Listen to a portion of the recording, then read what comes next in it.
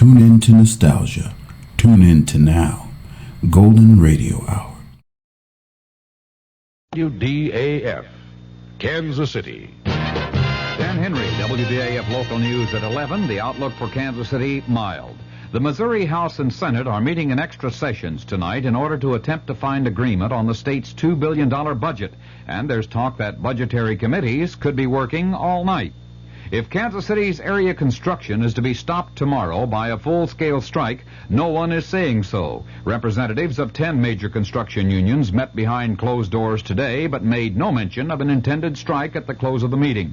Today, pickets were posted at several construction sites, stopping work on the Crosby Kemper Memorial Arena and the new Convention Center complex in downtown Kansas City.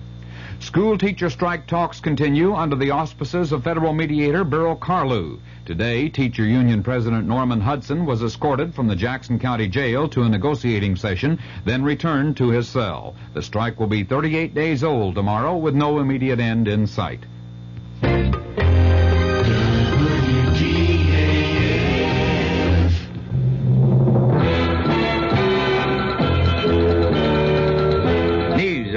On the hour from American Information Radio. This is Merrill Muller in Los Angeles, and at this hour, the Miami Herald Tuesday edition reports that President Nixon will risk impeachment and refuse to meet the House Judiciary Committee subpoena for 42 tapes and documents. The Miami Herald quotes an unnamed Republican source as saying the president is ignoring the advice of Republican leaders because he's confident of winning a Senate trial. The deadline on the committee's subpoena is Thursday. Meantime, the committee has sent a new message to the White House asking for other information. Chairman Peter Rodino told us in Washington there's even more to come. I can say that it's not unlikely that requests will be going out. I instructed our counsel to specify what those requests are, and those requests would cover the areas that are within the general scope of our inquiry. But Chairman Rodino also emphasized that future requests on the White House will have to be approved by the entire House Judiciary Committee. Democratic governors and congressmen talk of tax cuts. That story coming up. This is Joan Crawford speaking for USO, United Service Organization. Do we, as civilians, know what it's like to be far from home in a foreign land? Listen to this real-life documentary about one of our servicemen over there. Do you speak English? Nein, ich spreche kein Englisch. Excuse me, ma'am. I wonder if you could help me. Nein, es tut mir leid. Excuse me, miss. Can you help me? Leider nicht. Bitte schön. Yes, do you speak English? Nein. Excuse me. Can you help me? Nein. Excuse me. Can anybody help me? Hi, we sure can. This is the USO, and we have all kinds of help. That's why I support USO, and you should too. USO makes a man feel closer to home while he's serving his country for you. Isn't money the least you can give? Please support USO. 15 Democratic governors meeting in Chicago have urged Congress to write a tax relief plan for low and middle-income families, despite any objections by the administration. Correspondent Bob Clark has more on the talk of tax cuts in Washington. It may just be spring fever, but sentiment for cutting taxes was bursting out all over on Capitol Hill today. During their Easter vacation, many members of Congress found the folks at home on the brink of rebellion over the combination of high taxes and runaway inflation. With the growing fear of recession adding to the gloomy economic picture, there's a sudden groundswell of support in Congress for tax relief to stimulate the economy. The Senate's Democratic leader, Mike Mansfield, says he's all for it. A proposal by Democratic Senators Mondale and Kennedy to raise the personal exemption and thus reduce everybody's income taxes is drawing sudden support from other members of Congress, including some key Republicans. Bob Clark, ABC News, Washington. Veterans Administrator Donald Johnson has announced he will submit his resignation in the near future. Congressional leaders said after a White House meeting today, Johnson had already lost some authority in a department reorganization. American Telephone and Telegraph Board Chairman John DeButz has revealed in Atlanta that AT&T is seeking a 20-cent rate for paid telephones and a 10-cent charge for information in all states where it has not yet been approved. Indonesia's Minister of Communications has announced some survivors have been found at the site of a Pan American Airlines crash on the island of Bali. No numbers are announced. The plane reportedly fell with 107 persons aboard on its landing approach to Bali on Flight 812 from Hong Kong to Australia. Postal service to Canada has been halted at the request of the Ottawa government because of the strike by Canadian postal workers. This is Information Radio News. Senator Henry Jackson, in a New York speech, has urged the Nixon administration to seek a new agreement with the Soviet Union, sharply reducing nuclear missiles. Senator Jackson charged that U.S. security is endangered by administration efforts to reach what he called a cosmetic arms agreement this June. The head of the Petroleum Exporters Association has announced at the United Nations that oil prices will remain fairly stable until October, and then if inflation is worse, oil prices will go up again. From the Kurt Murs Sports Desk, the Kansas City Royals lost to the Boston Red Sox 4-1 tonight. They'll try again tomorrow. The St. Louis Cardinals were idle today. They'll host Houston tomorrow. The Milwaukee Bucks play Chicago, and the Bucks leading the best-of-7 series 3-1. And the Kansas City Omaha Kings forward Ron Behagen has been named to the NBA All-Rookie team for 1974.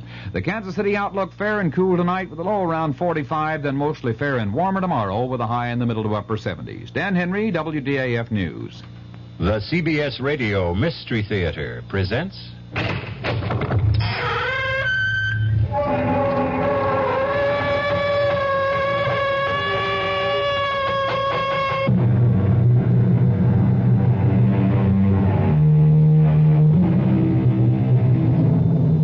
Come in. Welcome. I'm E.G. Marshall. Welcome to the world of terrifying imagination. The fear you can hear. Somebody said it, I believe, or if he didn't, he should have. The world is neither good nor bad. 'Tis wishing makes it so. Our story is about a fey, elfin young woman who made her own world and who had a disturbing and fateful capacity to make her dreams come true.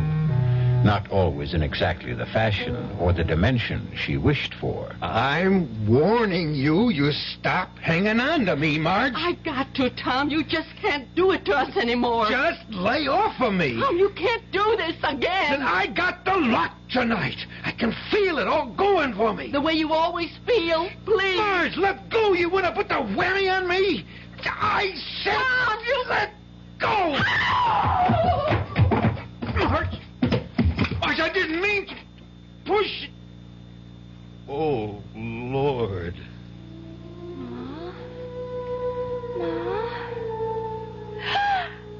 Ma! Pa, you killed her, Pa! You killed her dead!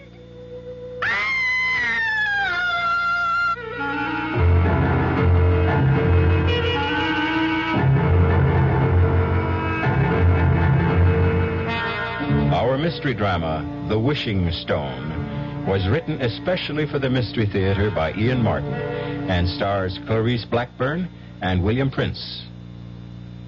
It is sponsored in part by the Kellogg Company, makers of Kellogg's Special K cereal, and by new sugar-free Diet 7-Up. I'll be back shortly with Act 1.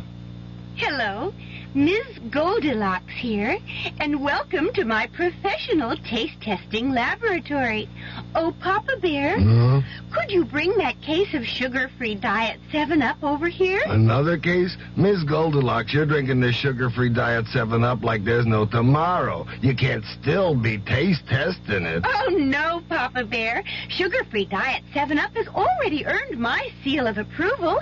It's fresh, light, natural, delicious. I drink it because I love its taste. Now hurry up. Okay, here. This sugar-free Diet 7-Up really tastes delicious. Ladies, if you're tired of switching from one diet drink to another, take some advice from Ms. Goldilocks. Try sugar-free Diet 7-Up and you'll say, yes, this one's just right. I'll bear witness to that, Goldie. Project Hope is reaching out, bringing hope to more countries around the world this year than ever before. Newest addition to Hope's international programs is Ethiopia, where Project Hope's doctors, nurses, and other medical specialists will be working side by side with Ethiopians, teaching while they treat. Since 1960, Hope has trained more than 7,000 physicians, dentists, nurses, and other healthcare personnel, has helped establish new schools of nursing, dentistry, and physical therapy in several countries, and assisted in the development of hospitals, teaching institutions, and public health services.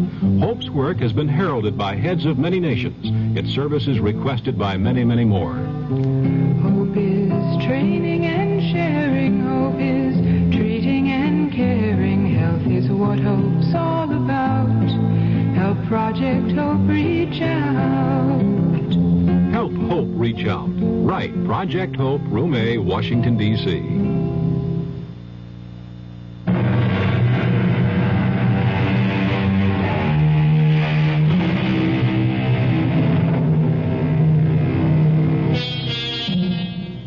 We are such stuff as dreams are made on, and our little life is rounded with a sleep.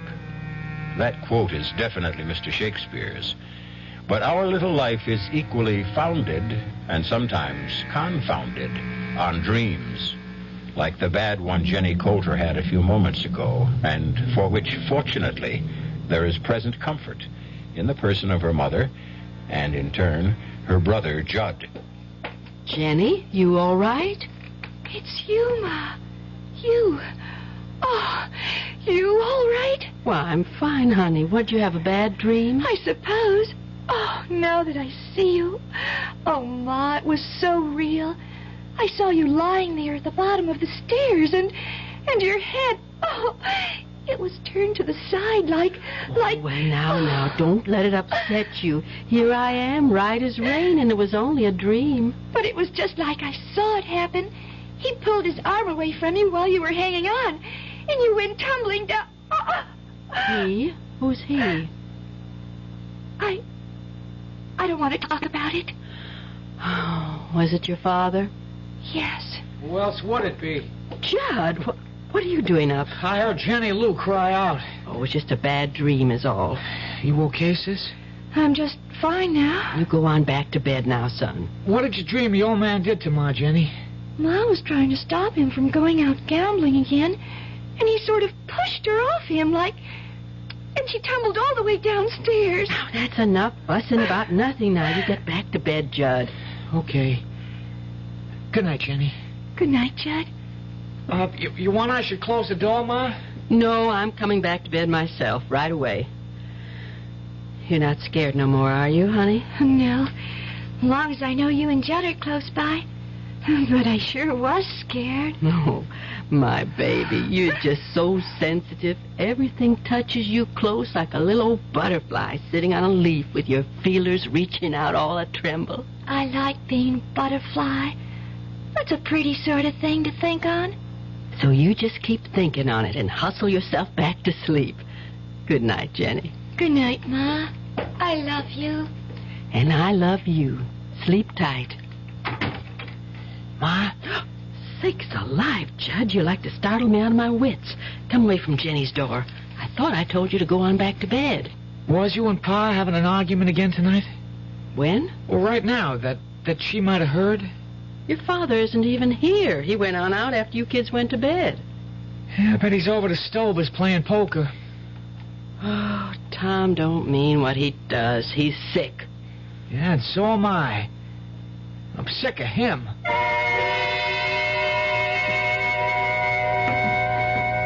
I'm here in the kitchen, Dr. Luther. How's Jenny? Jenny Lou's just fine, Marge. She's getting dressed, and I'm going to drop her off at school on my way into town. It ain't the encephalitis again. You got to stop worrying about that, Marge. It's not so easy. After last year getting put back one grade after missing all her classes. It won't take her long to jump back where she belongs. That's a right smart little girl. She used to be before. That's what I want to talk to you about. If I've told you once, I've told you half a dozen times that Jenny was one of the lucky ones. She came through it without a scratch, physical or mental. But such a long time. It was a very mild case, even if it was stubborn and protracted. It's just I worry so that she was somehow held back. Now, I want you to get that clean out of your mind, once and for all. But sometimes she seems so young. Lord, what do you want her to be at 16? I don't know of anyone fresher and lovelier and more unspoiled than your little girl. She wants to cling to childhood a little longer. Leave her be. Well, just so you're sure last year didn't hurt her none. There's only one thing I worry about with Jenny. What? Your husband. Lord knows why, but she thinks the sun rises and sets in her father. When she settles for being a woman, she'll have to open her eyes as to what he really is. Oh, Tom doesn't mean to hurt anyone, Doctor. You told me yourself that he's sick. Yeah, I think it is a kind of sickness, but not one a doctor can treat. What am I going to do? I don't know, Marge. Oh, one thing I do know is I've got to go. People waiting at the office, but Tom is hurting all of you. Bad. Worse, maybe, than any of you realize. And in the end, Jenny Lou's the one he'll hurt most of all.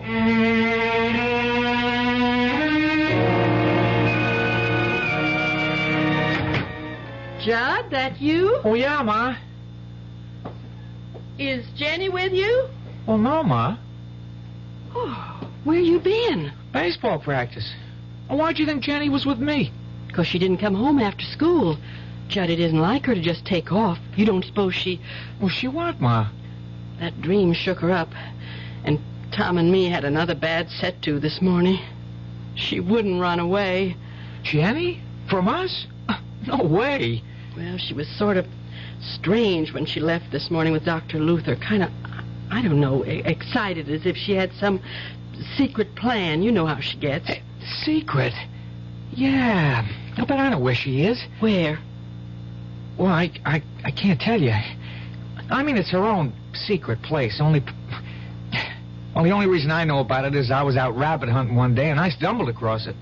She goes there to bird watch and, well, just to be alone, I guess. Now, she made me promise I'd never tell just where. I'll bring her home.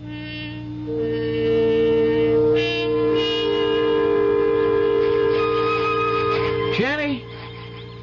Jenny? Jenny, what are you doing hiding out here? I wasn't hiding. I just came here to say a little prayer.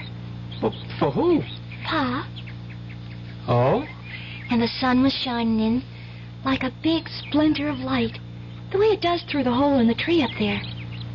Remember how I always used to think when we was little kids that it was God stretching down his hand to touch us? Yeah, it was a long time ago.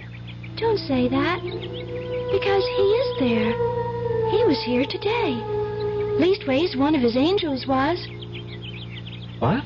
I was kneeling and looking up into the sun, and all of a sudden, the birds was all still, and the whole hidey-hole here filled up with golden light that sparkled and spun. And right over there, he was standing.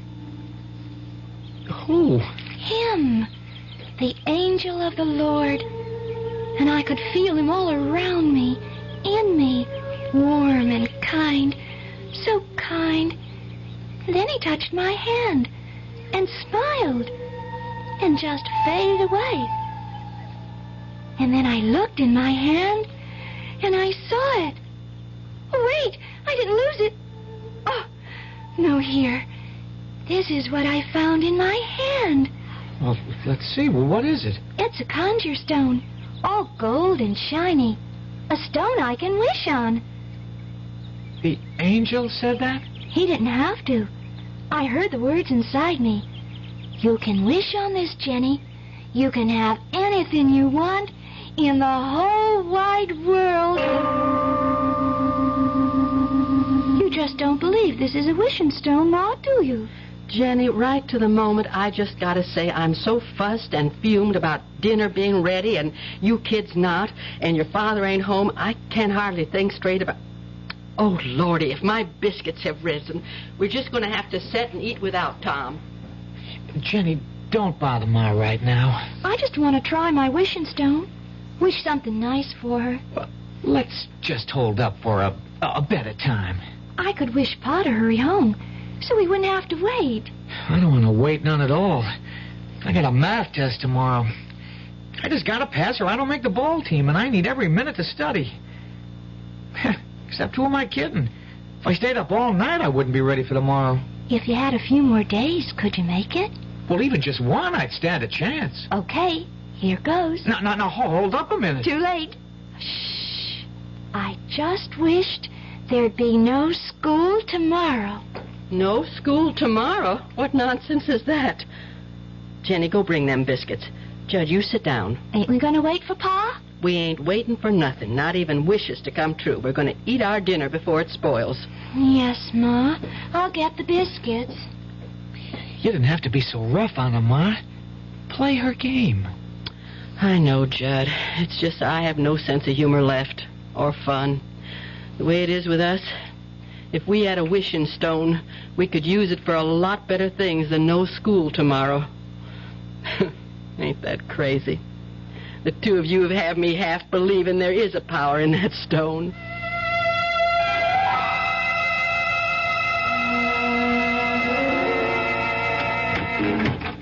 Hi, Marge.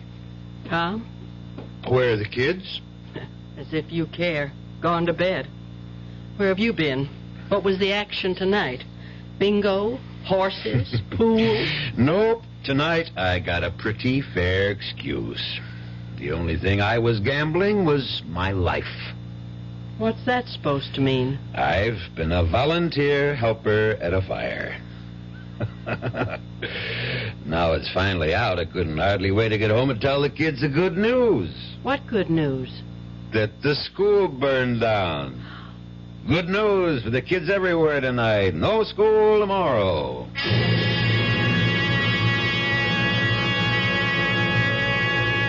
Is there any other catastrophe in the world that carries with it an equal amount of joy than a school burning down?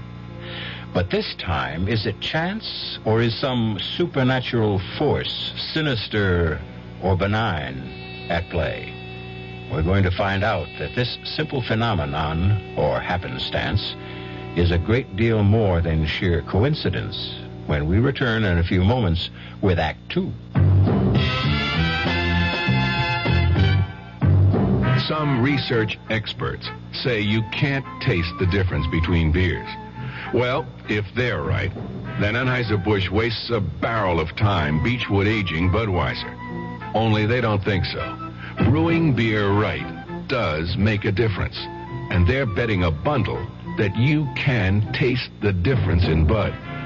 When it comes to brewing Budweiser, the Anheuser-Busch choice is to go all the way because they still care about quality.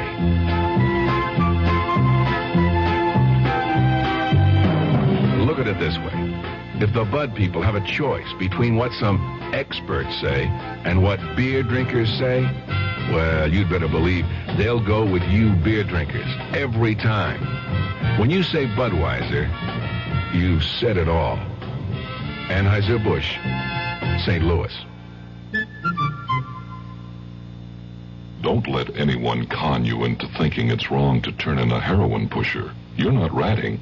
You're doing your part to wipe out one of the most insidious epidemics racking our country today.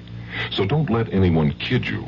If you really care about the quality of life, if you really care about improving society, you'll do everything you can to get the heroin pusher off the street and into jail where he belongs. If you have information about a drug pusher, use the heroin hotline. The number is 800-368-5363. That's toll-free from anywhere in the country. The number again is 800-368-5363. 5363. A trained operator will answer your call, take your information, and pass it on to experienced federal agents who will investigate. You'll make your own special contribution toward helping us wipe out what President Nixon has called public enemy number one. Call 800-368-5363.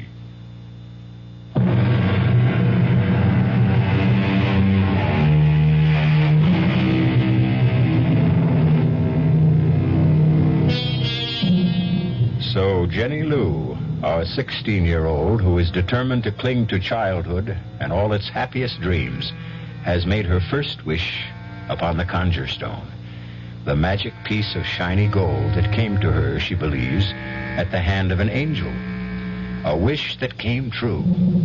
Well, this one was a harmless enough request, although the manner of its granting has been destructive enough, if indeed it was actually granted. If this is a wishing stone, it is potentially as dangerous as a nuclear bomb. Did you say the school burned down, Pa? It sure as Tucker did, Judd. Ain't that good news, Jenny? I reckon.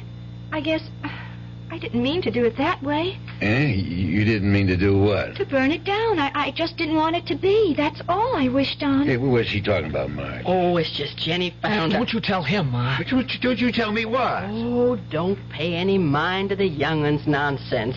Just tell us about the schoolhouse and what happened.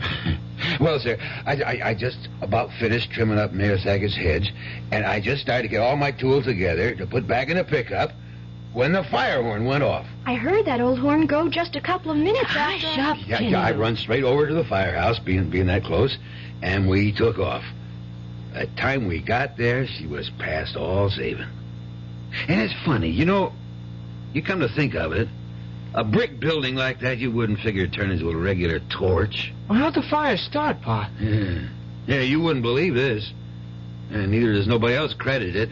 But according to old Sam Wallace, all of a sudden, a flaming arrow comes straight out of the sky and cut right through the brick walls and everything and hit the oil tank and blew her wide open. That drunken old no-good, some custodian. I'll bet he was drinking and dropped one of those foul old stogies he smokes into all that rubbish he's too lazy to clean out of the cellar. Yeah, it could be. It's what most everyone thinks.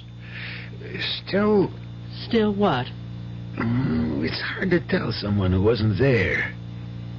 But damn if the way he told that story did make you stop at least once to think on it. What do you mean? Well, it's the first time I ever seen that old booze hound with his eyes put together like he really was seeing what he talked about. Anyways, we talked enough. Hey, something to eat around here. I got it warming. I'll serve it right away. Pa, Yes, sugar. that flaming lightning bolt you said, how long before the fire horn sounded did it come? Oh, well, according to Sam's story, he lit out next door to the gas station and called the fire department. Well, couldn't have been more than a couple of minutes. See, Judd? It did so work. Okay, if you want to believe it. What are you kids talking about? Well, forget it, Pa. Just kid talk. Oh, I'm too old to share. Oh, no, if you want to. Oh, sure I do. Well, Pa, it's just for no mind. Jenny and me's got to be getting to bed. With no school to worry about tomorrow? If there's no school, there's plenty of chores they can catch up on in the morning. Scoot now, both of you. I'm serving your Pa dinner. Good night, Pa. Let's go, Jen. But I wanted to You tell... get on upstairs. It's past your bedtime. Yes, Ma. Good night, Pa. Good night, kids. Did you have to chase them off to bed? Little enough chance I get to see them. It's little enough chance you make to see 'em. Oh, lay off, will you, Marge? I'm not even laying on. If you stuck a little closer to home than to the other woman, maybe you'd know what goes on around your own house. Now, what other woman? Now, dang I'm it. talking about Lady Luck, or whatever name you want to call her, my rival. Lady Luck. Whatever makes you gamble, Tom, one way or another, it's going to be the end of us. You ever going to see that before it's too late?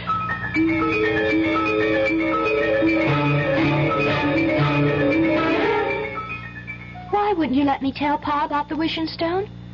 Because. Because what? Because first thing you know, he'll take it off of you, that's why. Why would he? Because it's real gold? Jenny, that stone ain't gold. Then what is it? It's pyrite. What's pyrite? Oh, it's just what everybody calls... Well, it's a sort of metal. Well, anyways, whatever it is, it's real precious to me. It's my lucky charm. Well, that's why you better not let Pa know what you think about it. Why? Well, you know what he's like. He cares about gambling more than he cares about anything, and all gamblers are real superstitious. Now, if he knew you had a lucky piece, especially if he heard the crazy story about you and the school burning down, he'd have it offer you so fast that it'd set your head to spinning. It isn't crazy. You heard me wish on the stone for no school, and now there is no school. That was just happenstance. You don't think it happened just 'cause I wished it? Of course it didn't. Then I'm going to prove it to you. What do you want me to wish for? I don't want you to wish for nothing. I got to show you. Look here now. I'm going to wish... Jenny. What, Judd? Oh, you sound so funny. Well, maybe it's 'cause I feel like that. What way? Well, sort of, well, you know, superstitious like. It sort of gives you goosebumps if you think on it. What does? Well, now, look, Jenny, supposing... Now, I'm not saying it did fall out this way, but supposing you did get what you wished for. You were the one yourself said you didn't mean to get it the way you did. No, that's for sure I didn't. I didn't want the schoolhouse to go on fire. Gosh, Judd. Oh, just supposing someone had been in there and got caught in the fire. Or a whole lot of folks. That's kind of what I'm saying. And my wish could have burned them all up. But the angel gave it to me. For sure, he couldn't have meant nothing bad to happen. I don't have to throw it away, do I, Judd? I can keep it. Well, that won't do no harm, so long as you don't wish on it. I guess I'll just put it away for my keepsakes. And I'll never use it unless... Unless what? Unless the angel comes and tells me to. Well, that's a right good idea, Jenny. And remember, don't let Pa get wind of that there stone. There would nothing hold him back from using it, even if he didn't believe in it.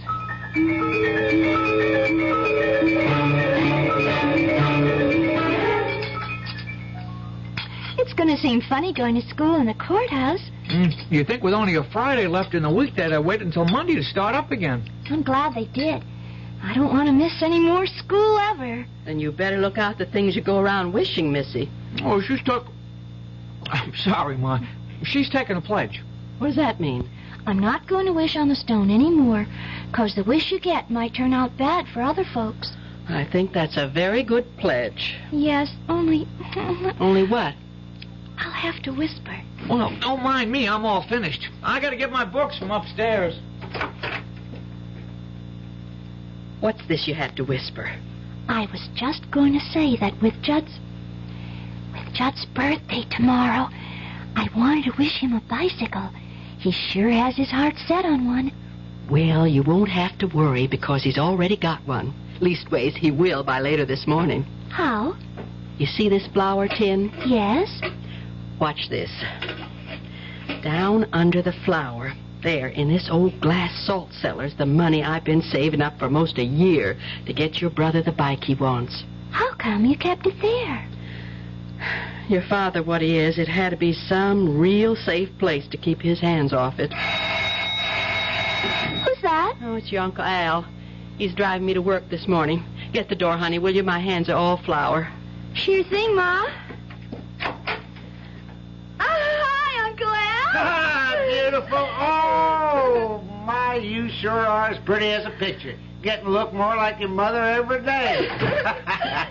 And they don't come any prettier than that. Oh, you and your honey talk. You should have been on a TV instead of behind a cage. Thank God the bank don't keep its tellers there anymore. You make me sound like an ape. Me, Tarzan. You, Jane? No, me, Jenny. Well, I saw a guy here laughing. I knew you must be around, Uncle Al. Hi. Hi, Gabe. Give me some skin. Well, here's $5. I'm at you. Ooh, say, that's some grip. You want to Indian wrestle? Oh, I'm going to be ready pretty soon to take you on. I think you're ready already. No, I got no time this morning. I got to catch a school bus. Come on, Jenny, we got to scoot. Goodbye, Ma. Oh, have a good day, son. Bye, Ma. And get a real swell you-know-what. I will. Be happy, Jenny. I am. Bye, Uncle Al. Hey, it's great to see you. We'll make it longer next time. Bye, Uncle Al. Come on, Jenny. Make next time soon. You can count on it real soon. Oh, they're swell kids, Marge. I envy you. Yeah, they're what I live for these days. Tom left already? No, he's upstairs, dead to the world. He rolled in this morning around 3, smelling like a brewery. That brother of mine, I'd like to knock his head off. The way he'll be feeling time he gets up this morning, you won't have to. It'll fall off all by itself. I got to talk some business to him. Like what? I don't want to get you involved in it, Marge. Well, if it's about money, I will be anyway. It is about money. And there's no use asking him. I went through his pockets last night, and he doesn't have 1 red cent. But he's got to. What for, Al? Jim Kenny called me at home late last night. The insurance agent? Yeah. Last payment on Tom's life insurance hasn't been made, and tomorrow's the last day of the grace period. But I gave him the money for that a month ago. You gave him the money? Oh, I was a fool, I know, but things had been going well for a while like they sometimes do, or anyways, I thought they were. And he asked me to trust him, and oh, Lord, what am I going to do now, Al? I don't know, Marge. This time, I just haven't got it. What do you mean, this time? Marge, Tom is hopeless. I've been carrying him for years, or thought I was. I gave him the $60 for that same payment. When I found out last night it hadn't been made, I was mad enough to kill him. One reason I waited till this morning is to cool off. I'd help you out, Marge, but I can't. I had to take out a new loan to raise the cash for Tom. I can't let the insurance go. You'd have a tough time getting a new policy written if this one lapses, but how? Nearly a year I've been saving it for a bike for Judd's birthday tomorrow. Instead... I'm going upstairs to beat the... No, take me downtown, Al. I just can't face Tom this morning. I'll have it out with him tonight.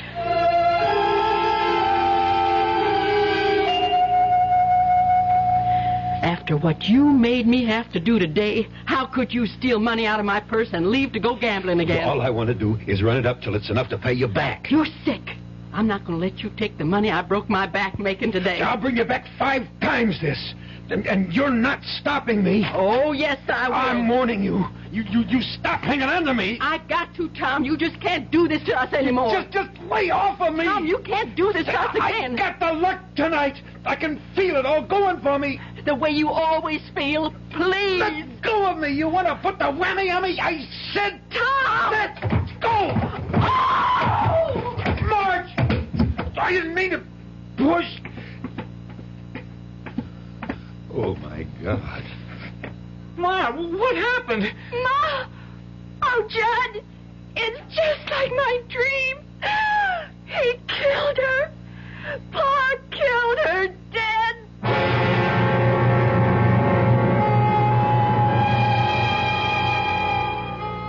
The terror of addiction. Step by step, it grows to envelop the addict till it becomes his whole world, shutting out everything else.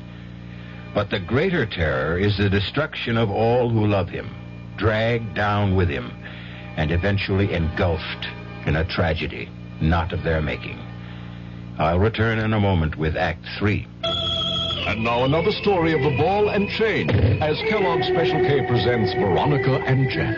Oh, Jeffrey, isn't this romantic? Out out in a quiet lake at night with you rowing the boat. Yes, Veronica, it's really neat. Jeffrey, what was that? Frogs. Frogs that go bonk? They're pretty weird frogs. Oh, Jeffrey, you're such a card. You have a ball and chain, like the ones they use in those Special K commercials. Yes, Veronica. It symbolizes my few pounds of extra weight. But I'm going to get rid of it. How? By exercising. You know, like rowing this boat and eating smart at every meal, starting with a Special K breakfast. You mean a 1-ounce bowl of high-protein Special K, 4 ounces of skim milk, orange juice, and coffee? Precisely. It's less than 240 calories, and it tastes delicious. It'll help me get rid of this ball and chain. I'll help too, Jeff. After all, we're all in the same boat. You have a ball and chain, too. Your happy ending could begin with the Special K breakfast from Kellogg's. People can reach, people can touch, people can help, people so much. This is Paul Newman speaking. Ever been close to a family struck by cancer? Naturally, your feelings go out to them and you ask if there's anything you can do. And they say no thanks and you feel so helpless. Well, there is something you can do. You can tell someone in the family to get in touch with the American Cancer Society. Volunteers there are helping people every day with services, information, and counseling about local community resources. That can mean arranging transportation or homemaking help or informing them about existing rehabilitation programs. When your cancer crusader calls, join the people who care about people. Give generously. We want to wipe out cancer in your lifetime.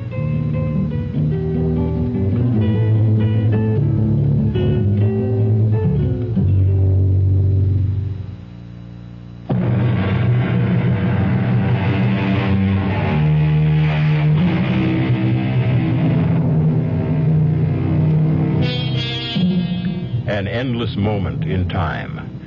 A few dreadful seconds ticked away, with every heart crying out to take them back again, to make this just a bad dream and not reality.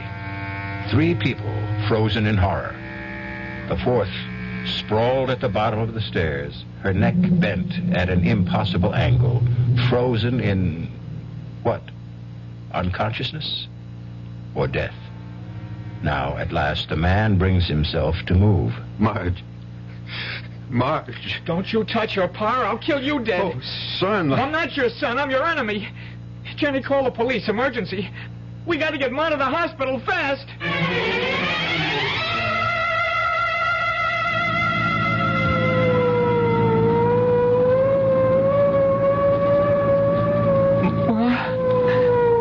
Ma. Okay, kid. Just take it easy. She's not going to die. You're not going to let her die, Doctor. Just hang in tough, kid. We'll do our best.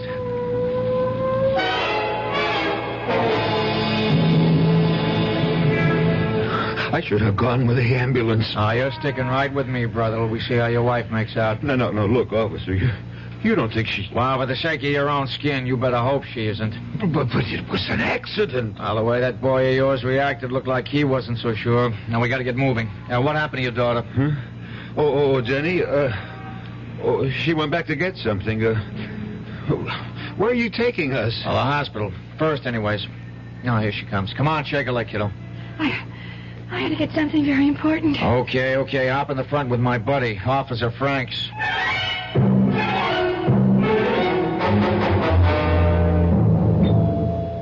Okay, Harry. Straight to X-ray. You got a family doctor, kid?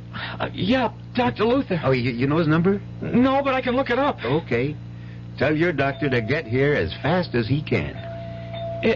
It's that bad? I wouldn't want to fake you out, son.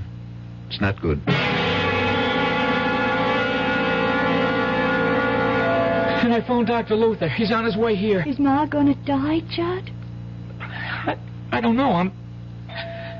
I'm scared, real scared. So am I. Judd? What? I'm gonna break my pledge. You forgive me? What pledge? I brought the wishing stone. I'm gonna wish on it. I'm gonna wish that Ma's gonna be all right, just like it never happened. If you want to, Jenny, go ahead. Can't do no harm. What can't do no harm? For me to use my wishing stone? Your what? Shh, quiet. I'm wishing right now.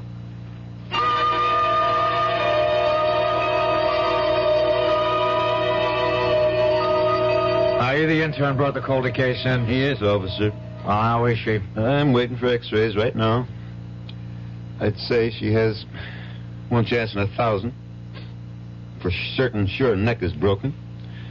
And the way it's broken and other signs indicate to me her spinal cord is badly damaged. If it isn't severed altogether.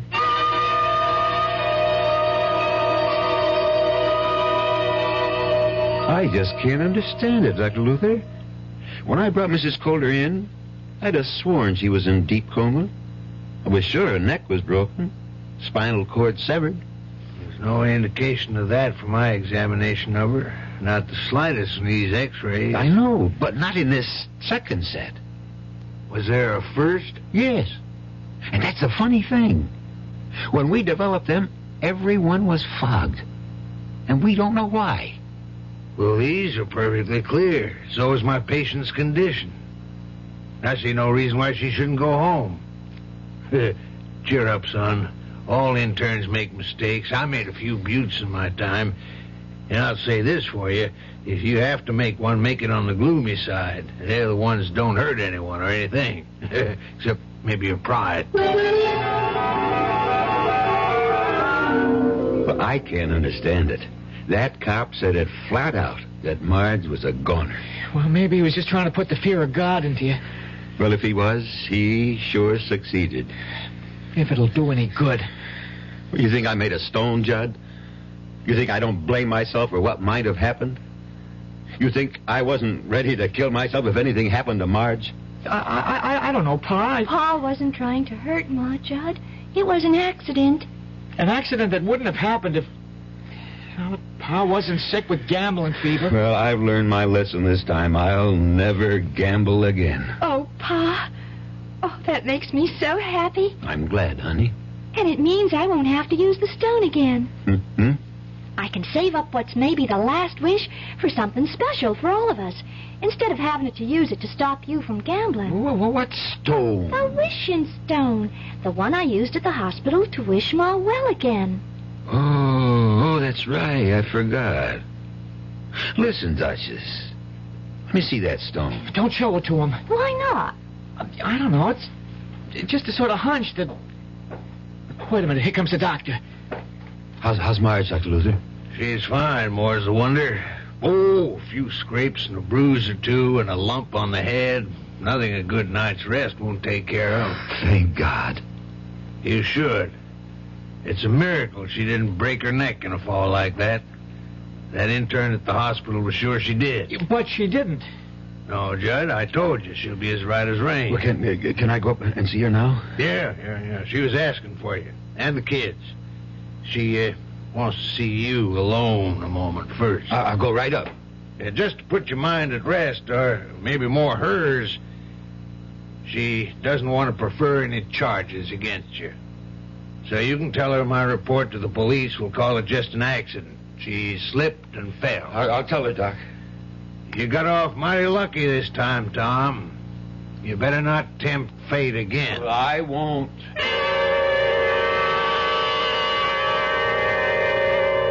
No, I mean it, Marge. Just give me another chance. I didn't see how I could, Tom. I never meant to throw you down those stairs. Oh, not because of that.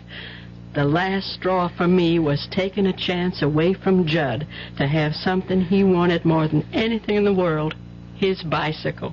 You should just have let the insurance go. How could I, Tom? With 2 kids to bring up, if anything happened to you, Not that I want anything to happen to you. You gonna take me back, Marge? I don't know, Tom.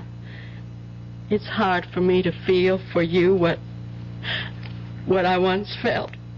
But if you're going to promise me you'll quit the gambling for the children's sake, we'll try to make a go of it. You won't be sorry, Marge. I hope not. I just wish I knew how to make it up to Judd tomorrow. If there was something I could pawn. You haven't left anything in this house that you could. Except the one thing you could never get your hands on. Well, what's that? My wedding ring. Do you think I could get enough on that? Well, not enough to pay for it all, but for a down payment. Then I'll take that night job, cleaning sewers you made me turn down to pay it off. I don't want you working in any sewers. Anyway, you can't work day and night. Well, I can till I get Judd his bike. Well, we'll see. I'll take the ring down in the morning. No, sir. Dr. Lewis doesn't want you out of bed. I'll take it down. You? Can't you trust me, Marge? Well, if you can't trust me now, then what hope do I have, or any of us, I can ever be trusted? Well, you got to. Or I swear to God, I'd just as soon be dead. All right, Tom. I'll trust you.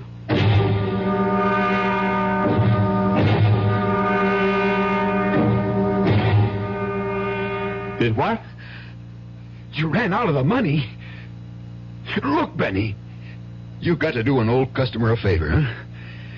You got to cover me for the 5th. Headlonger. Now, Benny, you gotta. That 15 I laid out on the 1st was money I got for pawning my wife's wedding ring. I got to get it back, and I got a hot tip. The headlonger's assured. Benny, for God's sake. Oh, just this once. Please. Benny.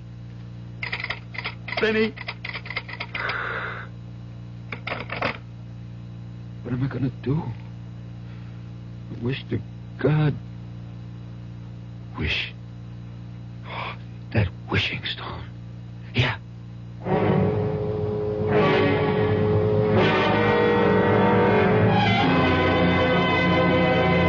Where's Jenny, Judd? Oh, I left her down by the pond. We were skipping stones. I just came up to see how you were feeling. Fine. I'm going to get up. Your pa didn't get back yet, did he? No, ma'am. I ain't seen him since early morning when he pulled out in the pickup. Well, you go on back down and keep Jenny company. I'm going to make me a cake so we can have a real birthday celebration. Oh, it's all right, Ma. I don't need a cake. You're going to get a lot more than you bargained for. Now, go on. I don't like Jenny down by that pond alone. You know she can't swim.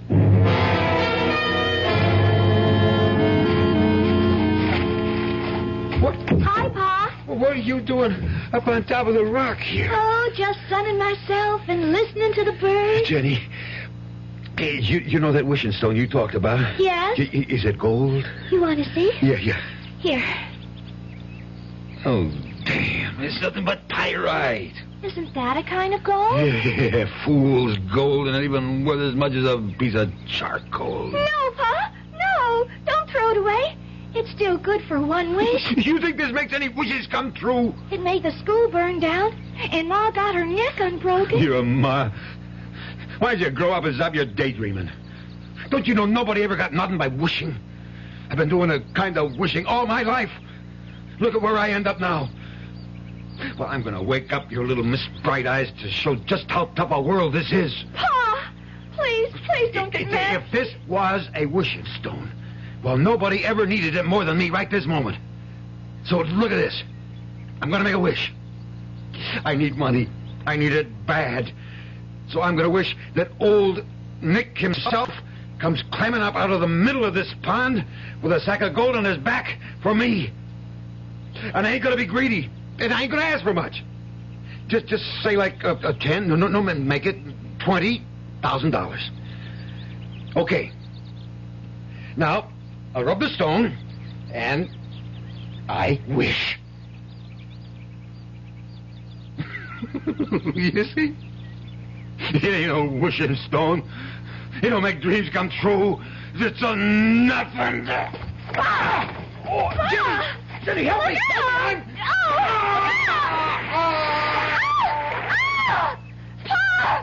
Pa! Oh, why doesn't he come out? Help! I can't swim! Dad! Help! It's Pa!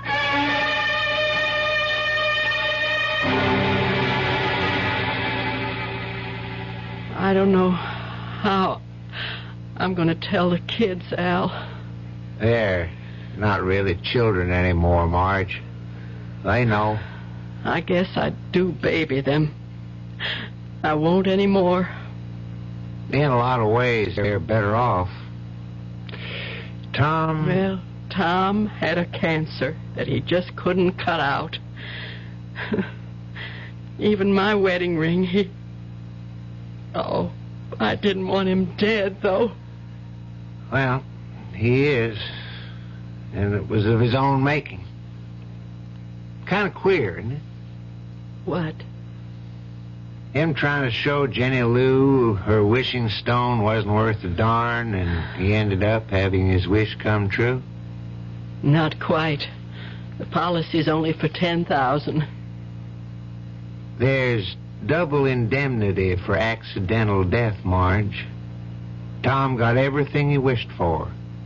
The full $20,000.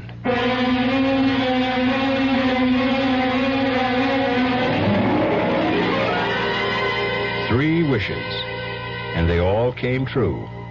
Whether by some supernatural force or sheer coincidence, it doesn't really matter.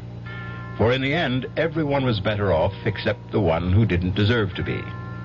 This was the gambler's last plunge, one he should never have taken with the odds so stacked against him.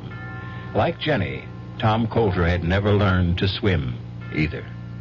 I'll be back shortly. Hey, we're the Action Corps. See, we contribute more. T's for the teamwork of our crew. Our ideals are high. Oh, oughtn't you apply? Means it's now that we need you. A-C-P. We could go on all day. Oh. Here's why volunteers are needed right away. Action is VISTA, the Peace Corps, RSVP, SCORE, and other volunteer programs that are helping people to help themselves. If you're trained in a skill or just have a little love to share, Action needs you. Yeah, baby. Action really needs you. Don't crawl under a rock. Get into action. Oh, yeah. This is a public service of this station and the Advertising Council.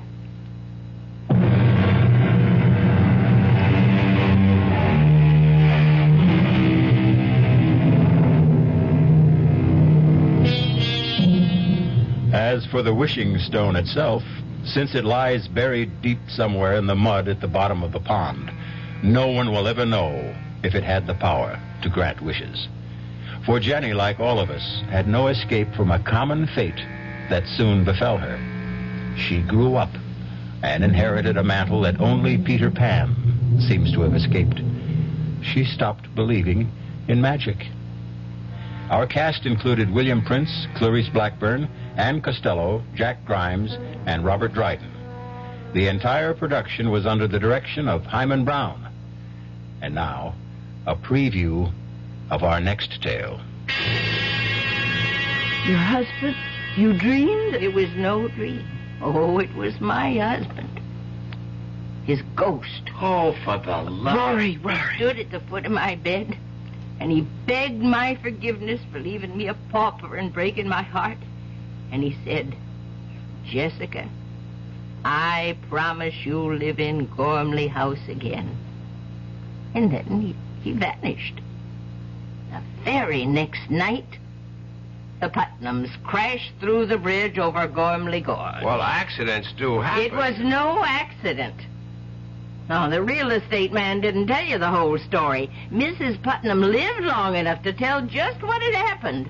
The Putnams didn't go off the bridge by accident. They were driven off it. Forced to swerve off it by an oncoming car. A car driven by a skeleton. Radio Mystery Theater was sponsored in part by Anheuser-Busch Incorporated, brewers of Budweiser. This is E.G. Marshall inviting you to return to our Mystery Theater for another adventure in the macabre. Until next time, pleasant dreams.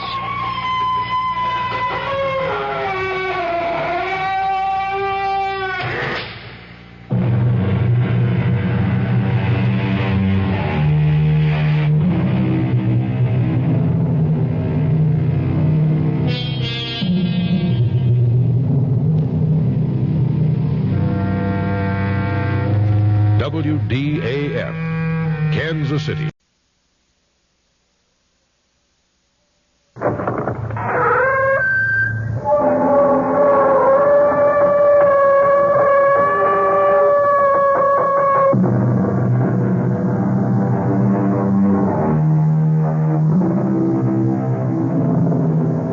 Come in. Welcome. I'm E.G. Marshall. Welcome to our world of mystery and the macabre. Sit back and lend us your fears. Have you ever seen a ghost? It is an experience of such horror as to turn your blood to ice. Oh, I know, there are those who scoff, but they have never met a ghost. Our mystery drama, The Ghost Driver, was written especially for the Mystery Theater by George Lothar and stars Augusta Dabney and Mason Adams. It is sponsored in part by Anheuser-Busch Incorporated, brewers of Budweiser, and by the Kellogg Company, makers of Kellogg's Special K cereal. I'll be back shortly with Act One. Baked in the morning, Kellogg's has that wholesome taste to get you up and grinning. This is Jerry Crawford for Kellogg's Special K. We've been having some fun in our television and radio commercials by using a ball and chain to symbolize the slight overweight problem common to so many of us. We point out that being a few pounds overweight is just a little more difficult for you. Climbing stairs, just walking around, even sitting down can feel, well, like you're wearing a ball and chain. In case you missed the message, it's this. If you really want to get rid of that extra weight, you really have to work at it by exercising and with sensible meals like the Special K breakfast.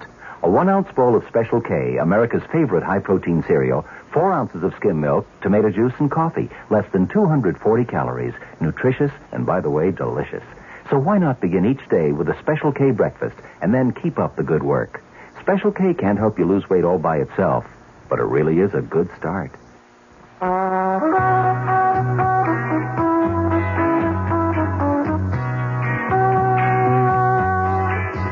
No matter what you're saving for, that's what Suburban Savings for Suburban. Suburban Savings offers you an easy way to borrow without touching a penny in your regular savings passbook account. Just let Suburban loan you the money. It's called Suburban Savings Passbook Loan. You can borrow up to 90% of the total amount you have on deposit at reasonable rates, and you can pay off your loan at your convenience. When your loan is repaid, you still have all of your savings intact, plus interest. So if you need money, why not take a loan from Suburban without touching your savings? Suburban Savings Passbook Loan in New Jersey at Bayonne, Edgewater, Elmwood Park, Emerson, Hackettstown, Morris Plains, Nutley, Paramus, and Sparta.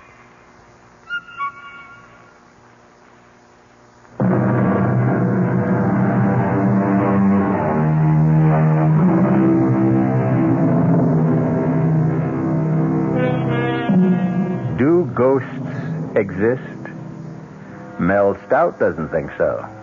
But his wife Liz feels differently.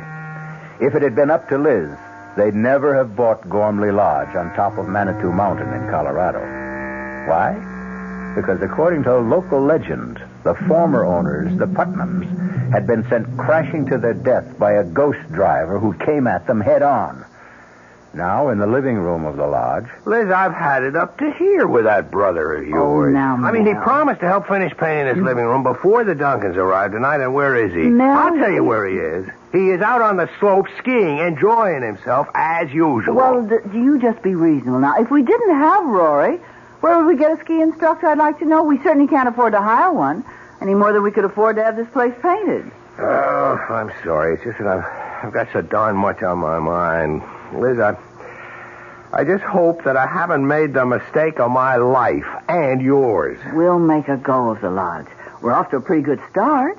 The Duncans arrive tonight, and they're booked for a full week. And the Todds and the Morgans arrive next week. Yeah, and after that? Well, darling, our newspaper ads ought to get us more customers. Just ask yourself, darling, what would you rather be doing now? Painting the living room of your own ski lodge with paying guests arriving tonight? Or slaving away at your old accounting job in Aspen? Well, at least that brought a check in every week. Oh, Nell, you've wanted to be your own boss for years. And so we bought this old mansion on top of Manitou Mountain to start our own ski lodge. The old Gormley Mansion. And we're going to keep at it until we make a success of it. Liz, you're marvelous. Oh, there's somebody at the front door. I'll get it. Oh, Mrs. Gormley. Come to pay you a visit, Miss Stout. My first formal visit. Well, that's very good of you, Mrs. Gormley. Well, won't you come in? All right, Jason. You heard the lady. Wheel me in. Yes, Mother. You know my son, Jason? You've met? Yes, briefly. Mel, the Gormleys have come to pay a visit. I see you, Mrs. Gormley. Jason, hope you don't mind if I finish this painting. Oh, go right ahead. I'd give you a hand, old as I am, but my arthritis keeps me in this wheelchair. Jason, why don't you... No, thanks. I couldn't think of asking a fine arts painter to do... Fine arts. You hear that, Jason? Mr. Stout complimented you. Called the mountain scenes you paint fine art. Well, they are. Why, I saw some of them in the ski shop in town. They're very good. Do you sell many? A few. Oh, just enough to cover the cost of the paint and canvas. Oh, yes, and a quart of whiskey now and then. Mother, please. Well, now, if they don't hear it from me, Jason, they'll hear it from others. A drink now and then. Now and then. Tell the Stouts how you play Russian roulette with that old revolver of your father's when you're drunk. Stop it, Mother. Stop it. Perhaps you'd like some coffee, Mrs. Gormley, or tea. It won't take a minute. No, thank you. We won't be here that long. Now, I've come to do for you what I did for the Putnams. Them that bought my house out from under me 3 years ago. Out from under you? Mrs. Gormley, are you saying that we have done that? Forced you out of your house? Well, haven't you? Oh, it's not your fault. Jason's father left us destitute. Left me destitute, I should say. With a son too lazy to support his old mother. So I had to sell this beautiful place. Mother, the Stouts aren't interested in all this past history. Well, they'd better be. If they value their lives. Value our lives? Well, Mr. Halliday didn't tell you, of course. Tell us what? About how the Putnams met their death. Why, yes. The real estate man told us about the accident. That was no accident. No more than my husband's death was an accident. He died in the same way? His car crashed off the bridge into the gorge? Right. 800 feet down into the gorge. To the rocks 800 feet below. But no accident. Suicide. The Putnams didn't commit suicide. Not them. My husband, Jason Sr., raving drunk and suicidal, but theirs was no accident either, the Putnams. He drove them off that bridge. Who? My husband. Now, wait a minute, Mrs. Gormley. If your husband was dead... Hi, I'm back. Oh, sure. Naturally, Rory. Now, the painting job is nearly done. Oh, now, don't get uptight, Mel. I just didn't remember it till I was out on the slopes. Hi, Mrs. Gormley. Jason. Paying a little social call? It's anything but social. Mrs. Gormley, are you saying that your husband, even though he was dead, somehow killed the Putnams? Liz, come on now. All right, I'll tell you. After my husband's death, when I realized I'd been left penniless, and that I'd have to sell this place, I fell into a state of depression. When the Putnams bought Gormley Lodge, well, they were going to use it as a winter home, not turn it into a ski resort like you. When they bought it, and I had to move into the little guest house, I was so sad I thought I'd die. For days and days I sat and wept, and then one night, my husband come to me. Your husband? You dreamed? It was no dream. Oh, it was my husband. His ghost. Oh, for the love... Rory. He stood at the foot of my bed, and he begged my forgiveness for leaving me a pauper and breaking my heart. And he said, Jessica, I promise you'll live in Gormley House again. And then he vanished. The very next night, the Putnams crashed through the bridge over Gormley Gorge. Well, accidents do happen. It was no accident. Now, the real estate man didn't tell you the whole story. Mrs. Putnam lived long enough to tell just what had happened. Well, you can ask the sheriff. The Putnams didn't go off the bridge by accident. They were driven off it. forced to swerve off it by an oncoming car. A car driven by a skeleton. Good heavens. That's what I wanted to tell you. And now you know. Good day. Well, what kind of a put-on is this? She's trying to scare us out of here. I'm trying to save your lives. You're trying to get back into this house. That's what you're doing. Just the way you moved back after the Putnams got killed and lived here a full 3 years until now. Rory, have some respect. Respect? No way. She may be old, but she's as shrewd as they come. She frightens you off, then moves back in again and stays until some other sucker comes along. I warn you. Just let us know when your husband's ghost shows up again. It did. What? Last night. Oh, man, this is the neatest ripoff I've Shut ever... up, Rory. Will you... Your husband's ghost?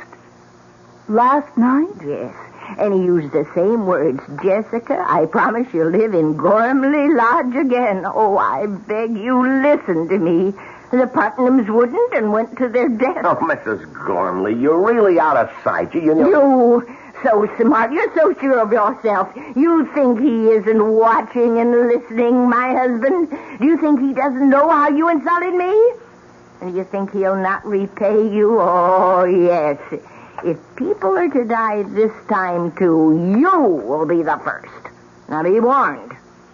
Jason, wheel me back. Be warned.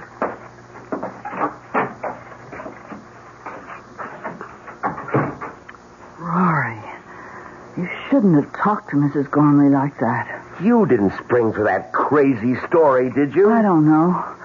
I wonder. What, Liz? Mel, call the sheriff. Find out if Mrs. Gormley's telling the truth. Oh, come on, Liz. I look like a fool. Anyhow, I've got to finish this paint job. What? Liz, you're not... I must find out. Suit yourself. You always do.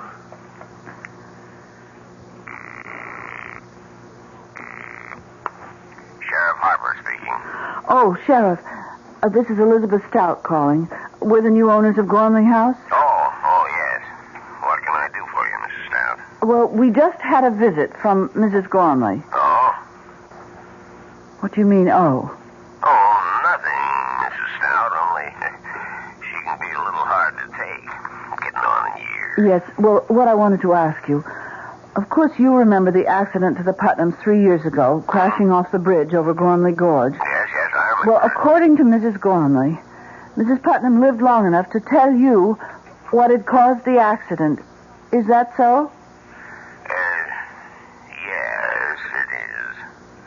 And what did she tell you? Well, now, Mrs. Stout, she was near death. Maybe out of her head with pain and shock. What did she tell you, Sheriff? Did she tell you that they had been forced to swerve off the bridge because of another car that came straight at them? A car with a skeleton driving it? Well, as I said, she was out of her Did head. she? Yes, that's the story she told me. Thank you. Goodbye. So?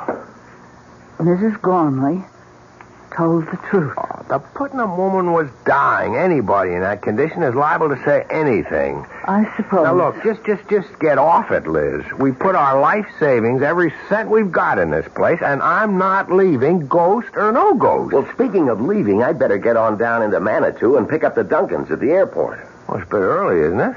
Or have you got some cute chick in town that you'd like to spend an hour or so with? Mel, you put me away. Don't give me any ideas, Rory. Well, it's a bit early, isn't it? Or have you got some cute chick in town that you'd like to spend an hour or so with? Mel, you put me away. Don't give me any ideas, Rory.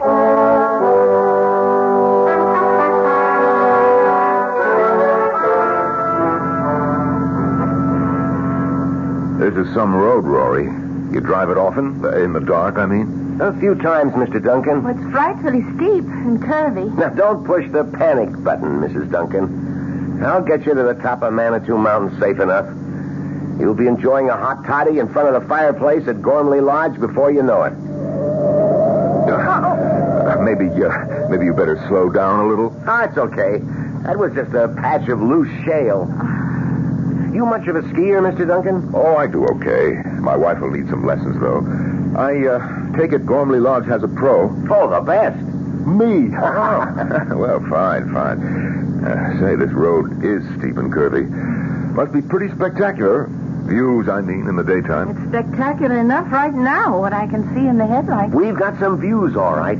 Here's one. It's real cool. From the bridge over Gormley Gorge. Steep?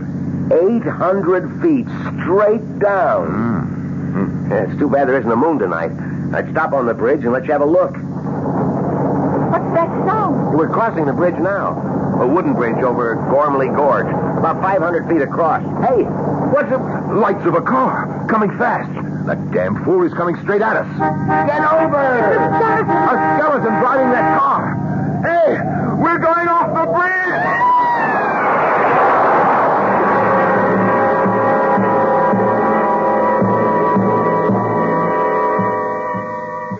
I'll be back shortly with Act 2. If you have the nerve to return, that is. Hello, Fox. It seems like only yesterday that I was a little girl tasting porridge. You know, this one's too hot. This one's too cold. And now I conduct taste tests on diet drinks. And there's one I must tell you about. Sugar-free diet 7-Up. It has a fresh, natural, delicious taste. It drives my taster meter crazy. Sugar-free diet 7-Up. This one's just right. Hey, Mom, what's for dinner? Hey, Mom, what you got? How about a no-cook dinner for a change? Serve a delicious spread of sliced meats, cheeses, salads, and crisp rolls from ShopRite's appetizer counter. You'll love the freshness, the fine quality, and the pleasing variety. This week's best buys are ShopRite freshly sliced chicken roll, half pound, 69 cents. Imported Switzerland Swiss cheese, half pound, 89 cents. ShopRite liverwurst, 99 cents a pound. Fresh macaroni salad, 39 cents a pound. So relax. Pick up a ready-to-eat dinner at the ShopRite appetizer counter. She loves the family. She wants the best. She does all that she can do. She lets ShopRite do the rest. Hey, Ma, what's for dinner? ShopRite has the answer. Hello, Amco. My automatic transmission just got automaticing. I was wondering, do you service Chevrolets? Do we service those sensational Chevrolets? Ma'am, Amco has serviced over 3 million automatic transmissions of all kinds. Nearly 900,000 Chevrolets alone. Ooh. Do we service Chevrolets? George, pitch pipe, please. Chevy Nova and Impala and the Bel Air and Camaro and the Chevy too. Oh, my. Yep, we know them. Every Chevrolet automatic make and model on the road today, from the oldest Biscayne to a bright, spanky Caprice. By the way, what sort of Chevy did you say you had? A Chevy Mustang. Well, no matter. Nobody knows your automatic transmission better than Amco. AA MCO. There are over 500 AMCO centers coast to coast. Consult your yellow pages for the AMCO center nearest you. AA MCO. AMCO. This is WOR New York, an RKO General Station.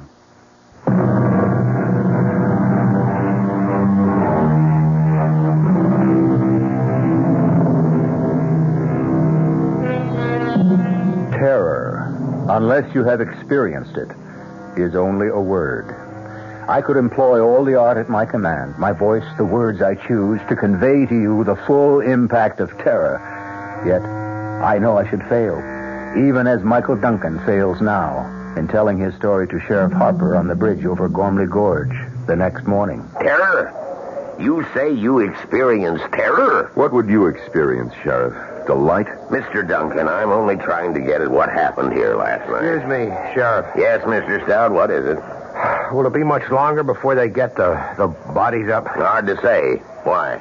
I'd like to get back to the lodge. My wife is alone, and you can imagine her condition after hearing of her brother's death. Say nothing of how it happened. Sure, you go ahead. I'll let you know when you're needed to identify the bodies. I'm sorry about your brother-in-law, Mr. Stout, and the publicity. Publicity? And this is the second time the ghost driver has struck. Ghost driver? And the news has got out. I hear they're sending reporters over from Aspen. That's great. That's just what I need. That'll end my ski resort business for good. Not that it ever got started. Wait a few minutes and I'll ride back up with you. Nothing I can do either till they recover Jill's body.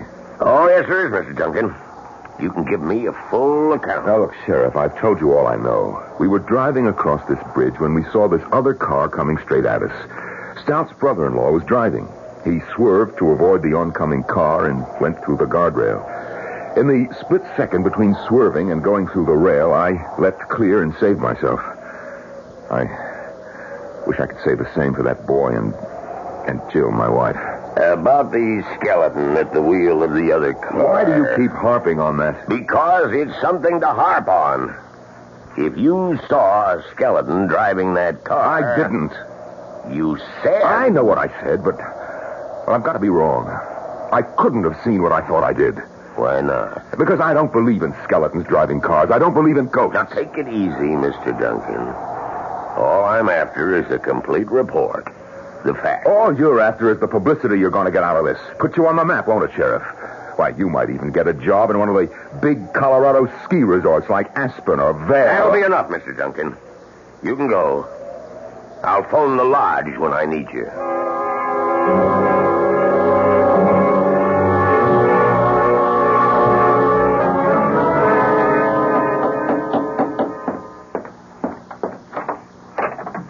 Mrs. Gormley. Well, invite me in, Miss Stout. Oh, yes, of course. Yes, I'm surprised to see that you're not in a wheelchair. Oh, it depends on how bad my arthritis kicks up. Sometimes I can walk with a cane, like now. I see. Is your husband home? No, he's down at the bridge with Mr. Duncan. Oh, the fella whose wife got killed, huh? Yes. Well, I'm sorry about that. Sorry about your brother, too. Even though he asked for it. Mrs. Gormley, Your I brother's just can't talk dead about it. because he wouldn't listen. He wouldn't heed my warning. Now, you listen, child. You heed my warning. Make your husband listen and take warning, too. You leave this place. Leave it today. Don't think I wouldn't. We wouldn't if we could. But we can't. All our savings are tied up in Gormley Lodge. Listen to me, listen. Now, my dead husband came to me again last night. And he promised me again I'd return to this house. You love this old house, don't you? Well, it was my life. You're a woman. You understand how that is. Yes. I came here a bride 40 years ago. Jason, Senior, that is. He was just starting his career as a painter. Jason, my son, was born here. There was another child, a little girl. She died here. No, this house isn't made of wood and stone. I'm sorry. I'm so sorry. Oh, I think they've come back. Yes, my husband and Mr. Duncan are back. Well, I'll go then. Oh, well, Mrs. Gormley, I'm going to put some coffee on. You stay. Have a cup. No, I can't bear to go on looking at people who I know are going to die. What's this? Die? Who's going to die now? You are, Mr. Stout. You and your wife. If you don't heed my warning and leave as soon as possible. Now, what's all this, Stout? Who is this woman? Jessica Gormley used to own this place. Oh, the woman you told me about. The one who claims her husband's ghost visits her. I don't just claim it. It's true. Who are you? My name's Michael Duncan. Oh, yes. The one whose wife went to her death in the gorge last night. Well, you take my advice, too. You leave here. Leave as fast as you can. How about a drink, Stout? Oh, so you two won't listen. The ghost driver killed your wife last night, and yet you won't listen. Well, let me warn you once and for all. What was that? A shot. It was a gunshot. Jason! Oh, it's happened. He's killed himself. Oh. She's fallen. Liz, help her up and keep her here. Duncan, you come with me.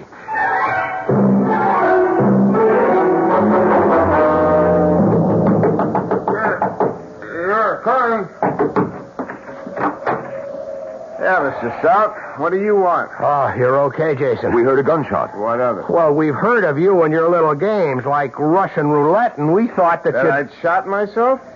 No such luck. Come in if you want to. Oh, the gunshot we heard. I fired it. Deliberately. You fired that shot deliberately? You ask a lot of questions for someone I haven't even met. This Mike Duncan, he and his wife are to be my first guests. It was his wife who got killed last night. Oh.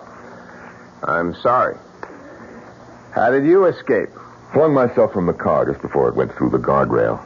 Well, you better keep an eye out for the old man's ghost. He'll be after you. Mr. Gormley, I don't believe in ghosts. Now, why did you fire that revolver? What business is it? All right. I'll tell you. You'll think it's nutty. I'm sure. I've been playing Russian roulette with this gun for years. Ever since my father died. And I always win. Or lose, depending on how you look at it. And how do you look at it, Jason? I give it to you straight, Mr. Stout. I want to lose. For years now, I've picked up the gun like this. Oh, no, not every day.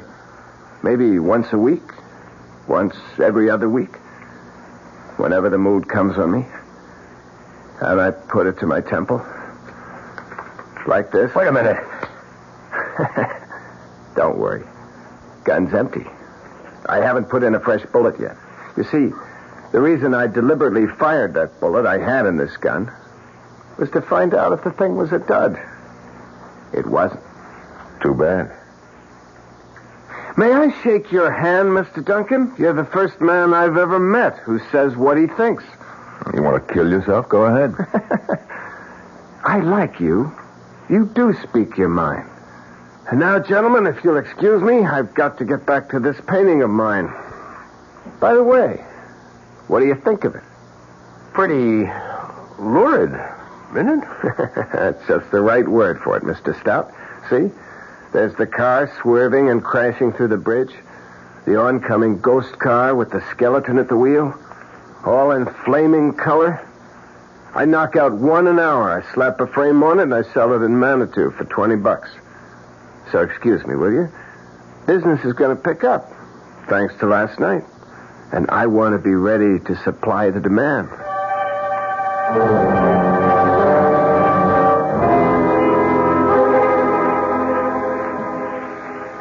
It's been a rough 24 hours, Miss Stout. It's a nice chair. Just right for sitting in front of a fire. Cost you plenty, I'll bet. Yes, plenty. But that isn't what I'm thinking about. You're thinking about your brother and my wife lying in their coffins at the undertaker's in Manitou. Yes, and also that even a small village like Manitou has an undertaker. Birth, death, taxes. The only sureties in life, Mrs. Stout. Liz. Mike. I like your husband. Me too. He told me about everything. About what getting this ski resort means to you. Your life savings invested, all that. All down the drain, I'm afraid. The publicity? What else? Every reservation's canceled. Well, all except one. But that'll come in, too. It has, Liz. Yes? There it is. Please cancel my reservation for next week, Frank Norton. Has a family of 4. Telegram phoned in from Aspen. Anybody got a sponge? A sponge? So I can throw it in. I'm through, Mike. You always give up this easy? What do you mean, easy? Just that. Do you always fade when the going gets tough? Well, this is the time to start fighting. Does it make good sense to let all this go down the drain because somebody's playing a trick on you? A murderous trick? Do you think it's a trick? What else could it be? A skeleton driving a ghost car? What else but a trick? Well, what else? You were in that car last night. You saw. And it was a skeleton behind the wheel of the oncoming car. You told the sheriff that. You can still say that it was a trick, yes. What kind of trick? Damn it, Mike, you admit you saw a skeleton driving a car, but you can still call it a trick? See, I see you don't answer. Look, Mel, I'm a practical man, a businessman. You think being a businessman is simple? Oh, no. I've had troubles that would make yours look like nothing. Today you won't find anybody more successful than me. But I've been bankrupt twice. Yes, and paid off every cent. How? Well, not by running away, the way you want to, but by standing up and fighting. And that's what you've got to do right now. How? You tell me how, and I'll do it. Look, we'll do it together. I've got a stake in this, too, you know. My wife is dead. Murdered. Yes, murdered. Not by a ghost, but by a trick. And if it's the last thing I do, I'm going to find out who played that trick and make him pay. And you don't think it's a ghost? Do you? Answer me. Do you believe in ghosts? Did you believe before you came here and ran into this mess you're in? Well, no, I didn't. Then why start believing now? Ghosts, my foot. Now, this is a trick. Somebody wants to stop you from turning Gormley Lodge into a ski resort. And if you ask me, it's the Gormleys. One or the other or both is behind all this. Or that sheriff down in Manitou. The sheriff? Oh, Mike, you don't really think that the I don't know what to think, Liz. All I know is that somebody's behind this, and those are the three likeliest suspects. Now, look, I'm no Sherlock Holmes, but I've got a brain, and I've got guts, and well, my wife is dead, my Jill. Well, I'm just going to find out who killed her, that's all. The tougher they are. You like a drink, Mike? No, thanks. I'll be okay. Especially when I nail that murderer. What have you got in mind? Well, it'll be dark in about an hour. We take the car, Mel, you and me. We take the car, and we drive up and down that road, all night if necessary, to meet up with this so-called ghost driver. And when and if we meet up with him... Yes? If and when you meet up with him, what? We don't turn aside. We don't swerve out of his path and off the bridge. We drive straight at him and keep driving at him. If he's a ghost in a ghost car, we'll drive through him. And if he isn't? If he isn't? Well, if he isn't, it'll be one hell of a crash.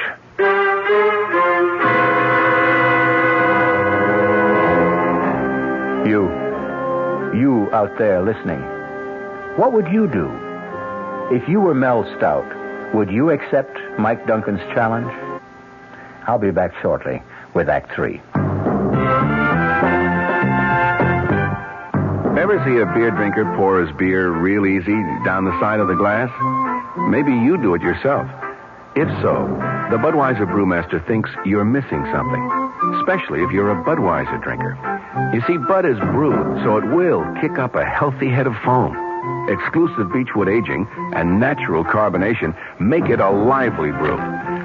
Well, anyway, pouring Bud plunk down the middle of the glass helps bring out the best in that clean white Budweiser foam and real beer aroma. It also helps you get the full benefit of a taste, smoothness, and drinkability you'll find in no other beer at any price. Remember, brewing beer right does make a difference. Next time, pour that Budweiser right down the middle and see for yourself. Anheuser-Busch, St. Louis.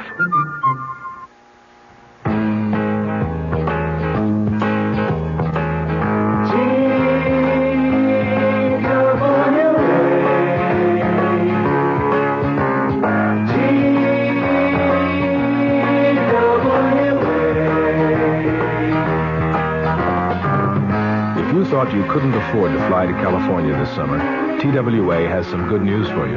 You can. Thanks to TWA's demand schedule service, you can fly to California for only $125. Just make your reservations 90 days before you want to go and put down a $20 deposit for each way. For all the details, call your travel agent. TWA's demand schedule service. Now you can afford to fly to California.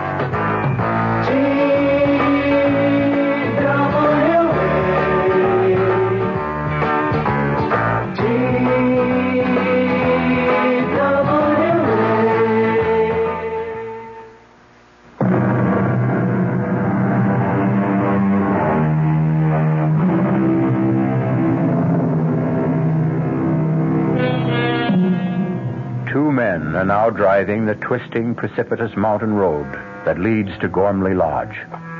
One, Mike Duncan, believes that the ghost driver they hope to meet is nothing but a trick.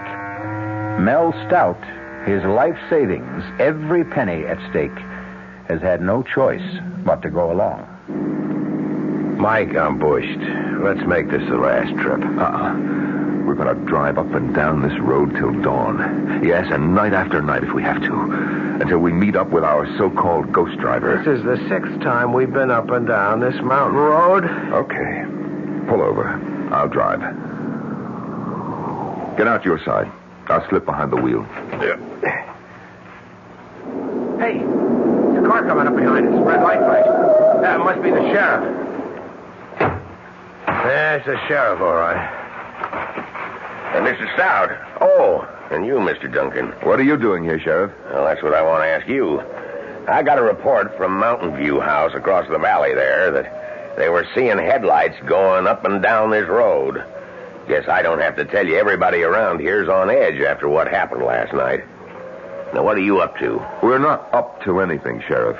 We're driving this road in hopes of meeting up with whoever or whatever killed my wife and Mr. Stout's brother-in-law. Get yourselves killed in the bargain? Oh, no. You drive on up to Gormley Lodge, and when you get there, stay there. You make that sound like an order, Sheriff. That's what it is, Mr. Stout. Well, I guess we better do like he says, Mike. I don't think so. Oh, you don't? No, I don't. This is a public road. We've got a right to be on it. Unless we're doing something that breaks the law, and we're not. You're a kind of troublemaker, Mr. Duncan, aren't you? Sheriff, I never go looking for trouble, but I know how to handle it when it comes my way. Now, either you arrest us for breaking some law or other, in which case you'd better be prepared to back it up, or I'll sue the town of Manitou and you for false arrest, or get off our backs. I'm not on your backs. I'm trying to save your lives. Take my advice. Advice, huh? I thought it was an order. All right, wise guy. Have it your way. Go ahead and get killed and be damned to you. Let's go, Mel. You can sure sound tough, Mike. No small-town sheriff pushes me around. Well, he's only trying to do his job.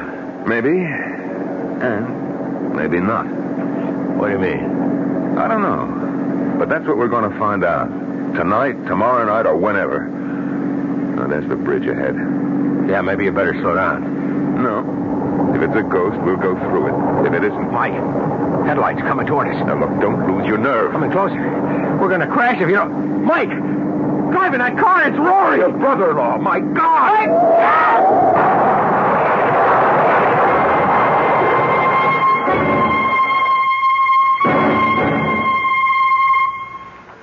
Mel, Mike, I can't believe it. Can't believe it myself, Liz. Not only what we saw, but getting out of it with our lives. The fates were with us, Mel. I lost my nerve. I have to admit that. I just couldn't keep driving straight at that awful thing coming toward us. I couldn't help myself. I swerved at the last second. Well, thank God we hit that stanchion instead of going off the bridge. Rory driving the other car. It's impossible. Rory's dead. We're burying him tomorrow. Rory's dead, that's for sure. But it was Rory driving that car. That's for sure, too. Then ghosts do exist? Mel? Yes, huh? After the funeral tomorrow, let's get out of here. Let's go away from this place as fast as we can. And go where? Oh, back to Aspen, of course. Liz, we're broke. We haven't enough dough left for a motel room. Where would we stay? How would we live? Mel, I didn't know things were that bad for you. Putting this place back in shape cost me just about every penny I had. Well, look, would a loan help? You'd be willing to... Oh, sure. I like you two, and, well, the way things turned out, we've gotten to know each other real fast. Practically friends. So... well, if you can use a loan... That's generous of you, Mike. It is generous of you, Mike, and I appreciate it, but... no, thanks. What'll you do? Do what you said I ought to do. Fight this thing.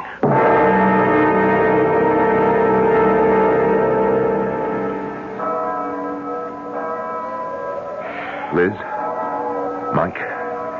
If you ever come east, be sure to look me up. We will, Mike. Yes, of course. You won't change your mind about the loan? Can't. Would only be putting off what's bound to happen. Unless what? Unless I can find the answer to what goes on here. There's something bothering me, something I feel that I saw somewhere but didn't pay much attention to at the time. Well, what about it, this something? It's just something that's bothering me is all. Something that just could give me the answer to all of this. Well, good luck. You deserve it. Oh, there's the taxi that's going to take me to the airport. Goodbye, Liz. Goodbye, Mike. Bye-bye, Mike, Bye. and thanks. Well, we'd better get on back, Liz. Liz, you coming? Yes. Mel, you better know it now. No matter what you intend to do, I won't be staying.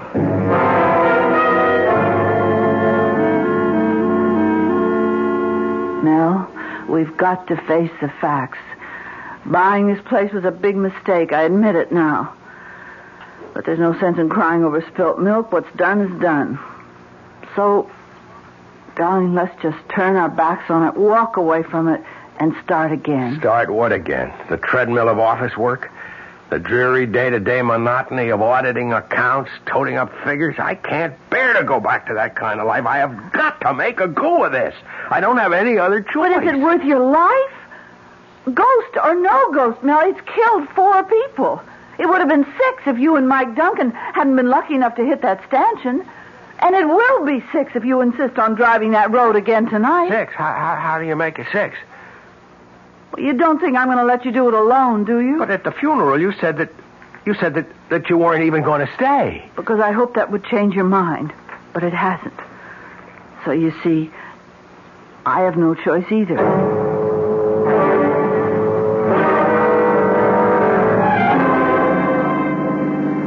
It's just like last night with Mike. From the top of the mountain down to Manitou, then back up again and again, and no sign of him. But he did show, finally. And Mike lost his nerve, swerved aside at the last second. Let's hope I don't lose mine. Will it matter? What do you mean? Well, if you lose your nerve, we'll go off the bridge. If you don't, and the ghost car isn't a ghost car, we'll be killed in a crash. If there is a crash, but there won't be. You seem awfully sure of that. I am. Remember at the cemetery I told Mike there was something I had seen but hadn't paid any attention to? Yes. And that if I could only remember what it was, I'd have the answer to all of this? Yes. Well, it's come to me. Driving up and down the mountain tonight, it suddenly came to me. See, it wasn't something I'd seen. It was something I'd heard and paid no attention to. Something I knew but didn't realize what it meant. And if I'm right, Liz, if I'm right... What is it? What did you remember? We're on the bridge now. Let me concentrate on driving. Mel? Mel! Mel, there it is, the ghost car. It's coming straight for us. Yes. And behind the wheel, driving it, it's Rory! Oh, my God, it's Rory! Oh, we buried Rory. But it's his ghost, Mel! Get your hands off the wheel. Don't try to turn the wheel. We're going to crash! Mel! Mel!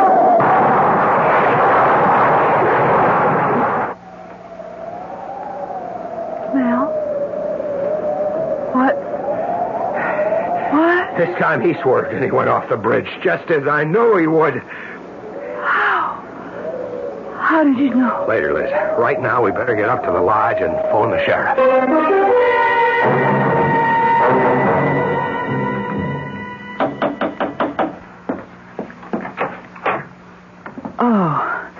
Oh, come in, Mrs. Gormley. Mel? Mrs. Gormley's here. Please, won't you sit down? Yeah, thank you. Hello, Mrs. Gormley. I'm sorry about last night. I'm not. Mrs. Gormley, Jason was your son. Oh, he was the torment of my life. Every day I lived. Of course, I'm sorry he's dead, but I can only be glad it's over for me. Did you know that your son was the ghost driver? I suspected, but I was never sure. You see, it was Jason who wanted to go on living here in this house far more than I did. Oh, you can understand. He was born here. He grew up here. started this painting career here in a fine, big studio upstairs. Tragic. Just tragic. Even more tragic if it hadn't been for you. How did you come to know? What made you realize that my son was the ghost driver? A gunshot. A gunshot? The shot he fired to see whether the bullet he used for playing Russian roulette was live or not. Well, I don't follow you. You see, something kept bugging me, Mrs. Gormley, but I couldn't nail it down because I kept thinking it was something that I'd seen. But then suddenly I realized it wasn't something I'd seen, but something I'd heard. That gunshot. I still don't know. It got me to thinking about Jason playing Russian roulette, playing with life and death. And that got me to thinking a step further. Sure, Russian roulette. Only a fool or a would-be suicide would play it. But the fact remains that the odds are in his favor. Every time Jason spun the barrel of that gun and pulled the trigger, the chances were 5-1 against firing the bullet. Oh, but what was the connection between that and the ghost driver? Driving a car straight at another car is just another form of Russian roulette. Ah, yes, I see. Well, Sheriff Harper came to see me, and he said Jason was wearing a mask, a papier-mâché mask of your brother's face. Yes, and it wasn't a very good likeness of my brother, but it didn't have to be.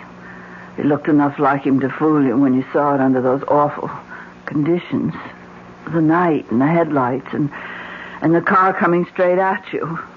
Fear did the rest. There must be another mask, the skeleton face. Oh, there is. We searched the studio and we found it, Sheriff Harper and me. Yeah, well, it's all over. Jason's at peace at last. God knows I soon shall be. Well, good day. Funny, though. What, Mrs. Gormley? Well, we've searched and we've searched, but we couldn't find a mask of my husband's face. What made you think there was one? Well, you see, when I heard about the masks, I thought it must have been Jason who came and stood at the foot of my bed.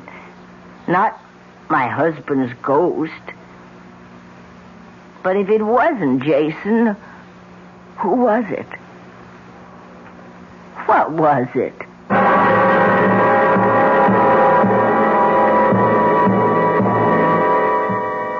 An interesting question.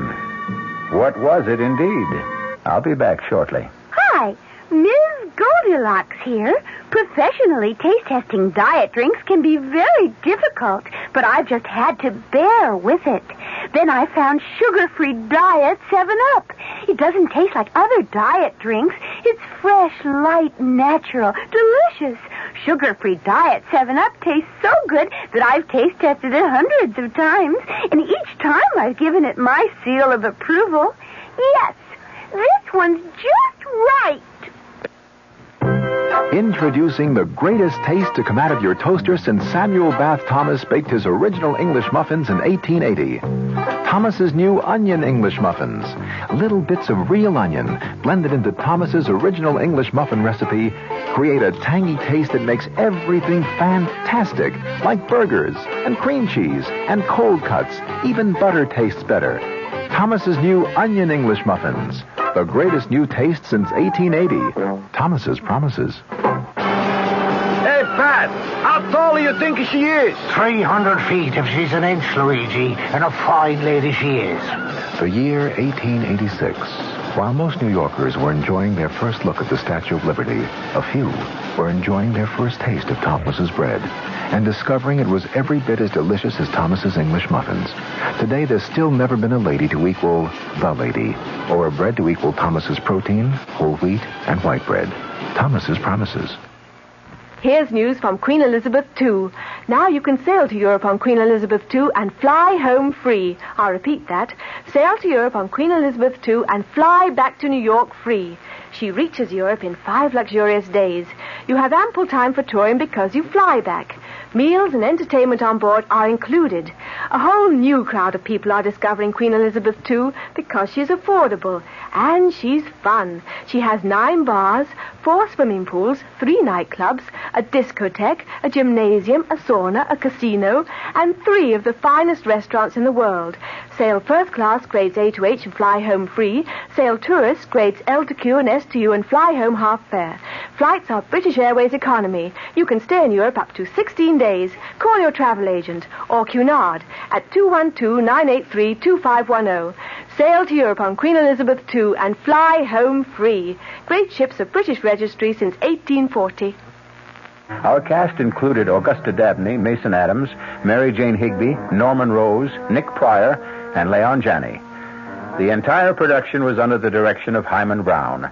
Radio Mystery Theater was sponsored in part by new sugar-free diet 7-Up. This is E.G. Marshall inviting you to return to our Mystery Theater for another adventure in the macabre. Until next time, pleasant dreams. The preceding Mystery Theater program is furnished by the CBS Radio Network. This is WOR New York. I'm Fulton Lewis in the Mutual Broadcasting System studios in Washington, D.C. Now, my commentary.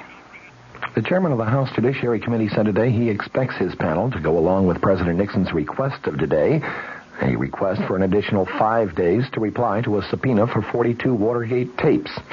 New Jersey Democrat Representative Peter Rodino said that he and the ranking Republican member of the committee had agreed to the postponement, and in Rodino's words, I am quite confident the members of the committee will go along with it too. He told a news conference the matter will be taken up formally by his committee on Thursday. That's the day the response to the committee subpoena was due. The delay requested by the White House today would put off the response until next Tuesday. At the White House, Deputy Press Secretary Gerald Warren attributed the White House request to the pressure of business at the White House and the demands on the president's time. Chairman Rodino said that the delay was requested by James St. Clair, the president's chief Watergate attorney. It was requested in a telephone call yesterday to John Doerr, the chief counsel of the impeachment inquiry. The chairman said that he and Representative Edward Hutchinson of Michigan, the ranking Republican member of the committee, instructed Doerr to ask St. Clair why at least some of the subpoenaed material could not be furnished on Thursday. St. Clair told Doerr that the president wanted to review all of the material at once before sending it to Capitol Hill. Rodino said St. Clair, though, gave no assurance that all of the subpoenaed material would be given to the committee. Asked about reports of the White House plan to give the panel transcripts rather than tapes, Chairman Rodino replied transcripts would not be satisfactory. White House Deputy Press Secretary Warren said a lot of work has been and is being done to compile the material necessary to prepare a response. The president himself has spent many, many hours reviewing the response and has determined that he would like some extra time to review the response in its entirety. Warren would give no clue as to the likely nature of the eventual reply to the subpoena. He said only the president has not finally decided on the form and content of the response. Asked if the request for a delay might not be considered inconsistent with repeated White House calls for a speedy resolution of the impeachment question, Warren said, quote, it is consistent with our position and with the president's position to deal responsibly with the House Judiciary Committee, and that is what we are doing. Back on April 11th, the committee voted 33-3 to subpoena the tapes that it had been seeking since February. The president also faces a second subpoena. That one has a May 2nd deadline. That one is for additional tapes and other materials that are being sought by Special Watergate prosecutor Leon Jaworski. Asked if the president might not also seek an extension of the May 2nd deadline, Warren said today, I know of no such requests. Now, this. What has Sheridan done for you lately? What has Sheridan done for you now? Next time you travel to Canada for business or pleasure, you'll find 20 sparkling Sheraton hotels and motor inns, coast to coast, from Quebec to British Columbia. What has Sheridan done for you lately? In Toronto, the new Four Seasons Sheraton has a 5-story waterfall right in the lobby. In Vancouver, there are 2 new Sheratons. And for a reservation at any Sheraton, call 800-325-3535 or have your travel agent call. That's 800-325-3535. That's what Sheraton done for you lately. That's what Sheraton done for you now. Sheraton Hotels and Motor Inns worldwide. White House officials say privately that they're not really sure how they should interpret Vice President Gerald Ford's remarks to 1,300 newspaper and broadcast industry leaders yesterday. One school of thought is that he was not taking any pot shots at the president. Others, however, read into his comments a significant break from Mr. Nixon on the Watergate tapes issue. The vice president said that the president might have tried harder to get the story of Watergate out sooner, and that he should begin cooperating as fully as possible to clear the issue up now. A committee subpoena for tapes and documents, of course, was due Thursday, but the request has been made now to postpone that till Tuesday. Ford, in his speech yesterday, said, "It's pretty hard to put yourself back into the shoes of somebody else in a situation like this. I do read the newspapers very extensively. I could not have been oblivious to some of the things that were going on that has taken place or has transpired. It would be my technique," he said, "if I were in those shoes, which I hope and trust does not take place, but it would be my technique to want to find out as quickly as possible. I assume that the president did. In fact, I have good reason to believe that he did." Unfortunately, the vice president added, unfortunately, some of the people who should have known obviously did not give him the full story. Now, whether there should have been a more vigorous prosecution of all the details, that's a matter of judgment. And in my case, I think I could have tried to nudge some of my employees about as hard as I possibly could. Ford went on to say that the president knew nothing in advance about the burglary and bugging of the Democratic Party headquarters in Washington's Watergate complex during the 1972 presidential campaign. The vice president also said that he is confident that the president had not committed any impeachable offense under the Constitution. But he nonetheless urged the president to make every effort to settle the issue once and for all. The vice president said, "I have indicated to him on a number of occasions that I thought he should do anything reasonable in order to clear up the problems that have developed subsequent to Watergate itself. I have consistently said the sooner any and all relevant evidence was made available, the better the Congress could consider and the American people evaluate whether or not the president was involved prior to, at the time of, or subsequent to the Watergate break-in." The vice president added, "I hope and trust that sometime in the next 48 or 72 hours, the White House will cooperate to the maximum in making available to the House Committee on the Judiciary the relevant material that the committee has requested." He drew applause from his audience when he added, "I strongly believe that to be the right course of action, and I hope and trust the decision follows that pattern."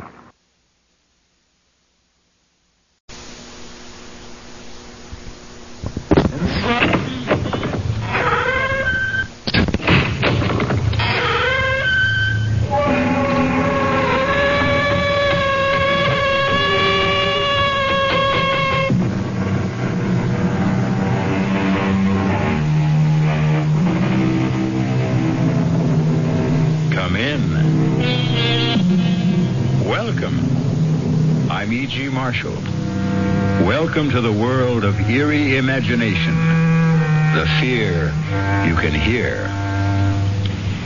Vendetta. The very word itself invokes dread and strikes a mood of brooding terror. But to live on the island of Corsica, home of the vendetta, is to be steeped in the tradition of violent massacres and the fatalistic expectation of ferocious vengeance as a way of life. At least it would have been so just 100 years ago when these famous words were first written. It was a hand. A man's hand. Not a skeleton hand, all bright and clean, but a hand black and desiccated, with the yellow nails, the naked muscles, and traces of blood upon the bones at the point where they had been severed as with the blow of an axe about the middle of the forearm. The fingers, extraordinarily long, were attached to enormous tendons, still held in their places here and there by strips of skin. That hand was something hideous. It made one think involuntarily of savage vengeance. And in spite of the putrescent look of death and dissolution, it seemed to have a life of its own.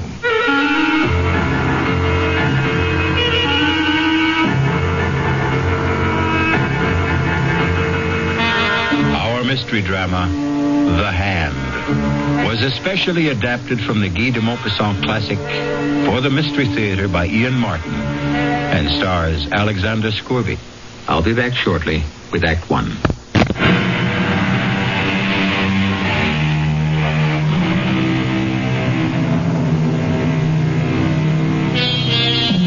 At the time of the bizarre and terrifying affair of The Hand, Henri Donnet was a police magistrate in Ajaccio, a charming little white city nestled on the edge of a beautiful gulf, shut in by lofty mountains.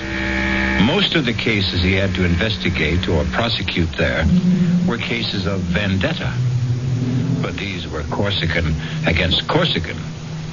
This affair of The Hand was alien against what? Something far more alien, perhaps supernatural.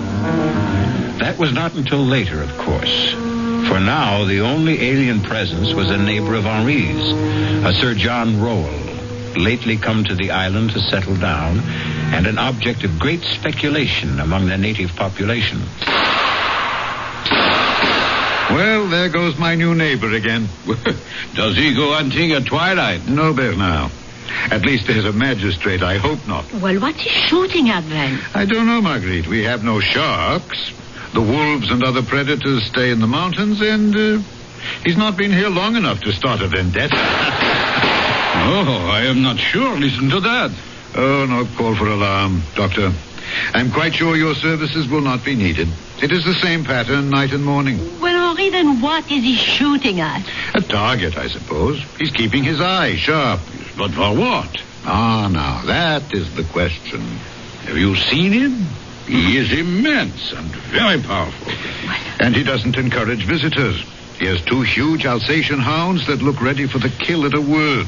You are chief magistrate and in a far better position to judge him than any, Henri. What do you make of him? I don't know. His papers are in order. I have no reason to have any professional interest in him. Well, has he no one to share his loneliness? He has a manservant he brought with him from Marseille. No one else. There was a woman listed on the ship's manifest as his wife. Oh, his wife? Well, I never knew. Well, then, but no one seems to know that. In the months he's been here, no one has seen hide nor hair of her. I've watched these evenings myself, and I've never seen her move from the house. If, indeed, she is inside it. So you see, Marguerite, very soon, both as friend and policeman, I'm going to have to satisfy your curiosity and my own about the mysterious Sir John Rowell. For a while, however, I had to content myself with having a close watch set over the man. None of my people could find anything suspicious enough in his actions for us to make any move. But as the strange rumors about him continued and increased, I resolved to see the stranger face to face for myself. I made a point of going hunting every day in the neighborhood of his place. It took me a little while, but at last, one day... So, bien, Fernand, hold the point. You flushed him, ah? Got him right under the Englishman's nose. Go fetch him, Fernand. Fernand, hold. Hold on. Whiskey! Down, boy, down! That's it. Good dog. Hold. Here, Whiskey, here. My apologies, sir. You're a bird, I believe? No, not at all. I shot him right from under you. Sorry. I didn't know you were there. Nor I you. Allow me. I'm John Rowell. Yes, I know, Sir John. I am your neighbor up there on the hill. Henri Donnet. Pleasure. Damn fine shot. Sir John, will you accept the game as an apology for shooting over your field? That's very generous. I'll accept on one condition. And what's that, Sir John? That you let me return the compliment and ask you to join me in a glass of ale. Good. I will be only too glad to accept.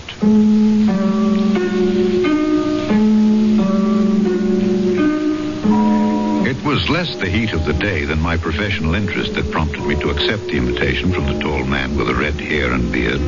Very tall indeed. And also very broad, a sort of placid and polite Hercules. I was most anxious to be able to question him about his life and his projects. Joseph, out here on the veranda. Change your mind and have something stronger? Oh, no. Ale will be perfect. Are you cold, Sir John? Yes, 2 glasses of ale for Monsieur Donnet and myself. Very well, sir. And bring a cut of Stilton and some water biscuits. You like our English cheeses? Oh, yes, I do. We are quite insular enough here on Corsica. It's a rare pleasure to indulge in a foreign taste. I know what you mean. Still, I can't feel that Corsica, or for that matter, anything French is anyway foreign to me. Now, Joseph, splendid. Thank you. Put the tray on the table here. Yes, sir. You can loose the dogs again. We'll be quite safe while I'm with Monsieur Donnet. Very well, sir. Oh, those are the big Alsatians I see occasionally, huh? 2 of them. Yes. They look quite savage and fierce. Do you think perhaps my dog will... Oh, have no fear.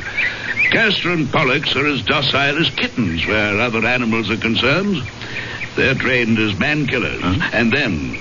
only at my command. Your health, Monsieur Donnet? To yours. Delicious. So refreshing. As the view of the sun setting across that blue Mediterranean water. Yes. Does Madame Rowell also share your enthusiasm for your adopted island? Lady Rowell is an invalid. I hope to nurse her back to health here. Oh, if I could suggest the offices of my good friend Dr. Forestier. If a doctor should be needed. Oh, forgive me, I had no desire There's to pry. Nothing to pry into. Natural curiosity. I must admit, I do find it hard to cast you in the category of a recluse. Oh, yes. I've traveled a great deal.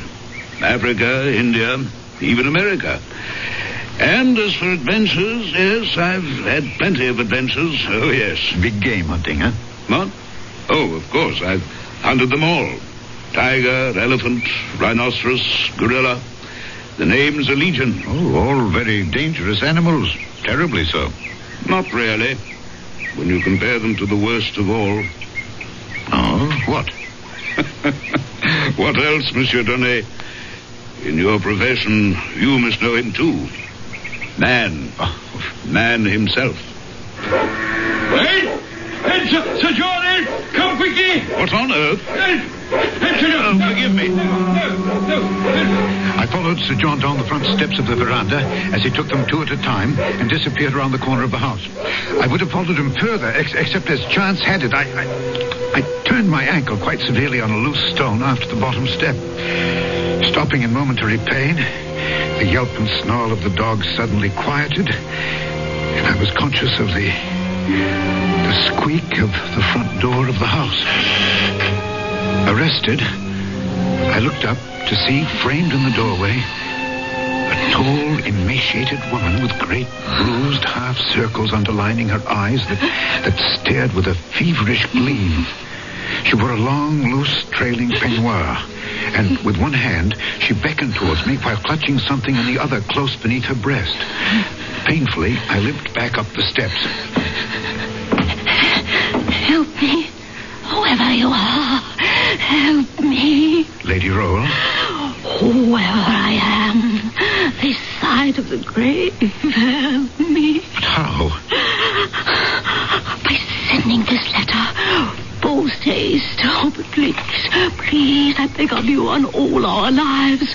Don't tell Sir John. Well, I'm afraid, Madame, Oh, please, don't refuse me. You are my last, best hope. Hope for what? I cannot stay in case he returns, but please, I beg of you, send my letter. She was gone, like a wraith, as though she'd never been. But the letter in my hand was real enough. Before I had time to read the person to whom it was addressed, I found myself involuntarily concealing it in my pocket before Sir John, returning, could see it. Nor could I stop to ponder why my impulse had been to accept the lady's part rather than that of my charming and seemingly outgoing host. Why I chose to conceal its existence rather than reveal it.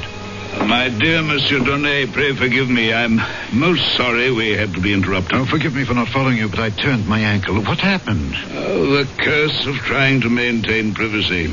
The curiosity seeker. A farmer from back in the hills named Deschamps, who passes by here on his daily route, for some unearthly reason came skulking round the back of the house and was cornered by the dogs. But what would he have expected to find here? Heaven knows. I've no secrets worth anyone's concern but my own, as I hope you believe. Or is your presence here today more than just a seeming accident? Are you concealing something from me, sir?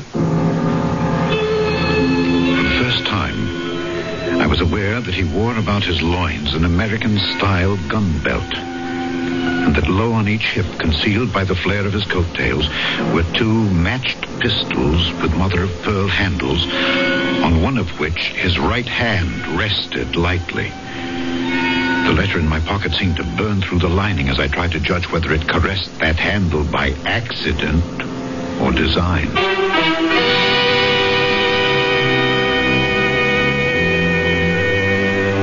These were only the hands of Sir John, neither of which is the one in the title of our story. To meet that special hand, you must return with me shortly for Act 2.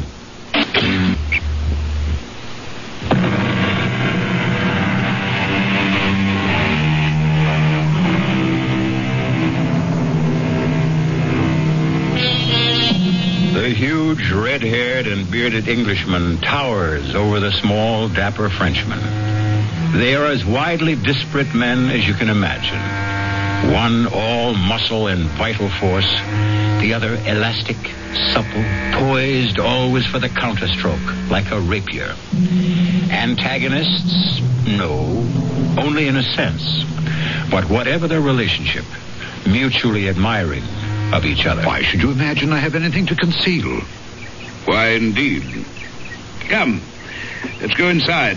I'll show you some of the trophies of a roving life, if you'd be interested. But very, of course. Can you stand on your ankle all right? Is it sprained? No. Just a slight twist. From the hall, he led me into his parlor, which ran the length and breadth of the whole house across the back in a great L. His parlor was all hung in black silk, embroidered in gold. The fabric is Japanese work. Yes, but the rest is yours. Not the panels. What's mounted on them? Yes, tiger, lion, black panther. Those I recognize. And elephant tusks, I see. The hippo and he and the rhino are a little large for mounting. The rhinoceros is the most dangerous of all, I suppose. Except, as I told you before. Now, you're not honestly going to tell a policeman that you're a manhunter. Not within the confines of civilization, I hope. But I've done a good deal of manhunting, too, in my time. As a soldier? That's a profession, not a sport. I've saved a mount in the center for the ultimate trophy. But never had, shall we say, the courage to make the necessary bag to mount it. I was following the direction of his gaze to a gapingly empty panel in this bizarre and gory collection from the hunt. A panel conspicuous from all the others since it was lined in red velvet, as if in expectance of framing the pièce de résistance. What would you hope to put there? Once, I would have been tempted. Now, nothing. I keep it there to remind me that it could be my own head that poetic justice could have easily decided to frame. Oh, Gad, it's suddenly getting dark. Yes, then I must be off for home. I mustn't hold up your dinner. I've enjoyed our meeting thoroughly. Please, come again. You're always welcome. I am not quite so sure of your Alsatians. Oh, you need have no worry. From now on, they'll treat you as a friend, as I hope I can. as I want to be.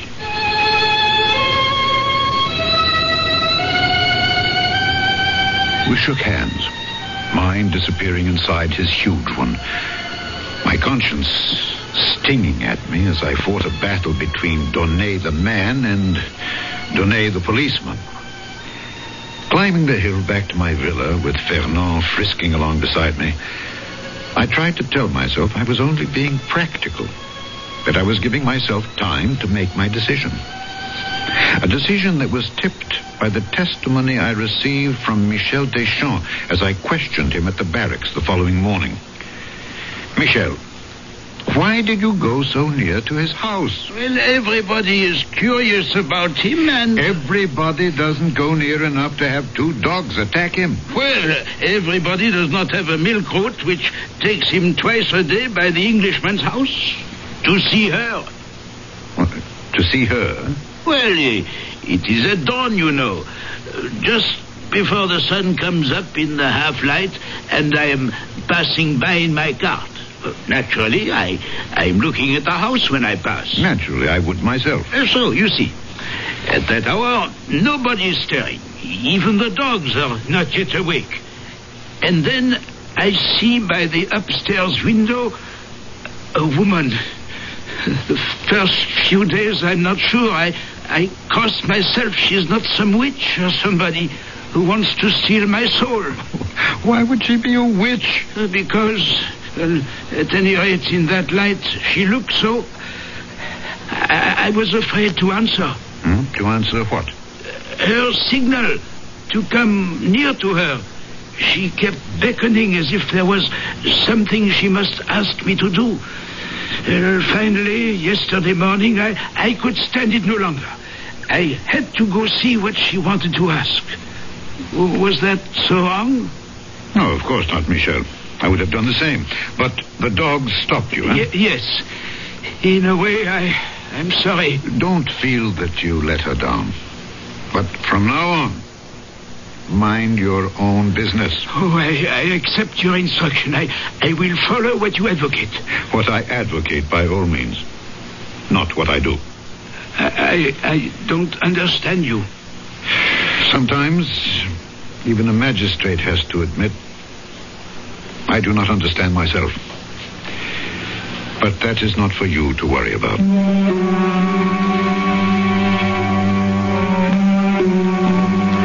That very morning, there was a mail packet sailing. And I sent off the letter, quickly, almost surreptitiously, without looking at the address, except for the fact that it was to the United States of America. And I forgot it, I imagined. And the months went by. Oh, I do think it's very tedious of you, Henri. Madame Forestier. Oh, well, either for reasons of your own, you are protecting our most famous visitor from the rest of us, or, well, he has some hold over you to protect his precious privacy. He has no hold over me. Quite the contrary. But if he wishes to be private, I would be the first to protect his right. Well, on a small island like this, why should he have it any more than the rest of us? Touché. But if he can, why shouldn't he? Oh, Henri, you know I don't know how to answer that. All I want to know is, do I have any hope that they might attend my garden fete next month? They? Well, there is a Madame Roel. Yes, but she is... sickly. Well, is there some hope that at least Sir John might be coaxed to appear? No, I have no reason to suppose that he would refuse. Now, Lady Roll, I would find it hard to answer for. Well, then all I want for you is to issue the invitation. Please, may I count on you for that? Marguerite. We're all old friends. Need you ask? I had my doubts about Sir John, and more particularly his lady, attending any local garden fete. But I could scarcely, in my wildest imaginings, have foreseen how extravagantly and tragically it would be impossible. As I approached the house in the hollow below me, I was in a first-class mood because, in addition to a packet from the mail ship for my host, I also bought a bottle of sherry to share with him that, in my opinion, was one of a kind. He met me at the veranda. Well, this is an unexpected pleasure. We had a mail ship in today. I brought you a parcel. Me? Yes. And I thought I'd outstrip the mail. Vain hope. A parcel, you say? This. Now, what on earth? It might be a gun from its shape, but it scarcely weighs enough. Shall we go in the parlor while I open my surprise parcel? As we moved into that parlor, I was super conscious of my host's reaction to the parcel he bore in his hands. Although there was no superscription from the sender, I had an infallible feeling that he sensed exactly where it had come from. That somehow I was accidentally part of a climax in the life of this strange and vital man. We've talked about my trophies, Monsieur Donnet. Yes. The ones I've mounted, the others too clumsy and large to render that way. Yes. And the third and different class, so far I've had no right nor courage to mount. What are you saying, Sir John? There is no reason for my receiving this parcel that I can conceive, except one. That I've found no refuge here. I've been betrayed. Only my wife could have done that. And who else is there to have aided her determination to destroy me? You're asking me? Yes. You're the only link we have to the world beyond this house. Sir John, believe me, I had no wish to betray you. I'm sure of that. The day we met, your wife, while you were calming the dogs, your wife asked me to send a letter for her. To Richard Roll? Well, I must admit I did not read the address. I did notice that it was to the United States of America. I meant no harm. He meant no harm. Like Pandora, who naively opened a chest to loose pestilence and all the evils of the world to plague mankind, he meant no harm. It seemed a simple and reasonable request. So you exceeded. No doubt she also asked you to conceal the fact of the letter from me. Yes, I am afraid she did. Were you sorry for her ravaged looks, her haunted eyes? Did you picture me as some monstrous jailer, condemning her to a life of solitary confinement? Sir John, I can only defend my action by telling you that at the time she did engage my sympathy. I told you, I believe, that my wife was not in the best of health. Yes, but... The fault perhaps was all mine. I should have told you that she is insane. Oh, I'm so sorry. A little late for that. Done. You may have sealed her death warrant. Perhaps even mine. Good God, what do you mean? This parcel from America. Would you like to see what evil out of hell you're acceding to that simple and reasonable request has set loose? Sir John, You have involved yourself in this on a personal level. Now I want to involve you on a professional one. As police magistrate, I want you as witness when I open this gift from America. The outer wrapping. Now what do you see? A box. And within it? Something wrapped in canvas. You wrinkle your nose against the smell? Yes, it's very strong. And very familiar? Yes, formaldehyde. Which is used to preserve flesh from mortifying. There's a drawstring on the canvas, which I'm opening. And I'm about to show you my present from the other side of the world. You sound as if you know what it is. I only wish to God I thought I didn't. I echoed the same wish. But it didn't change the contents. It was a hand. A man's hand.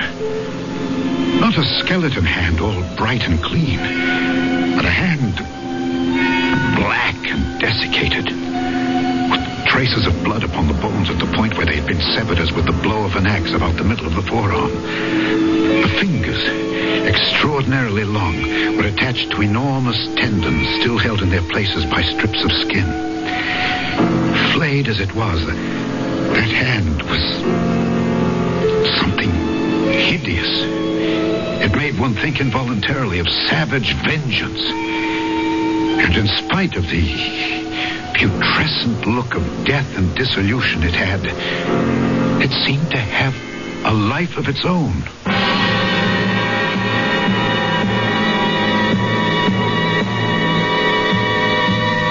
So now we see the embodiment of the title of our story. A poor choice of words, since nothing can be more disembodied than a severed hand. Whose hand? And why? And are these nerveless fingers really capable of writing a death warrant? I'll return shortly with Act 3.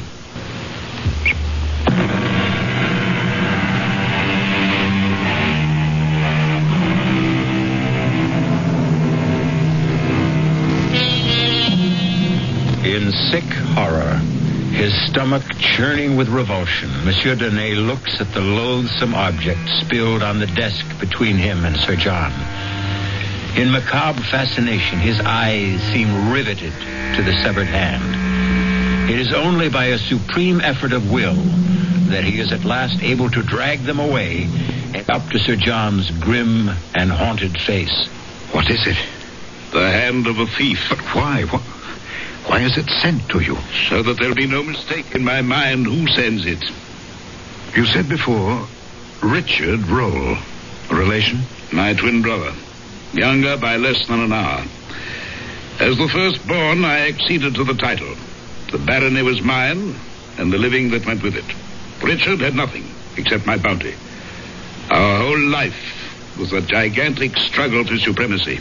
He, because I denied it him. I, because I had to hold it. If you had everything and he had nothing, what chance did he stand against you? Well, I'm English, and I believe in fair play.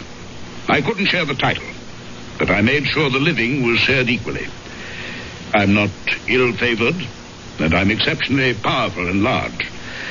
But Richard was taller by 2 inches, stronger by far, and a wild and darkly handsome man that stirred women to a passion beyond their senses. Until Claire. Madame Roll? My wife, yes.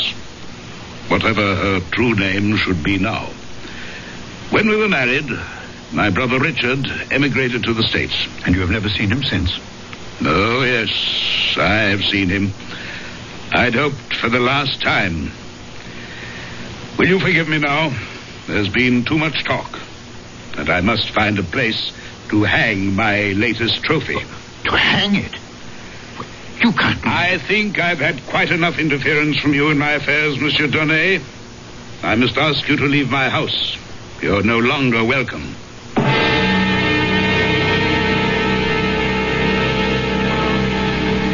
It seemed a long journey up the hill that night, for I did not climb it alone. On the way back to my house, I was haunted by 100 thoughts. Had I done wrong to send the letter? Whose was the severed hand? What was the mystery of Sir John's retirement? And what motivated the vendetta of his brother against him? Old jealousies? Or was it all as simple as chercher la femme? Certainly, she would not be hard to find.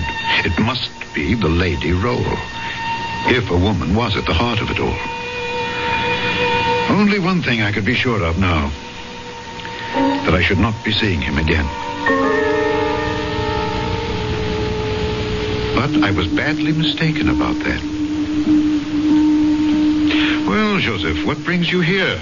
Begging your honour's pardon, Mr. John asked if it would be convenient for you to wait on him this evening. Of course, when? If it would suit your honour, now would be fine. It suits me.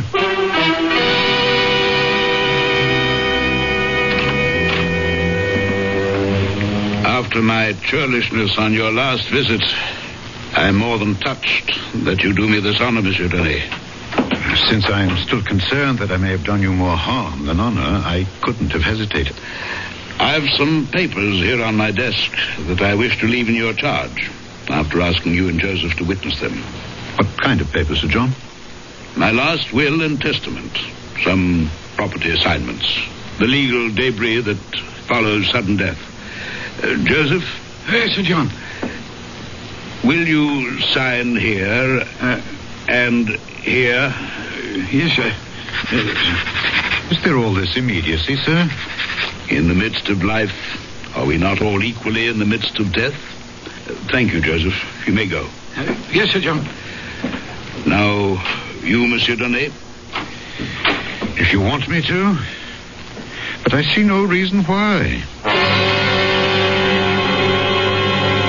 Whatever polite disclaimer was on my lips, it was frozen at that moment as my eyes fell on a blood-chilling sight.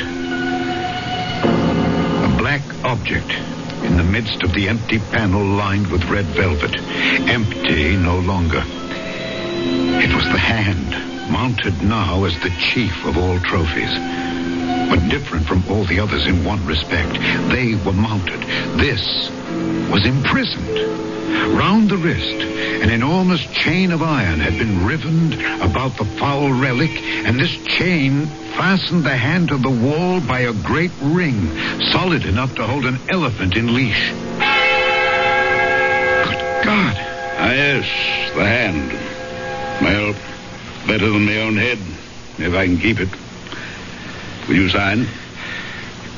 Yes, of course.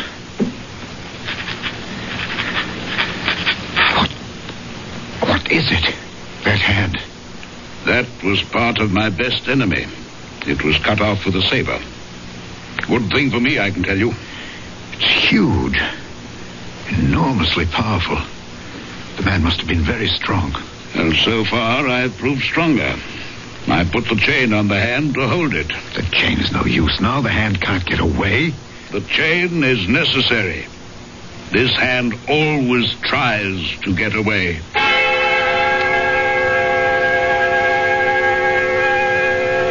That night, I had a hideous nightmare.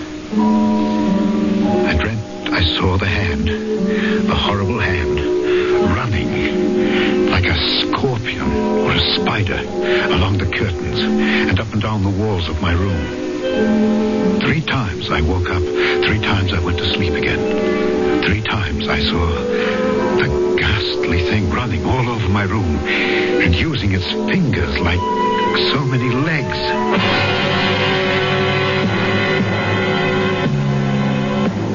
The next morning, I was awakened by the news that Sir John Rowe had been murdered during the night.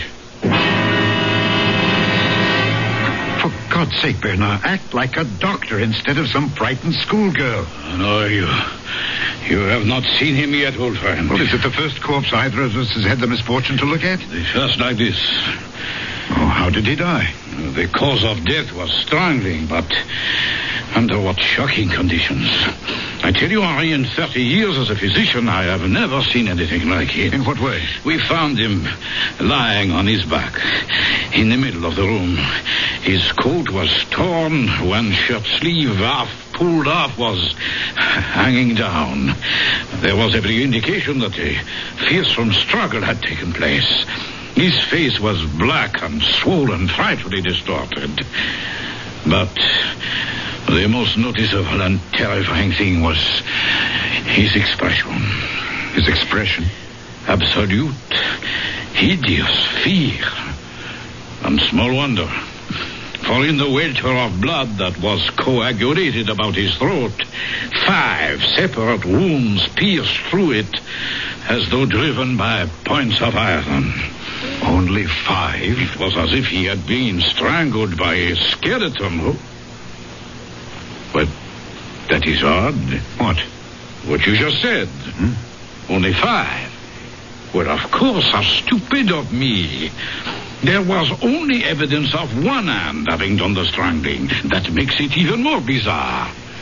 Is there anything even faintly normal about this whole affair?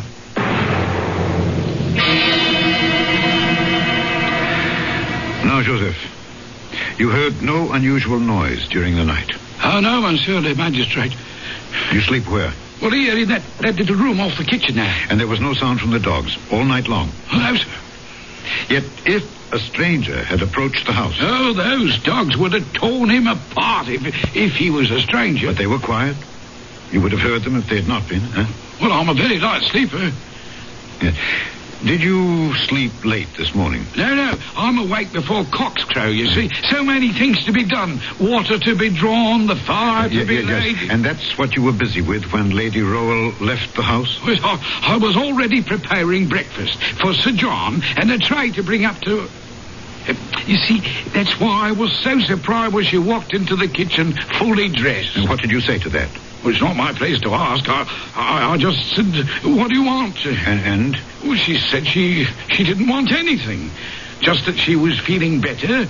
And if Sir John should ask about her, she was off for a little walk along the beach. Oh, that didn't strike you as peculiar? Oh, it most certainly did. And did she go towards the beach? Well, I would have thought so. I didn't actually check on it. Why? You're not aware that she's disappeared? Oh, no, sir. We'll leave that for a moment. All right, then what did you do then? Well, once I had everything simmering like for breakfast, I went up to Sir John's room to assist him in his toilet. You were in this habit? Every morning, regular as clockwork. Continue. Well, he wasn't there, sir. His bed hadn't been slept in. Turned down just the way I left it the night before. So, I became alarmed. Everything was out of sorts, you see. I see.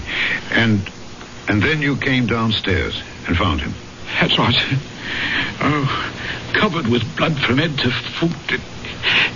It just don't signify.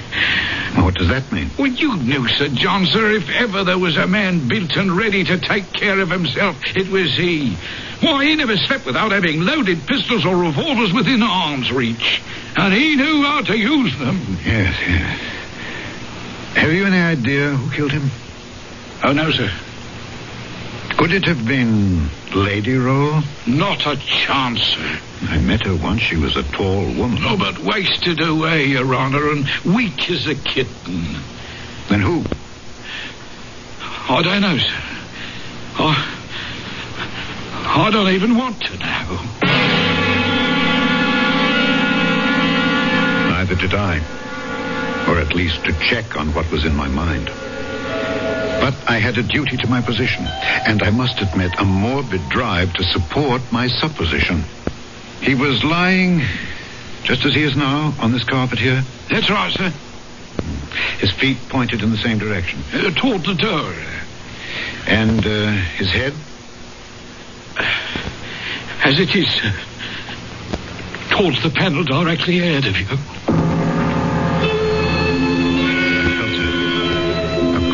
Sensation that lifted the hackles on my neck. I knew, before I looked, what I was going to say. The sight that I had fought against making a reality. At last, involuntarily, I lifted my eyes to the wall, to the panel where the horrible flayed hand used to be. It was no longer there. The chain, broken, was dangling from the ring. But even that horror was to be succeeded by another. As I bent again over the dead man, between his clenched teeth, I found one of the fingers of the vanished hand, severed or rather sawed off by the teeth about the middle of the second joint.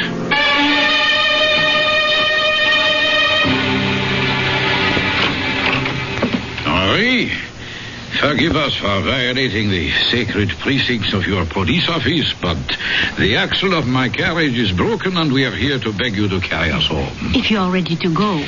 I'm always at your service. And tonight, since it grows dark early these evenings, I will welcome company. But surely you're not still brooding over Sir John and his vanished lady? The missing Lady Rowell I can accept.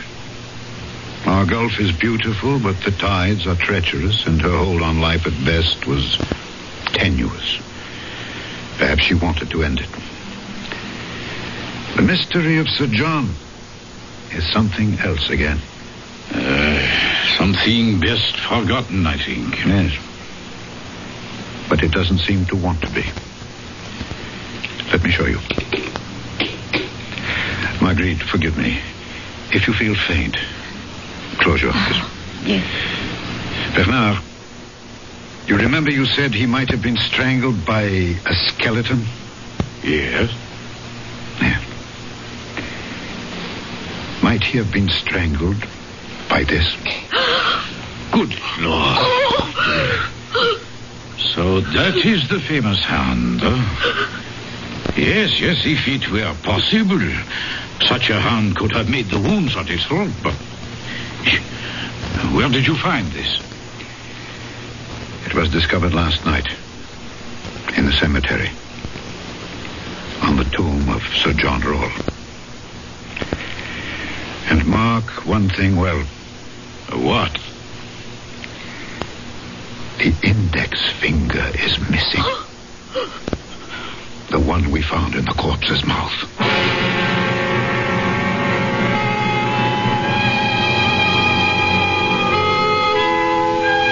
The hand of a thief, Sir John Roll said. His brother Richard? But if so, what did he steal? His wealth? His reputation? His wife? And if his brother, in some gargantuan and titanic duel, struck off his hand, and Richard sought vengeance, which of his hands was the instrument that brought an end to the intense and private vendetta? De Maupassant doesn't tell us. Wisely, he leaves that to us to decide for ourselves. I'll be back shortly.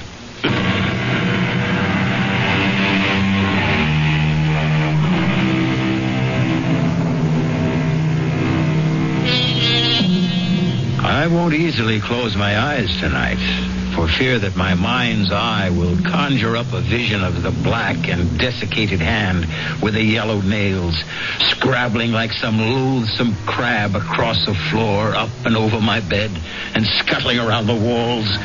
Its 4 good fingers moving like spider legs, the mutilated stump of the 5th like a head.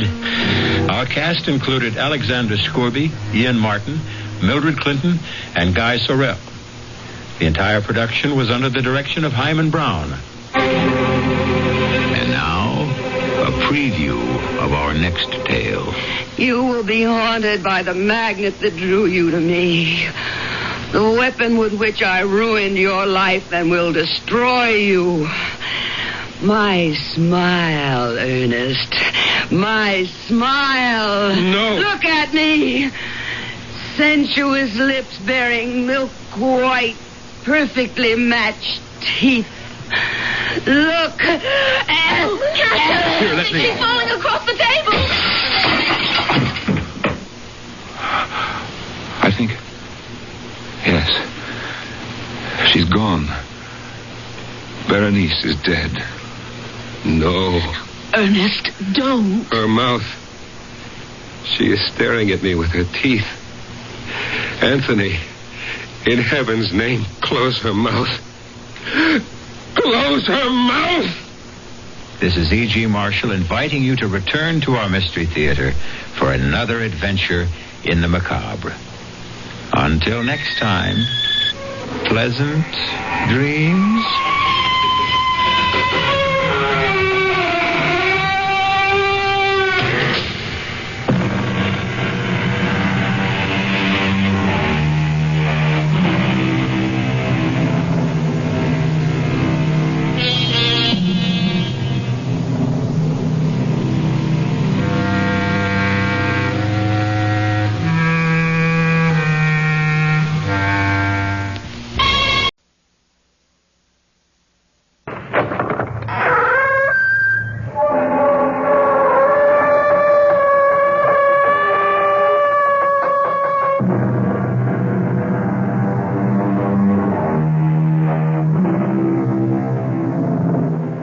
Come in. Welcome. I'm E.G. Marshall. Welcome to another adventure into the incomprehensible. I like to think of myself as a thinking person, a reflective man, someone not given to fanciful imaginings. That's the way I like to think of myself. But is that the way I am? Because I must admit that my thinking has not solved many problems for me. My reflections have not carried me very far. So now and again I find it extremely salutary to indulge in fanciful imaginings, to take a short walk into the world of obscurantism. For, as you will hear one of our characters say, the mind makes so many mistakes. Our mystery drama, Sunset to Sunrise, was written especially for the Mystery Theater by Elspeth Eric and stars Marion Seldes. It is sponsored in part by the Kellogg Company, makers of Kellogg's Special K cereal, and by Anheuser-Busch Incorporated, brewers of Budweiser. I'll be back shortly with Act One. Oh, sure. You can talk about good-tasting diet drinks, but I know. I'm Goldilocks, and here at my taste-testing laboratory, I taste-test them all. And nobody's been drinking my diet drinks until I tested sugar-free Diet 7-Up. And then, kabloomy! Every bear wanted some. Diet 7-Up is fresh, natural, delicious. Sugar-free Diet 7-Up. This one's just right. Amco Transmissions, Chuck speaking. How may we help you? Oh, boy, have I got problems. I got a really fantastic 58 Pontiac with a busted automatic transmission and a mother-in-law that's been visiting me for 10 days. well, we can help you with the Pontiac. No, don't get it desperate, man. Now, look, can you really fix up a car that old? Oh, sure. Amco serviced over 3 million automatic transmissions, and over 400,000 of them were Pontiacs. We know Pontiac's cold. Pontiac, Ventura, and the Firebirds, and the Bonneville, Catalina, and also Grand Prix. Terrific. Okay, now look, you send the tow truck, and I'll help her pack. Oh, you mean? Yeah, the 58 Pontiac belongs to my mother-in-law. Aw, nobody knows her automatic transmission better than Amco. Double A, MCO. There are over 500 AMCO centers coast to coast. Consult your yellow pages for the AMCO center near you. AAMCO, AMCO. It's over. I've done it. And the mutilated body lies silent and still at my feet. Let her release come soon. Let me try to explain how I came to do this awful thing. It will be necessary to go back, far back, even to the day I was born, or farther than that, to the hour when, awash in her warm blood, I felt myself pushed down that dark canal into the chilling light. Oh, yes, the woman who lies before me is my mother. But I shall content myself with reverting to the day of her funeral. A gray and dismal day. A long line of villagers passed by the open coffin. I waited with my father until the last of them should have finished viewing the corpse. Marie isn't here. She will be, Father. And Peter? Oh, I'm not so sure about Peter. His own mother? Not to be here? He's drowning his sorrow, I think. Oh, you were right about Marie. Here she comes. But how strange she looks. How quite distraught. I wouldn't know why. She never had any affection for her mother-in-law.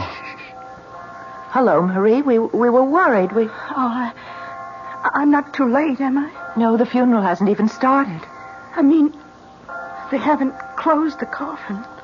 Not yet. Good. I suppose Peter's...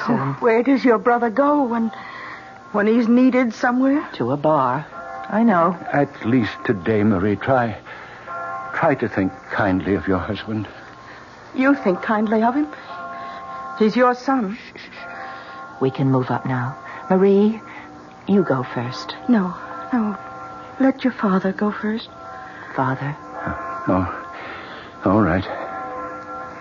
How sad. How small he looks. Yes. Small. You go next, Marie.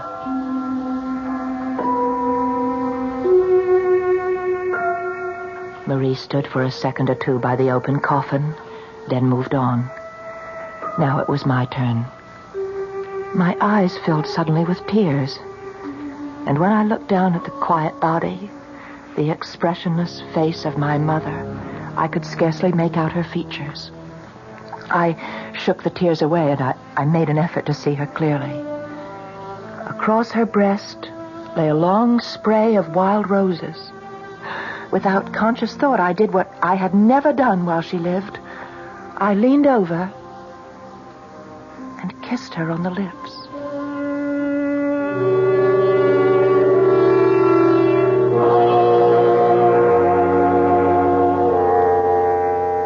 The funeral was over.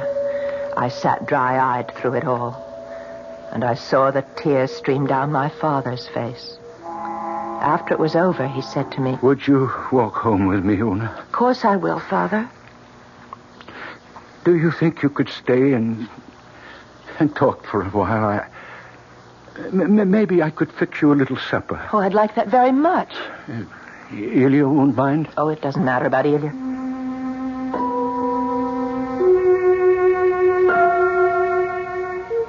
I took his hand.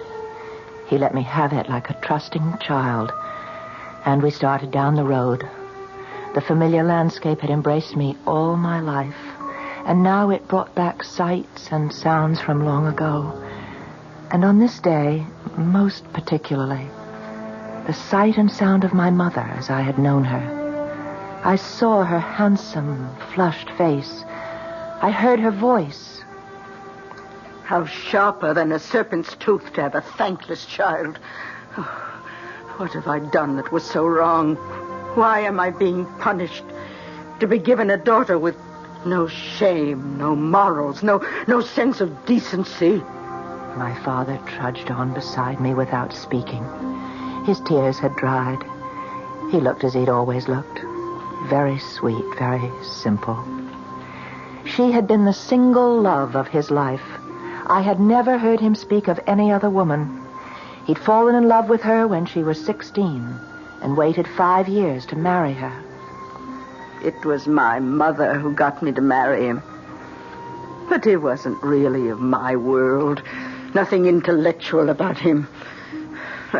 What could you expect of a farmer? But marry him she did. And he never asked for anything else. The 2 children she bore him, first my brother Peter, and then me. Well, we were simply 2 minor gifts she added to the supreme one of herself. And Peter always belonged more to her than to him. It's hell to be poor, Peter. Never let it happen to you. Oh, the stories I could tell you about what poverty can do to the ardent soul. It took Peter a while to get started. But once he got his foot on the ladder, he climbed steadily to the top. And along the way, he married the prettiest girl in town, the dark-eyed Marie. We're here, Una. What? You were dreaming. We're at the house. Oh, yeah, I must have been dreaming. Oh, it's a long time. Very long time since you've been in the old house. 2 years. You're happy living with Ilya? I don't ask to be happy. But you're pleased with the arrangement? It pleases us both. Go on in. It looks the same. Well, nothing's changed. Can I get you something? A hot drink? No, you sit down and I'll get you something. Oh, take off your coat. Let me help you. Yes, thank you. What's this? What's inside your coat? What? Oh, that I forgot. Well, it's sewn in. Did you do that? What is it? Well, it's a sprig of blackthorn. Well, that's what I thought. Why is it sewn inside your coat? Marie put it there. Well, what on earth for? Una, sit down. You know, Marie's a strange girl. She came here from another country and where they believe strange things. Such as what?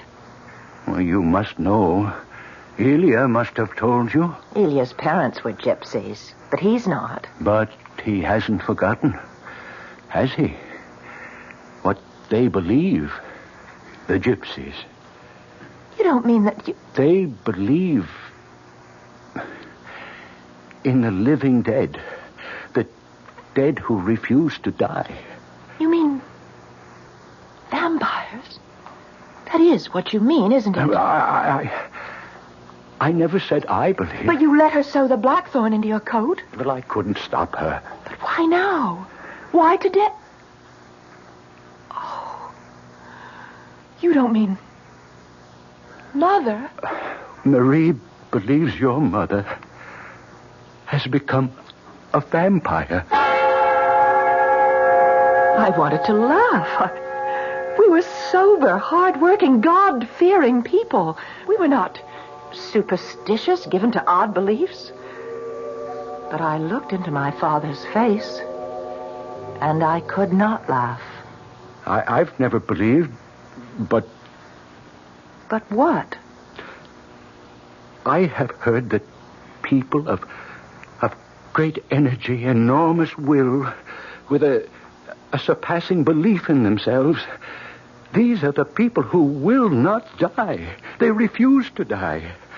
When death is upon them, they are so angry that they will not submit. You know, Una, what energy your mother had, what a dominating person she was, how much she believed in herself. She never believed in us, only in herself. That's the way she was.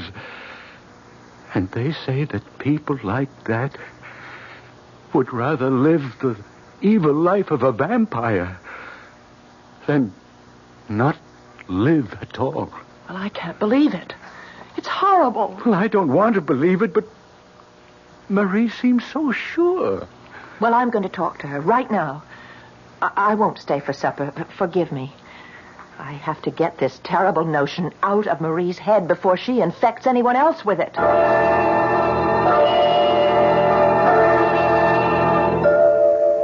I walked to the village, to the affluent section of the village where Marie and Peter lived. Their house sat on a beautiful green lawn surrounded by an iron fence with a big gate. I pushed it open, and I went inside and up the long gravel path. Una, don't come any nearer. Don't be absurd, Marie. I don't want you in my house. We have to talk about this crazy idea you have, Marie. Your father told you. I found the blackthorn you sewed into his coat. It may protect him. And it was you who put the wild roses on her body, wasn't it? To keep her in her coffin. I had to do what I could. Oh, but this is all a great foolishness, Marie. Whatever gave you such a crazy idea about your mother-in-law? It's not a crazy idea. I felt it even before she died. I sensed that she'd never leave us alone. She'd rather turn into something loathsome and feed off us, drain our strength, drink our blood. And it's happening. It's happening. You want to come in the house? Come. I want you to come in. I want you to see your brother. Is Peter all right? All right? I don't know what you call all right. But look at him. There on the sofa. Oh, Peter. He's been that way since your mother died. And a good deal of the time before that. Do you think I've had a husband? Do you think that bloated hulk has been a man? Ever? Oh, what has that to do with... Don't you know? Don't you know that vampires have such power over young married people? Don't you know that? No. Well, ask Elia. He knows. Elia's not a gypsy, not anymore. Ask his mother. Ask his father. Ask old Wanda Beresti. Oh, it's all fable and myth. It's not real. Do you know that I may never have a child? Or you? Do you know that? No. If she decides, we'll be barren forever. That's the kind of power they have. Oh, you'll never make me believe it. You have got to believe. You of all people. Why me? Because you are a damn fire. What's that? What is a damn fire? One born of a vampire. Only a damn fire can see a vampire. But I can't see my mother. I'm not a damn fire. Go home. Go home, Una. One of these nights, between sunset and sunrise, you will see her.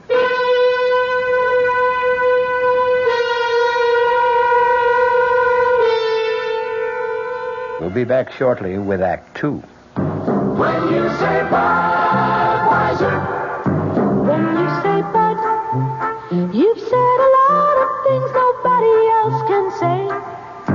When you say Bud, you've gone as far as you can go to get the very best.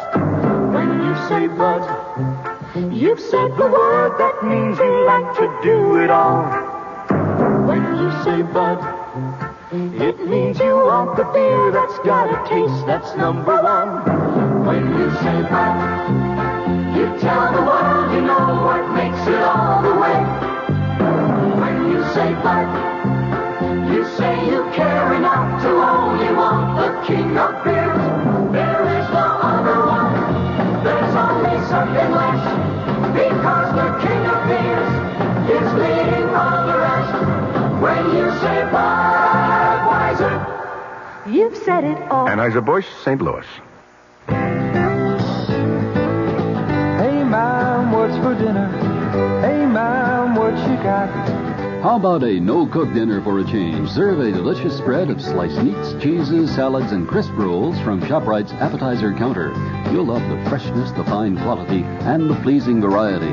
This week's big supplies are ShopRite freshly sliced chicken roll, half pound, 69 cents. Imported Switzerland Swiss cheese, half pound, 89 cents. ShopRite liverwurst, 99 cents a pound.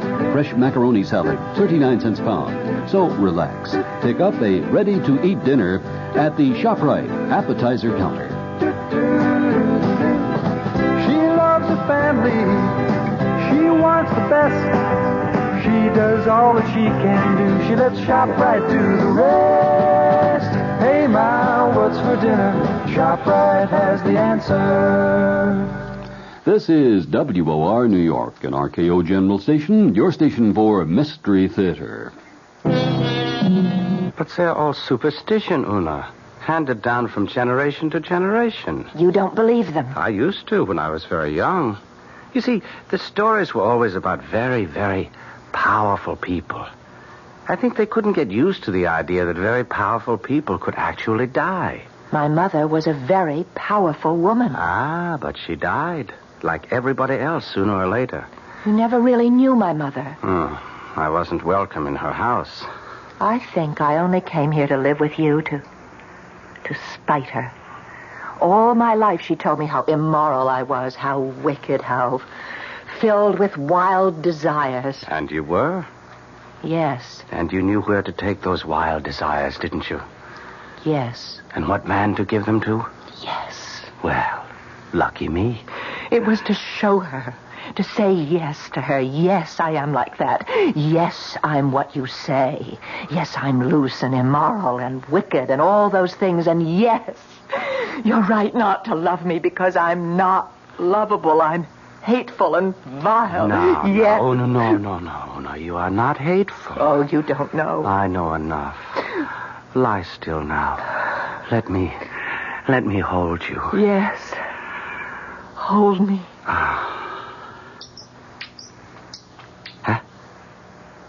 What's that? What's what? I thought I heard something. I don't hear anything. Don't you hear it? Listen. You don't... It's a bat. A bat? Turn on the light. No, please. I don't want to see it. Ilya, get rid of it. I won't touch it. What are you doing? I'm putting on my clothes. Why? It's your mother. It's your mother, Una. She's back. It's not. You said you didn't. Never mind what I said. I was wrong. It's a bat in the rafters. It's not my mother. How do you know? How do you know for sure? Be. The old women were right. They come back, you see. No. They come back to live off the living and suck our blood. Ilya, where are you going? To my mother's house. Ilya, don't go. Ilya. Mother?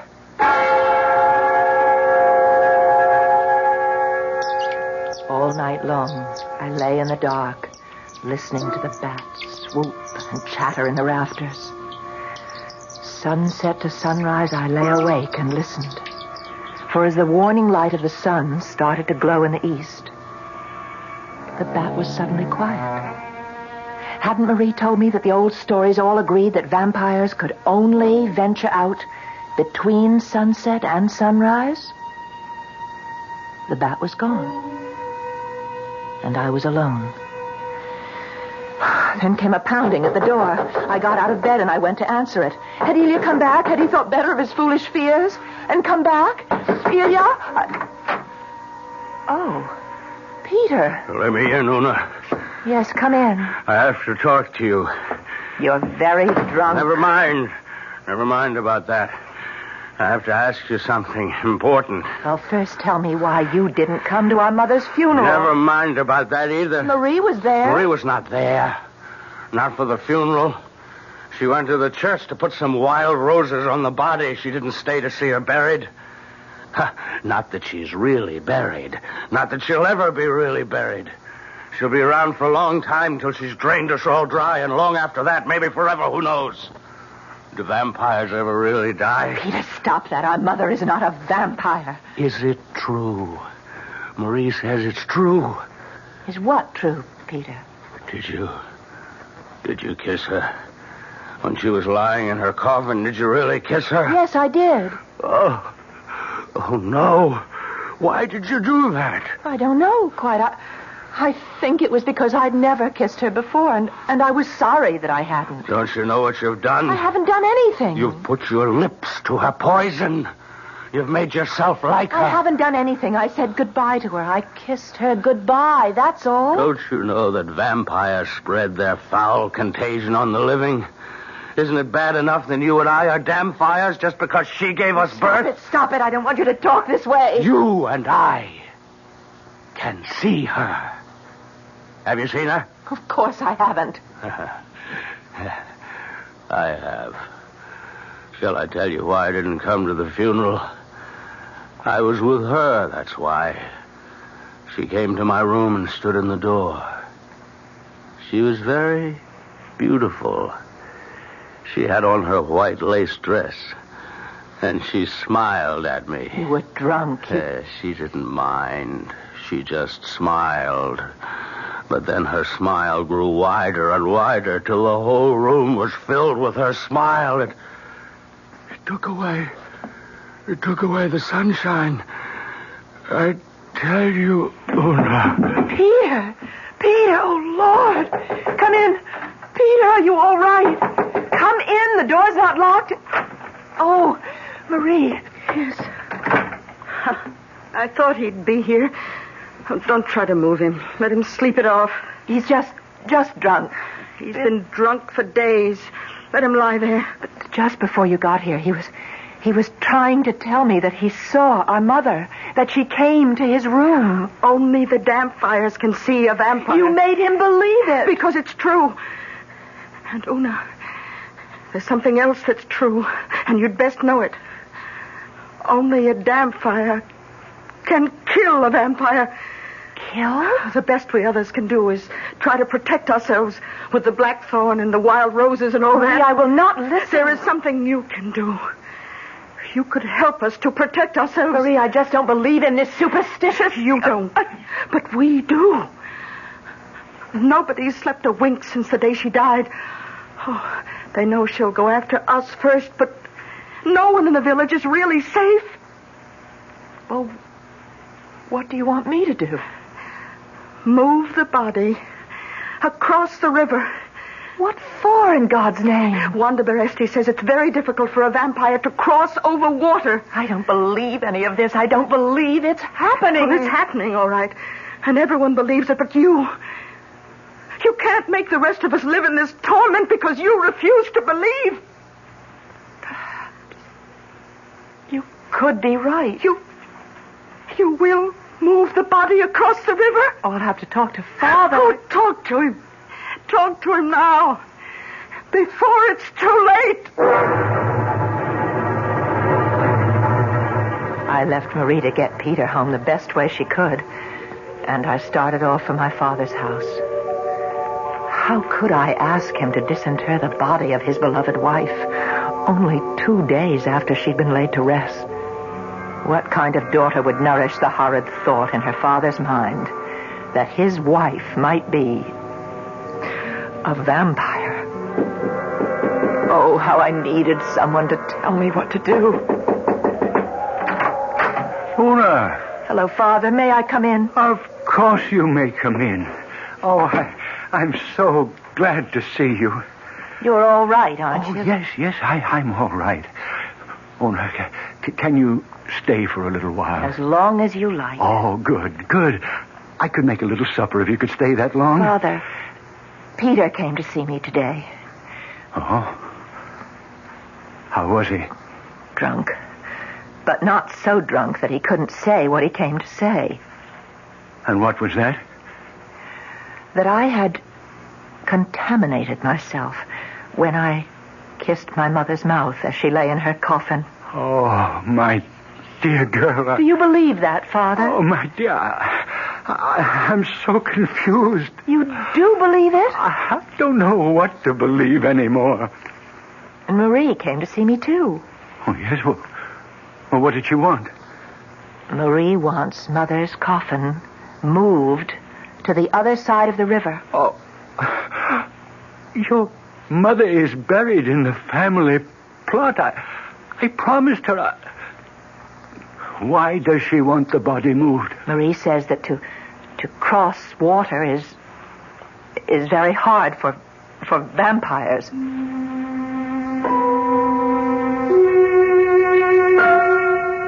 I could hardly bear the torment in my father's face. It's so hard when everyone around you believes one thing, to stand alone and believe another. I kissed my father gratefully. Grateful for his kindness, his patience. He asked me to stay the night. There was still my old room. I lay down on the narrow bed, but my eyes would not close. I stared at the black square I knew to be the window. Beyond the door, I could hear my father washing the supper dishes. Then I heard it. Very faint, but unmistakable. Someone tapping on the window pane. I lay rigid in the narrow bed. And then I heard...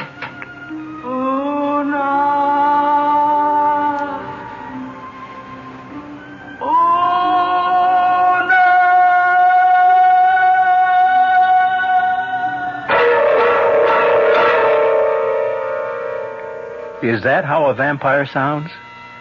I don't know, or I'd tell you. Half a century ago, a vampire was actually tried in a London court. A gentleman it was, by the name of George Haig. Unhappily, we have no record of the gentleman's voice, and it all happened so long ago, I've no idea whether or not he was ever convicted. I'll be back shortly with Act 3. Great taste in the morning. Kellogg's has that wholesome taste to get you up and grinning. This is Jerry Coffer for Kellogg's Special K. You know, for years we've been talking about the Special K breakfast, a great way to start the day if you have a weight problem. You may have seen or heard our latest commercials, which symbolize the problem of being a few pounds overweight by using this ball and chain. That's the sound effect. But so many people have come to know the Special K breakfast that can help solve weight problems, they sometimes forget that Special K is America's favorite high-protein cereal. It has 8 essential vitamins and iron, and so delicious that lots of folks, kids as well as adults, eat Special K just for the sheer good taste of it. So we don't want you to think that you have to wear a ball and chain to eat Special K. All you need is an appreciation for the finer things of life, a 1-ounce bowl of Special K, 4 ounces of skim milk, tomato juice, coffee, and maybe a little sugar. The Special K breakfast can't help you lose weight all by itself, but it really is a good start. Here's news from Queen Elizabeth II. Now you can sail to Europe on Queen Elizabeth II and fly home free. I'll repeat that. Sail to Europe on Queen Elizabeth II and fly back to New York free. She reaches Europe in 5 luxurious days. You have ample time for touring because you fly back. Meals and entertainment on board are included. A whole new crowd of people are discovering Queen Elizabeth II because she's affordable. And she's 4 swimming pools, 3 nightclubs, a discotheque, a gymnasium, a sauna, a casino, and 3 of the finest restaurants in the world. Sail first class grades A to H and fly home free. Sail tourist grades L to Q and S to U and fly home half fare.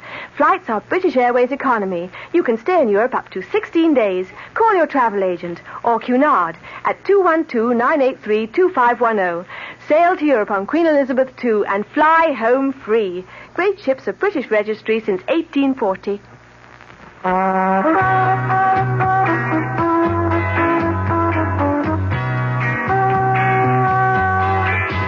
No matter what you're saving for, that's what Suburban Savings for Suburban. Suburban Savings offers you an easy way to borrow without touching a penny in your regular savings passbook account. Just let Suburban loan you the money. It's called Suburban Savings Passbook Loan. You can borrow up to 90% of the total amount you have on deposit at reasonable rates, and you can pay off your loan at your convenience. When your loan is repaid, you still have all of your savings intact, plus interest. So if you need money, why not take a loan from Suburban without touching your savings? Suburban Savings Passbook Loan in New Jersey at Bayonne, Edgewater, Elmwood Park, Emerson, Hackettstown, Morris Plains, Nutley, Paramus, and Sparta.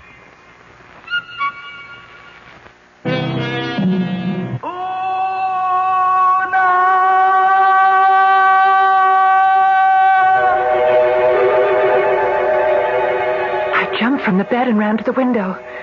There was no moon, but the stars were very bright. Bright enough so that the trees cast wavering shadows on the grass. And then I saw her beneath a poplar tree just outside the window, dressed in white lace, her long hair falling to her waist. She lifted her face to the window, and by the light of the stars I saw it. Not hideous, not obscene, no, beautiful as it had been in life, but transfigured now by such appalling grief as I had never seen before. The dark eyes staring, the cheeks glistening with tears, the mouth stretched wide as it cried. I needed my father. I could not bear the sight of this apparition by myself. I heard him moving about in the kitchen, and I ran to him. Oh, Father! Father! She's here! What, dear? What did you say? She's here! Mother is here! Is she? No. She's beautiful. She's beautiful. Where is she? Outside the window. I heard her calling me, and I went to the window, and I saw her standing under the tree, and... Oh, Father... She looks so sad. Oh, my dear little girl, you've had a dream. It's not a dream. She's there. So soon after the funeral, it's natural for you to dream. You'll come with me. I'll show you. You're overwrought, dear child. Come with me, you'll see. If there were a moon, you'd see quite clearly, but even by the starlight, you can see. Look there. Where? I don't see it. Beneath the big poplar tree, right there. I don't see anything. In her white dress. Look at her. I can't see anything. Nothing but the grass and a few shadows. That's all. That's all? Oh, my dear child, you had a dream. No dream. I saw her. But you can't see her. She must be a vampire, and I am a damn fire. What are you saying? Only the offspring of a vampire can see the vampire. Peter said he saw her. I know I saw her. We are her offspring, Peter. And I are vampires. Oh, no, please, you don't know what you're saying. Oh, I know very well. Only a vampire can see a vampire. And only a vampire can kill a vampire. Well, then, what are you doing, Ona? Gonna open this window? No, don't. And invite her in. Mother, come in. Come in. Your daughter is waiting to receive you. My father rushed from the room. I can't stay. I can't watch. I can't. I stood by the window, waving to the white figure beneath the poplar tree. It was several minutes before she moved, and then very slowly, with uncertain steps, she came toward the window. She looked up at me like a child that is not certain of her welcome. Una? You've come back to live off of us, haven't you, Mother? Even in death, we are your possessions, your very prized possessions, because from us you drew pride and haughtiness and self-importance.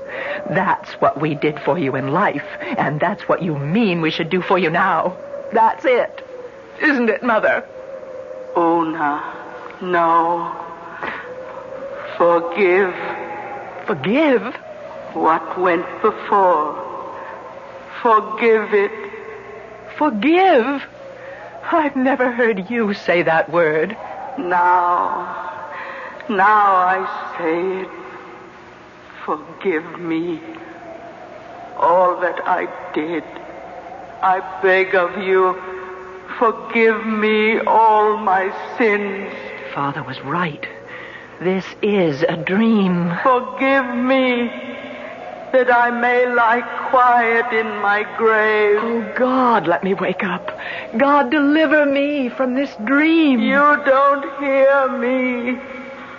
Oh, Una, why don't you hear me? Perhaps I fainted. I don't know. I suppose I did, because I remember nothing more until I was wakened by a knock on the door. I opened my eyes. I was lying on the floor next to the narrow bed, and the sun was streaming through the window. I got to my feet. Come in, Father. Ilya. Are you all right, Una? Yes, I'm all right. You look so pale. Oh, I had a bad night, a bad dream. Yes, your father told me. My father? He went to fetch you. That's why you're here? I would have come back to you anyway. I only went to see my mother to ask her what she knows about vampires. All the old women were there. Wanda Baresti and all the others. Oh, they must have filled you full of stories. Una, when a whole town believes that a vampire is loose, they become terrified. A vampire, Una, is soulless, mindless energy on the march, knowing neither good nor evil, only its own desires. And the vampire must be killed, Una. Do you know why? Lest we become like the vampire. We can become like that, Una, unless a stake is driven through the vampire's heart. And who is to do that? You know.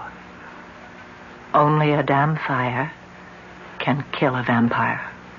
A stake must be driven through the throat of the corpse. If blood spurts from the throat, it is proof that a vampire lived in that body. Can I do such a thing to my own mother's corpse? It must be done before the sun sets, or she'll walk abroad tonight. Ilya, do you know that I thought she was here last night, in this very room? And she kept saying, forgive, forgive. And then, of course, I knew it was a dream, because my mother would never say such a thing as forgive. She was asking you to forgive her? Imagine a proud woman like my mother to say a thing like that. You heard her say, forgive me? In my dream, yes. I suppose it's because I hated her so much in life. I liked the idea that she was sorry for all the grief she'd caused us. Una, listen.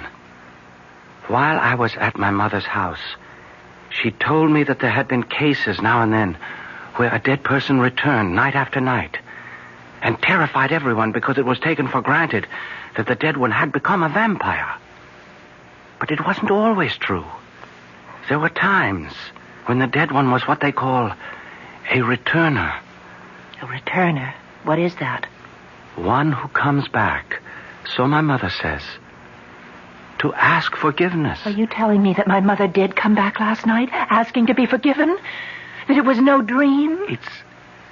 It's possible, isn't it? And if it is true, if she is a returner? You must get a writ of absolution from the bishop and place it on her body. How can I tell? How can I know that she is a returner and not a vampire? You'll have to go through with it before sundown. Oh, no. No. Drive a stake through my own mother's throat. Una, more than half the village believes your mother has become a vampire. Marie wants you to move her body across the river. And even my father is wearing the blackthorn in his coat. And even I. When I heard the bat in the rafters, I thought it might be your mother. You must have the grave opened, Una, and the coffin. And before the sun goes down, you must drive the stake into your mother's throat. Then we shall see whether she is a returner or that foul creature of the night, a vampire.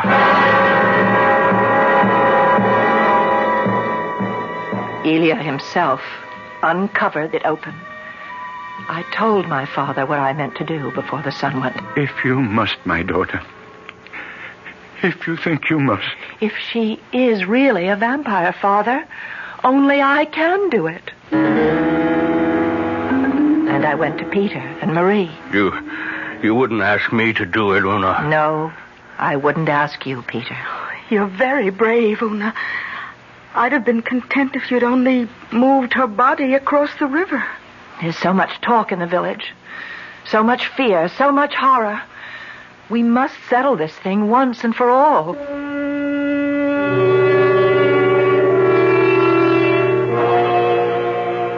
I went from house to house telling everyone to be by the graveside just before sunset. They looked at me with pity, some of them, others with revulsion. But all promised to be there, and so it happened. I wish to thank you all for coming here. You all know of the belief that is spread through our village. Many of you share in it. My own family leans toward it.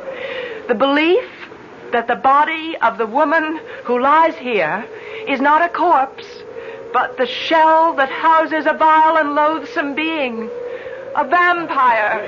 That this vampire threatens the lives of all of us, and the sanity, the spirit, and the soul of any who escape with their lives.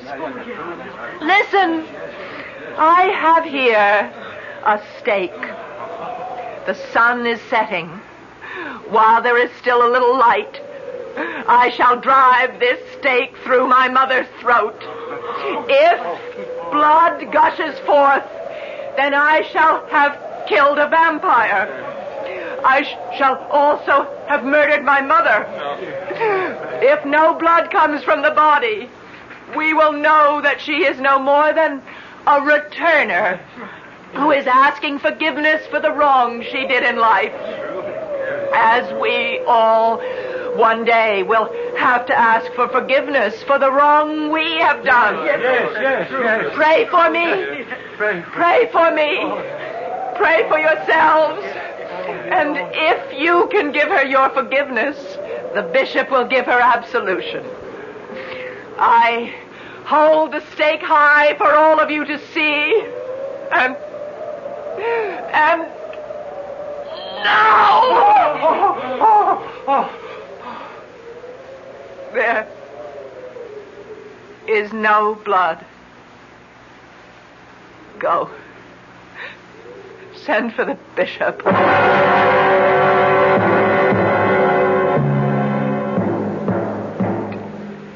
It's over. I've done it. And the mutilated body of my mother lies at my feet. Oh, let her release come soon.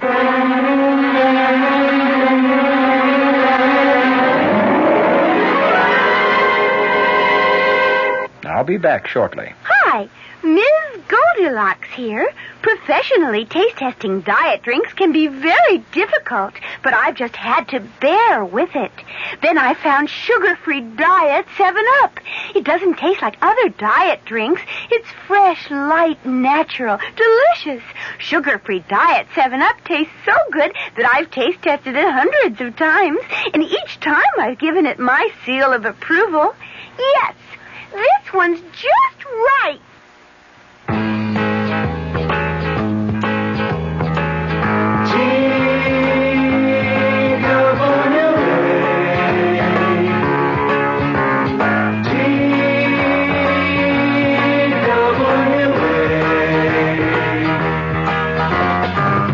If you thought you couldn't afford to fly to California this summer, TWA has some good news for you. You can. Thanks to TWA's demand schedule service, you can fly to California for only $125. Just make your reservations 90 days before you want to go and put down a $20 deposit for each way. For all the details, call your travel agent. TWA's demand schedule service. Now you can afford to fly to California.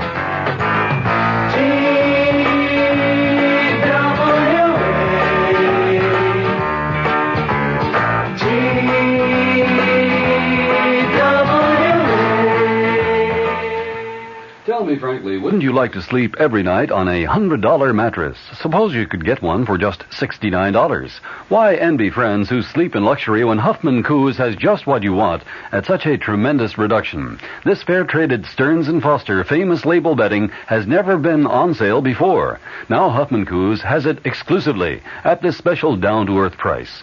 Why such a big reduction? Because of soaring costs. This $100 Stearns & Foster beauty has been discontinued. Huffman Coos bought the entire inventory to bring you the $69 twin-size price. Full-size mattresses or box springs, originally $120, are now just $89 each. Queen-size sets complete, $219. King-size sets complete, just $319. So go to Huffman Coos at once. No more when these are gone. Tell them we sent you. You'll be glad we did. Our cast included Marion Seldes, Bryna Rayburn, William Johnston, and William Redfield. The entire production was under the direction of Hyman Brown. Radio Mystery Theater was sponsored in part by new sugar-free Diet 7-Up. This is E.G. Marshall inviting you to return to our Mystery Theater for another adventure in the macabre. Until next time, pleasant dreams.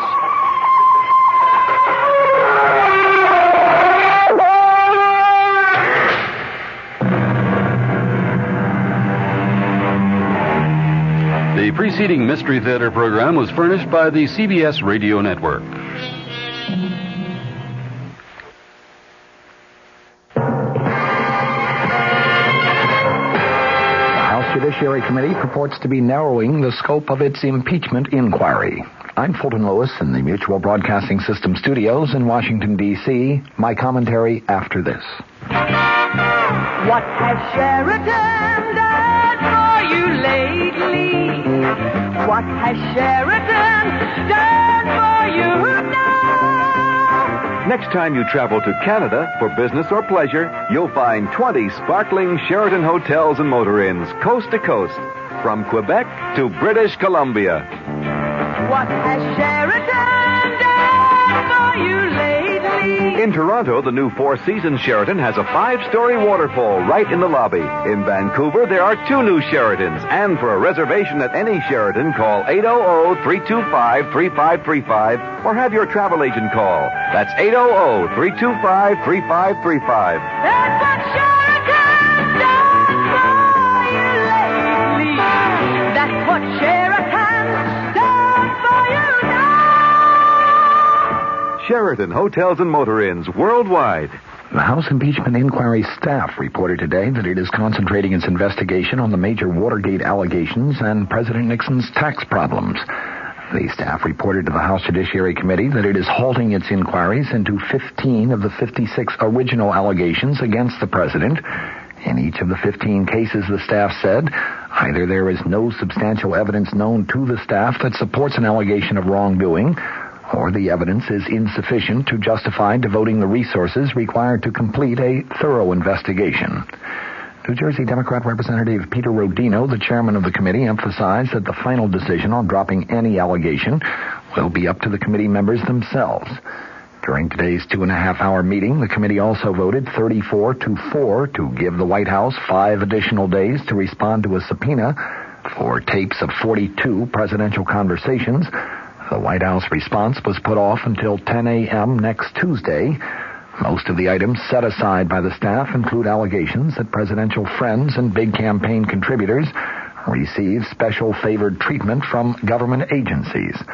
Also halted was the investigation of possible impeachable conduct in connection with the president's refusal to spend appropriated funds and his attempt to shut down the Office of Economic Opportunity without prior congressional approval.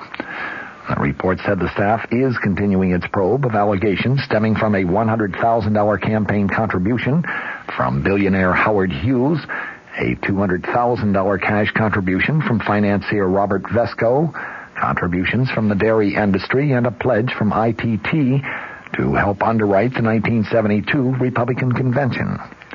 Much of the discussion at today's meeting involved the staff's plans to examine allegations that criminal fraud may have been committed in the preparation of the president's income tax returns.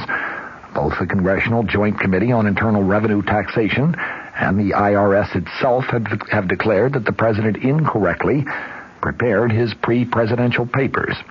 Both the committee and the IRS said that as a result of the disallowed deduction for those papers, as well as other disallowed items, the president owed more than $450,000 in additional taxes. The president, of course, has said that he will make that payment. The impeachment inquiry staff noted today that the Joint Committee made no investigation whether or not there was criminal tax fraud for which the president may be responsible. Such an investigation is underway by the Special Watergate Prosecutor's Office, but the impeachment staff said today it is likely to be prolonged and its result will not be available to the House Judiciary Committee under the committee's contemplated timetable. John Doerr, the chief counsel for the House impeachment inquiry, said the investigation of the president's taxes would concentrate on the gift of his presidential papers, but he emphasized investigation of tax fraud is a very complicated matter. Doerr said that he intends to ask the Internal Revenue Service for a copy of its report on the president's taxes. Another allegation stemming from secret U.S. bombing raids in Cambodia between March of 1969 and August of 1973 still remains under active consideration, at least until next week when the House Judiciary Committee hopes to obtain access to a Senate Armed Services Committee report regarding that bombing. Several committee Democrats indicated that they would strongly oppose any attempt to drop the Cambodian bombing issue from the allegations against the president. Massachusetts Democrat Representative Robert Drinan asked Doerr if he intended to subpoena White House tapes of conversations about the bombing between the president and members of the Joint Chiefs of Staff. Doerr said no decision had been made as yet. Reverend Drinan said no decision, also said that he opposes halting the investigation into impoundment and the OEO shutdown. The Judiciary Committee staff said that it had reviewed more than 50 court decisions challenging the administration's authority to refuse to spend appropriated funds. While in many cases the courts did rule against the administration, the staff said it found no basis at all for listing impoundment as an impeachable offense.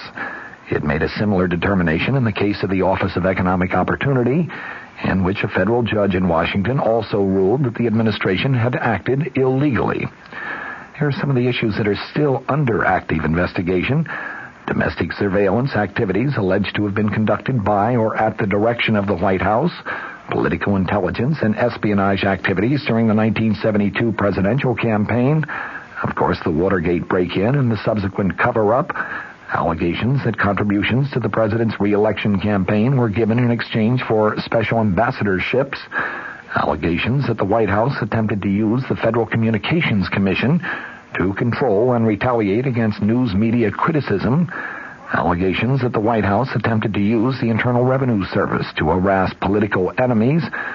Among those on which investigation has been halted were allegations of White House involvement in illegal campaign contributions received from corporate funds and allegations concerning illegal campaign contributions from foreign nationals and from labor unions. Also, allegations that the White House caused friends of the president to be given favored treatment by the controller of the currency who was involved in the regulation of national banks.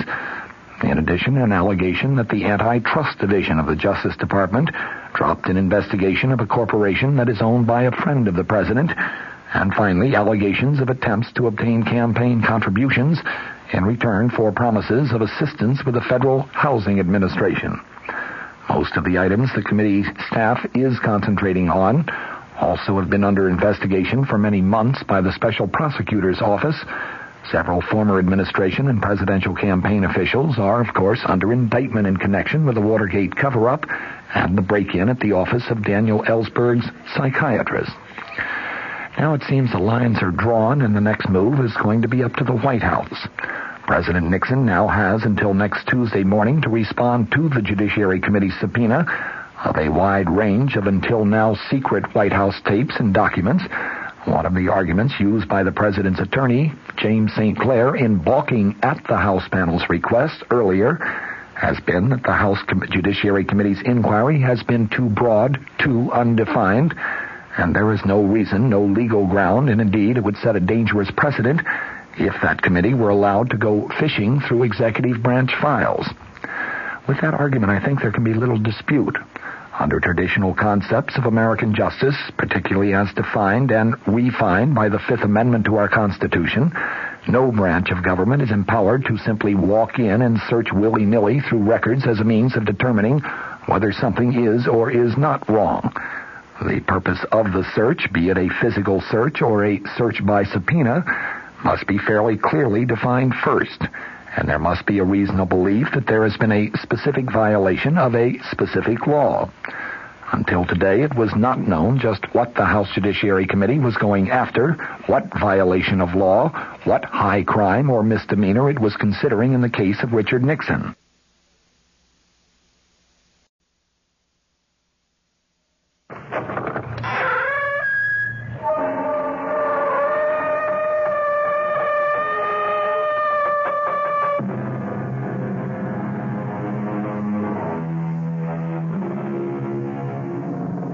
Come in. Welcome. I'm E.G. Marshall, and I want very much to tell you the story of a young lady named Barbara. Everyone is more or less mad on one point, said Rudyard Kipling, the famous English writer. And I'm inclined to agree with him, since I myself am more or less mad on the point of mystery. But our sweet heroine's madness took a strange turn, as we shall soon discover in the unfolding of the tale entitled, All Living Things Must Die. Our mystery drama, All Living Things Must Die, was written especially for the Mystery Theater by Elspeth Eric and stars Mercedes McCambridge. It is sponsored in part by the Kellogg Company, makers of Kellogg's Special K cereal, and by Anheuser-Busch Incorporated, brewers of Budweiser. I'll be back shortly with Act One. Great taste in the morning. Kellogg's has that wholesome taste to get you up and grinning. This is Jerry Coffer for Kellogg's Special K. You know, for years we've been talking about the Special K breakfast, a great way to start the day if you have a weight problem. You may have seen or heard our latest commercials, which symbolize the problem of being a few pounds overweight by using this ball and chain. That's the sound effect. But so many people have come to know the Special K breakfast that can help solve weight problems, they sometimes forget that Special K is America's favorite high-protein cereal. It has 8 essential vitamins and iron, and so delicious that lots of folks, kids as well as adults, eat Special K just for the sheer good taste of it. So we don't want you to think that you have to wear a ball and chain to eat Special K. All you need is an appreciation for the finer things of life, a 1-ounce bowl of Special K, 4 ounces of skim milk, tomato juice, coffee, and maybe a little sugar. The Special K breakfast can help you lose weight all by itself, but it really is a good start.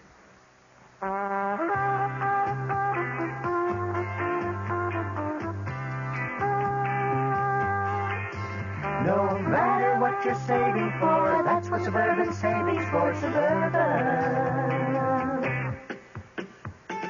Suburban Savings offers you an easy way to borrow without touching a penny in your regular savings passbook account.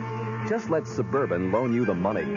It's called Suburban Savings Passbook Loan. You can borrow up to 90% of the total amount you have on deposit at reasonable rates, and you can pay off your loan at your convenience. When your loan is repaid, you still have all of your savings intact. plus interest.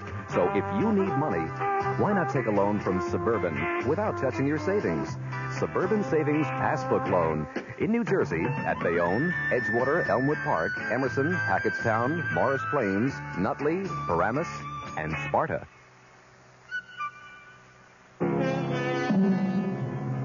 Now begins our story of the lightly demented Barbara. A lovely lady of 31 or 2, even 4 or 5.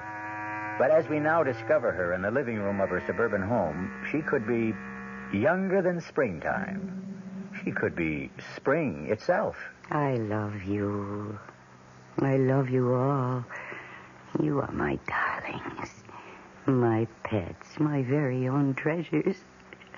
Oh, how beautiful you are, and how much I love you. What? Well, that can't be Frank. He never forgets his key. Oh, it's... Johnson, ma'am. Detective Sergeant Johnson from the other day. Oh, yes. Come in. I didn't realize you'd be back. Well, I was just checking up. Had any more of those obscene phone calls? No, not one. And it's such a relief you can't imagine. Mm-hmm. You had your number changed? Yes. And that seems to have done the trick all right. Well, good. No, a lady like you shouldn't be bothered by things like that. Well, there's one other thing, and I hate to mention it. No, go ahead. Mention anything you want to. We're here to serve. Well, it could be my imagination, but every once in a while, I see a man sort of hanging around across the street, not doing anything in particular, but just hanging around. Mm-hmm. Any special time of day? Yes, usually about this time. I see him through this window when I'm putting my plants to bed. Oh, you tuck them in, do you? Well, sort of. I talk to them, and sometimes I sing them a lullaby. I know that sounds silly, but, well, that's what I do. And then sometimes through the window, I think I see this man. Well, it's kind of hard to see out this window, ma'am. The plants sort of get in the way. Yes, I know they do, but they like it here. I tried other places, but they weren't happy, so... They are happy here, huh? Well, they haven't complained. Although I'm not sure about Annabelle. This one is Annabelle. That's Arthur. And that's Kenneth. Mm-hmm. And this is Marianne. And that spider plant over there is Michael. Oh, Michael's in great shape, isn't he? Oh, yes, he is. Are you laughing at me? Please don't. Do I look like I'm laughing? My husband laughs at me sometimes. I wouldn't know why. Oh, because... Now, you see this one, Marianne? Mm-hmm. Well, you take a close look because you won't see a Marianne every day in the week. Well, Marianne is, well, she looks like ivy to me. Yes, but her leaves are heart-shaped. Can't you see? Each one is shaped like a perfect little heart. You know, you're right. Yes. There are more than 200 varieties of ivy. Did you know that? No, I never did. Hey, what's going on here? Oh, Frank. He's my husband. Frank, this is Detective Sergeant Johnson. Ed Johnson. How are you? Pleased to meet you, Mr. Murray. He came to check up on those phone calls. Oh, yeah, from the degenerate. I told Barbara she should answer him back in his own language. Oh, Frank, please. Let him have it. Give it to him right between the eyes. The ears, I should say, in this instance. Well, I'll be getting along. Well, I'll show you to the door. Say, listen, why can't you catch those freaks?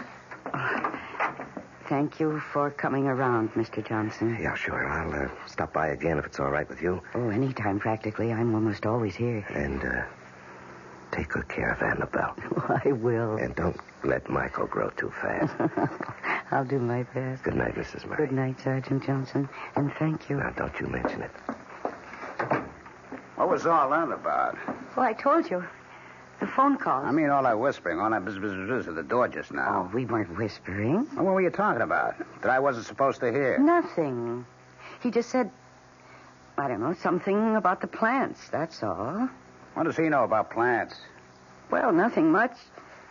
When he was here the first time, and just now before you came in, I told him about them. He knows that I talked to them and that they have names. He was just being friendly, Frank. That's being friendly? Dropping in all the time when I'm not here? Only twice. This was only the second time. He's a kook like you. freaked out over a bunch of plants. He was only expressing an interest. What's interesting about a bunch of plants with no flowers? Look at them. They take up the whole window. You got them strung all over the place, up to the ceiling, hanging down. They're vines, Frank. There's silver lace and philodendron and ivy. Now, whatever they are, they're dumb. Plain dumb. I wouldn't object to a nice pot of tulips, something like that, sitting on a table. Like a nice spot of color or a hyacinth. They smell good. But these things... Don't hurt them. Don't. I got no use for them at all. Get rid of them, why don't you? No, never. You can't make me. Oh, boy, you sure cry easy. What did I say was so terrible? You said get rid of them. Well, all right. Forget I mentioned it. What's for dinner? It's Swiss steak. Again? Well, it's been a whole week. Well, get it on the table, because I got to get out of here early. You mean you're going out? I got a date to go bowling. Tonight? Well, certainly tonight. What do you think, next year? But you were out last night and the night before. And I may go out tomorrow night, the night after that. So what? Frank, I get so lonely. Well, read a book. Watch TV, listen to the radio. But almost every night and all day. Well, all right, talk to your plants. That's what you got them for, is it? Have a nice little conversation with Michael and Mary Louise and Archibald, whatever you call them. Never mind. Just never mind. Well, look, I'm going to take a quick shower and then we'll eat. 10 minutes on the outside, okay? Okay. Oh, Arthur. Annabelle. Tell me that you love me. Marianne, do you love me? Michael. Kenneth. Oh, somebody love me. Please. Somebody love me or I'll die.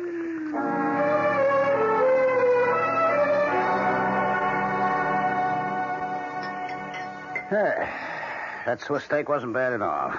Thank you. Got any dessert? Just fruit.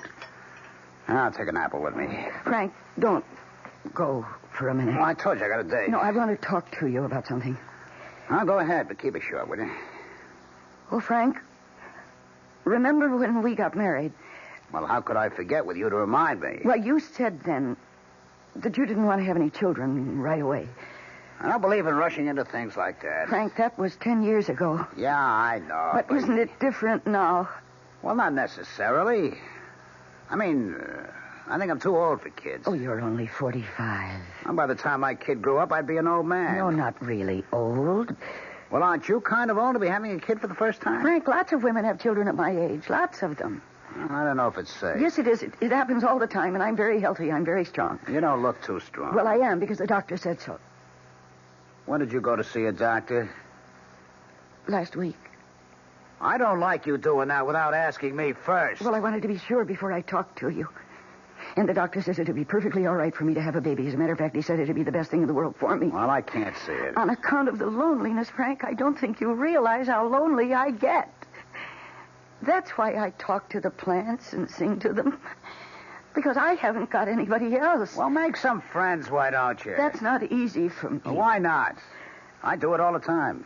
Anyway, it's not the same as having somebody right here in the house with me all the time. It's not the same intimate kind of thing. If I had a baby... Oh, Frank, I wouldn't ask for anything else ever. And I'd give that baby so much love and attention...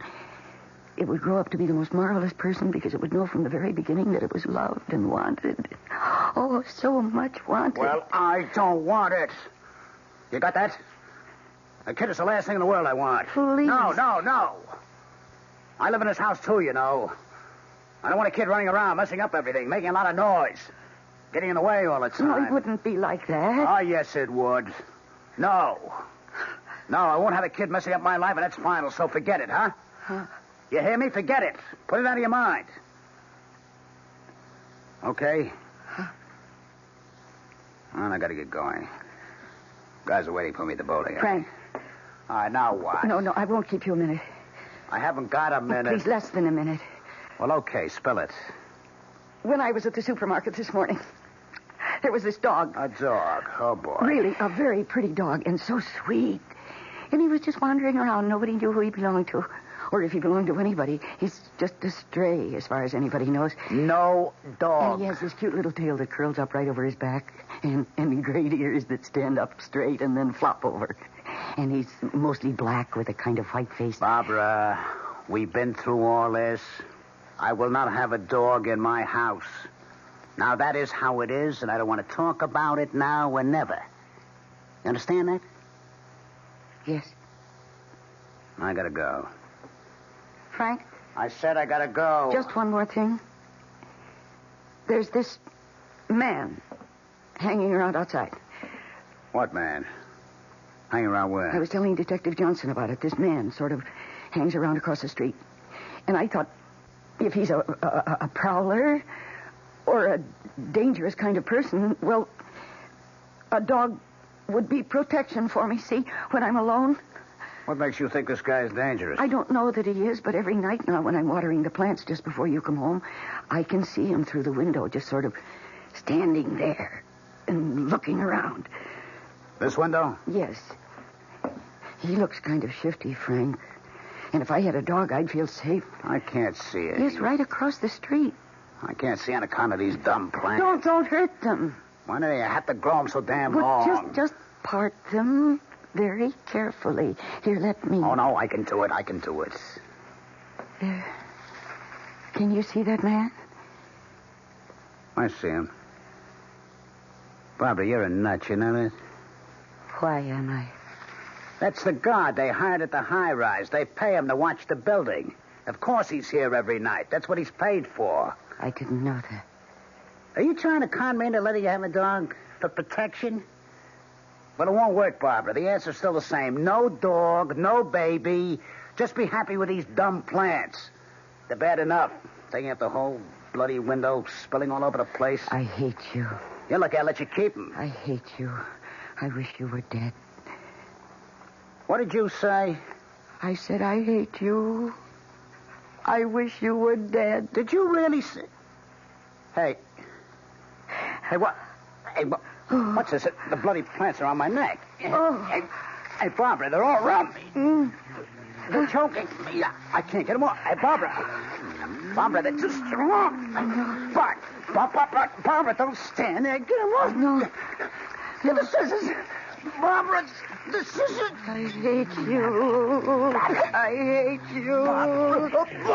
I want you dead.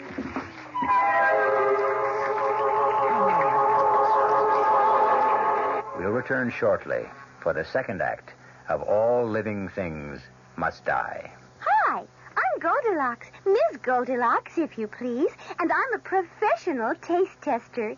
Here at my Taste Test Laboratory, that's TTL for short, I taste test everything from porridge to diet drinks.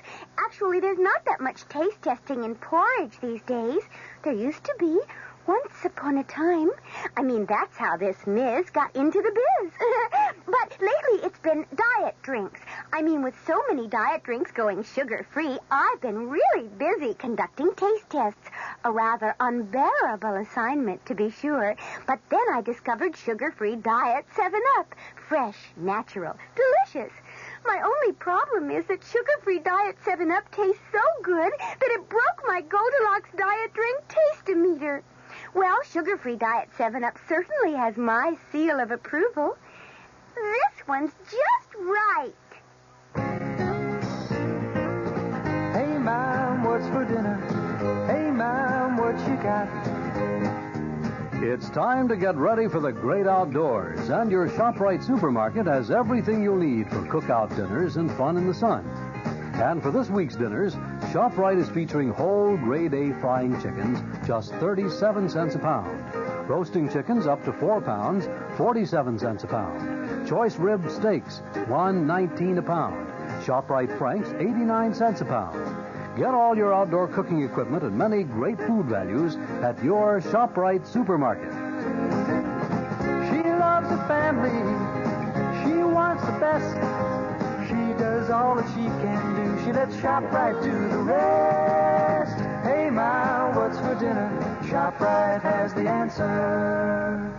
Macy's store-wide spring sale blossoms all this week with beautiful values in every department, every Macy's store. Values like a 40-piece Nyco ironstone service for $8, regularly $55, now just $39.99.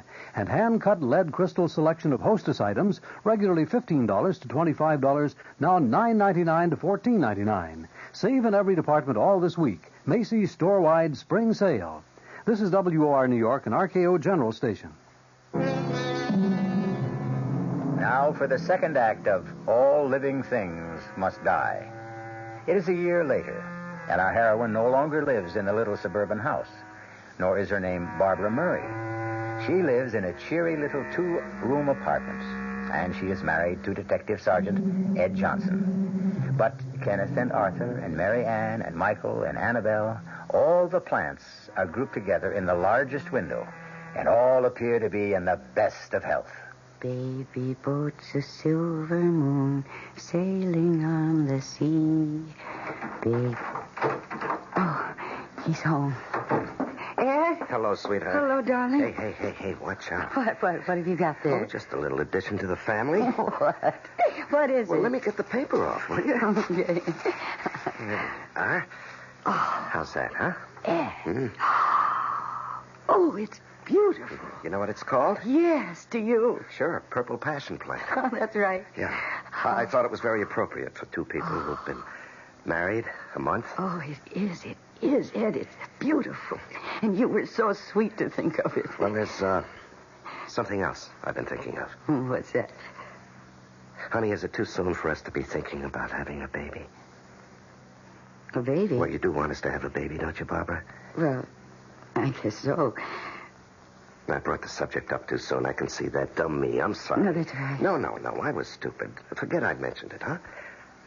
Only, it doesn't do any harm to think about it a little, does it? No. I guess it doesn't do any harm to think about it.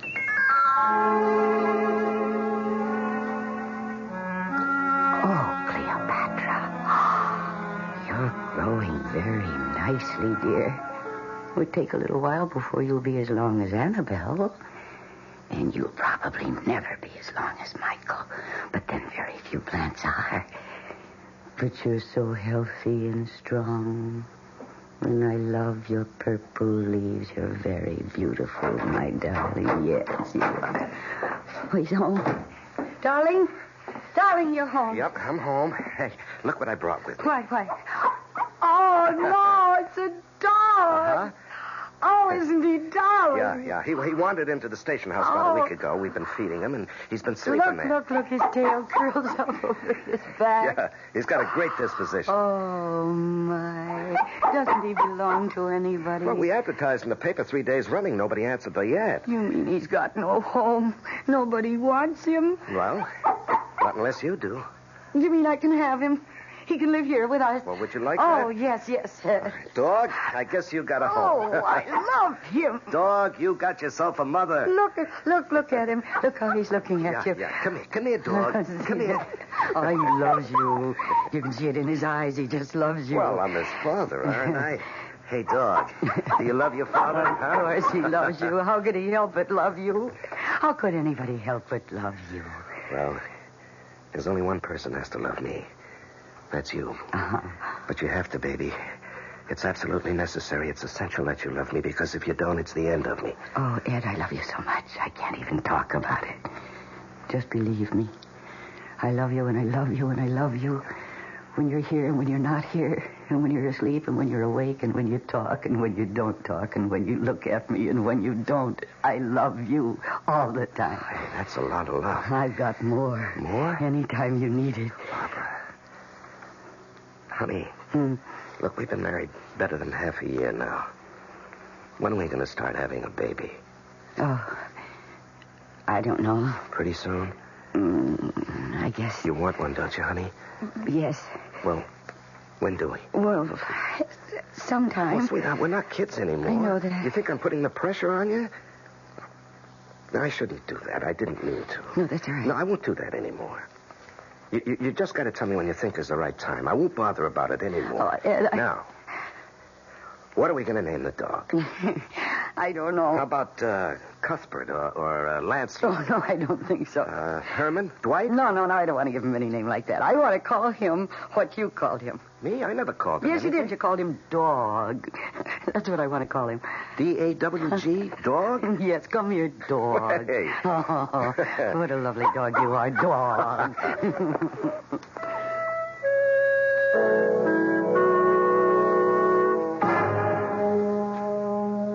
Hi, darling. Hello, love. How do you feel? I feel marvelous. Well, you look marvelous. How's the family? Well, I've been giving Annabelle a little too much water, but everybody else is fine. Oh, I brought you a present. A first anniversary present. Well, I have one for you, too. Here. That's an engagement ring. You never had one. Oh, Ed, this is lovely. Do you like it? Oh, yes, I love it. Almost as much as I love you and Dog and Annabelle and Kenneth. Hey, watch it. And I got you a ring, too. A what? Yes, a wedding ring, because you never had one. Oh, hey, Yeah. that's nice. That's real nice. Is it okay for a man to wear this? Well, it just shows everybody that you're married. Well, everybody knows I'm married. Does everybody really know you're married? Well, I talk about it all the time. Do you really? Do you Sure. talk about it? Well, I'm married to you, so naturally it's you I talk about. I bet you bore everybody to tears. Yeah, I bet I do. Of course, there always comes a time when they break in and say, any kids? You got any kids? Yes, I suppose they do say that. And, of course, I say no, and they say, well, why not? And I don't know what to say. Ed, I'm so sorry. Honey, why not? You have to tell me. Well, it's a feeling that I have. Well, don't you want to, baby? I always thought you were the kind of woman who'd want a family. It's hard to explain. Well, you've got to try. Okay, I'll try. Only yet I don't think you're going to like what I'm going to tell you. Anything. I want to hear anything you have to tell me. Well, I have to go back to the night that Frank died. Frank? Yeah. What's Frank got to do with it? I'm going to tell you if you listen. Yeah, I'm listening. Go ahead. Well, you remember when I called you that night and I told you that Frank was dead? You remember that? Yeah, sure. Of course I remember. And you came over with the others and you asked me how it happened. Yeah? And I said I didn't know. I said that Frank was going to go out bowling and he must have been in a hurry. And the room was dark.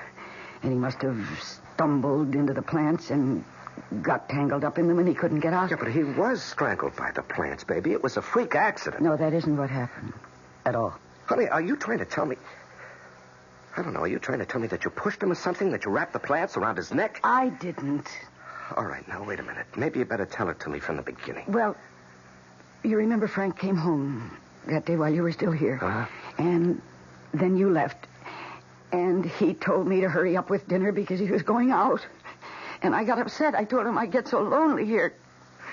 Lonely every night. Almost every day. Read a book, watch TV, listen to the radio, talk to your plants. That's what you got them for, isn't it? So after dinner, I said I wanted to talk to him about having a baby. A kid is the last thing in the world I want. And I think maybe it was then that I got the idea. What idea?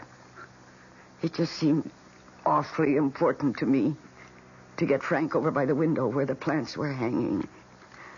So I told him that there'd been a man hanging around outside across the street.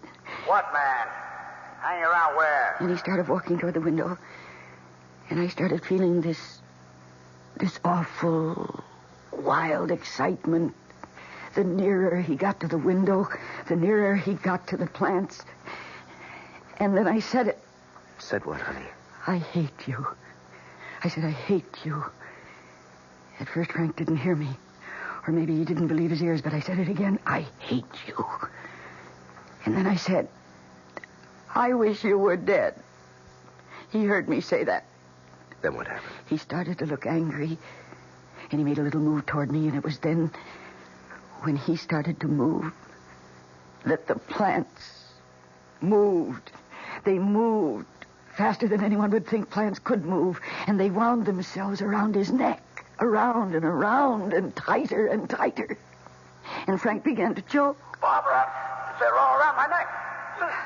They're choking me. Oh, no. I can't get them off. Don't stand there. Get them off. Get the scissors. No. Barbara, the scissors. Because there were scissors there, you know, on the windowsill.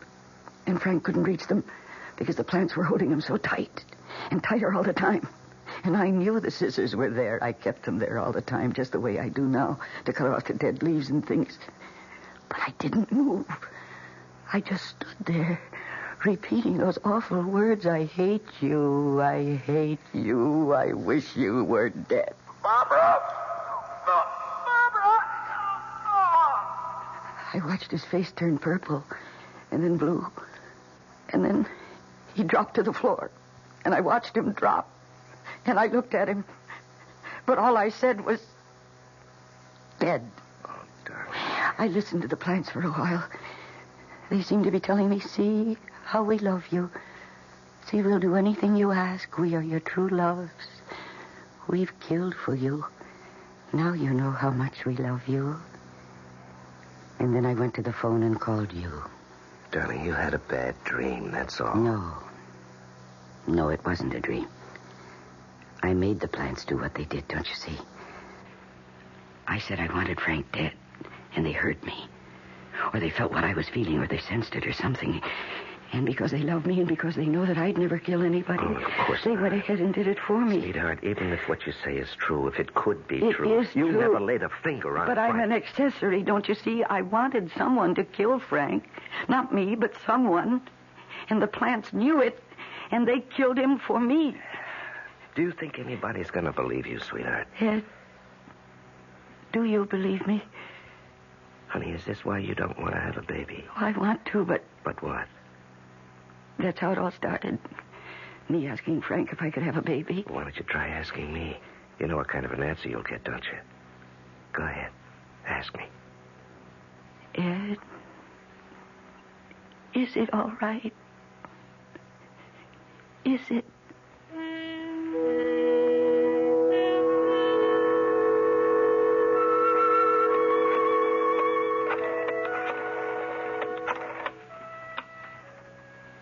Hello.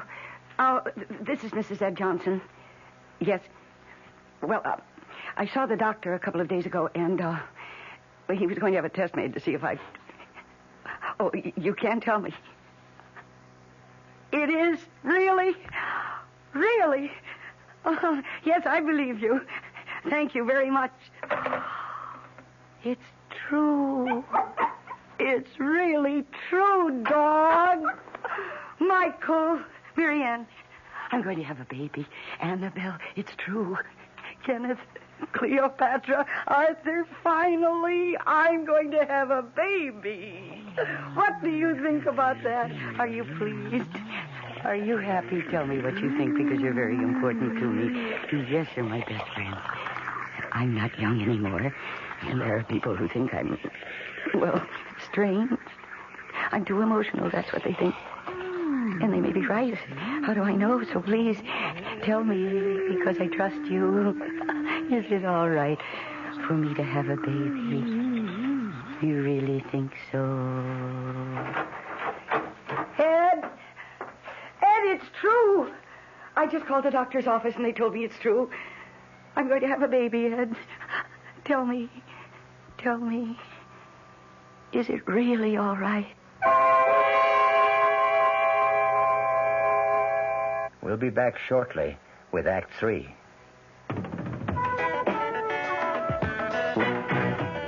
When you say Budweiser,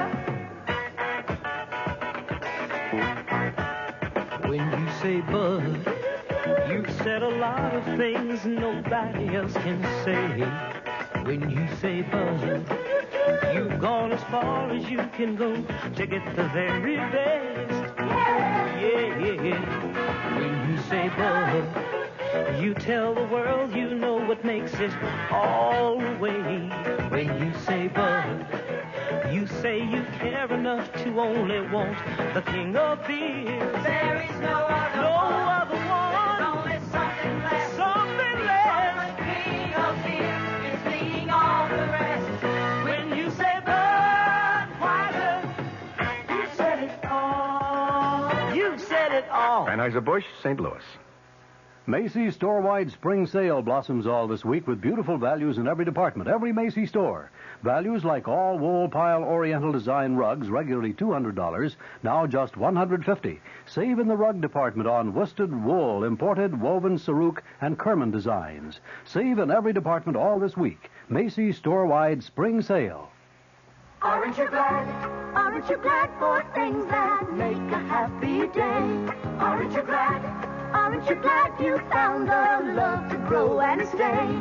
Aren't you glad that we're pulling together? Aren't you glad that we're feeling free? Aren't you glad? Aren't you glad?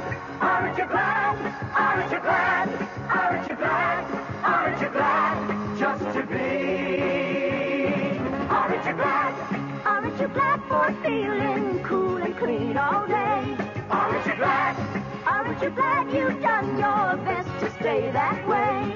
Aren't you glad that we're getting together? Aren't you glad that the people smile? Aren't you glad you use style? Aren't you glad you use style? Aren't you glad? Aren't you glad you use style? Aren't you glad? We're still in a little two-room apartment, and the plants still hang in the window, but everything else is different, for it is precisely 8 months since we last heard her voice. There. They're gone.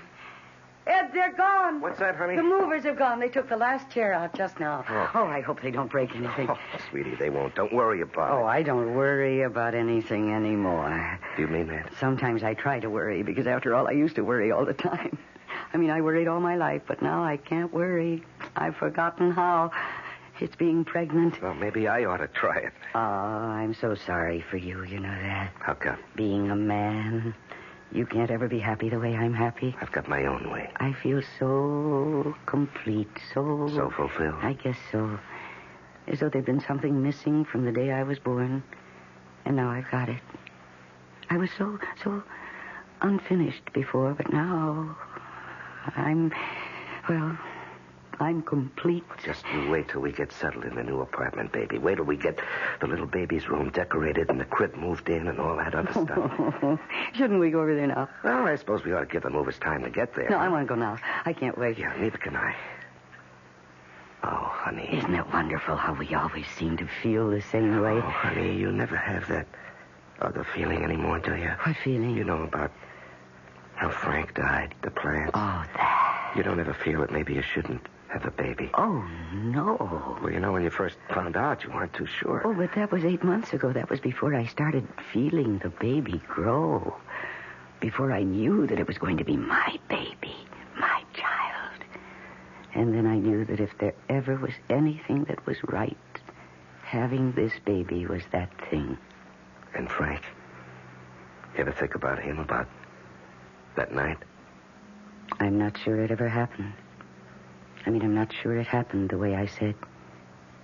I think probably you were right. I dreamed the whole thing. It was an accident, Barbara. Frank and the plants, it was a freak accident. I guess so. Now, come on, let's go over to the new apartment. Movers ought to be almost there. Yeah, okay, I'll take the plants down. Oh, no, I want to do that. No, honey, no. I don't want you doing things like that. Not now. 8 months, holy cow. Oh, don't be silly. I know just how they're tied up because I did it myself in the first place. Come on, hand me the scissors. They're right there. Baby, Now you cut the strings. I think I ought to. No, really, they wouldn't like anybody else touching them. I know what you can do. You can get those cartons we saved to pack them in and all that tissue paper. Go on, you do that. That'd be a big help. Okay, if you say so. Oh, here's the scissors. Right. Only take a minute. Yeah, I'll be right back. Now then, here we go. Now, Cleopatra, let's get you down first. No, Michael, you'll have to wait until last because you're so long and strong. It'd be hard to separate you from the others. Oh, gee, it's hard to reach. I don't know if I can... Oh, maybe I should have let Ed take you down. My arms hurt. Isn't that funny? I never had any trouble before. Well, of course, it's being pregnant. It's this baby I'm carrying around with me. Are you a boy? Or are you a girl? Or are you twins? I think you're twins. Wouldn't that be heavenly? An old lady like me having twins. A boy and a girl? Oh, I don't care. I don't care about anything anymore, except my husband and my child. I don't even care about the plants. Isn't that strange? For so long, so many years, they were my dearest friends. They were my only friends. And now, they just don't matter anymore. I know what I'm going to do. I'm going to leave them right here. You don't need them. We've got a new place to live. We're going to have a baby. We have each other. We don't need these old plants anymore. They can just stay right here. Ed, I just decided that we don't... No, don't. Get away. Get away from me. Ed, it's the plants. They're choking me. Ed, the plants. Yeah, I got the cart. Barbara. Oh, my God. They're choking me. All right. The scissors. Quick. I can't breathe. Yeah, all right, I've got him. It's all right. It's going to be all right. Barbara. It's all right. Barbara, it's going to be all right.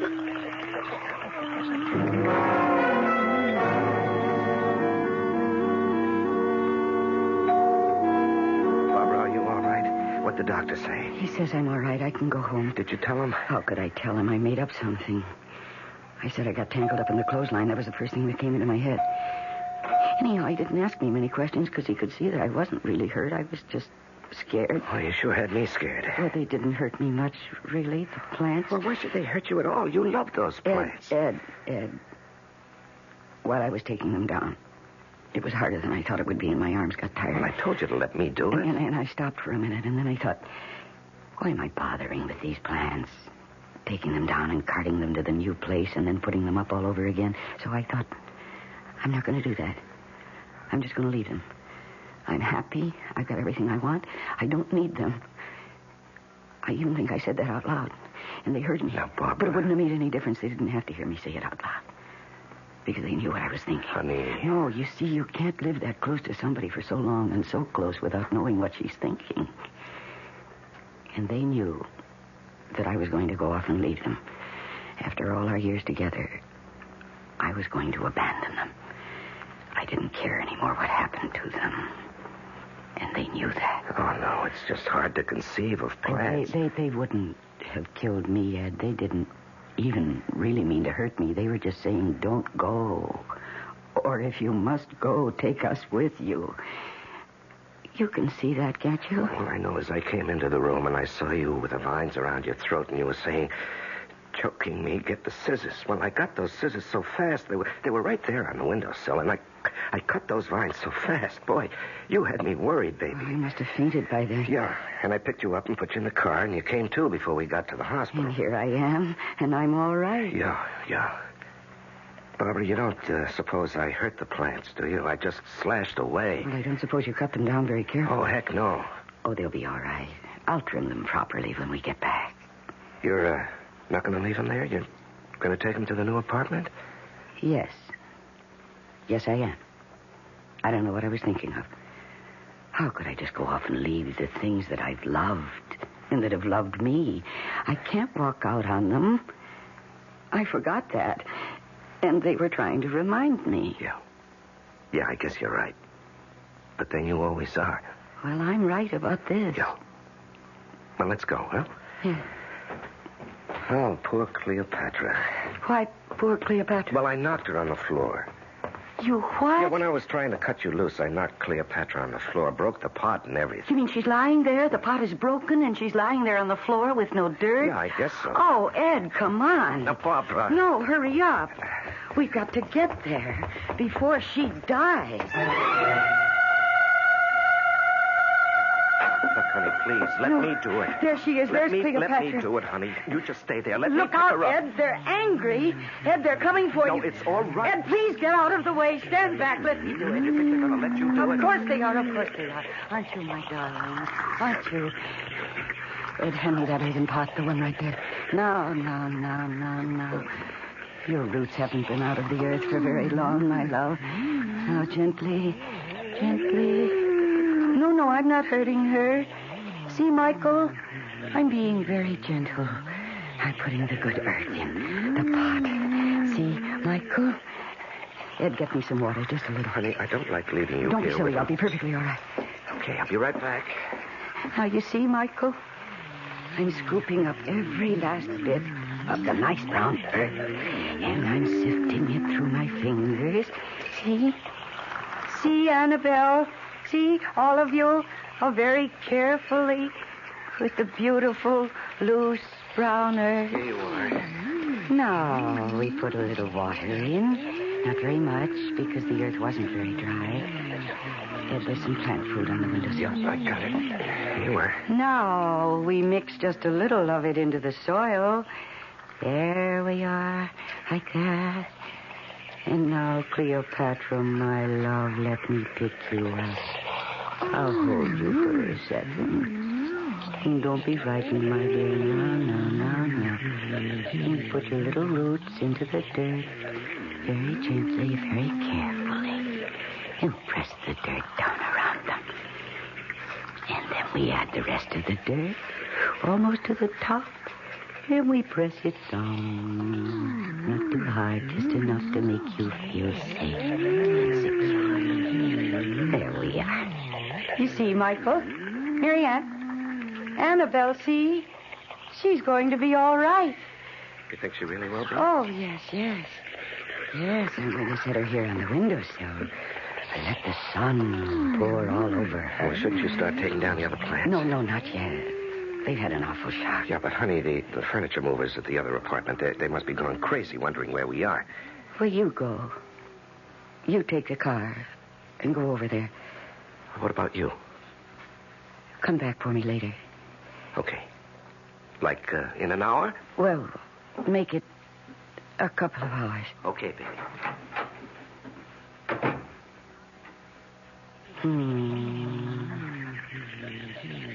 Baby boats of silver moon sailing on the sea. Yes, my dear ones, rest. Rest, my darling. Sail, baby, sail out across the sea. Only don't forget to sail home again to me. Only don't forget to sail home again to me. The next time you pass by a plant, stop and look. Make a little bow or tip your hat. And if its leaves flutter and make a sound, listen. It may be trying to tell you something. I'll be back shortly. Commuting. We're big on that. Time is money in the business world. That's why Ozark offers commuter flights that get you there and back the same day. Don't ever let a few hundred miles stand between you and big business opportunities. If you're long on work but short on time, let Ozark make your day pay off. Commuting, we're big on that.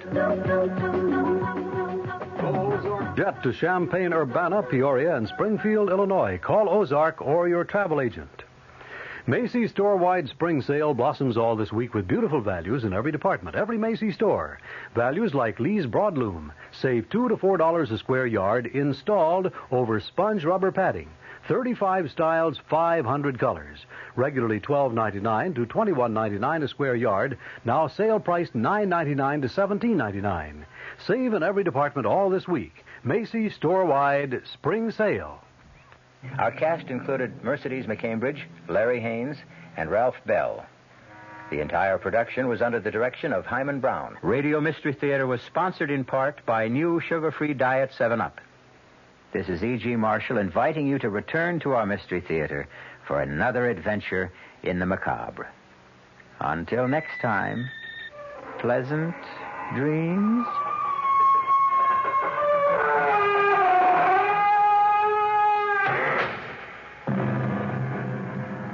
The WR Mystery Theater has been brought to you by ShopRite Supermarkets, where you get a lot more for a little less, and by Suburban Savings with offices throughout North Jersey. The preceding Mystery Theater program was furnished by the CBS Radio Network.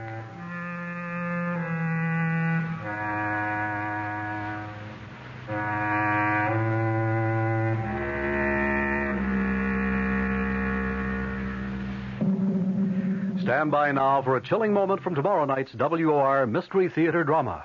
You belong to her now, Claude. You belong to Venus. What are you saying? You made a vow to the statue. I was only joking. We were all only joking. Perhaps. But she took it seriously.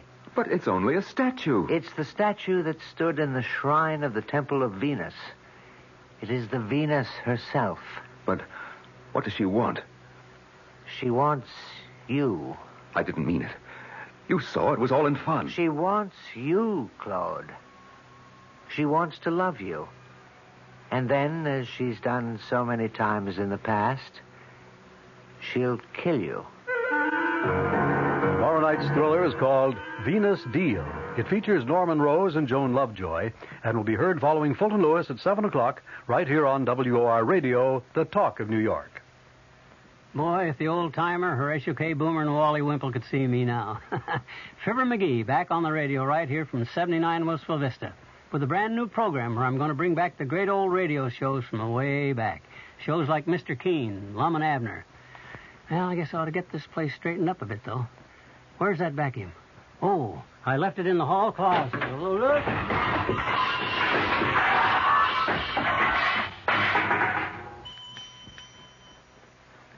Hear the good old days of radio tonight at 9:05 right here on WOR New York and RKO General Station. I'm Fulton Lewis in the Mutual Broadcasting System studios in Washington, D.C. Now, my commentary. President Nixon goes before the television cameras and radio microphones tonight to explain to the nation why he will only partially comply with a House Judiciary subpoena for tape recordings of some 42 White House conversations. It is not known just how partial the president's compliance will be. Most bets are that he's going to deliver some of the tapes in their entirety. Others may be edited with discussions which the president feels are not germane to the House committee's impeachment inquiry excluded. In some other cases, Chairman Peter Rodino's panel may just get written transcripts of the tapes, not the tapes themselves. Knowing that would not satisfy the Judiciary Committee, Chairman Rodino has said that he will be satisfied with nothing short of complete compliance with the subpoena. President Nixon tonight is likely to strike out at some happy middle ground, or a middle ground that he thinks would be happy, selecting perhaps some mutually acceptable third party who would vouch for the authenticity of the transcripts and who would ensure that any areas which are edited out are in fact non-germane. Again, though, that is not likely to satisfy the Judiciary Committee, which has insisted all the way along on getting only the original materials. The president, of course, has until 10 a.m. tomorrow to formally comply with the subpoena. It is an unprecedented situation in which a House committee is clearly treading on what some constitutional attorneys regard as sacred executive territory. The Constitution, remember, establishes 3 separate but totally equal branches of the federal government. Each has a right to remain aloof from the other. The president, in other words, if he so chose, could probably duck behind the so-called executive privilege in refusing to even partially comply with a House committee subpoena. It would be a contest that would eventually wind up in the federal courts, no doubt the Supreme Court. And technically, even if the Supreme Court were to side with the Congress, the president could just challenge the court to enforce its ruling, knowing full well that the Supreme Court has no enforcement powers. You can be sure, though, that even though these options may have crossed Mr. Nixon's mind at one time or another, they have never been seriously contemplated. There is an element of politics in his present dilemma. An impeachment threat is breathing heavily down his neck. He must be certain, on the one hand, that in responding to the demands of a panel of the House of Representatives, which has been charged with the initial impeachment inquiry, he does not establish any precedents which would do irreparable damage to the doctrine of separation of powers. The president must be equally certain, on the other hand, that he does not go so far down the road of executive privilege that he waves a red flag in the face of a potentially bullish Congress, angering it to the point where, for sheer spite, it might remove Mr. Nixon from office. Well, yesterday, a jury in New York acquitted the 2 men who were at the top of the official totem pole throughout the Watergate scandal. The 2 men who, it was widely charged, were more to blame than any others. Charges of presidential guilt have always been conditioned on the degree to which Mr. Nixon may have known about or cooperated with men like former Attorney General John Mitchell and former Commerce Secretary Maurice Stans in their quote-unquote crimes. Well, after a long and heated and belabored trial, it turns out that a jury in New York feels that neither Mitchell or Stans did commit those crimes. They were not guilty of 9 charges of criminal conspiracy. They were not guilty of lying to a federal grand jury in connection with a secret $200,000 cash contribution to the president's 1972 campaign. With that court decision, the bottom literally dropped out of the case against President Nixon. How on earth could the president possibly be guilty of some criminal cover-up of a crime if a court feels that a crime was not in fact committed? Granted, the acquittal of Mitchell and Stans yesterday does not completely absolve Mr. Nixon. There remains hanging the questions of H.R. Haldeman and John Ehrlichman and others, whether they tried to cover up the story of Watergate itself, and if they did, whether their actions in turn were done with the knowledge and blessing of the president. But remember, even if they are found guilty of criminal conduct, there must be further evidence beyond reasonable doubt, that there was knowledge and blessing from Mr. Nixon before the guilt can be assessed to him. Nothing short of that could, in the wildest stretches of the imagination, possibly satisfy the constitutional requirements for impeachment. And if public opinion has any influence on the jurors in the impeachment procedure, and you can bet public opinion will have a tremendous influence since those jurors are all politicians, members of Congress, well, the verdict yesterday in the Stans Mitchell case is likely to have a considerable impact.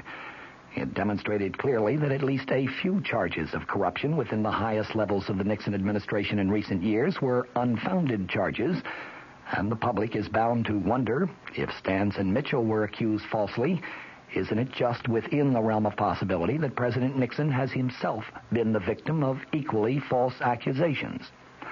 That verdict in this respect is probably the first really good news that Mr. Nixon has had since the Watergate era started, a long 15 months ago. These are the events that shaped the past few days. The events of the next 24 hours are likely to go a long way towards shaping the political destiny of Richard Nixon as a person, and with him, of course, the political destiny of our entire nation. They will be hours of great historical significance, great historical importance. Another key point in the Stans Mitchell trial was noted today by the foreman of the jury that acquitted the 2 former cabinet officers. She said that she and her fellow jurors doubted the truthfulness of one of the major prosecution witnesses, former White House counsel John W. Dean III. Dean's credibility came in doubt, she said, when he admitted that he had pleaded guilty to a charge of obstruction of justice in the Watergate scandal, pleaded guilty in hopes of drawing a lighter sentence. Here in the nation's capital, Vice President Gerald Ford had some comments of his declaring that the jury's verdict in the Mitchell-Stans case, in the Vice President's words, says to me that John Dean's credibility has been severely eroded. It is John Dean, of course, who was the key witness against President Nixon. Indeed, when you get right down to it, he was the only witness who actually tried to implicate the president in any criminal wrongdoing at the Senate Watergate hearings. It is the same John W. Dean III who was slated to be a key prosecution witness in other cases which are still pending against other former high-level Nixon administration officials who have been accused of involvement in the Watergate scandal. You remove this John W. Dean III from the prosecution case, and that apparently is what the jury in the Mitchell-Stans case did, and all of a sudden you have a large sailboat with no wind in its sails. It's not going to go very far. Dean's credibility, rather his lack of credibility, was precisely what the Nixon forces hoped to establish, and apparently they have achieved that number one objective. From the Mutual Studios in Washington, I'm Fulton Lewis, and that's the top of the news.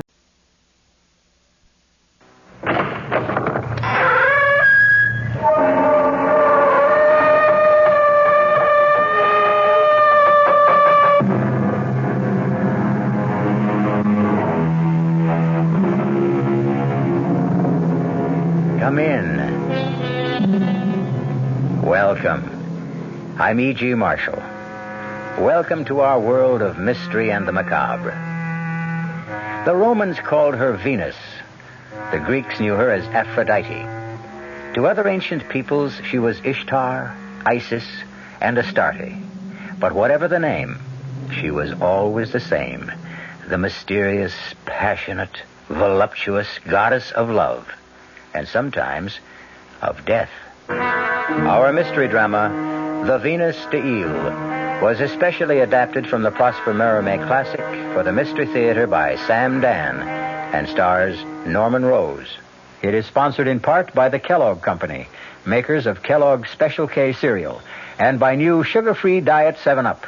I'll be back shortly with Act One. When you feel like having a cold Budweiser, do you automatically reach for a glass?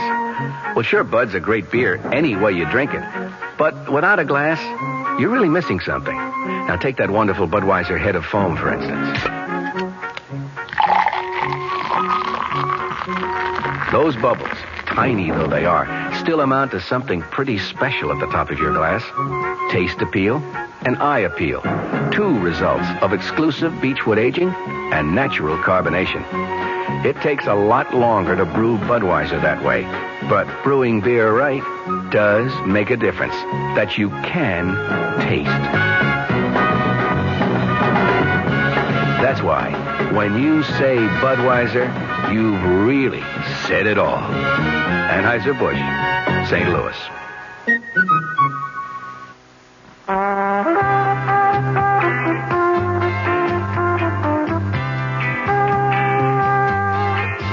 No matter what you're saving for, that's what Suburban Savings for Suburban. Suburban Savings offers you an easy way to borrow without touching a penny in your regular savings passbook account. Just let Suburban loan you the money. It's called Suburban Savings Passbook Loan. You can borrow up to 90% of the total amount you have on deposit at reasonable rates, and you can pay off your loan at your convenience. When your loan is repaid, you still have all of your savings intact, plus interest. So if you need money, why not take a loan from Suburban without touching your savings? Suburban Savings Passbook Loan in New Jersey at Bayonne, Edgewater, Elmwood Park, Emerson, Hackettstown, Morris Plains, Nutley, Paramus, and Sparta.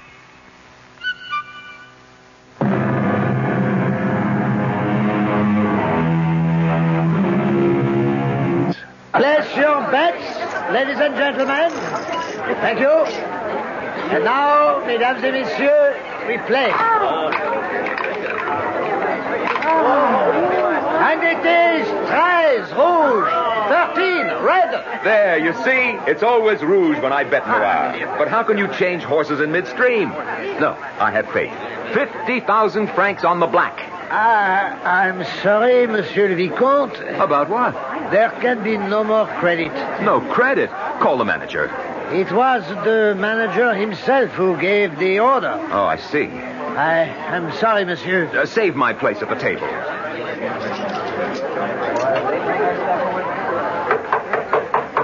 Come in.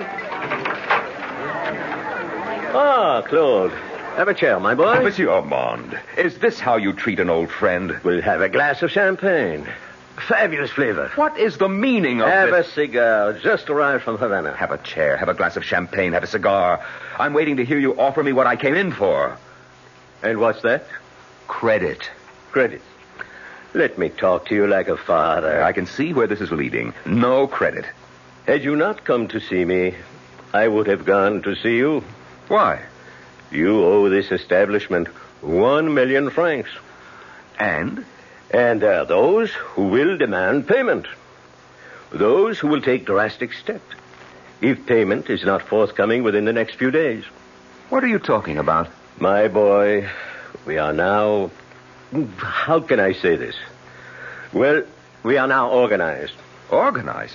We are owned by a syndicate, and all debts must be collected. They will be collected by people who are known as enforcers, I think. Will you extend me credit or not? Claude, please listen. The syndicate has been through my books. You are in danger. You expect me to be frightened by these hoodlums? Claude, give me some assurances that you can pay, or else please disappear for a while. I have a document that will not only encourage you to extend credit, but will also satisfy the vultures who seem to be running your establishment. The document? Mm-hmm.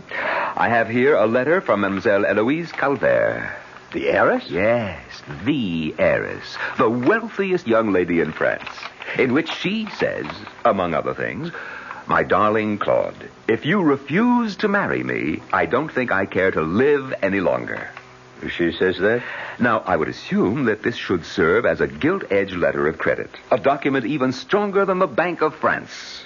May I see the letter? If you insist. Fine. On the basis of this, your credit is unlimited. But make sure the engagement is announced within 3 or 4 days. Of course. And perhaps sooner.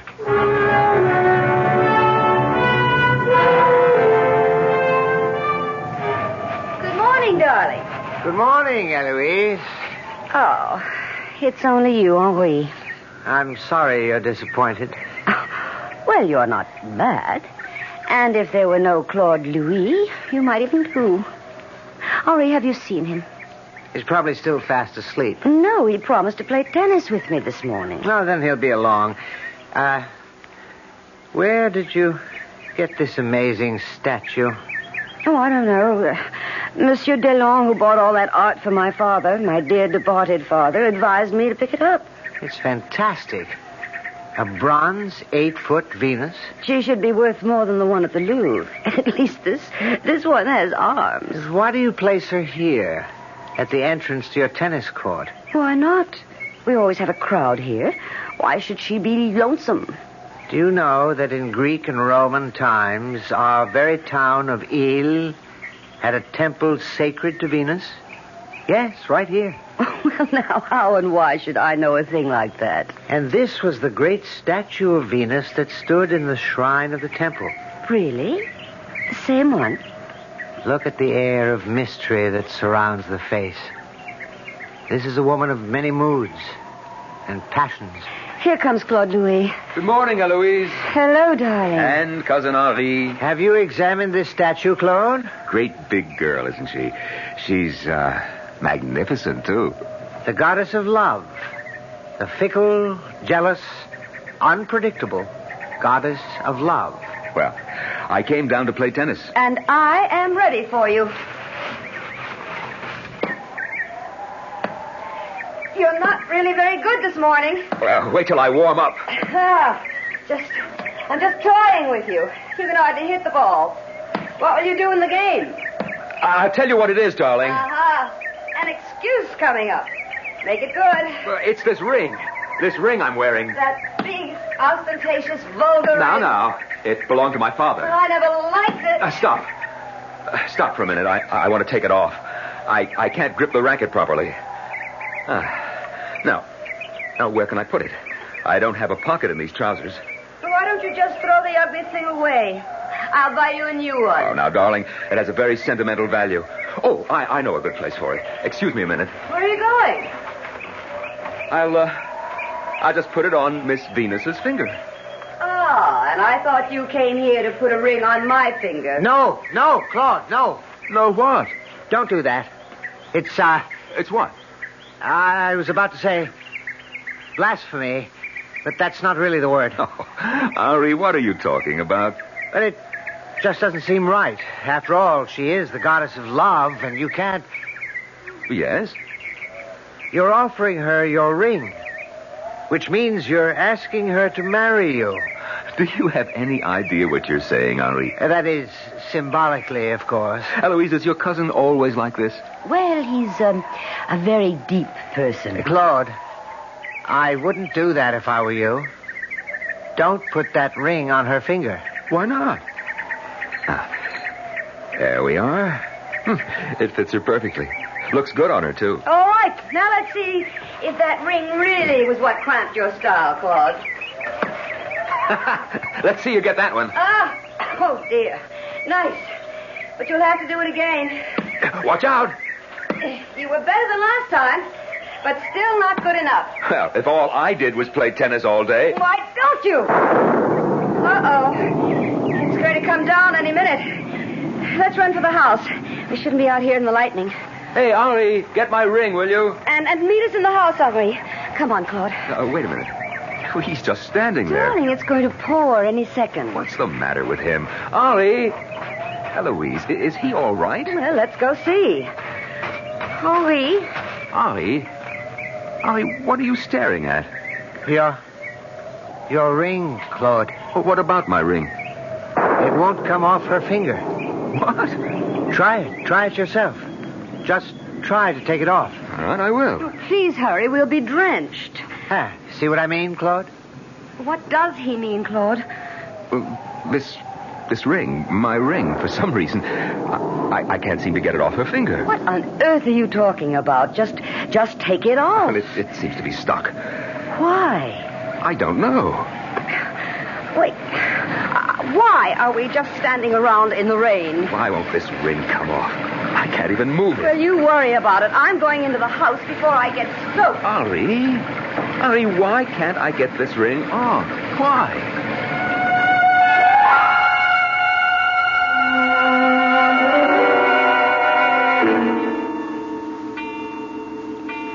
Dinner will be ready in a few minutes. The chef went out of his way for Claude. Oh, Henri, why doesn't he ask me to marry him? Who? The chef? No, idiot, Claude. He will. After all, he's penniless. Oh, now that's not worthy of you. I'm sorry. Where is Claude? He's out on the tennis court. Now? It seems he still can't get his ring off that goddess's finger. I don't believe it. You want to go see? In this rain? No, thank you. Oh, Claude. Oh, darling, look at you. You're dripping wet. Well, I'm sorry. I'll go right upstairs and change. What were you doing outside? Well, I know it sounds silly, but I was trying to get my ring off her finger. And did you? No. There could be a kind of secret spring, and it snapped, and it sort of curved her finger around it. I don't know what to do about it. Is it all right if I just leave it there? Oh, I never liked that ring. If the statue wants it that badly, let her have it.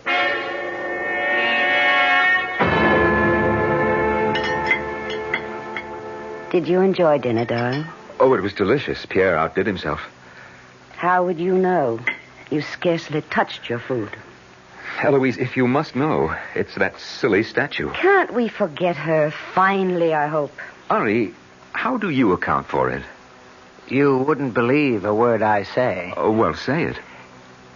In the old days, she was the center of an adoring, worshipping populace right here. Every day she was presented with gifts.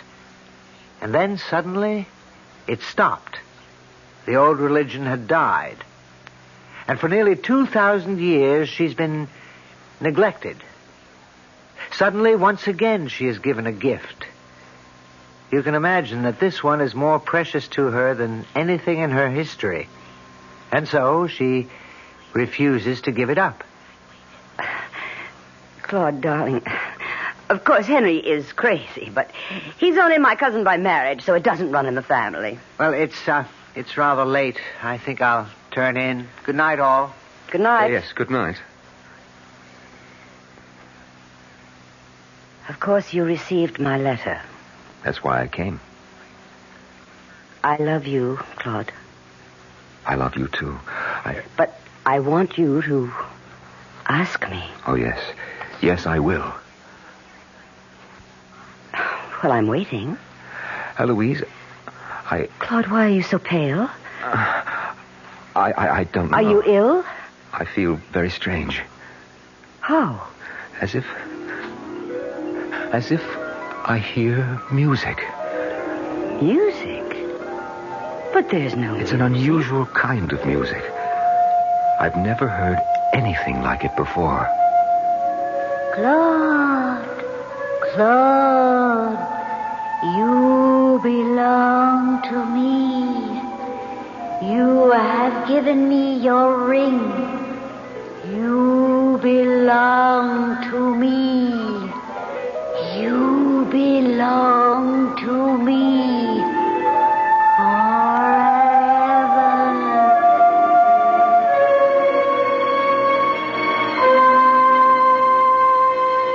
What did Claude do?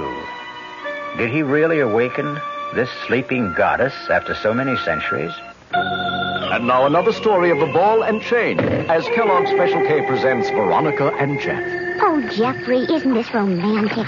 Out in a quiet lake at night with you rowing the boat. Yes, Veronica, it's really neat. Jeffrey, what was that? Frogs. Frogs that go bonk? They're pretty weird frogs. Oh, Jeffrey, you're such a card. You have a ball and chain, like the ones they use in those Special K commercials. Yes, Veronica. It symbolizes my few pounds of extra weight. But I'm going to get rid of it. How? By exercising. You know, like rowing this boat and eating smart at every meal, starting with a Special K breakfast. You mean a 1 ounce bowl of high-protein Special K, 4 ounces of skim milk, orange juice, and coffee? Precisely. It's less than 240 calories, and it tastes delicious. It'll help me get rid of this ball and chain. I'll help too, Jeff. After all, we're all in the same boat. You have a ball and chain, too. Your happy ending could begin with the Special K breakfast from Kellogg's. Hey, Mom, what's for dinner? Hey, Mom, what you got? It's time to get ready for the great outdoors, and your ShopRite supermarket has everything you'll need for cookout dinners and fun in the sun. And for this week's dinners, ShopRite is featuring whole grade A frying chickens, just 37 cents a pound. Roasting chickens up to 4 pounds, 47 cents a pound. Choice beef rib steaks, $1.19 a pound. ShopRite Franks, 89 cents a pound. Get all your outdoor cooking equipment and many great food values at your ShopRite supermarket. She loves the family. She wants the best. She does all that she can do. She lets ShopRite do the rest. Hey, Ma, what's for dinner? ShopRite has the answer. This is WOR New York, your Mystery Theater station.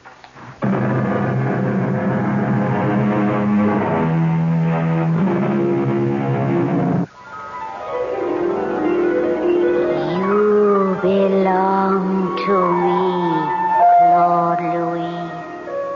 You are mine. No other woman can ever have you. Claude? Claude? Yes? Darling, something's wrong. I have a feeling... I'm going to call the doctor. Oh, no. But you're ill. No, I'm not ill. Darling, please, get some rest. I'm sure you'll feel better in the morning. Yes, I'm sure of it. I'll just sit here for a few minutes and smoke a pipe. All right. Good night, Claude. Good night. My beloved Claude Louis. My beloved. Who is that? Who's there? Claude, you will come with me. You will live with the gods. You will live like a god. Leave this house. Leave this foolish mortal woman and come with me. No. Claude, I am the goddess of love. I am also the goddess of death. No. Let me alone.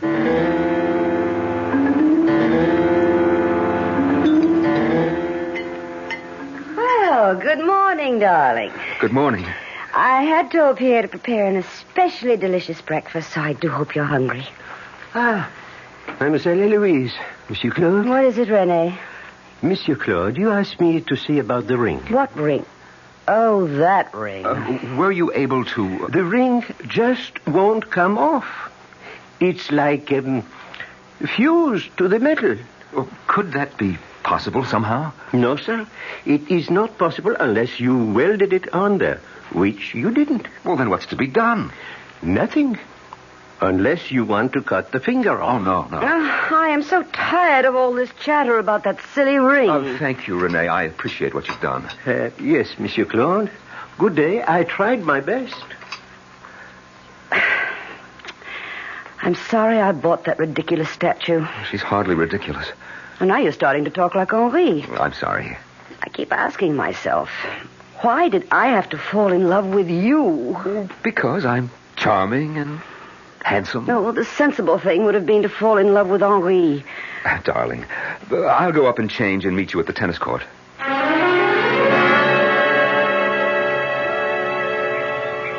Listen, whoever you are, whatever you are, listen. I put that ring on your finger the way you place a hat on a rack or a coat on a hook.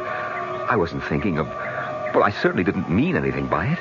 So, if this is all a practical joke, fine. The joke's on me.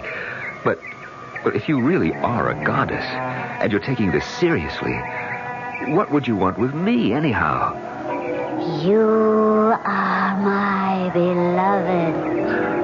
I'm trying to explain. I must marry Eloise Calvert. I have no choice. I am your bride. I will share you with no mortal woman. I will see you dead first. I didn't know you were in the habit of talking to yourself. Oh, Henri, what are you doing here? Eloise sent me. Her lawyer has just arrived from Paris. He has papers for her to sign. Oh. In anticipation of your coming marriage, she's having considerable property signed over to you. Oh. Something wrong with you this morning? Well, yes, well, it's that damn statue. Claude, I shouldn't say this. Shouldn't say what? I have good advice for you, even if it goes against my own interest. Please, forget about that statue. Forget? This whole affair about the ring and the mysterious fact that it won't come off is starting to frighten Eloise.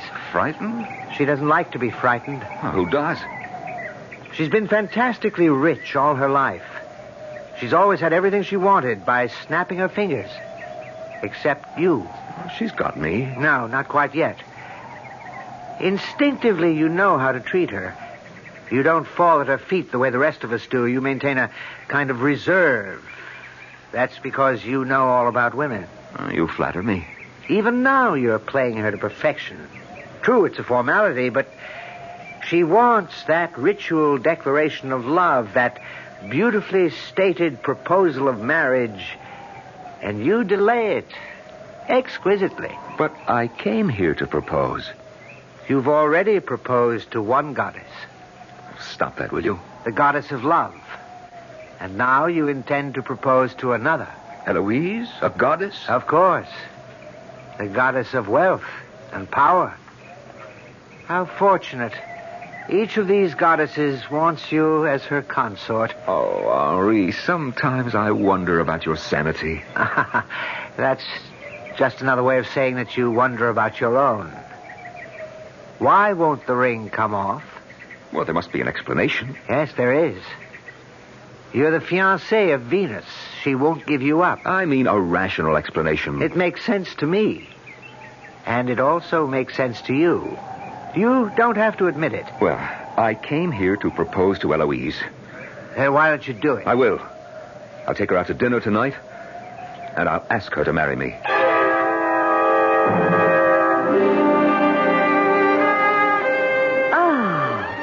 What a lovely place. A bit off the beaten track, darling. And the food. I wanted a perfect setting. For what? For the most important statement of my life.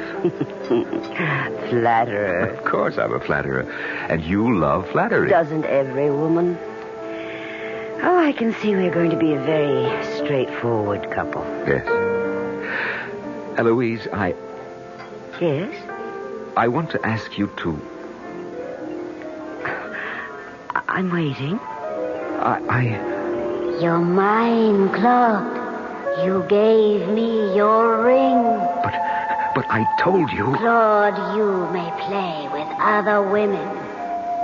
You may deceive other women. But no man in the history of the world has ever deceived me and lived. I am Venus. I am Aphrodite. I am Astarte.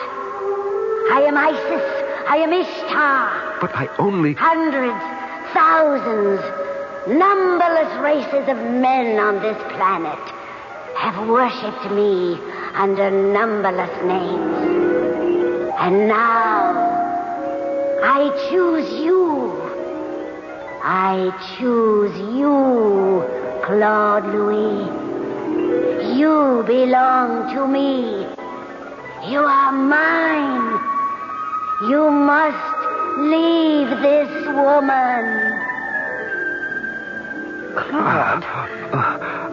I must be... Darling, something is wrong. No, I just feel very... Very what? See, you can't say. You don't know. But I know. Do you? I spoke to Dr. Legrand. He told me all about men like you. Men like me? Yes. It has to do with the fear of becoming a husband. But I have no fear of... Yes, you do. Oh, you do. Way down, deep down in the subconscious where you're unaware of it. You're giving up the old, wild freedom. And you're just not sure you want to... Oh, but I am... Well, I intend to be patient. I love you. Good evening, Claude. Oh, well, good evening, Monsieur Armand.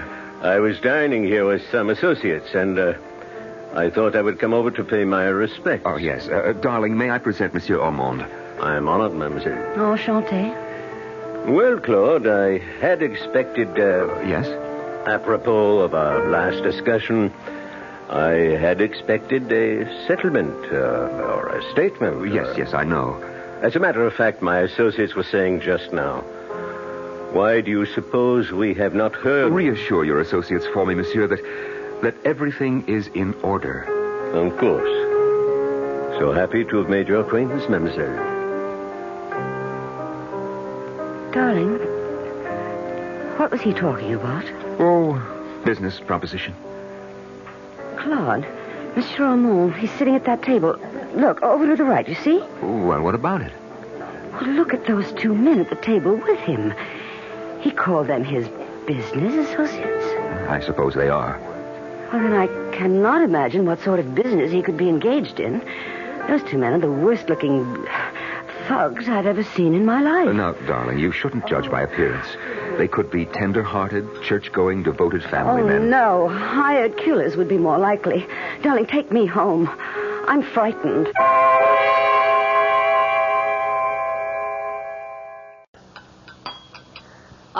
Good morning, Claude. Morning, Henri. You seem to have quite an appetite this morning. Well, they say the condemned man ate a hearty meal. What does that mean? I'm not sure. Have you seen Eloise? No, she's still asleep. Well, that's not like her. She's worried about you. Well, everything's all right. We can be married tomorrow if she wants. Oh? You've decided? Of course. And what about the other one? What other one? As if you don't know. I'm not sure I understand. The Venus, your own Venus deal. Oh, that. Let me tell you, I didn't sleep last night. Oh, I'm sorry. No, it was good for me. Henri, I did some thinking.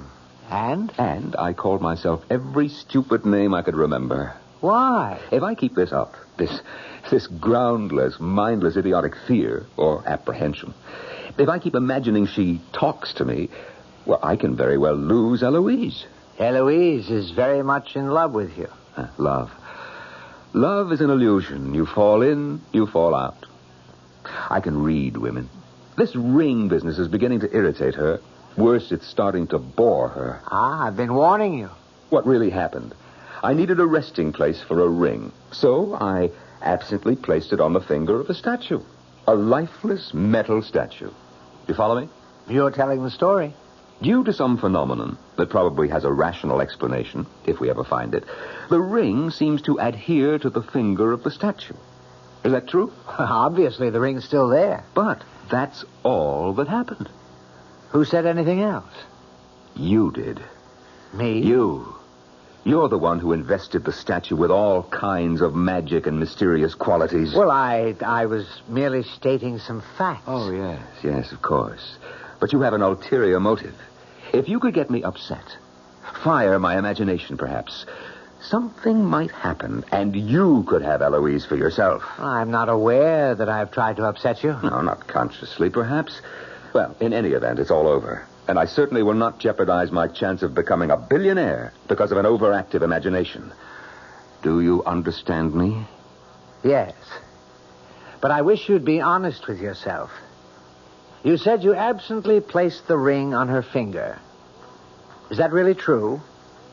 Or did you do it as a joke? Or did you, as millions of men before you, actually fall in love with her? Oh, no, Ari. We're not having any more of that.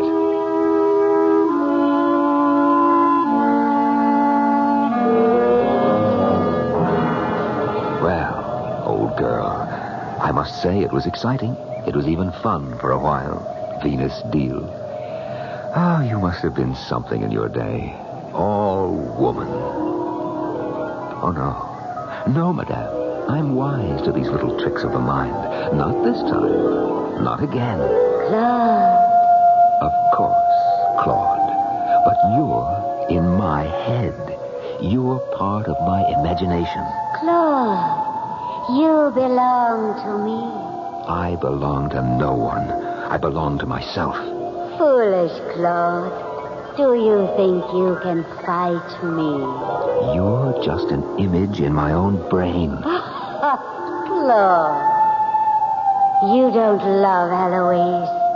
You're in love with love. Claude, I am love. I don't believe. Yes, Claude, you believe. You believe. The love I offer you is beyond dreams, beyond imagination. No, I'm not listening. A glorious love. No, please. Don't be frightened. Come with me. Live with me. Live like a god. A god. Live on love. No. You asked me, Claude.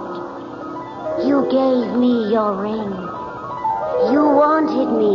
You always wanted me. Say it. No. Say it, Claude. Say the truth. Yes. Yes. Yes. Then, come with me. Now. Now. That's it. That's how it happened. That's how it happened. I know how it happened. Claude. What are you doing standing out here and yelling like a maniac? It's another electrical storm. We'd better get inside. Oh, yes. Come, Claude. Now I know. What do you know? I know why the ring is stuck on her finger. Oh, do you? Is it so important after all? Oh, yes, it's important. Do you remember what Rene said? He said it looked as if the ring is fused to the metal. Well, look closely. Doesn't it appear that way? Well, what's the difference? He also said it was impossible unless you welded it on. And, of course, you didn't. No, I didn't. But someone else did. Who? Perhaps not a who, but a what. What did happen? We were playing tennis. I took the ring off, placed it on her finger. Well, we already know all that. Tell us the rest of it. You know the rest of it, too. Claude. Of course you do. We kept playing tennis, and then suddenly there was a peal of thunder, a flash of lightning. Well, don't you see? No. The lightning, it must have struck the statue in such a way as to have fused the ring to her finger. Well, that's impossible. No, it's not impossible. It could have happened. Well, then it answers the question. And finally settles the problem. It's the only way we can account for it. Unless? No, Henri, no more of these unlesses. So now, can we forget about it? Absolutely, my darling. Eloise, marry me. What? I said marry me. But I was expecting... You were expecting a romantic speech, poetry, sweet music, sparkling wine. Yes. Shall I try again? Oh, no. No, I accept. May I be the first to offer congratulations? Of course, Henri. You fought a good fight. But the better man won. Eloise, my darling, may I ask for a wedding present now? Oh, anything. Good. Could you get rid of this statue? My rival? Well? Of course. We'll donate her to a museum. No, I mean get rid of her. How? Have her destroyed, melted down. Oh? But Claude, she's priceless. Well, I'll have it taken care of tomorrow. Can it be done today? Oh, yes. Renee will be back in the morning, and Oh, well, I suppose it'll be all right. he'll take care of her. First thing. Ladies and gentlemen, your attention, please. A toast to the happy couple. Oh. Congratulations. Long life. Thank you all. Claude and I are so happy. Please, everybody, eat, drink, dance. Help us enjoy this glorious occasion. You look beautiful, my dear. Oh, I always dreamed of a night like this. Are you happy? Oh, yes. Completely? Yes. It's odd. You look so thoughtful. Do I? Very. I'm only thinking of us. Only of us? My darling, in this whole wide world, there are only the two of us. But, Claude, is something the matter? You're frowning. I wasn't aware. You're not ill? No, of course not. You don't look very comfortable. Well, perhaps it's a bit close in here. I may just need a breath of fresh air. Oh, I'll go with you. No, dear. We both can't leave our guests. I'll just step outside for a moment. It'll do me good.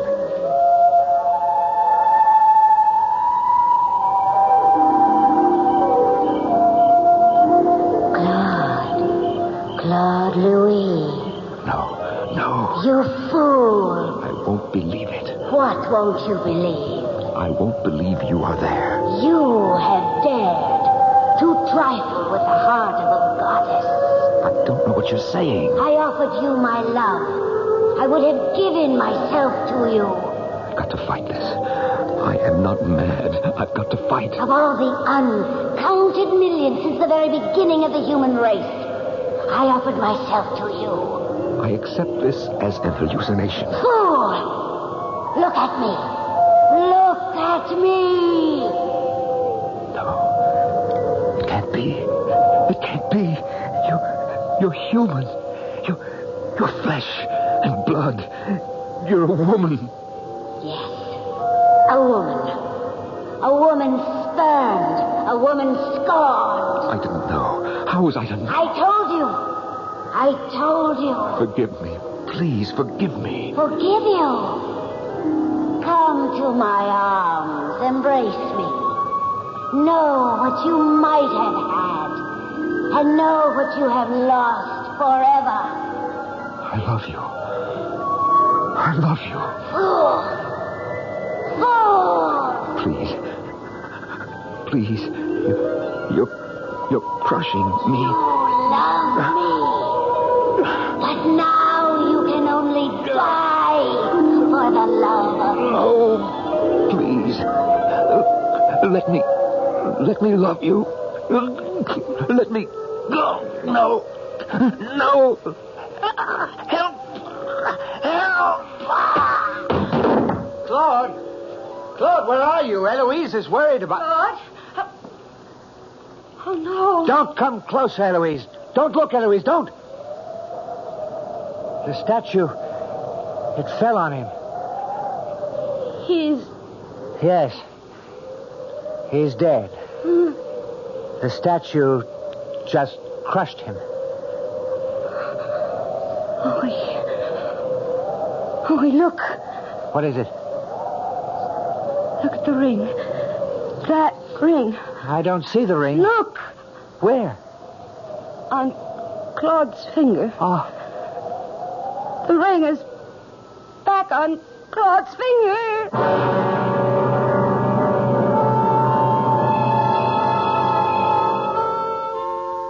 Well, you have a choice. You can believe that the goddess Venus fell in love with Claude, became angry when he jilted her, and killed him. Or you can believe that he went out for a walk, and the rain had softened the statue's foundation, and it just fell on him. There were also the enforcers. All the ingredients are there for a provocative stew. Use what you like, and stir to your taste. I'll be back shortly.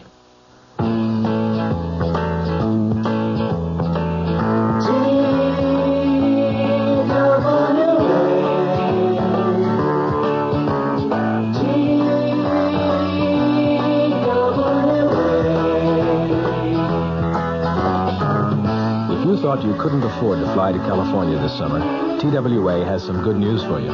You can. Thanks to TWA's demand schedule service, you can fly to California for only $125. Just make your reservations 90 days before you want to go and put down a $20 deposit for each way. For all the details, call your travel agent. TWA's demand schedule service. Now you can afford to fly to California.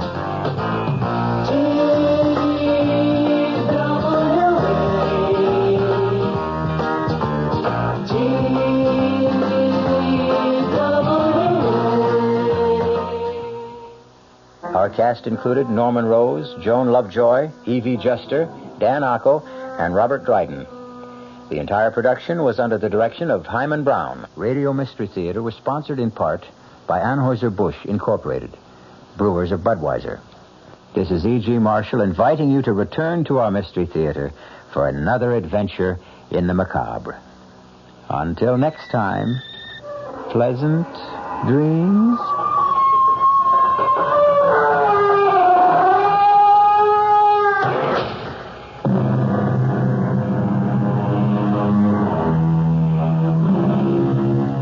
The WR Mystery Theater has been brought to you by ShopRite Supermarkets, where you get a lot more for a little less, and by Suburban Savings, with offices throughout North New Jersey.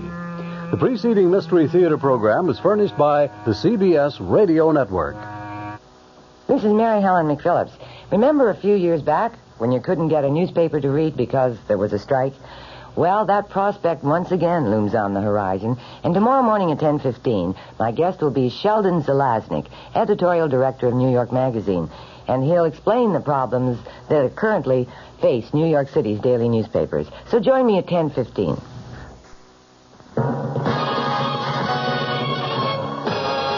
I'm Fulton Lewis in the Mutual Broadcasting System studios in Washington, D.C. Now, my commentary. President Nixon's edited Watergate transcripts were formally delivered to Congress today with a White House brief that pronounced them proof of the president's innocence and quoted him as ordering amid the unraveling cover-up a year ago that, quote, everybody in this case is to talk and to tell the truth. In a volume roughly the size of a big city telephone book, 1,308 pages of transcripts were sent to the House Judiciary Committee for its inquiry into the president's possible impeachment. Separate copies in manila envelopes were delivered to the 38 committee members individually. They are going to meet tomorrow to decide whether to accept them in lieu of the White House tape recordings that the panel had originally subpoenaed. With them went a 50-page brief that was prepared by the president's impeachment attorney, James St. Clair, which wove presidential quotations together with a White House account of what the president actually said and did during the crucial phase of the Watergate cover-up attempt. The St. Clair paper concludes, quote, throughout the period of the Watergate affair, the raw material of these recorded confidential conversations establishes that the president had no prior knowledge of the break-in and that he had no knowledge of any cover-up prior to March 21st, 1973. In all of the thousands of words spoken, even though they often are unclear and ambiguous, not once does it appear that the President of the United States was engaged in any criminal plot to obstruct justice. While the official business today was the delivery of those papers to the House panel, their public release was perhaps more crucial to the president's latest effort to clear himself and settle the Watergate scandal. For the president himself said Monday night that in releasing the papers, he was placing his trust in the basic fairness of the American people to examine the evidence and see that he sought only to do what was right. One of the quotes included in the St. Clair brief today as evidence of the president's determination to clear up Watergate came from an April 15th, 1973 conversation with Assistant Attorney General Henry Peterson about the refusal of conspirator G. Gordon Liddy to cooperate with the government prosecutors. Quote, I want him to be sure to understand that as far as the president is concerned, everybody in this case is to talk and to tell the truth. You are to tell everybody, and you don't even have to call me on that with anybody. You just say that those are your orders. Another statement from an April 14th conversation with former aide John Ehrlichman reads this way, quote, we have to prick the boil and take the heat. Now that's what we're doing here. We're going to prick this boil and take the heat. I am not overstating. Within hours after the presidential material was delivered to the Judiciary Committee today, portions of the transcripts were obtained from House members. but they were, as St. Clair had said they would be, often unclear and ambiguous. That was the case, for example, with a March 21st, 1973 discussion of demands of the original Watergate burglary defendants for payoffs to keep them silent about the involvement of others. At one point in that very critical conversation, according to the transcript, there was a discussion about payoff demands and the likelihood that they would later be followed by demands for executive clemency, both of which President Nixon rejected.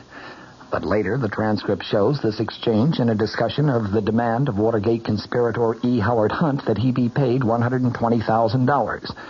The exchange goes like this, President Nixon saying, "You have no choice but to come up with the $120,000 or whatever it is, right?"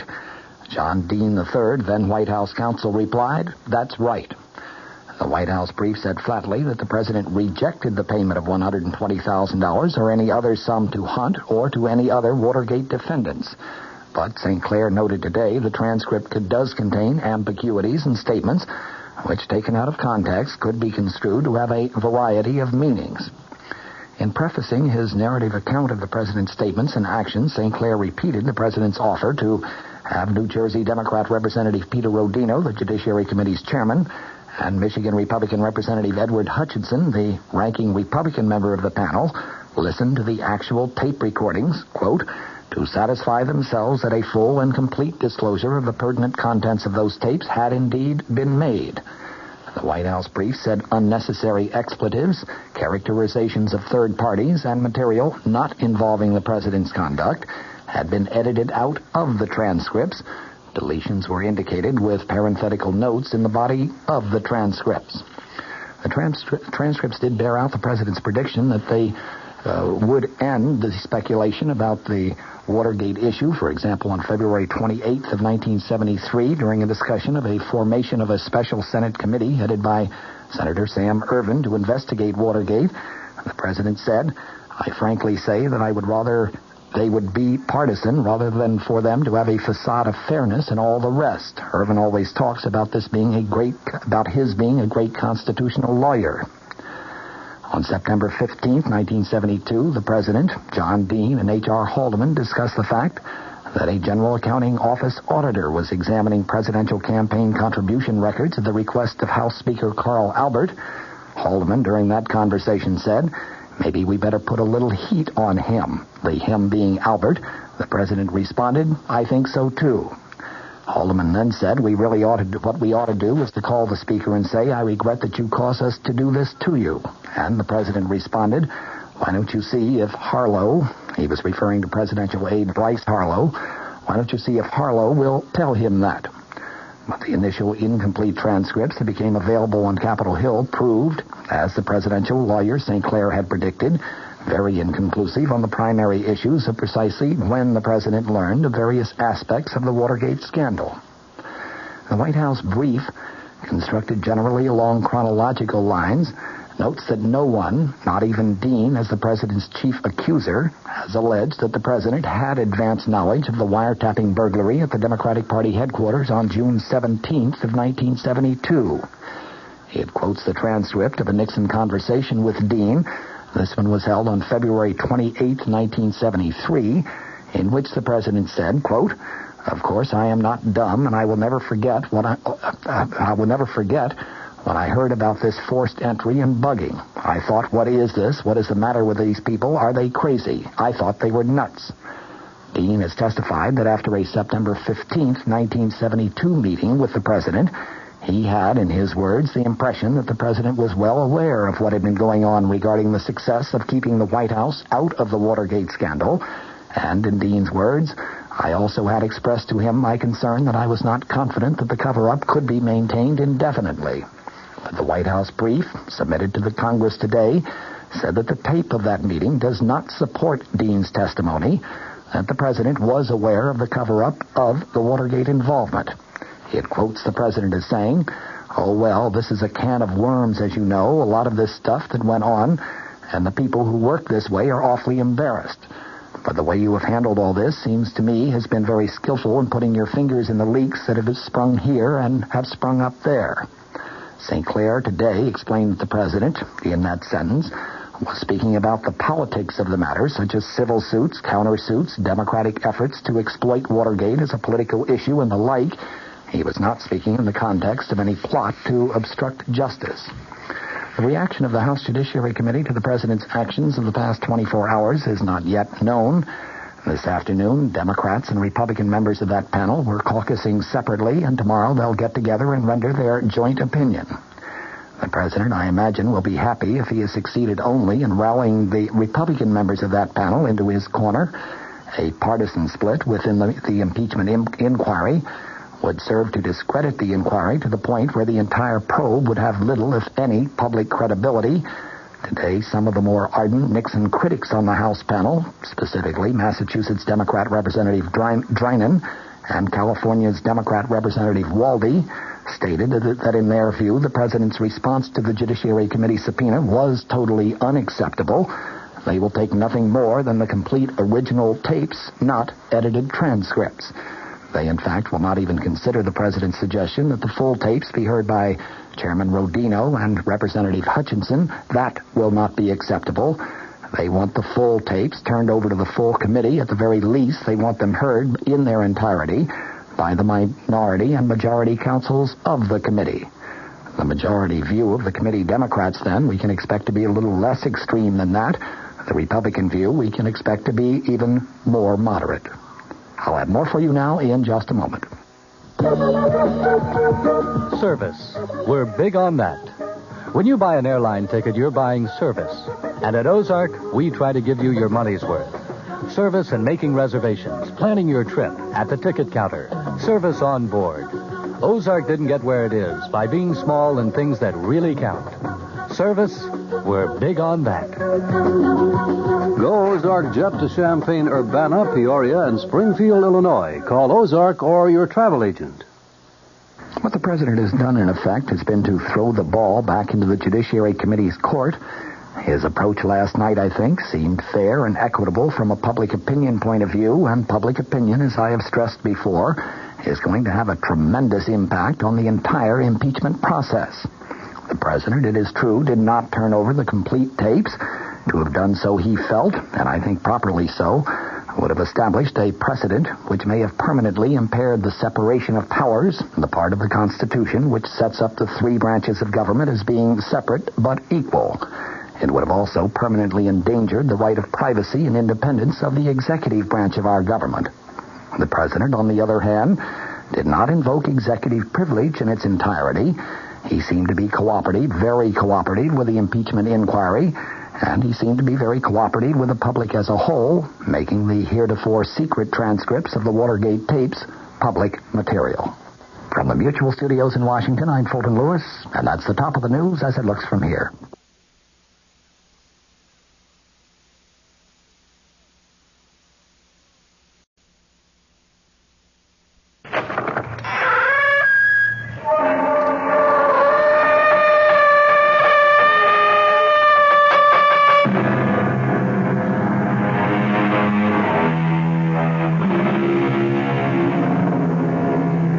Come in.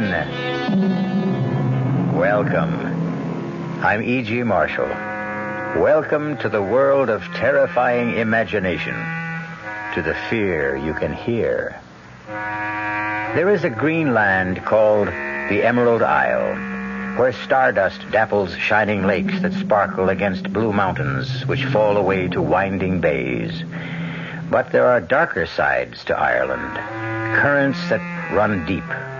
A wasting, bitter civil war in the north, and everywhere, lurking behind the shamrock and beneath the laughter, a dark world of legend, of banshees and warlocks, of voices on the wind against which the traveler should stop his ears, or the sound of the death bell.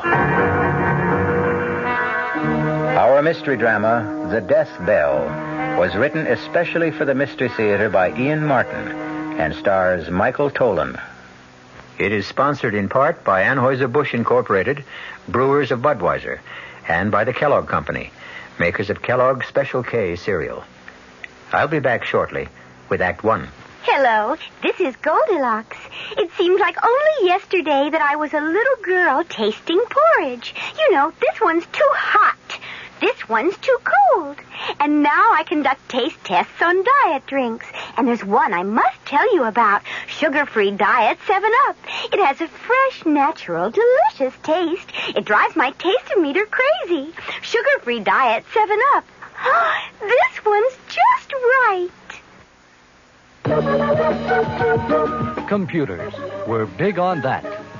You deserve an airline that remembers your name. Ozark's computer helps us not to forget your name, reservation, connections, your return plans. At Ozark, a big impersonal computer helps us deal more personally with you. Computers, we're big on that at Ozark Airlines. Now go Ozark's evening jet at 6:45 to Washington with through service to Champaign-Urbana and Peoria. Since time immemorial, man has sought to trace the future in the lines of the palm. The best answer always is, if you truly believe. As in spite of herself, it would appear that Sheila Doyle does.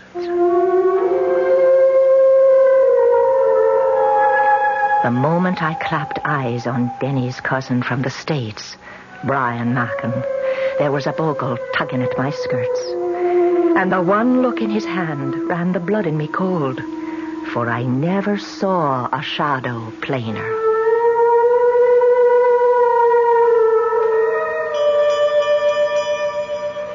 Brian?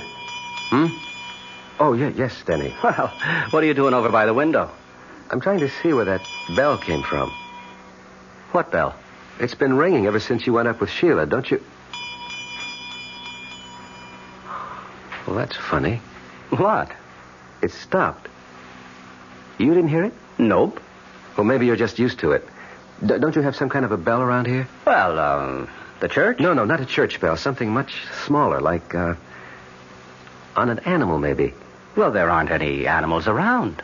Oh, well, maybe I'm just hearing things after that scare Sheila threw into me. Oh, look, Brian, I'm sorry about that. Sheila's as level-headed as they come about everything except some of the old country superstitions. She wasn't kidding, you know. She really believes in a lot of this. Well, forget it, Denny. I'm not worried about me. I was only concerned about Sheila. She looked all shook up. Oh, she was embarrassed. I think she felt she'd made a fool of herself. I don't think she'll be able to face you again tonight, but by morning she'll cook you a breakfast that'll stick to your ribs. Huh. You are going to stay, huh? Oh, I can take the car and run down to the local inn. No, sir, not on your life. My cousin comes all the way from the States. I don't let you get away till we do some catching up. Catching up? Yes. I want to hear all about your wife. My wife? Yes. Sheila and I are so sorry she didn't come along with you. She wasn't feeling herself at the last moment. Yes, I know, so you said. You see, this isn't so much a trip. It's more a sort of pilgrimage. A what? I want to find Carrie Kleiner. I want to see it for myself. If it exists. What do you mean? Well, Brian, I always understood it was just a family legend. You mean to say you've been here in Ireland now for 3 years and you haven't tried to look it up?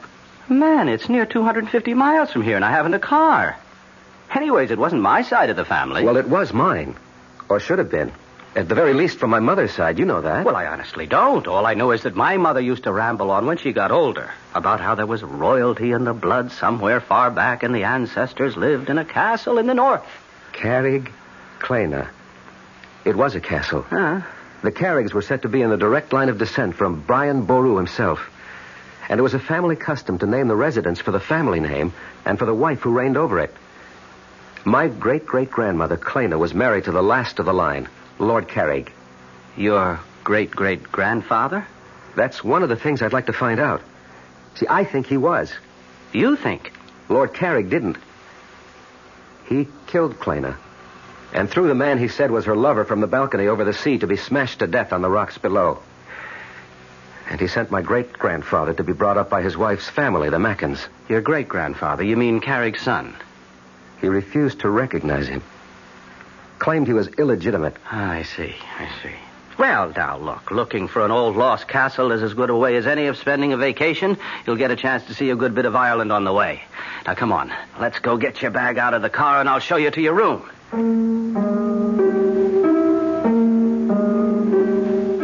for the first time in our marriage, I found myself getting a little annoyed with Sheila as I walked Brian to the car. There was that vague kind of family connection between us, you right off as cousins, but mostly what we were was old friends and classmates. Now, with Sheila's superstitions jogging my imagination, I was uneasy with Brian. A feeling, thank the Lord, that a few minutes in the soft Irish night blew away. Oh, it's good to be alive on a night like this. It makes me think of... What, Brian? Commencement. The end of the term, anyway. or after the last ball game of the season. Tired, but loose. You remember? Well, for pitchers, maybe. Catchers with old football knees took longer to unwind. Well, so, how's the old rat race? Advertising? Oh, it still goes round and round. Hamsters on a cage wheel. How's the writing? Slow, but sure. And I make an honest buck cutting peat to keep myself in shape. You're a happy man. Oh, what more could I ask for? Wait till you see your namesake tomorrow. Little Brian. How soon will he be 2? About the time his little sister comes to join him, 6 months or so. Oh, hey, you're having another? Yes. Oh, well, that's solid, man. It's solid. Well, you know I always liked kids. Nothing like having your own, though. And how about you, senior citizen? What does that mean? Well, you have been married longer than Sheila and me. When are you and Gloria going to have yours? As a matter of fact, Gloria got pregnant 7 months ago. Oh, and you're trying to keep it secret. So that's why she didn't come along, huh? That's one of the reasons. But come on, I can't keep you away from your wife any longer.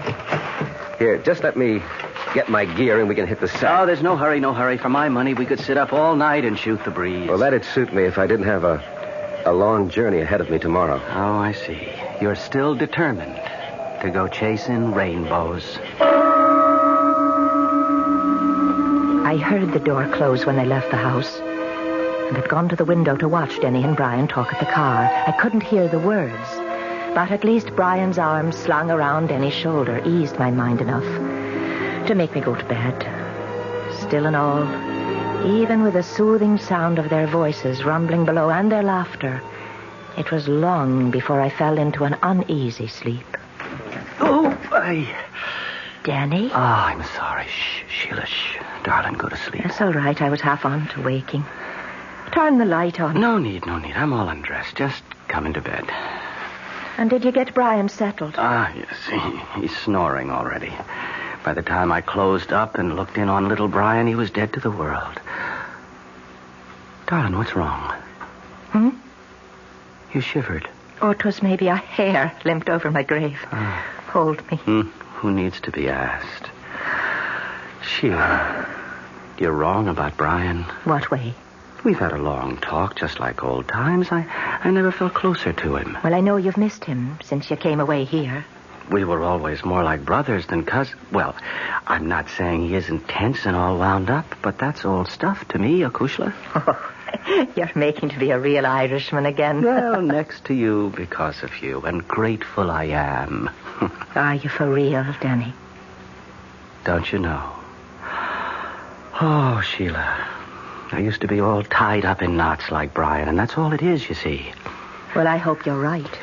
You haven't heard the best news yet. What? Well, you're not the only one that's carrying a heart beneath your own. Gloria's expecting. Brian's wife? When? Before you. That's why she didn't come along this trip. Well, that's good news, Denny. I want to be happy for your friend, your cousin, your brother, almost. Well, so you can be. Sheila. What did you think you saw in Brian's palm? Don't ask me. First of all, because I have no words to tell you. And second, I'm praying to sweet Mary to forgive me. For I'm hoping it was himself who's only giving me a warning not to meddle in the Lord's business. The night is quiet outside, except for the tinkle of that far-off bell. There's a kind of peace. I had to stop here with Denny, touch normal life, if only for a moment. I will not think back, and tomorrow must wait till I find it. I know what it will bring to so many people. I wonder what it will bring to me, Brian Mackin. The last thing I hear is the bell, lulling me to sleep.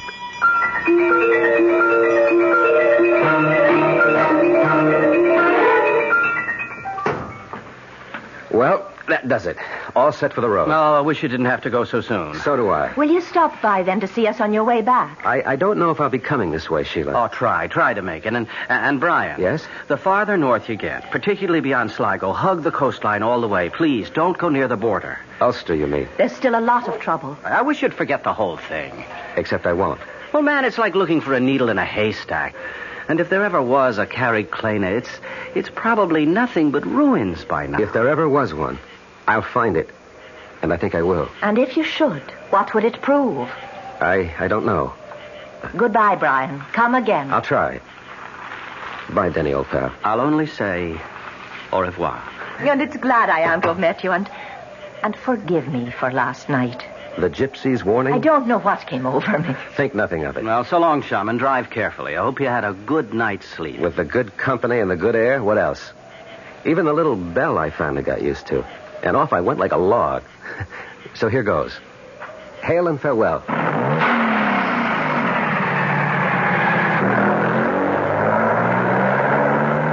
What was that about a bell, Denny? Search me, Mavourneen. When I came downstairs last night after I took you up to bed, Brian was by the window. He insisted he could hear a little bell ringing somewhere, but I couldn't hear it. What kind of a bell was that? Like it was on an animal, he said. Not like a cow, but more, say, like a goat. The Lord and all his saints be praised. No, what is it, Sheila? We should call him back. He should get out of Ireland. Oh, what are you getting all riled up about now, honey? I told you he was holding the shadow of death in his palm. Now I know I made no mistake. There's no bell in this town he could have heard, like you said. Except one. What? The one that's only heard by him it sounds for, and I know it for sure. 'Twas the death bell. Is Brian Mackin really marked for death? And if so, how soon? And how? We will return shortly with Act 2.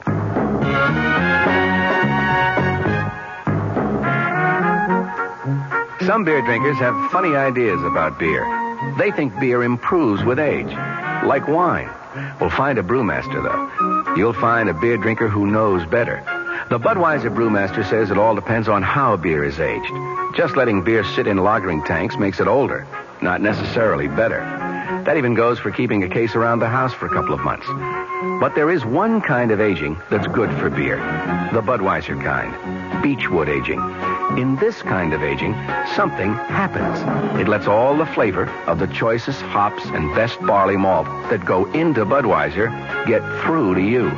Sure, it takes more time and trouble to brew Budweiser that way, but brewing beer right does make a difference. Anheuser-Busch, St. Louis. Hey, Mom, what's for dinner? Hey, Mom, what you got? It's time to get ready for the great outdoors, and your ShopRite supermarket has everything you'll need for cookout dinners and fun in the sun. And for this week's dinners, ShopRite is featuring whole grade A frying chickens, just 37 cents a pound. Roasting chickens, up to 4 pounds, 47 cents a pound. Choice beef rib steaks, $1.19 a pound. ShopRite Franks, just 89 cents a pound. Get all your outdoor cooking equipment and many great food values at your ShopRite supermarket this week. She loves the family. She wants the best. She does all that she can do. She lets ShopRite do the rest. Hey, Ma, what's for dinner? ShopRite has the answer.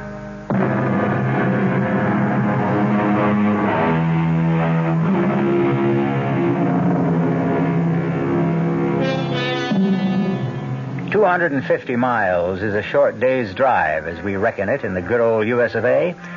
But through the length of Ireland, stopping more and more in the last 50 miles to ask the still unanswered question, do you know of a castle in these parts called Carrickclena? It's a long, long trip that at last has brought Brian Mackin to a little bridge across a valley stream. Stopping there to eat the lunch Sheila put up for him before he left, He has scarcely finished it as twilight falls. Then, as he dozes for a moment, back against a tree... What? Pull him up! Pull him up! I can't! Throw him! Hold on, don't get thrown. Oh, boy. Oh, easy. Hold up there. Hold up. All right. Easy, boy. Easy. All right. Are you all right, ma'am? Yes, and I'm much beholden to you, sir. Oh, it's my pleasure. What happened? Well, something frightened my horse. I lost control. May I have the reins, sir? All right, now, stay, boy, stay. Here you are. Oh, thank you, Mr. Brian Mackin. How do you do? I am the Lady Clena Carrig. What? I said I'm Lady Carrig. Of Carrie Clena? Well, naturally. Then it does exist. I should hope so. I was just on my way home. Where is it? Just across the bridge and over the hill. Oh, now that I've regained my composure. On my soul, you do look familiar. I didn't catch your name. Brian Mackin. Oh, no. No. You must be mad to try to intercept me here. Run, Brian. Run for your life. Reach him. Get. Wait a minute, my lady. If you value your life, stay away from me. I am frozen at her sudden flight. Then suddenly I find myself running after her, laboring for breath over the last burst to the crest of the hill. Oh, damn, the light going. But where? She couldn't have just disappeared into thin air. But she had. In the lowering darkness, I can see the long sweep of the countryside down to the rocks and sea cliffs. And there's no sign of horse or rider, or of any destination they might be bound for, nor any road for a horse to follow, much less my modern car. For the moment, I realize I must return to my car and seek some lodging for the night.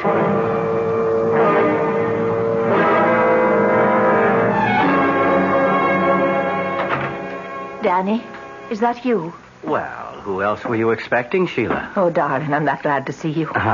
It's late you are. Oh, we cut a few extra squares tonight as long as the light was with us. Here, what is it, little bird? You're all aflutter. It's Brian's on my mind. Oh, you'll laugh at me again, I suppose. But as I was laying our little one down with the sun just gone over the hill, I thought I heard him calling, Clena, Clena. Oh, now, Sheila, what's got into you? I wish I knew. I only know somehow we should never have let Brian go off for the north. Something terrible is going to happen to him. And if there is, what could we do to stop it? Well, we should try. Would you have me follow him on Shank's mare? How fast do you think I could walk it? Well, you could borrow the McFadden's car or Seamus' motorcycle. And if I did, where would I head for? Oh, don't fault me, darling, or make me the fool. It's just a feeling comes over me and I can't help it. I want to be wrong. I hope I'm wrong. Sheila, now please, stop worrying about Brian. If anyone ever knew how to take care of himself, that's the guy. I said it with authority because I meant it, or I thought I meant it. Or I tried to mean it because I wanted to reassure Sheila. The truth is, I was shaken again. I'd been 3 years living in Ireland, long enough to fall under all of her spells, even the black ones. And I'd have given anything to know where Brian was at that moment. And what he was doing.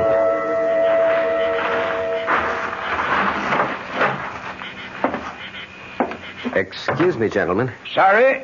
Closing time is posted. I wasn't looking for a drink as much as I was for accommodations tonight. Well, now, as to that... I'm willing to pay well for it. An American, is it? Well, for that much, I suppose we could be after finding your room and a bite to sup. And perhaps a little information? We're not for doing much talking around these parts, in particular to strangers. What would you want to know? Well, something very simple, I hope. Would either of you know where I could find a place called Carrie Clena? Carrie Clena? Yes, no. What would be after bringing it to these parts looking for the likes of Carrie Clena? Well, till late this afternoon, only a dim hope of finding it after all these years. For private reasons. Oh, and what would the private reasons be? Family ones. My great-grandfather was born there. Was he now? And what was it that late this afternoon gave you the good hope of finding Carricklina? I ran into someone who lives there. Who lives there? Paddy. Will you hold your tongue, Mick? And who would you have met that said they was from the castle? A very beautiful woman. A girl, actually, who said she was the Lady Clena Carrig. Oh, the Lord and his saints preserve us. The Lady Clena? Where was this then? For about 5 miles or so north of here. There's a road goes winding down to a little bridge and then goes up a rise on the other side, but sort of peters out. Ah, that's the old Ballybrig across the Scalanore. Did you drive your car across that bridge? No, I stopped this side of it because the going was getting so rough. Sure, it's lucky you didn't drive on it. It might have carried away with you. That bridge has been condemned for anything but foot travel as long as I can remember. But why? Because it doesn't lead to anywhere anymore. It leads to Carricklina somehow. How would you know that? Because the lady was bound for there on her horse. Ah, was it a big bay mare with a mane as white as snow? Yes, that's the one. And the woman, how was she dressed? Why, she was in sort of a green velvet dress with a big hat, like an old-fashioned riding habit, you'd say. Oh, Mary bless us. And the good Lord save us all. Old-fashioned it is for sure. For the Lady Clena has been dead these 100 years and more. No, this was a young woman. She was only past her 21st year when she died. That was no real woman you saw this afternoon, stranger. That was her ghost. But I talked to her. Did you now, then?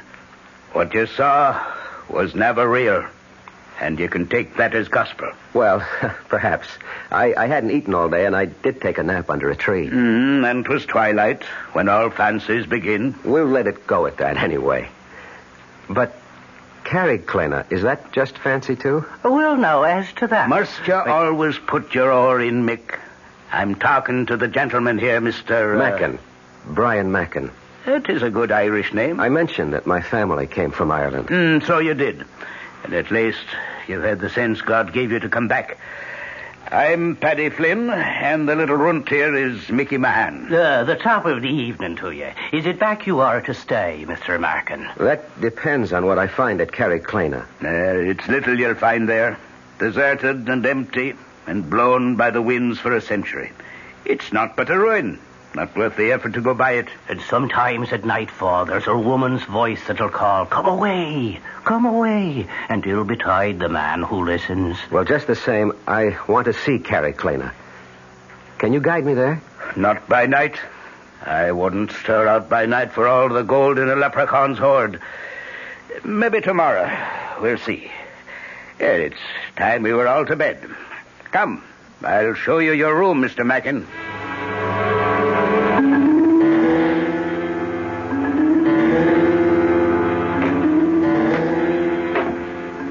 Do you think he's from the police? I don't think so, but I'm taking no chances. Sure, and what are you doing there? I'm making Mr. Mackin a little nightcap, as he requested. Only it will be a little stronger than he expected. How is that, Paddy? Sure, I'm giving him a little extra dividend. Your namesake, as you might say. Who will that be at all? Mickey Pin. I never heard tell of him. Well, now, that's because he emigrated to Chicago, USA, long before your time and mine. But he gave his name to what's in this little bottle here. Well, it looks like no more than bog water. It'll make you sleep a deal sounder. Now then, you'll take this drink up to him, whilst I go arrange for the truck. It is a good thing we have a full moon to work with this night. To work? Isn't it obvious the guns are no longer safe at Carricklina? We'll have to have them up and away over the border by morning, before our American gets to nosing about. Wish 'twere not going by the castle by the dead of night. How else? But she'll be walking again by the full moon. You heard Mr. Mackin saw her abroad in skirts before dark. What kind of soldier are you, Mick, that starts at shadows? Now, let's have no more nonsense out of you. And away up with a drink to Mr. Mackin.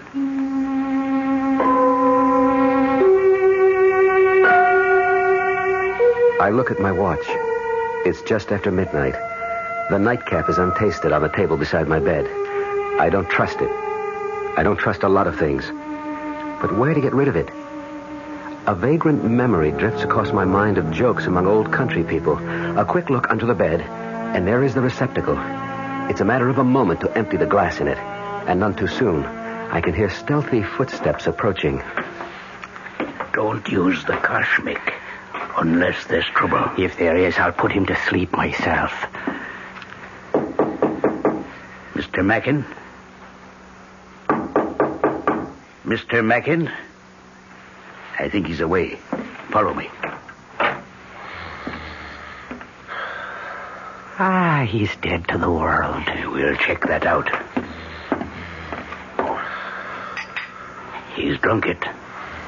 Will it keep him quiet long enough? 8 to 10 hours. And even when he wakes, he'll not want to leave his bed. Now come away, man. We've much to do.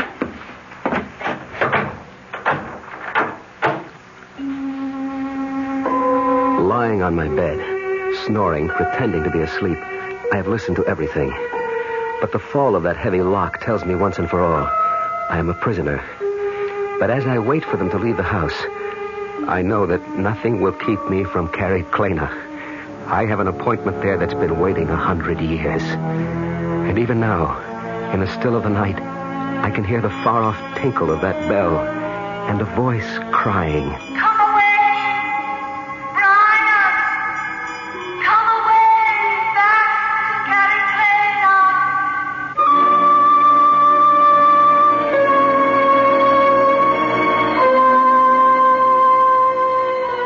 I will return shortly with Act 3.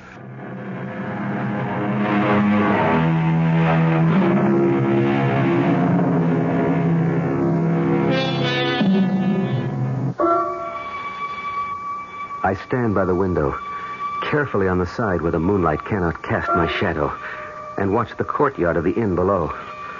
A small truck like a weapons carrier is there, and Patty and Mick climb into it.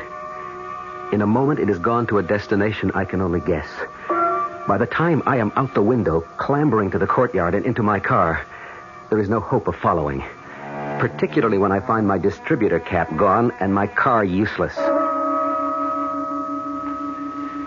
It's a long, agonizing walk for 5 miles, even on a moonlit night.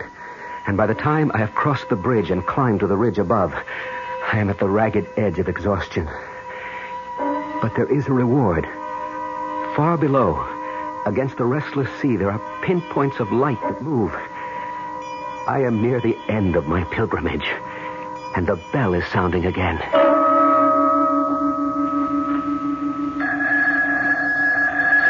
Danny. Danny. What is it, Sheila? The phone, it's ringing. Well, what time is it? It's 3:30 in the morning. Well, who could be calling us now? I don't know. I have been lying here awake, afraid that something was about to happen. Will you go down now and answer it, or shall I? All right. I'm on my way, but who? It's Brian.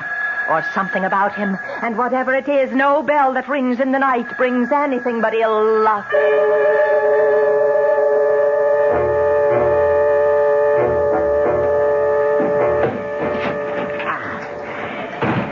Is that the last of them? Not by a long shot. And damn the moon. It's off away behind the clouds again. I wish I was off away with it. What's the matter, Mick? Are you afraid a banshee'll howl you off to your grave? Well, there's little I like at all about this night. We're all stretching our necks across the gibbet one way or t'other. Well, the sooner we deliver these guns over the border, the safer we'll be. I wish now I'd stood away with a ship that delivered them 3 days ago, and I'd be out of this in the way home. Well, you didn't. So let's have at it and get them away from the storehouse before... Wait a minute. What is it? By the ridge there. The silhouette of a man. Let's get the truck away and hidden around to the seaward side. Hey, you take it. Give me that cush of yours, and I'll handle whatever comes this way.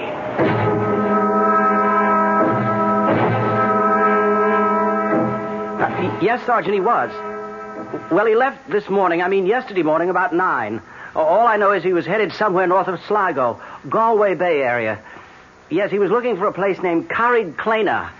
No, not at all. And please, he's a cousin of mine and a very good friend. You will keep us notified and let us know what's happening. Yes, I'd appreciate that. Thank you. What is it, Denny? Oh, What are you doing out of bed, Shield? Who was on the phone? You said Sergeant. It was Liam Flaherty of the police. Shield, there's all hell to pay. Tell me. There was a tracer from the States. They called the local here to get in touch with us. Why? The police in America. They're trying to get in touch with Brian. What has Brian done? That isn't the point. It's what's been done to him. What? Brace yourself, my darling. Somebody murdered his wife.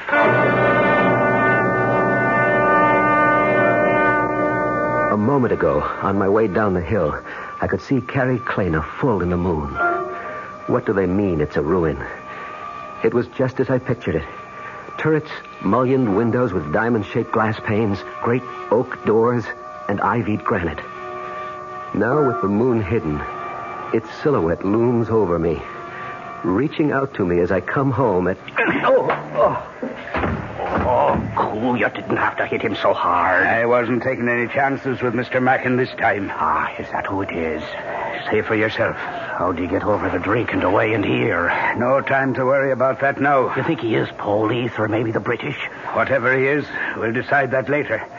Let's get the guns off and away first. I'm standing in front of the great door of Carrie Kleiner, and I know that everything's going to come clear at long last. I reach out and pull the bell. Even the bell is familiar, although I cannot quite place where I've heard it before. And now, the door is opening. Good evening, Brian. We've been waiting for you. Good evening, Your Lordship. I'm sorry I'm late. No matter. We've but just finished dinner, and her ladyship is with the child.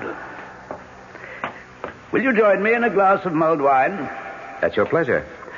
I've not seen you for some time, and... the devil. I forgot. I must catch my sea captain before he leaves to send some packets. Will you forgive me? I should not be over 2 hours or so. May I hope you'll attend milady in my absence? I should be happy to, except... Would you not rather I transmit the packages for you on my way home? No.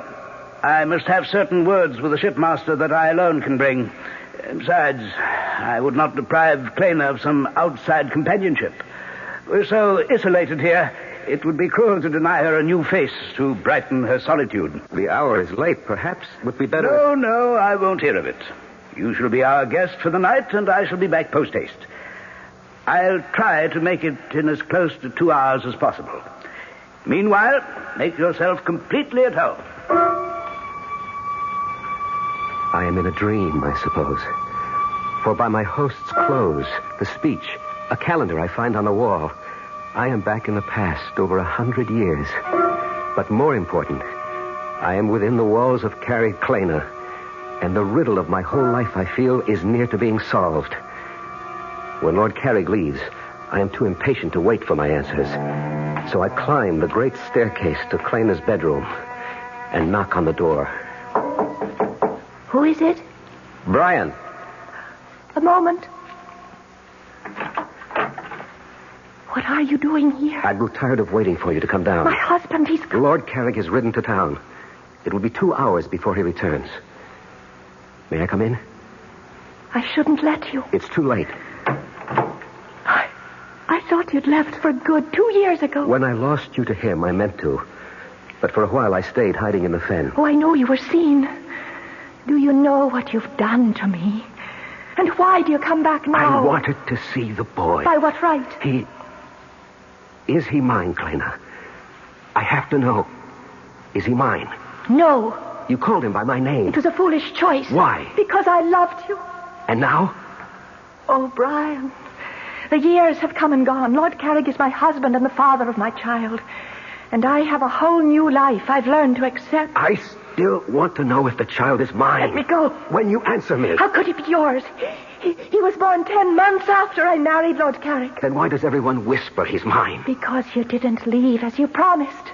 Why didn't you take yourself right out of my life? But there was nothing between us after your marriage. We know that, but no one else believes it. They still think the child is mine. Even Lord Carrig. I can't imagine why he could have welcomed you here tonight. I can't tell you how he... Wait a minute. What is it? Dear God, he's here. He'll kill me. Over my dead body. And here it is. The moment I've reached back through a century for. The one I want to change. It's today I want to bring back. And Gloria and my own child that I killed in one moment of anger and hate as Lord Carrick plans to do with me and Clena now. I have only one chance of bringing Gloria back. To change history. Or at least to set it right. He's coming up the outside balcony stairs. Through the French windows. Run, Brian. He'll kill me if he finds you here. I'll kill him first for doubting you. In heaven's name, no. Lord Carrick, hold. So once again you try to steal my wife. Put up your dagger. I am unarmed. So much the better. You first, and then my wife. This time not so easily. I'm not the hunted, but the hunter. Look to yourself! He stands with his dagger half raised, frozen with inaction as I hurtle myself towards him, hands raised to shield and grapple and destroy him. But what I reach for is nothing but a shade. My outstretched hands grasp only air, and my hurtling body, passing through his spectral waist, crashes full tilt against the crumbling battlement, which gives way like powder. And of a sudden, just like the lover in the ancient legend, I am plummeting like today's skydiver towards the rocks below. And in this awful moment, I know that I was just as wrong about my wife, Gloria, as Lord Carrick was 100 years ago about Clena. Small comfort now to know that I am legitimate as the rocks below rush up towards me like an express train, and I am no more.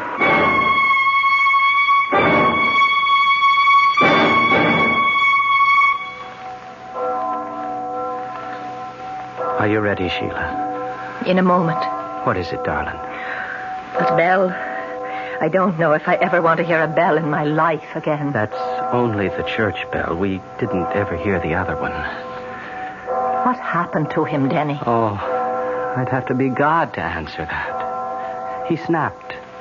The way a lot of us do when life spins us around too fast and curdles our brains.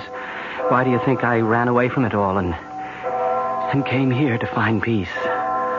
Brian really killed Gloria. He'd had a nervous breakdown 2 months ago. He escaped from the sanitarium. His obsession about paternity had put him there, and Gloria was asking for a divorce. He lost his head. She lost her life. But how did he think he could escape by coming here? I don't think he was looking for escape, but... Oh, I know it's such a writer's word, but... expiation. Are you saying, then, he was after taking his own life? We'll never know, Sheila. The police say there's some evidence that the IRA were using Carrick-Clena as a depot for smuggled arms from the sea. Maybe he stumbled on them. The local folk would tell you that anyone in that haunted castle after dark, especially when the moon was full, was risking God knows what. And someone I know very dearly sensed he was marked by fate for death. Oh, don't. I wouldn't wish that on anyone. Perhaps for Brian Macken 'twas the only way. Let's us go give him a decent burial. And wish him peace at last.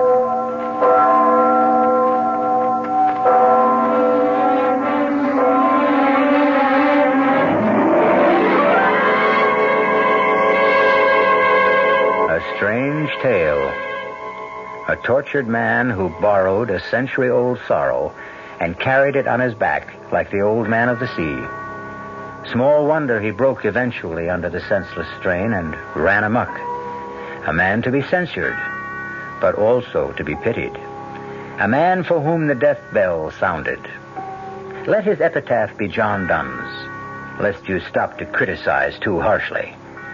Ask not for whom the bell tolls. It tolls for thee. I'll be back shortly. Oh, sure. You can talk about good-tasting diet drinks, but I know. I'm Goldilocks, and here at my taste-testing laboratory, I taste-test them all. And nobody's been drinking my diet drinks until I tested sugar-free Diet 7-Up. And then, kabloomy! Every bear wanted some. Diet 7-Up is fresh, natural, delicious. Sugar-free Diet 7-Up. This one's just right. North Jersey is certainly getting a higher yield this spring, especially with Suburban Savings Special High Yield Savings Certificate that you can raise for fun and profit. All you have to do is plant a modest $2,500 minimum in Suburban Limited Issue 7.50% Savings Certificate.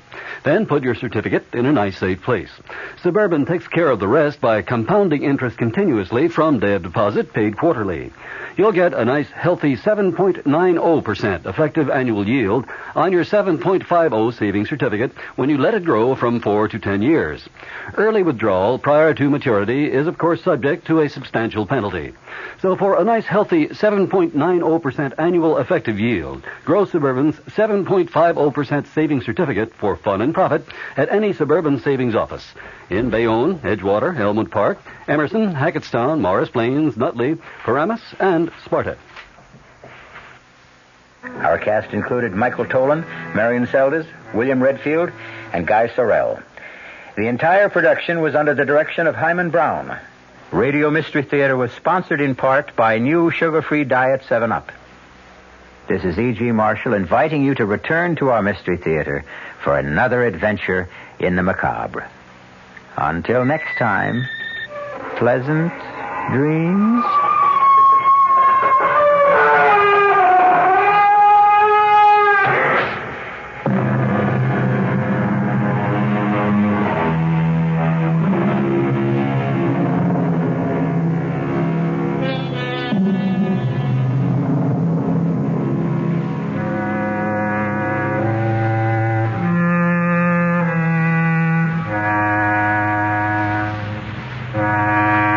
Mystery Theater program was furnished by the CBS Radio Network.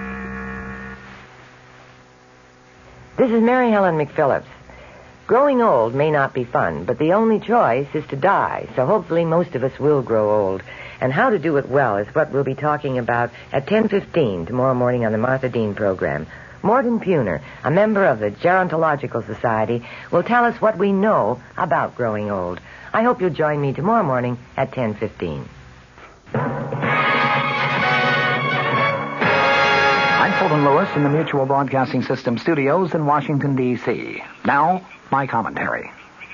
President Nixon's Watergate lawyer said today that he's going to move to quash a Watergate prosecution subpoena for 64 more White House tapes. He would not say whether the president will abide by any adverse Supreme Court decision should that tape battle come to that.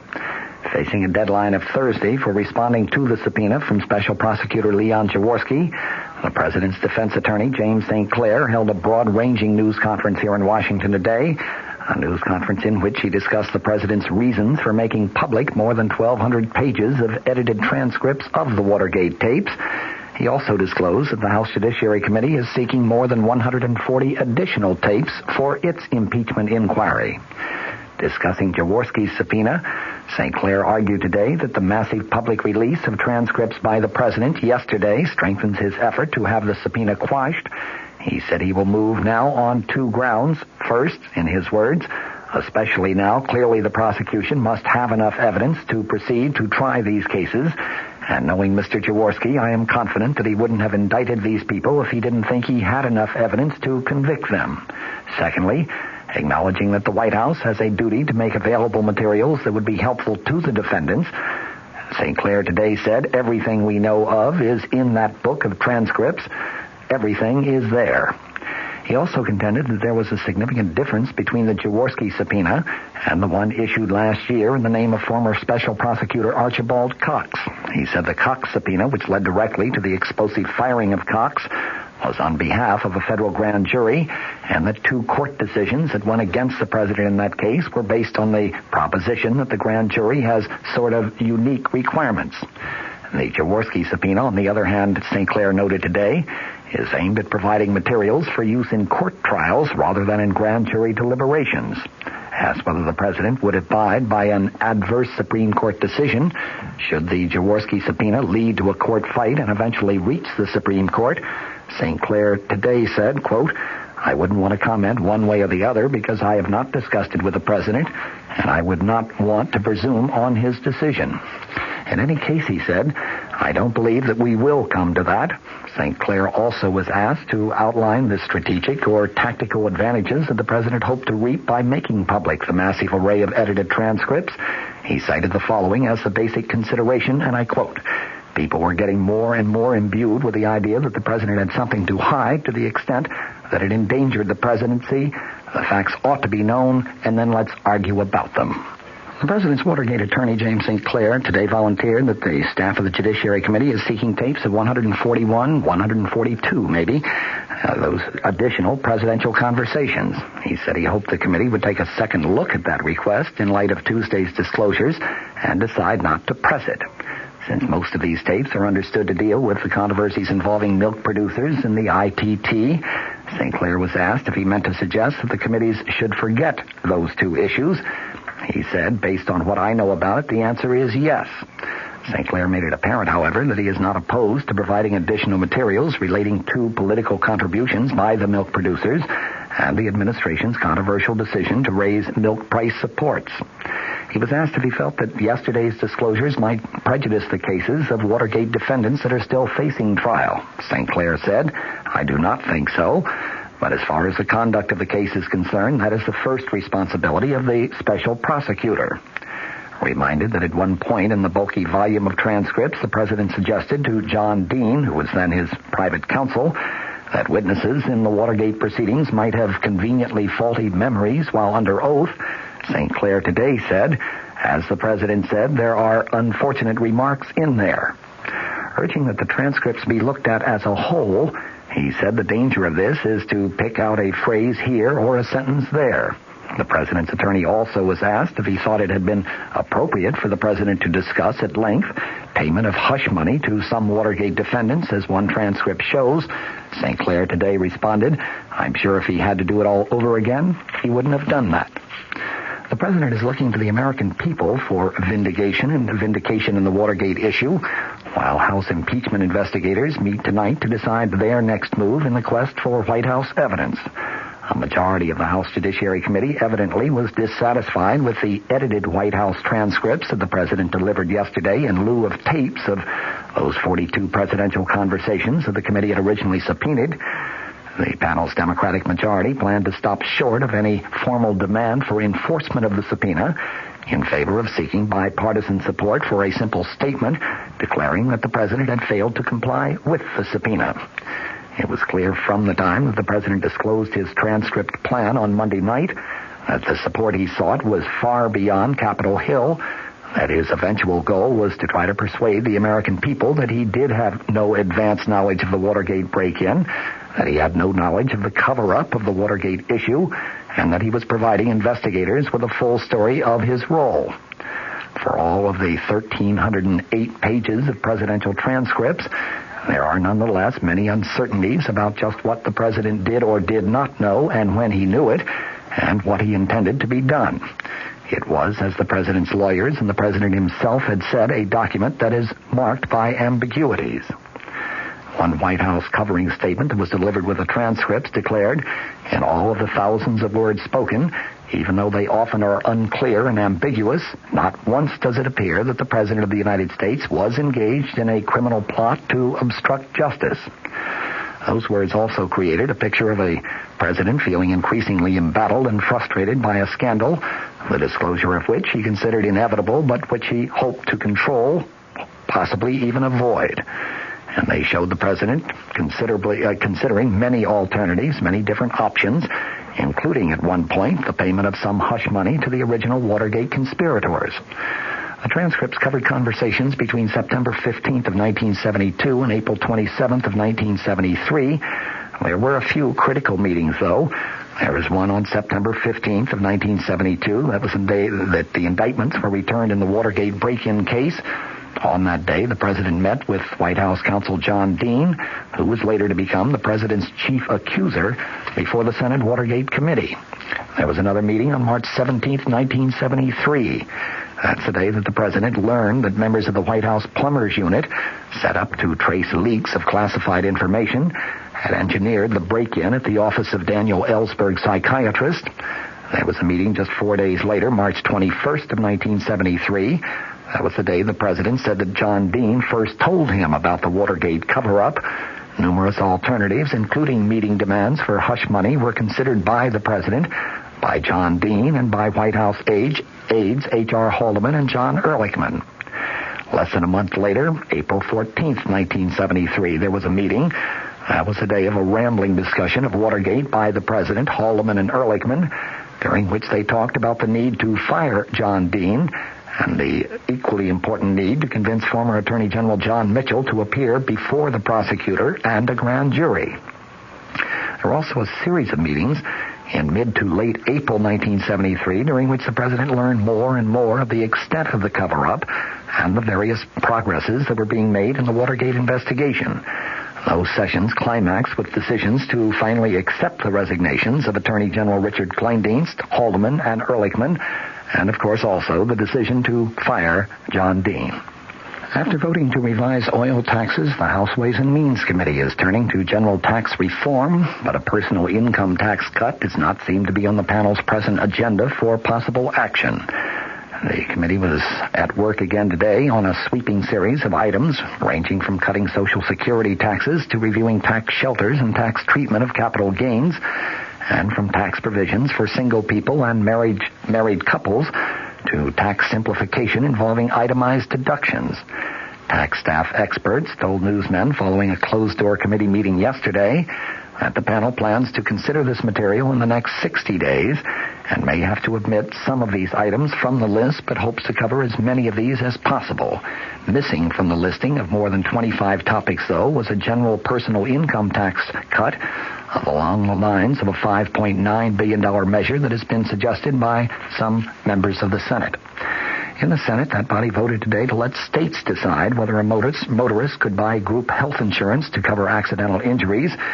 The action came as the Senate neared a final vote on no-fault automobile insurance, which would compensate accident victims without regard to who caused the accident. San Francisco Mayor Joseph Alioto announced today that police in his city have arrested 7 black men in the so-called Zebra Street killings carried out by a black group, which in Alioto's words was dedicated to the murder and mutilation of whites and dissident blacks. He told a news conference the police have pierced the veil of a vicious ring of murderers called the Death Angels. The Death Angels is kind of a reverse Ku Klux Klan. 12 whites have been killed, 6 others wounded in San Francisco in very random, very unprovoked attacks over the past 6 months. From the Mutual Broadcasting System studios in Washington, I'm Fulton Lewis, and that's the top of the news as it looks from here.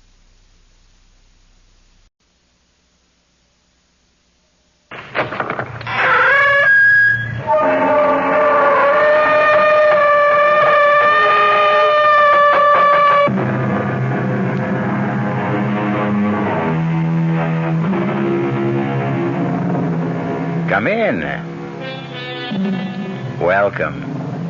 I'm E.G. Marshall. Welcome to the terrifying world of your imagination. Vampire. Perhaps in the safety of your home, the word means little to you. Oh, you've heard of vampires, of course, but do you believe that they exist? Not you. Well, all I can say is Minna Harker didn't believe either.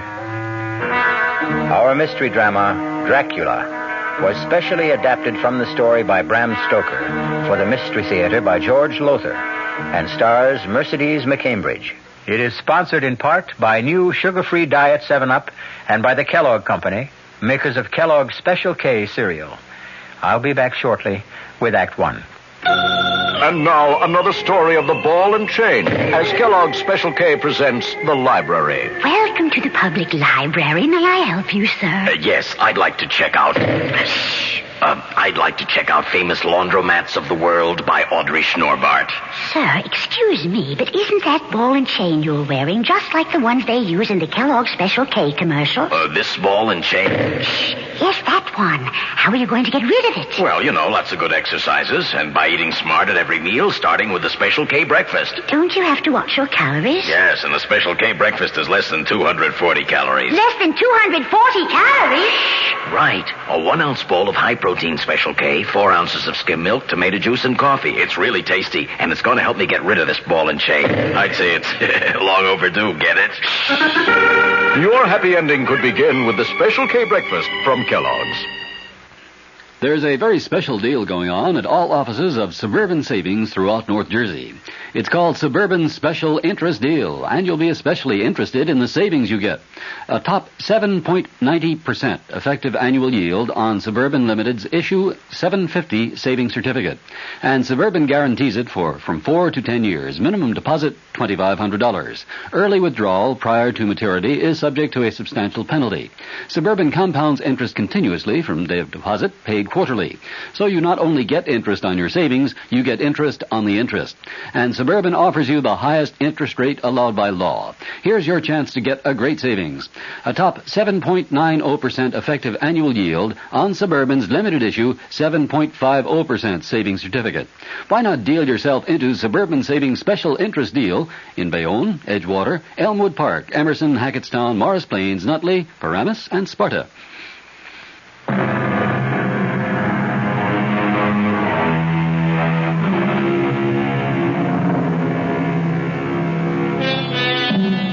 Horror, in its purest form, lies ahead for us.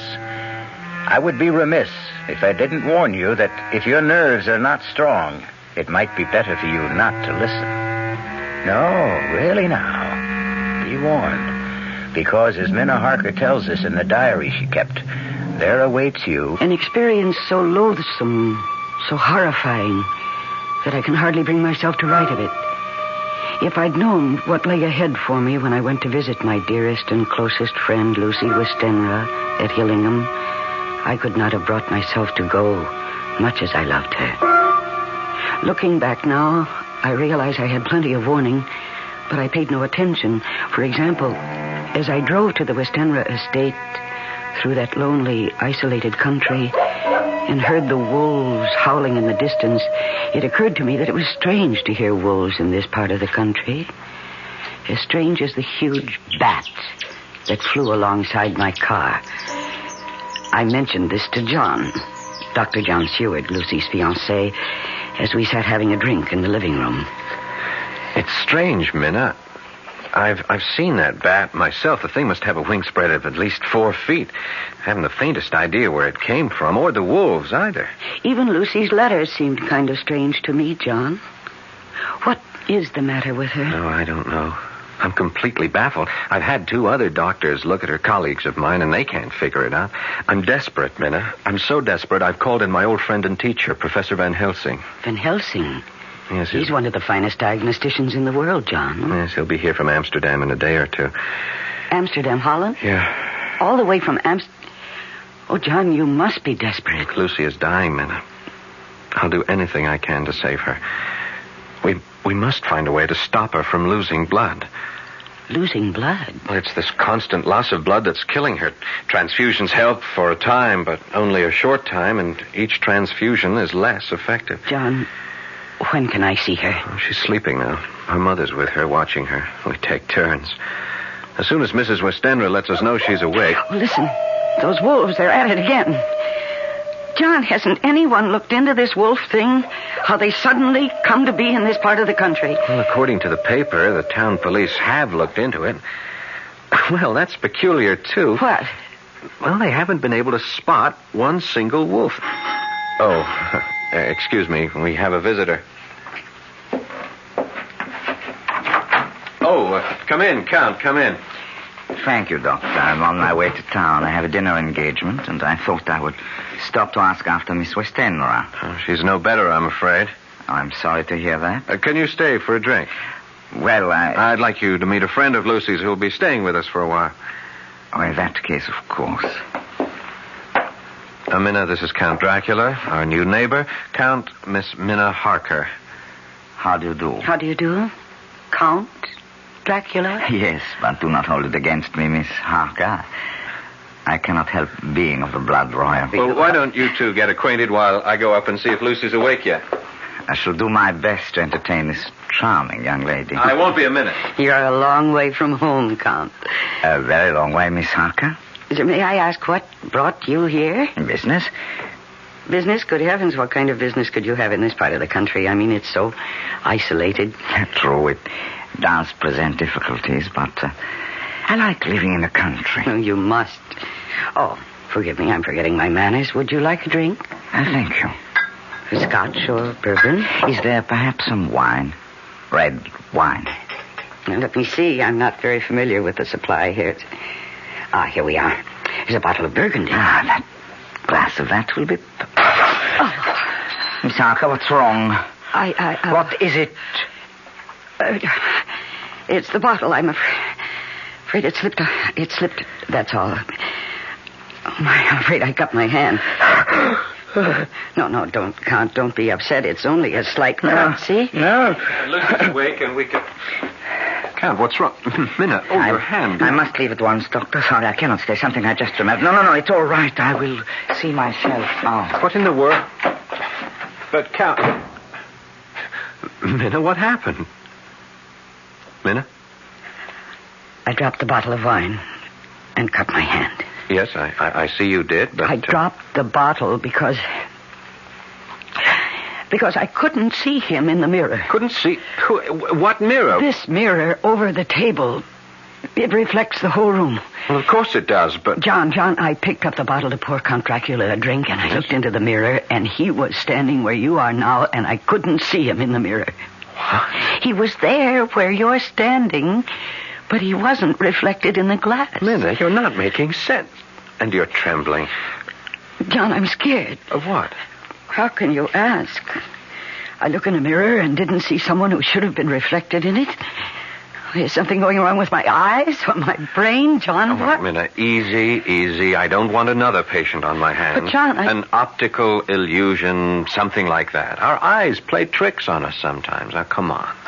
Let's get a bandage for that cut, and then we'll go up and see Lucy. I believe, John.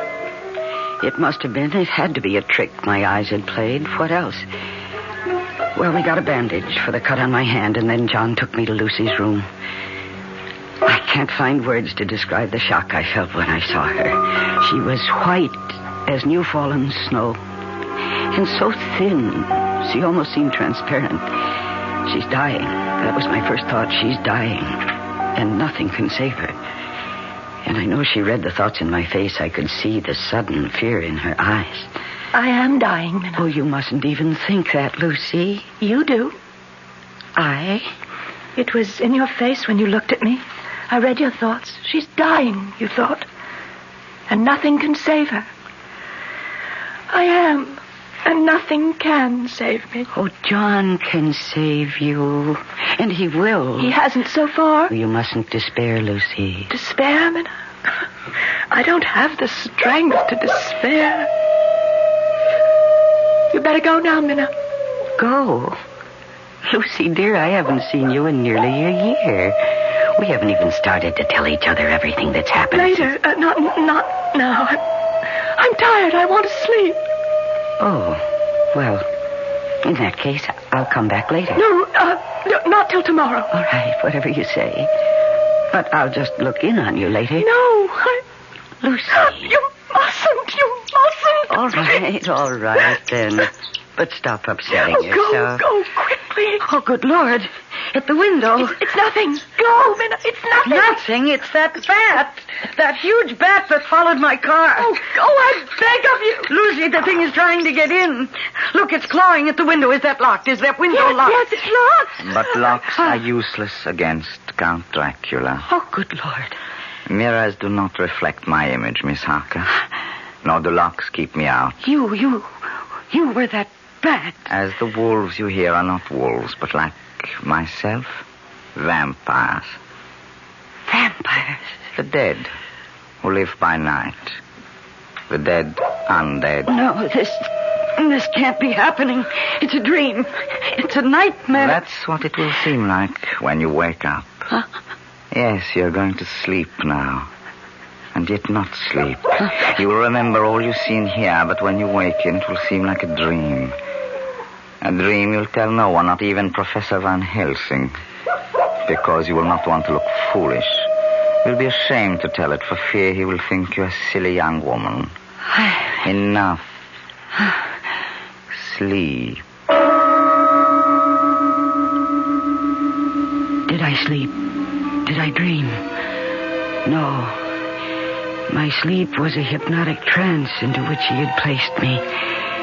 And what I dreamed was reality. There in the moonlight that streamed through the window, I saw Dracula raise his arms and call. Lucy. Lucy, my dearest love, come to me. Come, my darling. I can't. Too weak, my lover. I'm too weak. Then I shall come to you. Embrace you. Kiss you.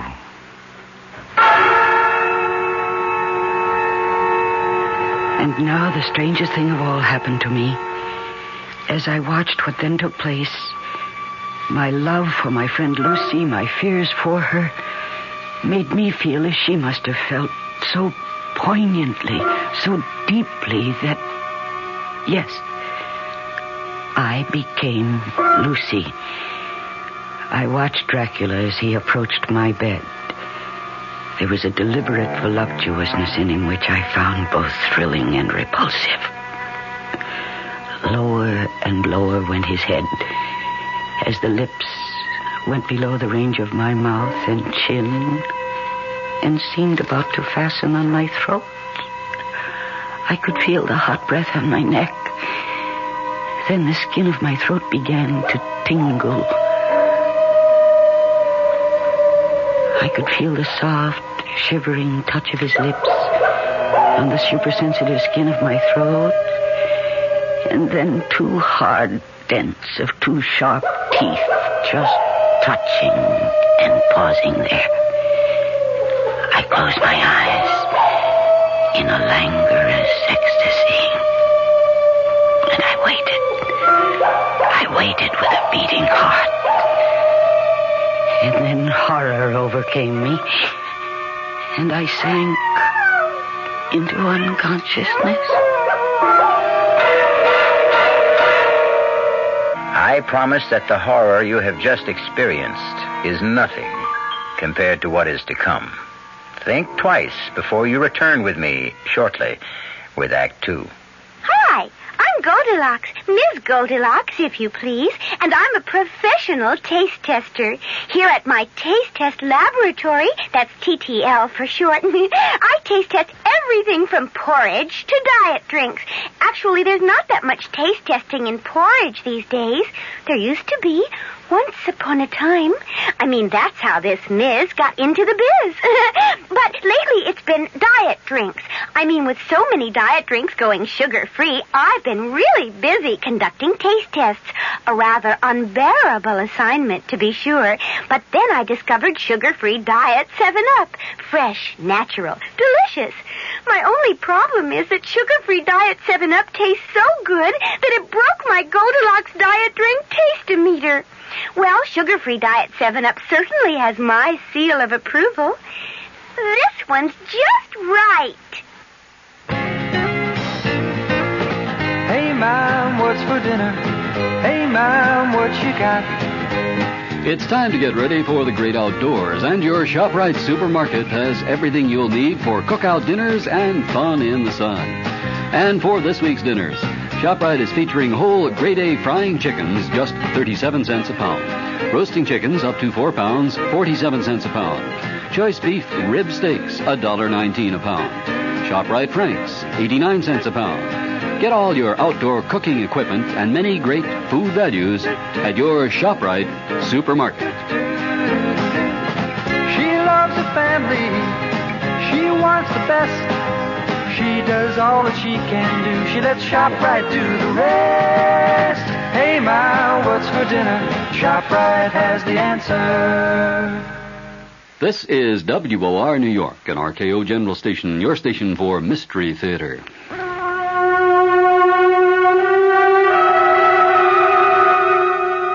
I thought it must have been a dream, a nightmare, for nothing so vile and revolting could be real. But though I tried during the next day or two to persuade myself it was only a dream, there were signs, warnings all about me that told me I was lying to myself. There was the nightly howling of the wolves, the screeching of that huge bat around the house, and yes, the scarf that Lucy kept wrapped round her throat. It's such a hot afternoon. How can you bear to wear that scarf around your throat? Hot? I feel cold. But, Lucy, you're perspiring. Your forehead is damp. All I want to do is sleep. I'm so tired. I'm so deathly tired. I'll leave you for a while, then. I'll look in on you later to make sure you're all right. Oh. Sleep well. Minna? Yes, dear? If I'm asleep when you come back, promise me you won't remove this scarf from around my throat. Very well. You won't even touch it. Promise? I promise.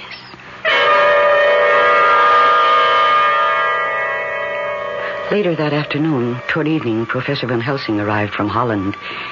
When John introduced me to him, he stared at me suddenly and hard, his eyes boring into me from behind his thick lensed glasses. You are frightened, Miss Harker?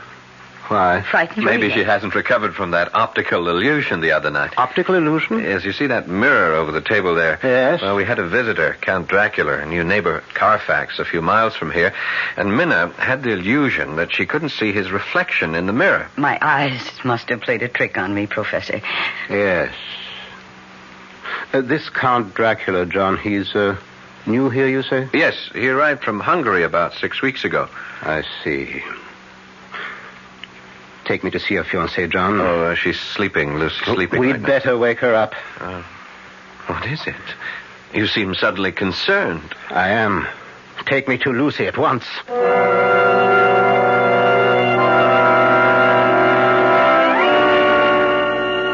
Wake her, John. All right. Gently.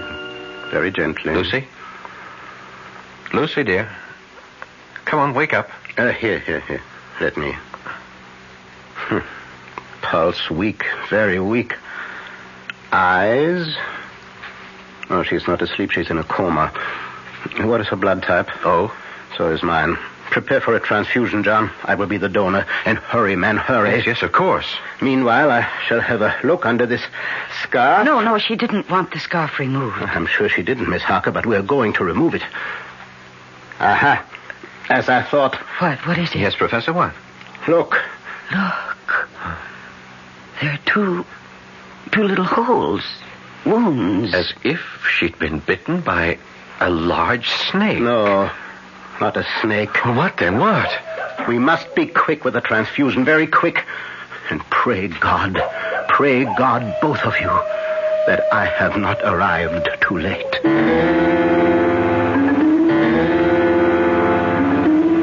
But he was too late. The transfusion revived Lucy a little. When we'd made her as comfortable as we could, the three of us, Professor Van Helsing, John, and I, went back down to the living room. And it was here that Professor Van Helsing told us the truth. The truth that made John Seward cry out. Vampire? You say we are dealing with a vampire? Professor, have you gone out of your mind? My dear John, I don't blame you. Blame me? I should hope not. You ask me to believe me, a doctor, a man of medical science? Science? There's more to this world than science. But, Professor, a vampire? I can't believe that there's a vampire. I tell you that witches exist. That warlocks exist. That vampires exist. And we are dealing with one here. But if what you say is true... It is. Ask her. Ask Miss Harker. Me? You had an experience in this house that you are concealing. You choose to think it was a dream. When did it happen, child? Last night? No. The night before. Where? In Lucy's bedroom. Minna, what happened? I I dreamed... No, it was no dream. All right, then. I saw... Oh, heaven protect me. I saw... You needn't tell me. No need to put you through that. I would if I didn't know who our vampire is. But I do know. Who? The man whose reflection she could not see in that mirror. Your new neighbor, Count Dracula. I don't believe you. I cannot believe you. If you can't believe me, at least trust me. Oh, I'll answer that. Wait. Yes, Professor. If that should be Count Dracula, you did say that he calls about this time each evening, John? Yes. Say nothing, do nothing to give away the fact that we are unto him. This is nonsense, sheer Do nonsense. as I tell you. You may answer the door now, Miss Harker. Yes. Good evening, Miss Harker. Count Dracula? Come in. And how is Miss Westenra today? Not too well, I'm afraid. She had to have another transfusion. Oh, I'm sorry to hear that, John. Very sorry to hear that. Thank you, Count. I do not believe I have met this gentleman. Oh, I'm sorry. No, you haven't. Let me present my old friend and teacher, Professor Abraham Van Helsing. Professor, this is Count Dracula. How do you do, Professor? How do you do, Count? I wished only to inquire about your fiancée, John. I'm sorry indeed to hear she is no better. If there's anything I can do... Thank you. Meeting you, Professor, has been a pleasure. Good night. Oh, Count. Yes? Mrs. Westenra keeps asking me to do this, and I keep forgetting. There is a custom in the Westenra family to ask visitors to sign the visitor's book. Ah, charming old world custom. It's right here. If you'll just wait a second, I'll get it, and then you can sign it. Is something wrong? It's a Bible. Well, yes. Why do you back away from me? Or are you backing away from the book? The holy book? I must go. No, you'll stay and face this book. You know. John, you fool. You shouldn't have done this. I had to have proof. I will make you pay for this. You shall pay. Oh, no. Not now that I have found out what you are. Oh, John. You think because you discovered my secret you can stop me? Fool. You've only delivered yourself into my hands. I meant to make Lucy one of mine, and that was all. But now you shall become mine, and you. Not I. Yes, and you. No, I beg you. I shall have you all, but first, Lucy, I shall take her. Take her. Now. She is mine. She's no longer of this world, but of mine. I leave you. Look, he turned into a bat. The bat. And he flew right through the wall. John. Oh. John, why did you do this? Why, after I warned you? I had to know one way or the other. I had to know. There's only one way to finish a vampire. Oh, the first thing you must do is find out where he sleeps during the day. Lucy!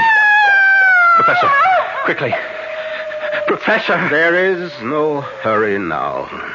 When he said he meant to make her his own, he had already done so.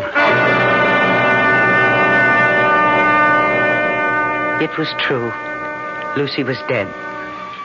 We went to her bedroom and found her. Dead. I felt as if I'd been stabbed to the heart.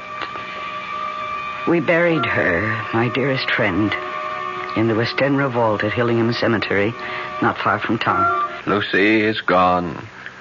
Dead? No, not dead. Not dead, Professor.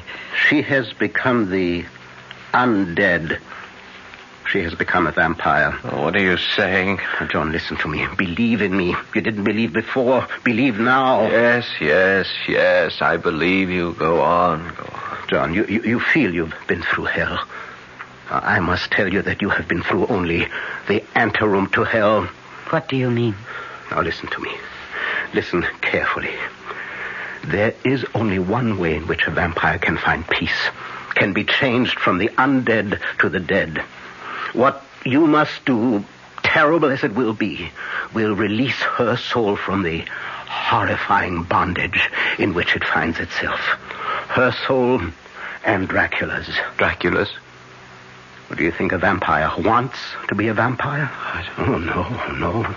A vampire's soul is chained, pinioned, held mercilessly to this earth by Satan himself. And we We who believe in God are the only ones who can free them. It is our duty to destroy them. Well, then let's destroy them. We shall, if you have the nerve to do what must be done. I have the nerve. Professor, you frighten me. I mean to, in order to prepare you. But no matter how well I prepare you, when it comes to doing what must be done, your sanity could snap like that.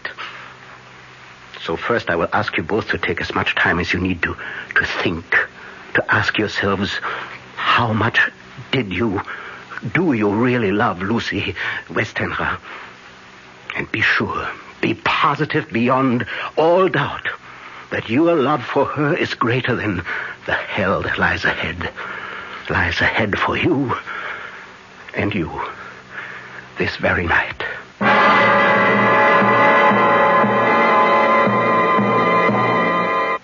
I'll be back shortly with Act 3. When you drink beer, do you tilt the glass for long, hearty swallows? Or just tip it and sip it? Well, sipping's the thing for wine.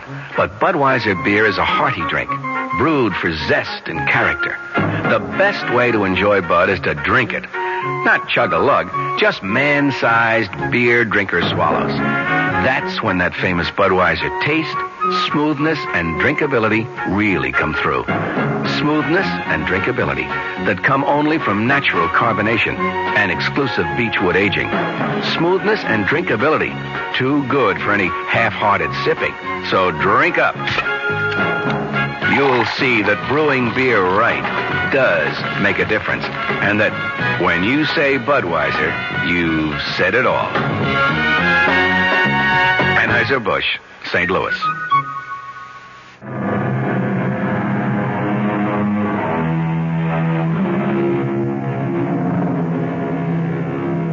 I thought I knew what horror was until I read it. I changed my mind. You will, too. I'm ready, Professor. I knew you would be, John. We'll wait now for Miss Harker. No, there's no need to wait. I love Lucy enough. More than enough. She was my dearest friend. Is your dearest friend. For she is not yet dead. She is as yet the dead undead. It's nearly sundown. Let us go to the cemetery at once. The cemetery? It will be dark by the time we get there. She will have left her coffin. Left it? Well, like Count Dracula, she cannot go on living, or let me say, being the undead without drinking human blood. To find it, she must, of course, leave her coffin. The instant the sun goes down tonight, she will be on the prowl for little children. Children? Yes, children are innocent, gullible, naive, make easier victims. And the inexperienced vampire must practice. Yes, she will be seeking children. Oh, it's revolting. Revolting? Well, that is only a word to you at the moment. In a short time, it will be reality. Do you really think you can bear what is to come? I can. I must. Good. I have preparations to make. So do you, the two of you.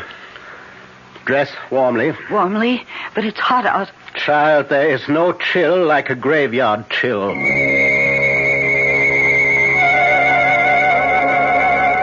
We drove to Hillingham Cemetery in John's car. I'd never been in a cemetery at night. How many people have? I found it a very unsettling experience, to say the least. It was a moonlit night, the moonlight spilling like milk over the gravestones, which in turn threw long black shadows. An owl hooted, and dogs barked.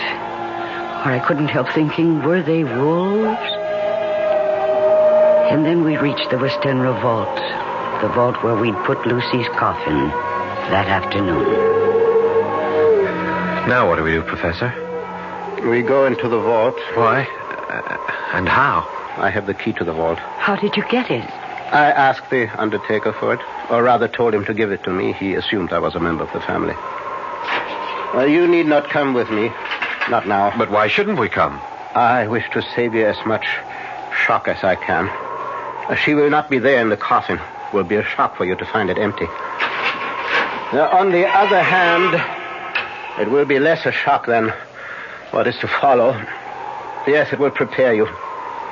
Come then.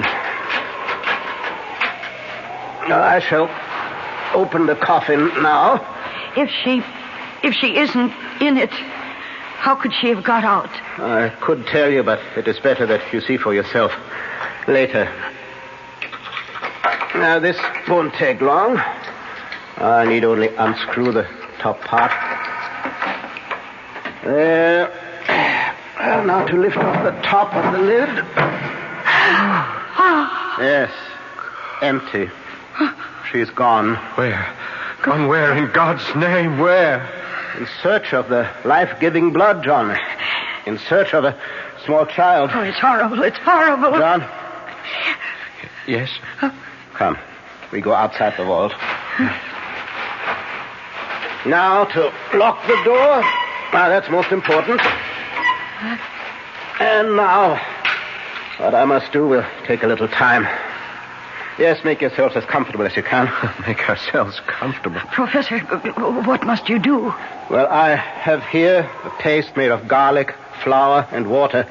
I must seal off every crevice with it. Seal all around the door so Lucy cannot get back into the vault, into her coffin. She could? Through the crevices, yes.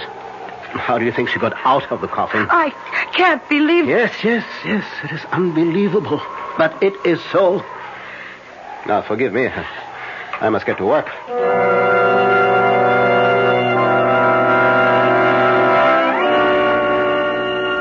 I can't express in words how fresh and clean the night air seemed when we came out of the tomb. How sweet to breathe the fresh air that held no taint of death or decay. John was silent, and so was I. As for Professor Van Helsing, he was very busy sealing the door. 10 o'clock. I hope both of you took my advice, dressed warmly. We have a long wait ahead of us.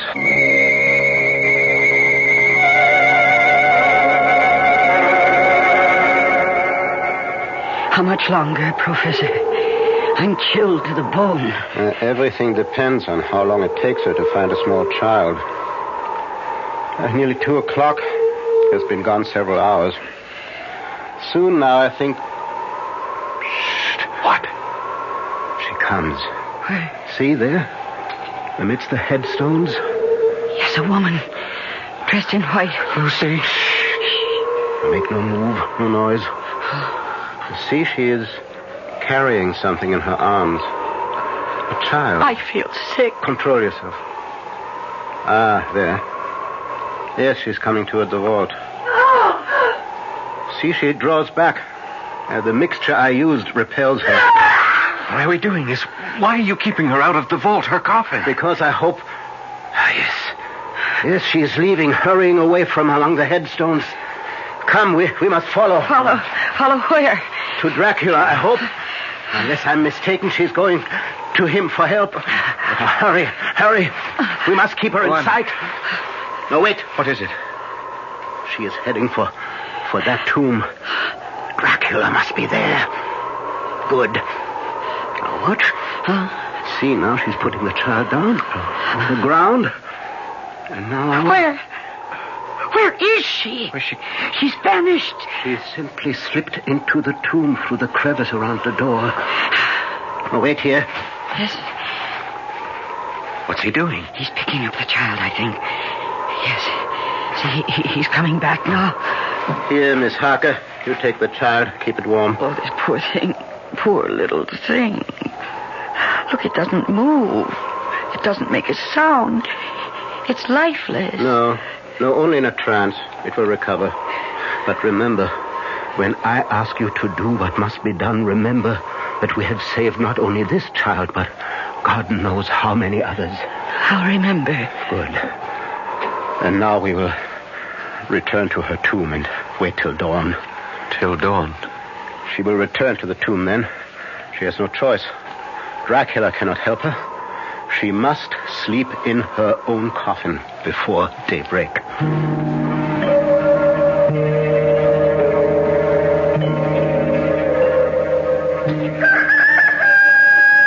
How do you feel, Miss Harker? I'm all right. Thank you. John? I'm okay. It's almost dawn. Why doesn't she come? Soon now. How's the child? Still asleep, if it is only sleep. It is. It will not come to its senses until daybreak. Now, prepare yourselves for... In a very short time, now Lucy should... there. Yes, she's coming. And this time she'll be able to enter the tomb, because you've removed the garlic mixture. This time I want her to enter the tomb and her coffin. It will be there that you will do what must be done. Oh, there she is. Oh, heaven help me. She is as beautiful as she always was. Now, hold on to yourself. She isn't dead. She can't be dead. Lucy! Lucy, my darling! John! No, come back! Lucy! John, my dearest, come to me, John. Come to me. I have never seen anything so horrible. And God save me from ever seeing it again. Lucy's eyes shone with an unholy light, and her face became wreathed with a voluptuous smile as she advanced toward John with outstretched arms. Come to me, dearest. My arms are hungry for you. Come, and we can rest together in the tomb. Come, my lover. Come. And John suddenly opened wide his arms and started running to her, and she to him, when Van Helsing rushed forward between them. And he raised something he held in his hand up against her face. It was a crucifix. With a cry of rage and agony, Lucy flung herself away from John and toward the tomb, and she was gone. John, are you all right? The Lord help me. The Lord help me. And he shall. Come, into the tomb. It's time. Now, first, let me put the bag I brought over here. And now I will remove the coffin lid again. Professor, is this really Lucy's body or some kind of demon in her shape? Oh, she's hideous. Yes, your friend who was so sweet and pure is now a foul thing. But if you can do what you must do, you will see her once again as she was. Whatever it is, we'll do it. This wooden stake I have bought. Yes. This pointed stake. You must drive it through Lucy's heart. With this hammer. Oh, no. And when that is done, cut off her head with this surgical knife. I don't... You must do it. For her sake, John. For the sake of the woman you loved. All right. Give me the stake. And the hammer.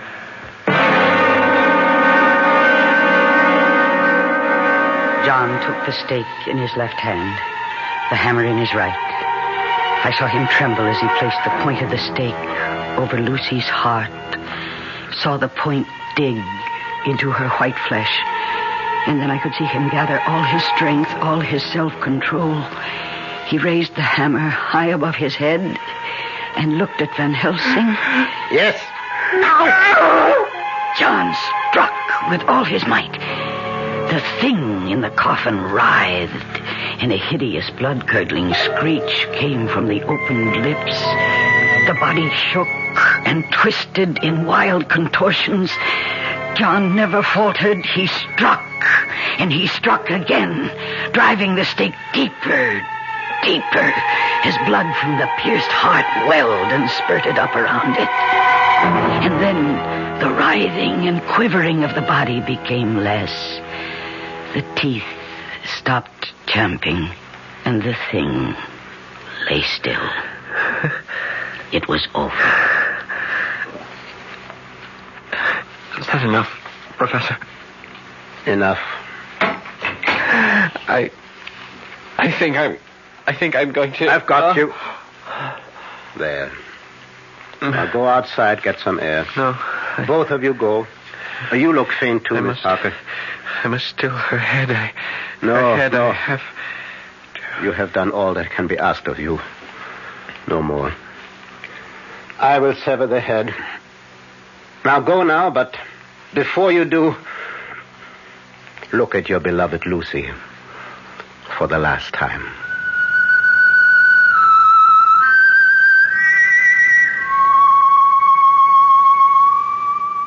There, in the coffin, lay no longer the foul thing we dreaded, but Lucy, as we had seen her in life, her face as beautiful and pure as it had been then.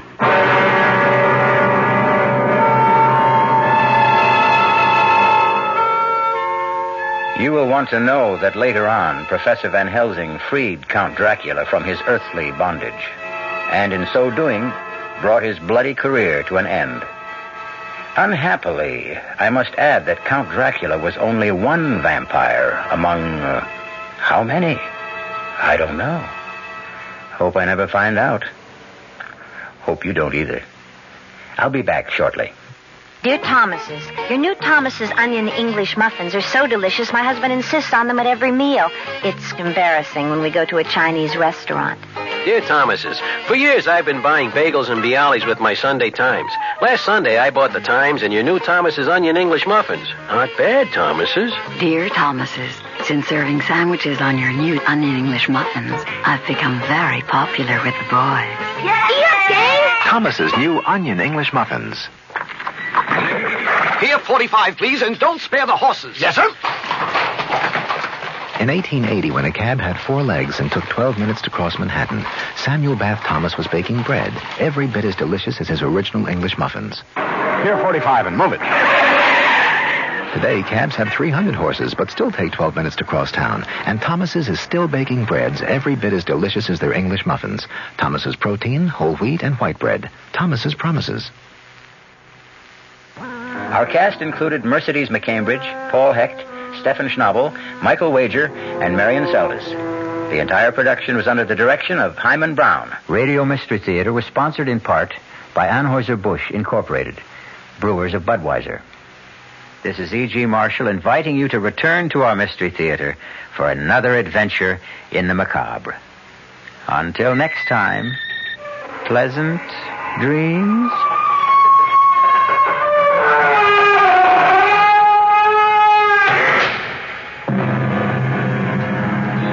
Mystery Theater program was furnished by the CBS Radio Network. This is Mary Helen McPhillips.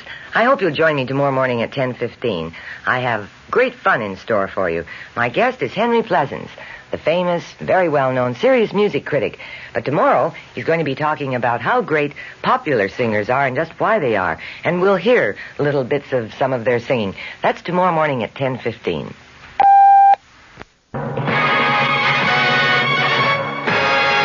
Fulton Lewis in the Mutual Broadcasting System studios in Washington, D.C. Now, my commentary. President Nixon got a 6-day delay today in his fight against a Watergate subpoena, and a panel of experts said it will present another report on Saturday regarding that now famous 18-and-a-half-minute gap in one of the crucial White House Watergate tapes. A sweeping subpoena issued against the president by the Watergate Special Prosecutor Leon Jaworski had been due this morning, but U.S. District Court Judge John Sirica gave attorneys additional time to file briefs and to set a hearing date after the White House petitioned the court to quash the subpoena. In a brief session with attorneys in the Watergate cover-up case and White House attorneys, Judge Sirica gave them until next Monday to file answers to the White House motion. He set a hearing for next Wednesday. In a similar struggle last fall, you recall, Judge Sirica rejected White House claims of executive privilege. Back then, he ordered the president to turn over several tape recordings of presidential conversations, and he was upheld by the U.S. Court of Appeals here in Washington. But also, as you recall, the president eventually turned over the tapes without appealing the case to the Supreme Court. There were strong indications from both sides this time, however, that the final showdown may come in the High Court. Meanwhile, 2 members of the panel of tape recording experts said that they are going to present their report to Judge Sirica on Saturday. That panel has been studying the cause of the gap, studying it since last November. In its interim report, issued in January, the same panel said that the gap had been caused by a process of erasing and re-recording at least 5, possibly 9 times, but it did not address itself to whether the erasure and re-recording was deliberate or accidental. Judge Sirica said that the meeting Saturday with Dr. Richard Bolt, a former professor at MIT, and a second unnamed member of the panel would be held in the judge's chambers. The judge said details of the report will not be made public at that time, but that further proceedings in connection with the report will be decided at the meeting.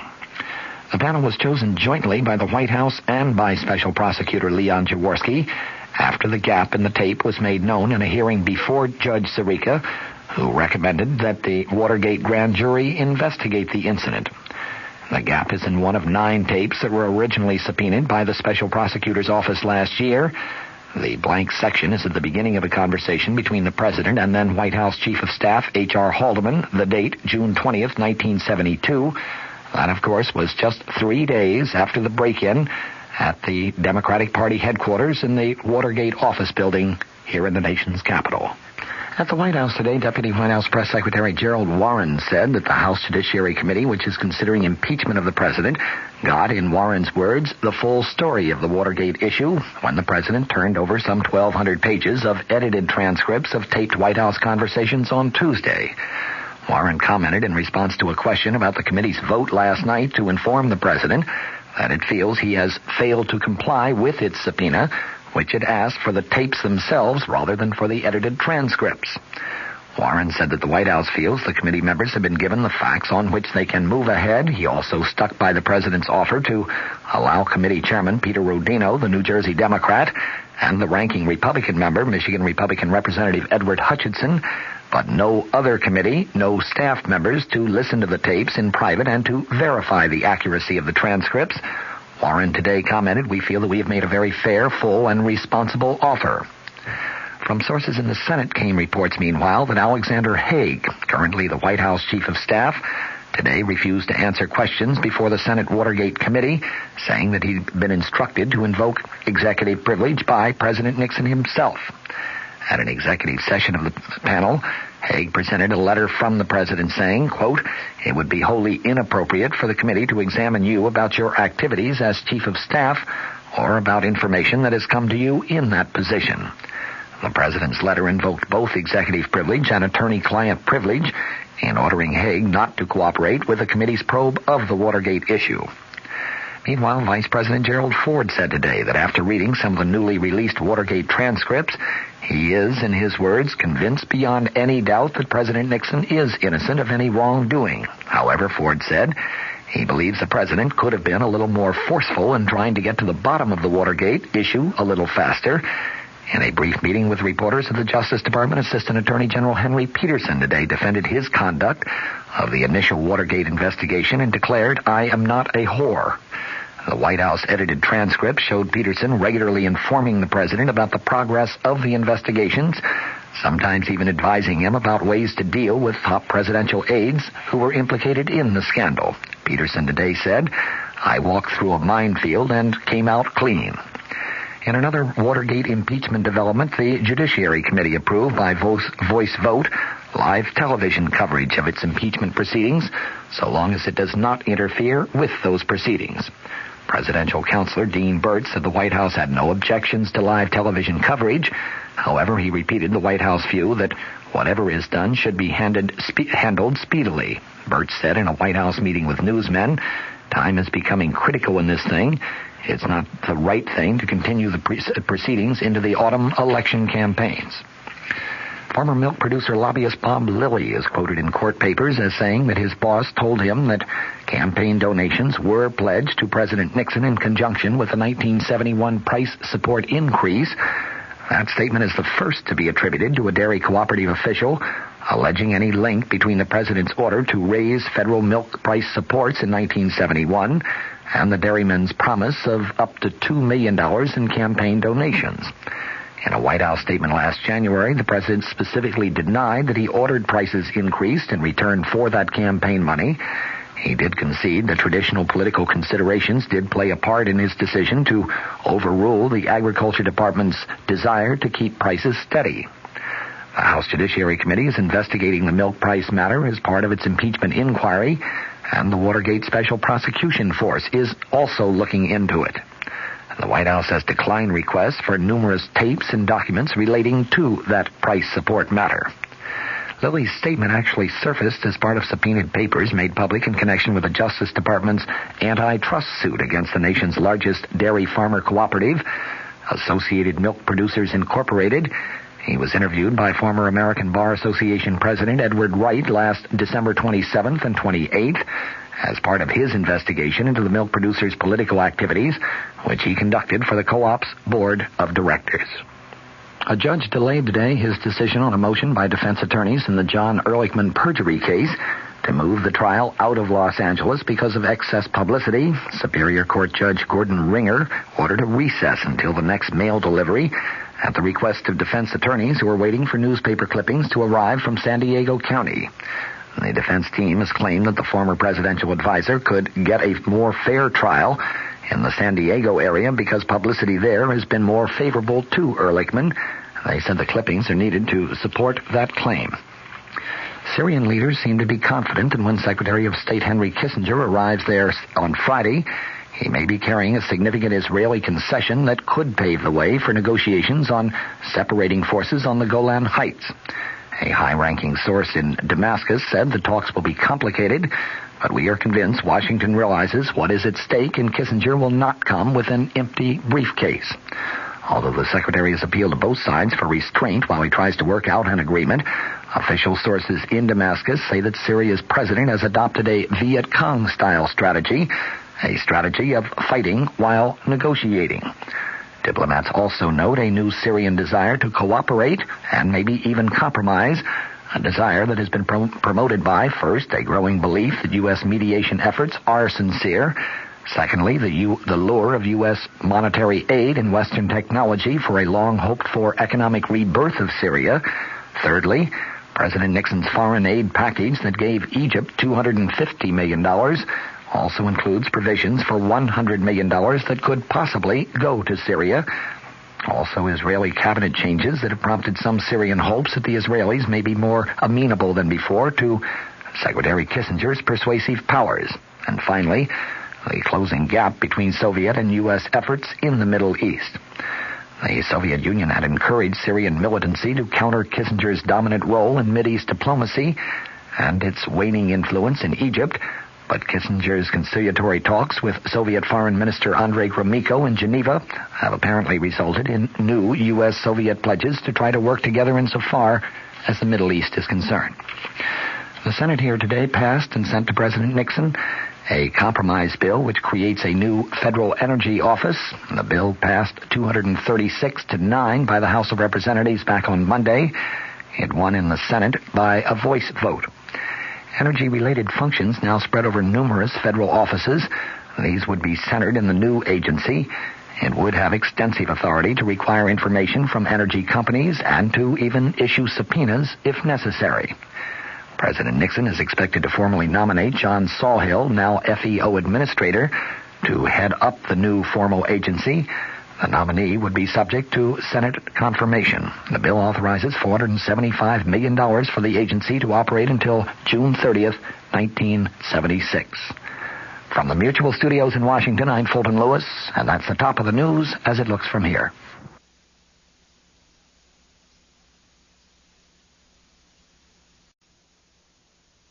Now the Mystery Theater.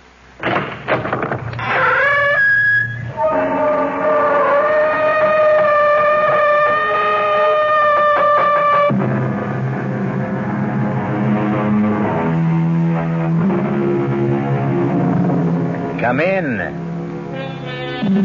Welcome. I'm E.G. Marshall. Welcome to the world of terrifying imagination. In 1843, a Dr. James Braid of Manchester developed the art of being able to produce trance sleep. Of course, he was not the first. That honor belonged to Friedrich Anton Mesmer. But Dr. Braid did coin the name of this both beneficial yet potentially disastrous parascience, hypnotism. In the skilled hands of a doctor or a psychiatrist, it can be profoundly beneficial. But in the hands of an amateur or someone unscrupulous, it can be murderously dangerous. That's it, Marge. Just keep your eyes on the coin as it goes back and forth, back and forth. You're getting sleepy, so sleepy. Your eyelids are heavy.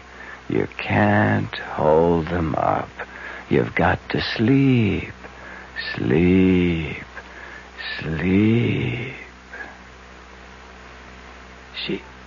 She's under, Mark. You're putting me on, Jeff. She's fake. No, she's under, all right. She's a hypnotist dream. Very suggestible. Look, I'll prove it to you. What's this? Hey, don't hold it there. Just long enough to show she doesn't react. You could have burned her. Oh, come on. You think I'd do anything to hurt your sister?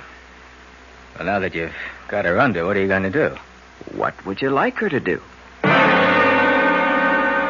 Jeff asked me, what would you like her to do? Well, I would have liked her to murder my father. I wondered how Jeff would have reacted if I'd said that out loud. It almost came out anyway, since it's all I think of these days. How to murder, destroy, wipe out my father.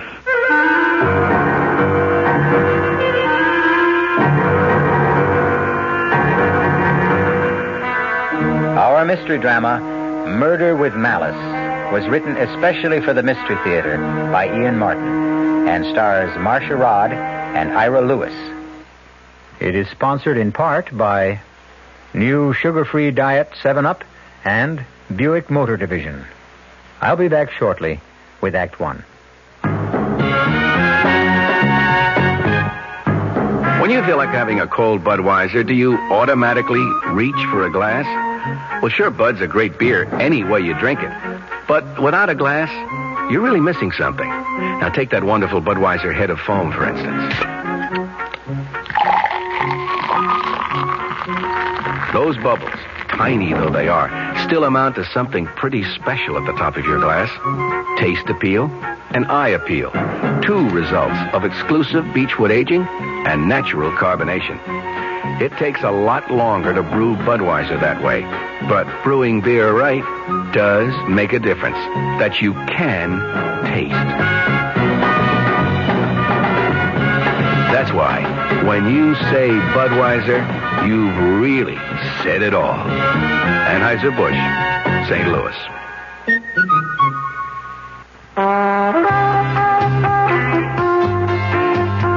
North Jersey is certainly getting a higher yield this season, especially with Suburban Savings Special High Yield Savings Certificate that you can raise for fun and profit. All you have to do is plant a modest $2,500 minimum in Suburban's limited issue 7.50% savings certificate. Then put your certificate in a nice, safe place. Suburban takes care of the rest by compounding interest continuously from day of deposit paid quarterly. You'll get a nice, healthy 7.90% effective annual yield on your 7.50% savings certificate when you let it grow from 4 to 10 years. Early withdrawal prior to maturity is, of course, subject to a substantial penalty. So for a nice, healthy 7.90% annual effective yield, grow Suburban's 7.50% savings certificate for fun and profit at any Suburban savings office in northern New Jersey.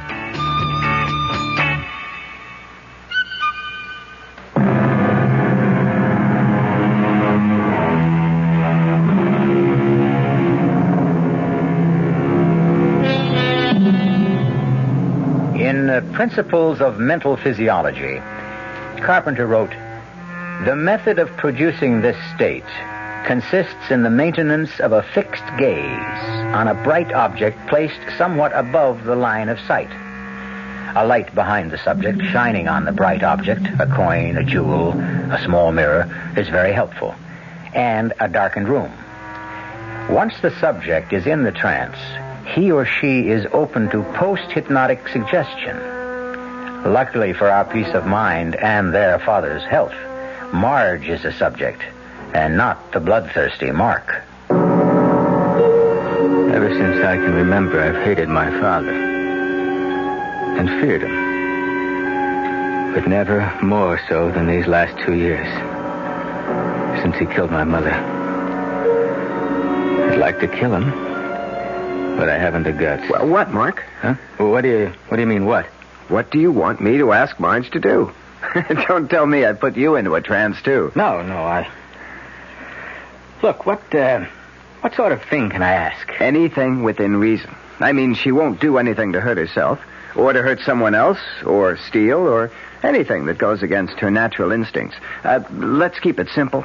You know what you ought to ask her to do? What? Marry you. She's got a chance to shake this scene and have some kind of decent life of her own and get away from that monster upstairs, and she won't take it. She loves her father. That murdering... Hey, come on, take it easy, Mark. He killed my mother. It was a car accident. He was going 90, and he was drunk when they crashed. It's a miracle anyone came out of it alive. It's a pity it had to be him. He got off lucky. Lucky? A shattered pelvis? Condemned to drag himself around on canes for the rest of his life? I hope he never knows a moment when he's not in pain. Hey, Mark. Come on, let's knock it off. I want to bring Marge out of the trance. Wait a minute. We've got a bet going here.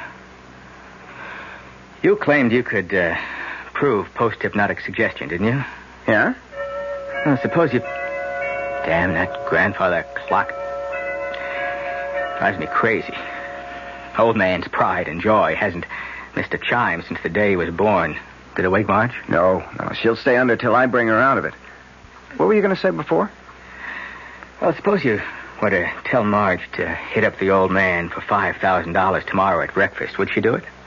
Well, she might if she thought it was justified. Well, tell her I need it to pay off some debts. Do you? What's the difference? She won't get it? No, Mark, I'm sorry. No go.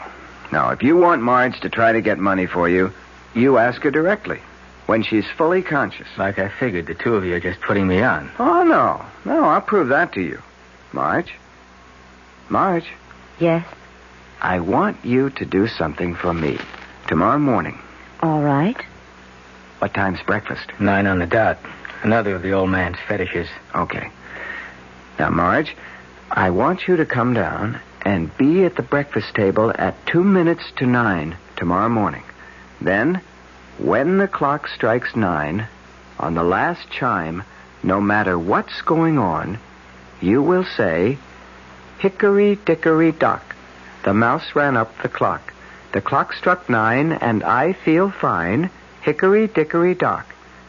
And you won't remember you said it. Will you do that? Yes. I won't forget. No. Now, you've been having a nice rest.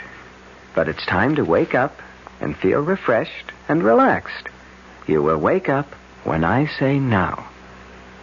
Now. I feel as if I... What are you staring at? The two of you. Jeff, did it work? Mm-hmm. You really put me under? About 10 minutes. Oh, that's scary. You know, why, if you can make me draw a blank like that, you can make me do anything. Oh, no, don't worry. I couldn't make you do anything you didn't really want to. I should hope not. Where did you learn this handy little parlor trick? Well, I once took some courses in parapsychology. Do you feel relaxed, Marge? Is your headache gone? I have to admit I do. And no headache. I really feel as if I'd had a whole night's sleep. You're a master magician. No, anyone can do what I did, provided he has the right subject, and that person is willing. Not that I'd advise it, though. It's a dangerous thing to fool around with. But, your friend uses it in his practice. Dr. Frank? Oh, yeah. Occasionally, if it's indicated. Actually, he's relatively conservative for a psychiatrist. I don't need him. Well, honey, I'd like to see you get rid of those headaches. I'm not a candidate for the couch yet. Well, I guess I'll hit the sack. Thanks for the fun and games. Good night. Night, little brother. Good night, Mark. Little brother? Didn't you ever know? I was the first twin to arrive. It's only one of Mark's resentments. He's the one who really needs analysis. Marge, Mark's problems are his own. Yours are something I want to see solved. I don't know why you waste your time with me. If I had any sense in this mixed-up noodle of mine, I'd marry you, have 4 children, and live happily ever after. But I just can't. Because you feel yourself tied to your father. I can't leave him alone, Jeff. I love him. I think, for your sake, Jeff, you'd better forget me. Will you do me one favor first? Will you just go to see Dr. Frank for a few visits? You think I'm that bad off? Well, Marge, you've been pretty mixed up ever since the accident. I know. Okay, Jeff. Maybe you're right. Let me think about it, and maybe I'll call your Dr. Frank tomorrow. Tomorrow? What is it, Jeff? Nothing. It isn't important. It'd be more complicated to undo than to do now. I'll call you then and explain. Morning, Mark. Morning, Dad. You're surprisingly early. Yeah, I wanted to ask you something. If it's money, no. Dad, I'm in bad trouble. Well, then dig yourself out. Dad, Mom left me money that will come to me when I'm 30. Why can't I? Very wise of her. Maybe in another 6 years you'll be able to handle it instead of gambling it away. It wasn't Mom's decision. You talked her into it. I most certainly did. Look, you don't understand. I'm mixed up with some very hard guys. If I don't pay them off... Oh, don't talk nonsense. They'll wait for that money. Good morning, Marjorie. Good morning, Dad. Mark, am I late? No, dear. It's just 2 minutes to 9. Sit down. Have your orange juice. I'll pour the coffee first. You sound very chipper. Yes, I had a wonderful sleep last night. Relaxed as a kitten. I wish I could say the same. Well, that's what comes of having a guilty conscience. And what about yours? I wanted to shout at him as I pushed my chair from the table violently and went to the sideboard. I was seething with hate at his smug self-righteousness. Guilty conscience. If he only knew how guilty, how much I wanted him dead. Serving breakfast plates for Marge and me gave me time to regain control. Then the clock began to strike 9, and my mood improved. A small revenge, but if Jeff's trick worked, at least I'd see the pompous old ass look foolish for once. What time did Jeff Henderson leave last night? I think I'm old enough not to have to answer questions like that. Well, I think I have the right to ask any questions I want to in my house. Because I want to know if you're thinking again of marrying Jeff. Hickory-dickory-dock. The mouse ran up the clock. The clock struck 9 and I feel fine. Hickory-dickory-dock. What? What did you just say, Marjorie? Me?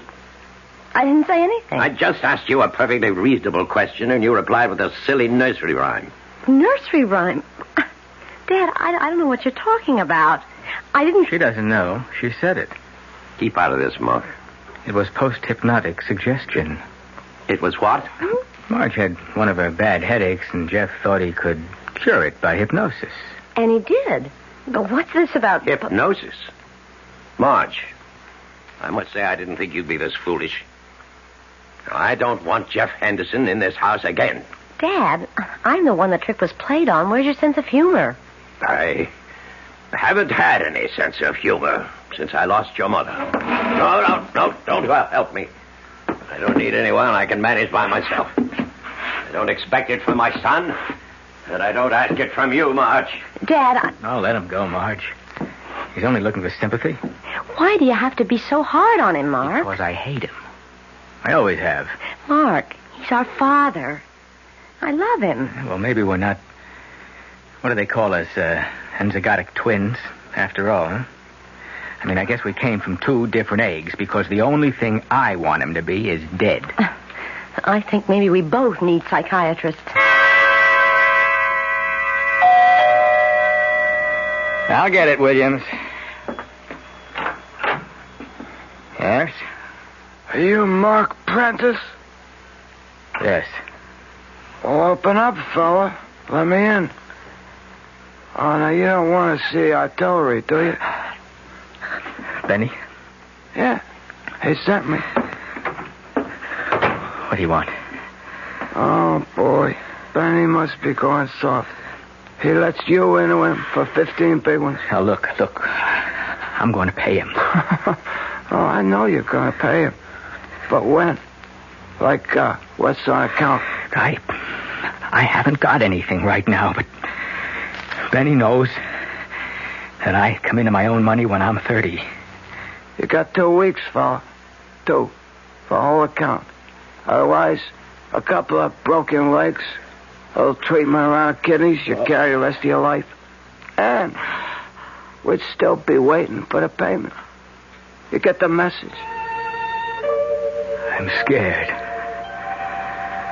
And I've never been so scared in my life. And I'm caught. They mean business. And I'll never change my father's mind. I'm going to have to kill him. But how? How?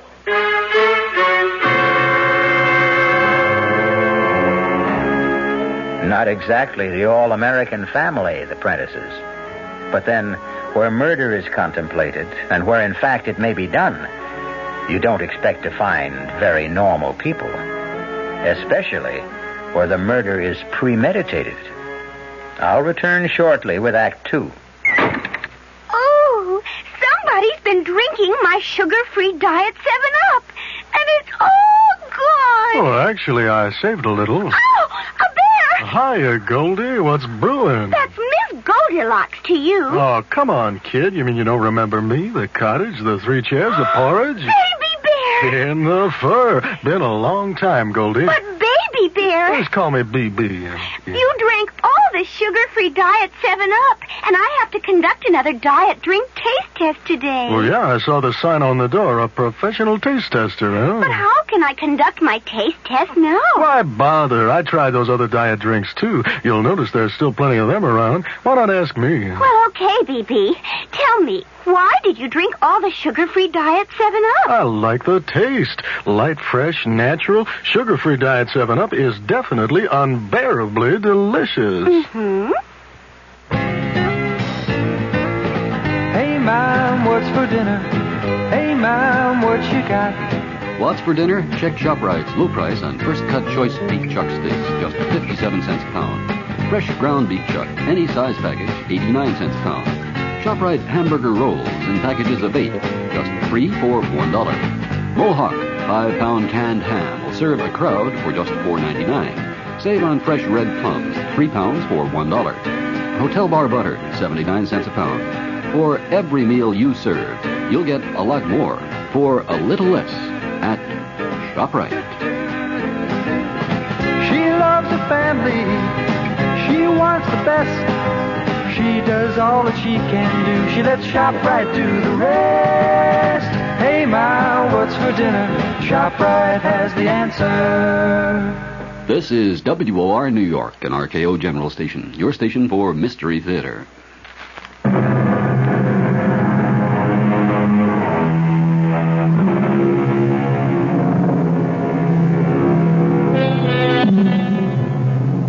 Almost 2 weeks have passed, and Mark has not been able to take any action towards solving his problems.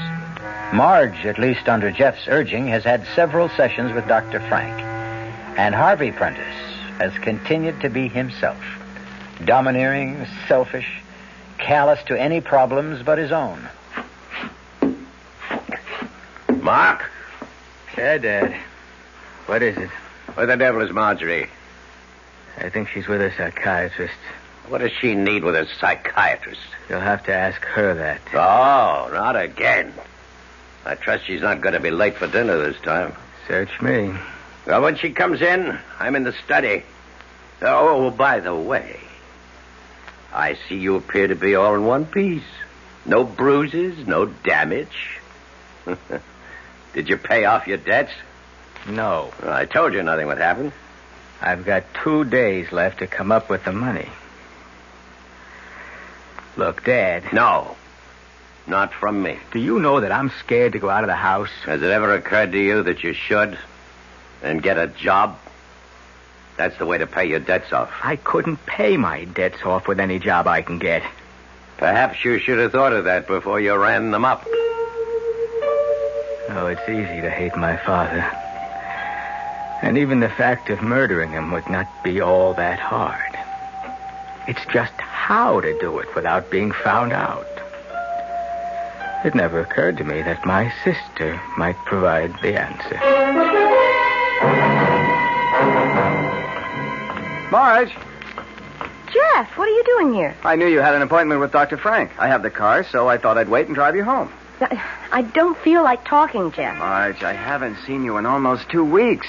You won't even answer my phone calls. Are you mad at me? Not exactly. Is it that silly stunt I pulled with that post-hypnotic suggestion? No. It's ever since that evening. I know. All right. Let's get in the car and you can drive me home. Sure.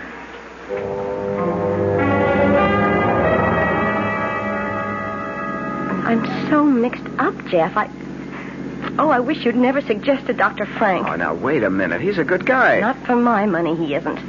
I know you meant well, but... But what? Jeff, I'm not good for you. Mark and I are all screwed up somehow. The whole family, we're Jonas. Keep away from us. Marge, nothing you can say. Why won't you listen to me? I don't want to see you anymore. I can't. There's nothing to explain, and I have such a headache. Well, maybe I ought to stay and give you another hypnotic treatment. No. Nobody else is getting inside my head anymore but me. Please, let's just make this goodbye. I don't want to see you again. Marge, wait a minute.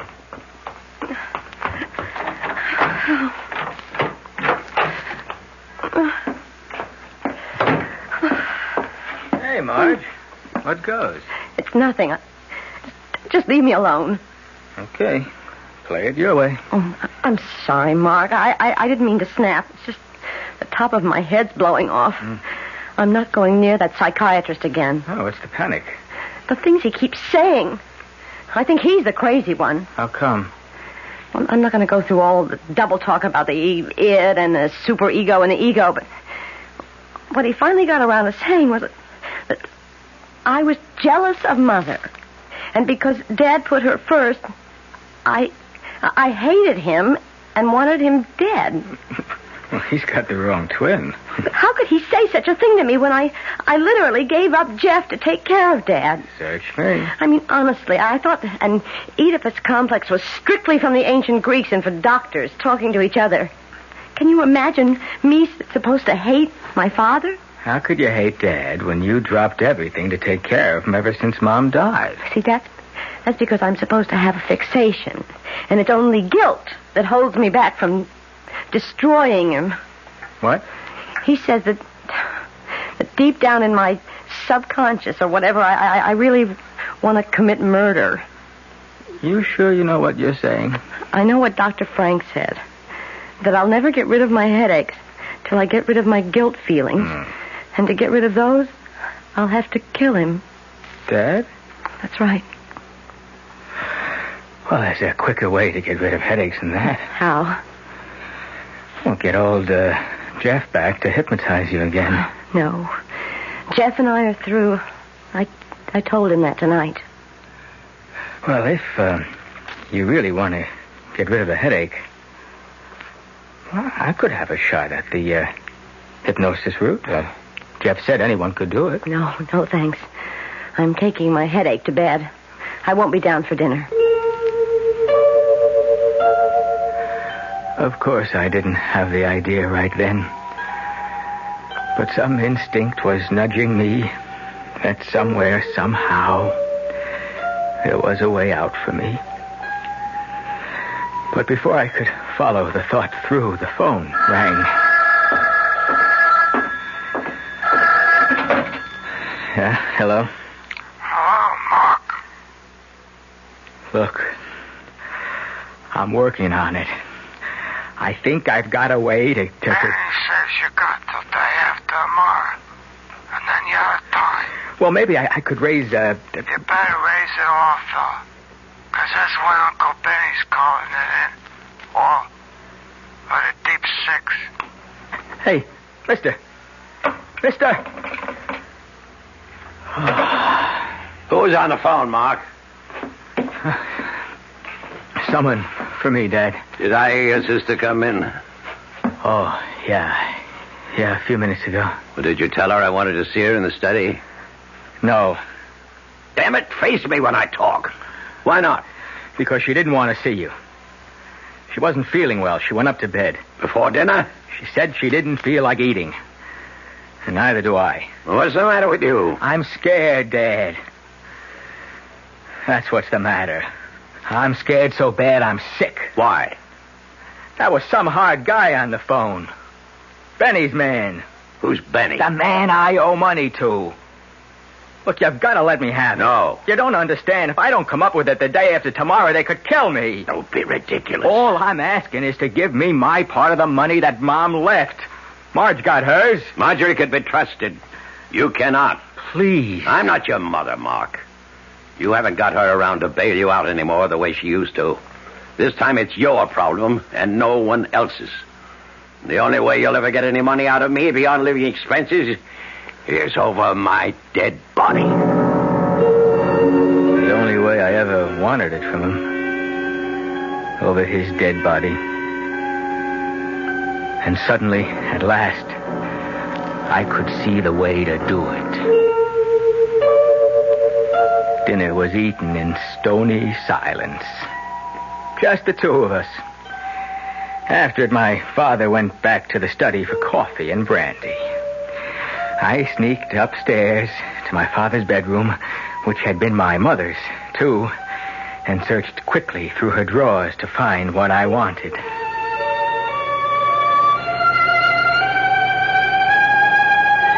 The rest was waiting till my father was safely in bed for the night, and then moving quietly along the upstairs corridor to my sister's room. Who is it? Mark. May I come in? I suppose so. I knew you were up. I saw the light under the door. Dad came by to say goodnight an hour or so ago. I couldn't get back to sleep. What time is it? The witching hour. Midnight. Mind if I sit on the other bed for a moment? It's all right. My bed light in your eyes? No. It's just fine. How's the headache? Splitting. I wish I had some magic remedy. I'd just like to go to sleep tonight and never wake up again. No, you don't mean that. I do tonight. What's that swinging in your hand? That's a memento from better days. Remember, it's Mom's tick-tock watch. Oh, I haven't seen that in years. It's still so shiny. Where'd you get it? Oh, I've had it a while. Remember how when we were kids she used to put us to sleep with it? The tick-tock watch. Tick-tock, tick-tock, back and forth. My eyes used to get glued to it. Tick-tock, tick-tock, back and forth, till I began to get so sleepy. So sleepy. So sleepy. Sleep, Marge. Sleep. Keep your eyes on the watch. Yeah, your eyelids are getting heavy. Heavy. So heavy. You've got to sleep. Sleep. Sleep. Marge. Marge? I can't believe it. She can't feel the flame. Marge, you're asleep. But you can hear me. Yes, I hear you. Who am I? You're Mark. Am I your brother? Yes. Your twin? Yes. Do you know our father? Yes. How do I feel about him? You hate him. How do you feel about him? Marge, I asked you. How do you feel about him? I hate him, too. Would you like to kill him? Yes. I've always wanted to. I want to kill him. I could hardly believe my luck. And just in time to save my neck.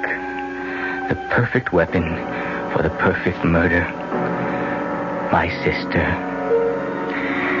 But did I dare to use it? To hurt her instead of being hurt myself? What would they do to her? What would happen to her if I did what I was planning? And would it even work? What were the odds on the biggest gamble I would ever take in my life?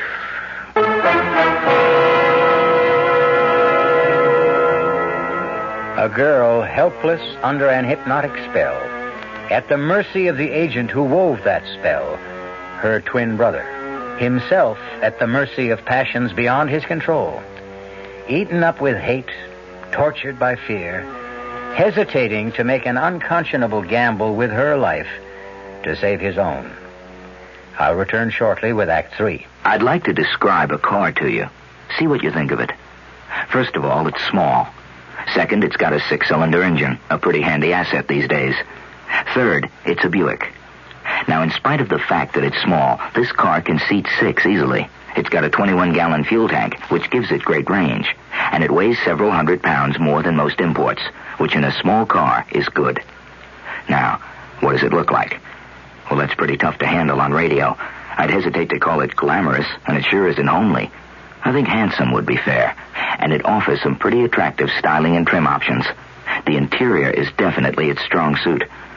Now, if that sounds like a little more than your average small car, then I've described it properly. Because remember, this small car is a Buick. The car is called Apollo, Buick Apollo, and it's about as much small car as you'll find on the road today. See for yourself at your Buick Opel dealer. One of the 10 best newspapers in America. Easily the nation's best suburban newspaper. Becoming a paper of national influence. These words are from a recent issue of Time magazine. The newspaper described is Newsday, the Long Island newspaper. On the basis of editorial excellence, Time magazine selected the 10 newspapers in America that stand out above the rest. One of them was Newsday. Because, as Time noted, Newsday combines solid local coverage with ambitious national and international undertakings. And because Newsday meets Time's other criteria for excellence, it's entertaining and informative. It conducts extended investigations and offers a range of different opinions in its editorial pages. Have Newsday delivered right to your door with no service charge, and see why it's one of the 10 best papers in America. Newsday, Long Island's own newspaper.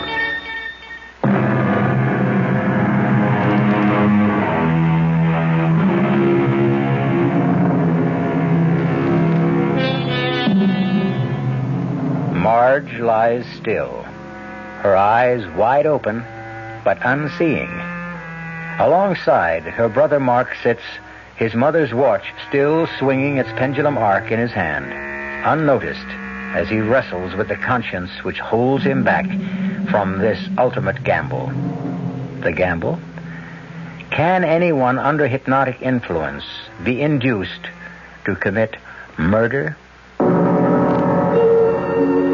If she killed, they'd never do anything to her. There's a whole history. The encephalitis she had as a kid, the nervous breakdown after Mom died. She's going to a psychiatrist now. Sure, I can get her off. Temporary insanity. Yeah, that's it. Only will it work? What was it Jeff said? She won't do anything to hurt herself, or to hurt someone else, or steal, or do anything that goes against her natural instincts. Natural instincts. What does that mean? Doesn't it mean what we really feel deep inside, even if we don't know about it? It's a gamble, but the odds aren't bad. It's Mark, Marge. Can you hear me? I hear you. Remember a couple of weeks ago when Jeff was here and we got off on the hypnosis kick? Yes, I remember. And what started it? I don't know. I think, yes, talking about being kids. Remember how even then Jeff was into the psychic bit? Yes. The funny cards and guessing and trying to reach each other's minds. And who was the best? We were. Why? Because we're twins. Twins go together. Remember how we always liked the same things? Mocha ice cream and rare hamburger, buttermilk, crazy things nobody else liked. We liked, just like we hated. What did we hate? You know. Coffee, half and half, and hot dogs without relish, and people who lie or cheat or murder. Murder? Like Dad. He killed Mother, didn't he? There was an accident. He was too drunk to drive the car. Didn't you hate him after the accident? I don't know. Don't you hate him now? Yes, I hate him. Would you like to see him dead? Would I? I would. And we're twins, remember? Yes, twins. We always think alike, right? We always think alike. I want to kill him. Don't you? I want to kill him. Then listen. Tomorrow night he'll go to bed early. He'll be fast asleep by 10 o'clock, you understand? Fast asleep by 10 o'clock. I can promise you that. I won't be here. But when the grandfather clock strikes 10, you're going to go to the dining room, right? When it strikes 10, I go to the dining room. In the sideboard drawer. You know which one. His dad's carving knife. The one he keeps honed to a razor's edge with the sharp point, remember? I remember. The carving knife. Right. And then go to his bedroom and plunge it into his chest. Listen to me, Marge. You'll be doing what you always wanted to do. You'll never have headaches anymore because the guilt will be gone. You'll be destroying him just as you've always wanted to do. Killing what you hate, what I hate. Killing all the hate in our hearts. You understand? When the clock strikes 10 tomorrow night, I am to get the carving knife and take it upstairs and plunge it into Dad until he is dead. And when you wake up in the morning, you won't remember any of this. I didn't sleep much that night, and next day was an endless nightmare. By the time dinner was over, I was a wreck. But the real strain was just beginning. No, it was no sweat to slip the barbiturate in Dad's coffee, and later to help him up to bed half comatose and get him settled snoring for the night. It was after the clock chimed 8:30 that I finally left the house to establish my own alibi. Stopping carefully, I might add, on the way out to make sure the clock was wound, although my father was usually infallible in seeing that it never ran down. And then I left the house.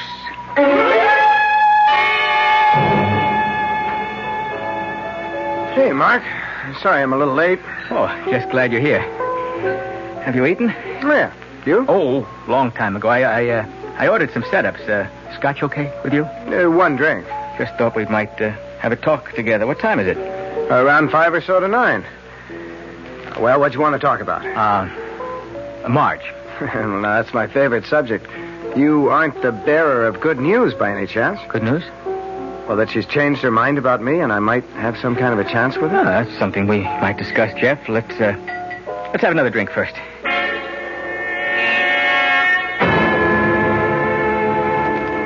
Where was I? Don't you think you should go a little easy on the drinking, Mark? Hey, if I want to get drunk, I'll get drunk. Not with me, Buster. All right, okay, so I'm sober. Where was I? Well, you were trying to explain something about your sister, which is the only reason you're holding me. Oh yeah, Marge, yeah. You know, you don't stand a chance as long as Dad's around. Yeah, I'm aware of that problem. Well, supposing it suddenly didn't exist anymore, supposing there wasn't my father.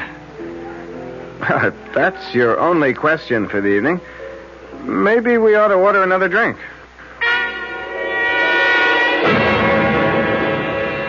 Mark.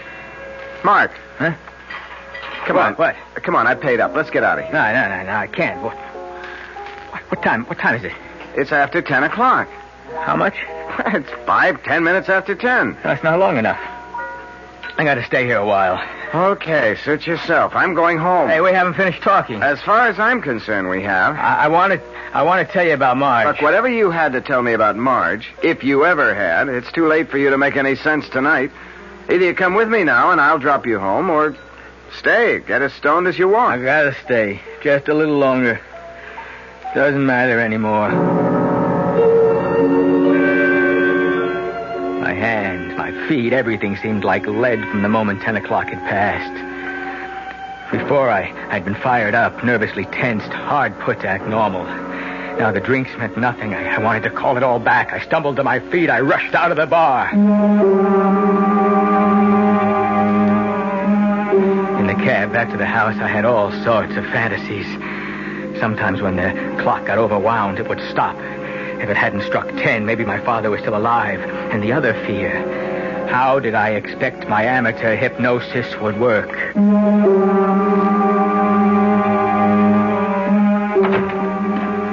In the house, empty. I was conscious of the echo of its sighs for the first time.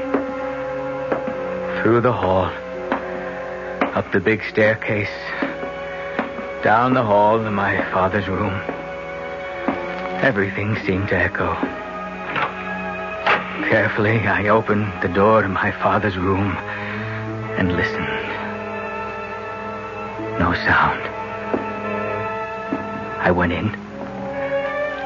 I looked at my father where he lay, lit by a lamp on the far wall over the dressing table. The first thing I was conscious of was that he was breathing. And I saw the carving knife on the floor. It was instinctive to pick it up. It was bright silver and stainless steel, glittering in the corner lamp. There was no trace of blood. He wasn't dead. And I knew I would have to do this by myself. By myself. There never had been any other way. So I came to the bed, lifting the knife up high to drive it home. And suddenly his eyes were open, looking at me, recognizing what was about to happen. In one convulsive shrug towards me, his eyes glazed over. But in that last moment, he said, "You always wanted me dead. Dead. So, strike. Strike. For all the good it will do you."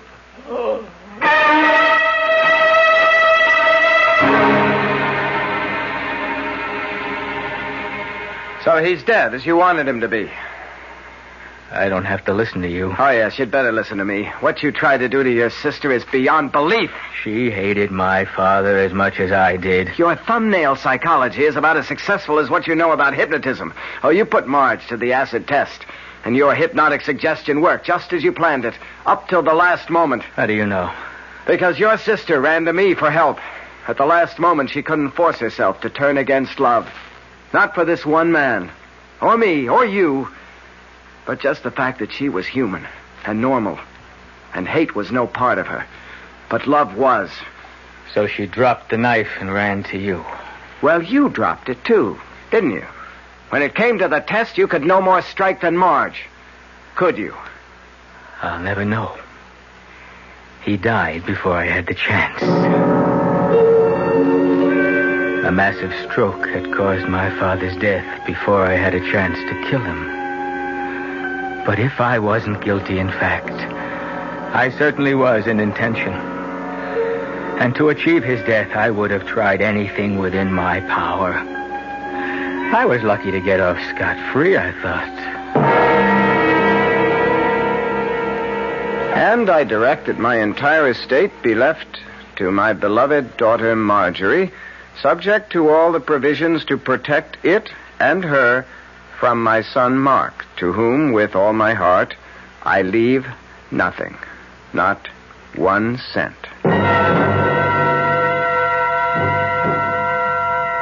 As attorney for the estate, Mark, I'm going to make sure your father gets his wish. Oh, sure, big deal. You figure to marry the heiress. I figure to protect Marge from you. as long as I live. If I thought I could wring your neck by myself and get away with it, I'd be happy to do it. Luckily, I don't have to worry. No dough, brother. Not a penny. Go pay your debts.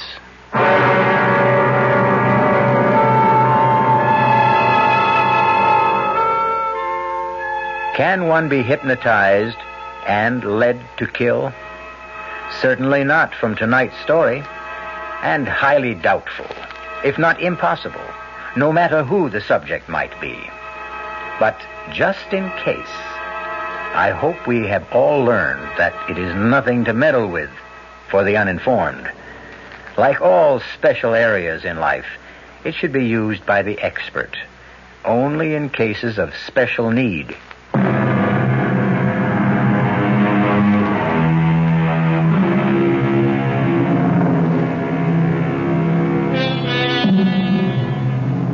It was some time before Marge and Jeff were married, but once they were, the shadows and cobwebs were wiped away.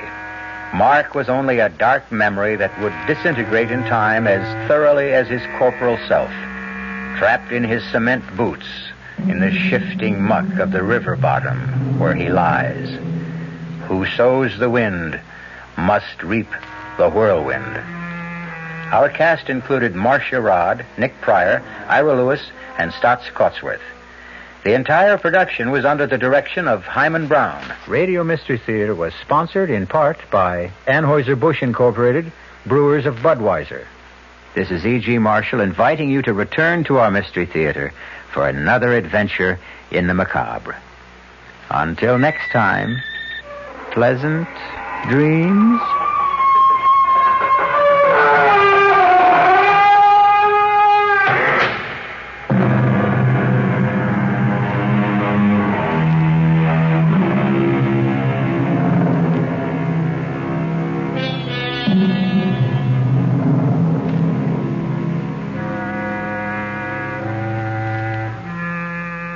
The preceding Mystery Theater program was furnished by the CBS Radio Network. I'm Fulton Lewis in the Mutual Broadcasting System studios in Washington, D.C. Now, my commentary. U.S. District Court Judge John Sirica today delayed proceedings on a White House motion to quash a special prosecutor's subpoena for more presidential tapes, in the judge's words, for the purpose of facilitating discussions leading to a possible compliance. Judge Sirica's brief announcement came after Special White House counsel James St. Clair entered the judge's chambers, saying that he would ask for a delay in hopes of working out such a compromise.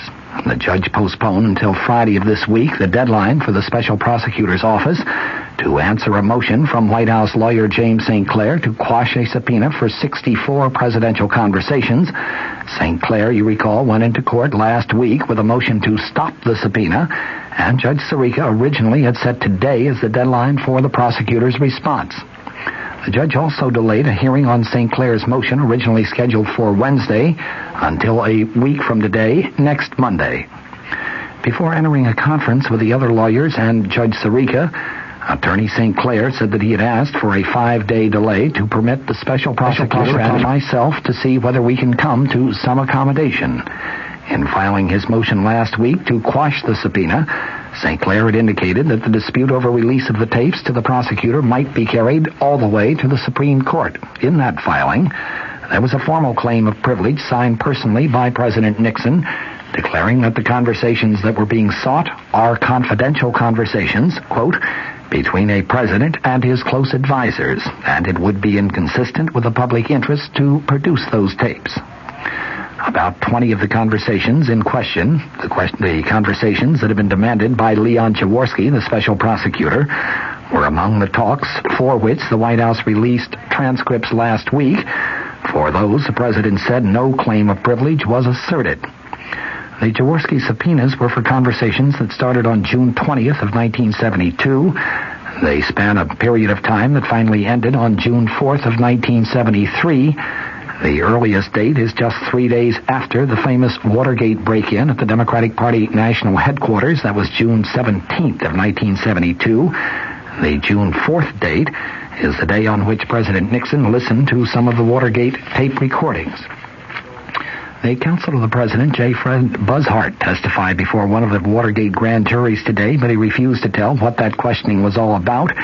He appeared before Watergate grand jury number 3, which is investigating, among other things, the 18-and-a-half-minute gap in one of the key White House tapes.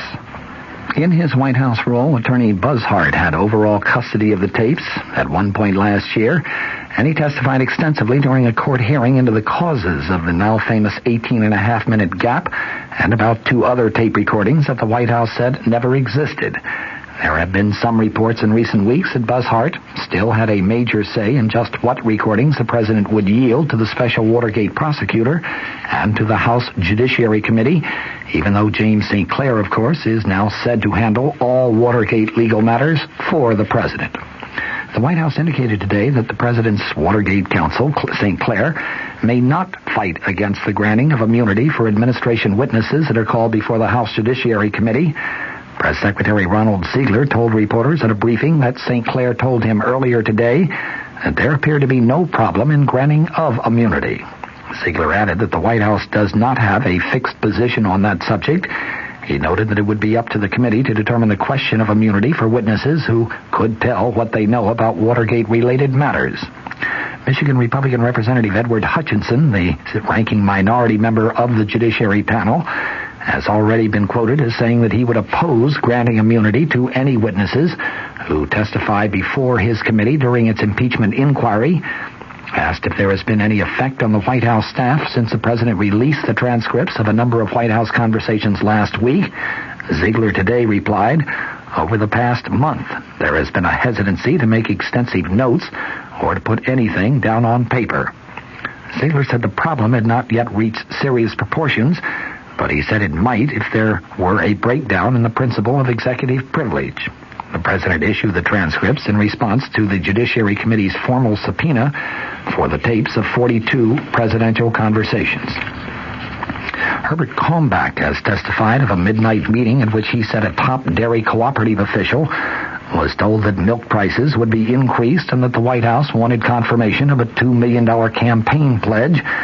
Kalmbach, of course, is a former campaign fundraiser for President Nixon. He has said in secret testimony that the session took place on March 24th, 1971, in his suite at the Madison Hotel here in Washington. Milk price supports were increased just the following day. The White House has said that the president's milk price order was not in any way influenced by the promise of campaign contributions from the dairy cooperative. The alleged meeting, which took place after a Republican fundraising dinner attended by dozens of dairy cooperative officials, included Kalmbach, Marie Chotiner, and Harold Nelson, or at least so goes the Kalmbach testimony. Chotiner had quit 3 weeks earlier as the president's special counsel and had just entered private law practice where he was receiving a retainer of $57,000 a year paid by the nation's largest dairy cooperative, the Associated Milk Producers Incorporated. Nelson was the chief executive officer of that cooperative. According to the testimony, Kalmbach swore that Chotiner told Nelson that John Ehrlichman, who was the president's chief domestic advisor at that time, wanted Nelson to reaffirm the milk producers' promise of $2 million in light of an milk price increase that the president had just directed. Kalmbach said that Nelson agreed. The next day, the administration made its public announcement of the price increase of 27 cents per hundredweight, which added hundreds of millions of dollars to the income of dairy farmers around the nation. Kalmbach's testimony was given about 6 weeks ago to 2 investigators for the Senate Watergate Committee, Alan Weitz and David Dorson. They said that this testimony, along with other unspecified evidence, provides the basis for a letter which lawyers for the House Judiciary Committee sent to the White House back on April 19th. That letter, intended to state facts showing the impeachment investigators' need for 45 presidential tape recordings about the milk fund affair, was made public just last Friday. It said, among other things, that on March 24th, 1971, quote, Mr. Murray Chotiner stated to several dairymen that Mr. Ehrlichman expected the dairy industry to reaffirm its $2 million commitment in light of a forthcoming increase in milk price supports. The White House has rebutted by saying that the president was aware of the dairymen's $2 million promise, because his aide, Charles Colson, had told him about it back in 1970. Colson has been identified as the main contact in the White House for Nelson, and indeed for other dairy cooperative officials. The White House, though, has vigorously denied that the president's decision to raise prices was in any way influenced by that promise of money. He was influenced, the White House has declared, by traditional political considerations, including pressure from Democrats on Capitol Hill, Democrats who themselves wanted a price increase. Secretary of State Henry Kissinger and Soviet Foreign Minister Andrei Gromyko have arranged to meet tomorrow on the island of Cyprus, the purpose to discuss their search for an end to the Middle East war insofar as the current hostilities on the Israeli-Syrian front are concerned. Plans for that meeting were announced in Moscow and by a State Department spokesman traveling with Kissinger. Ambassador Robert McCloskey said that Kissinger and Gromyko will also confer on other East-West topics, including chances for a new treaty limiting offensive nuclear weapons. Theater.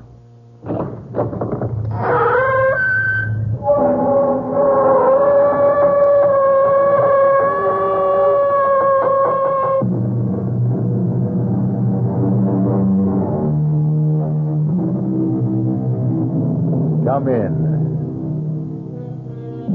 Welcome. I'm E.G. Marshall.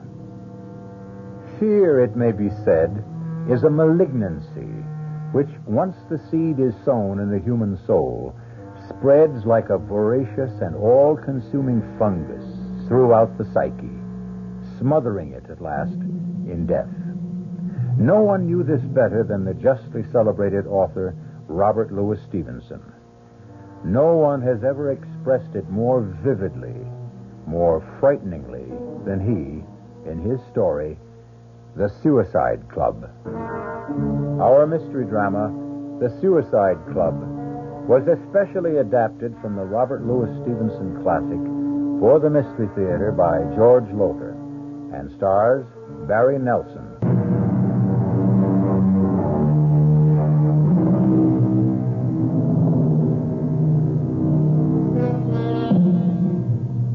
Compulsion.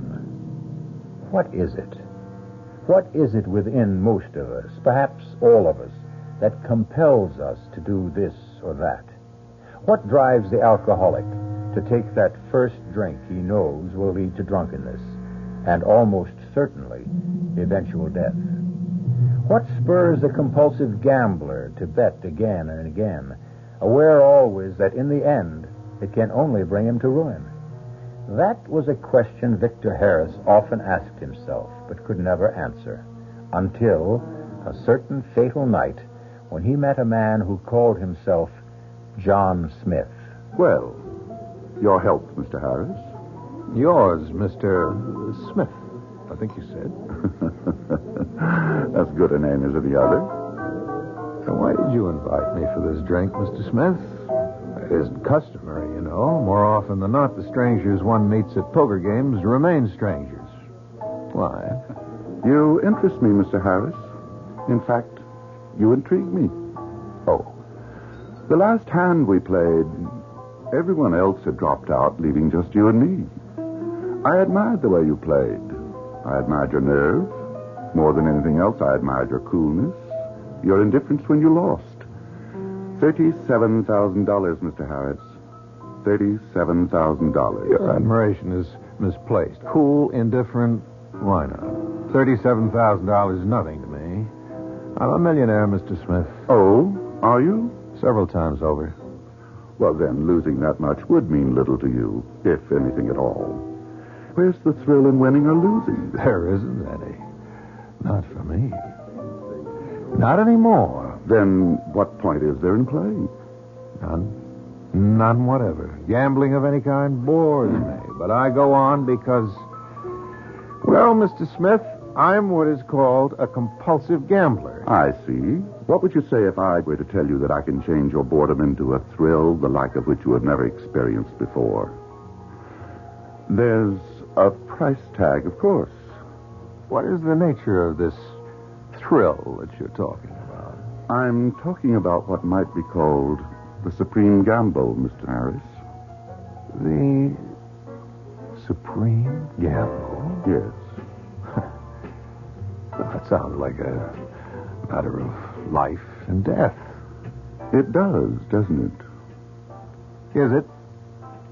You're a gambler, Mr. Harris, and a compulsive gambler at that. I think you'll be willing to gamble an hour or two of your time to find out. Here's my card. I'll be expecting you at this address tomorrow night, 7:30 sharp. Suppose I don't show.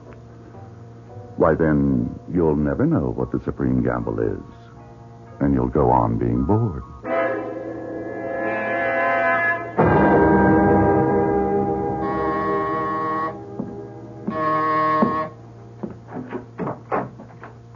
Yes? My name's Harris. Victor Harris. I believe Mr. Smith is expecting me. Yes, he is. Come in.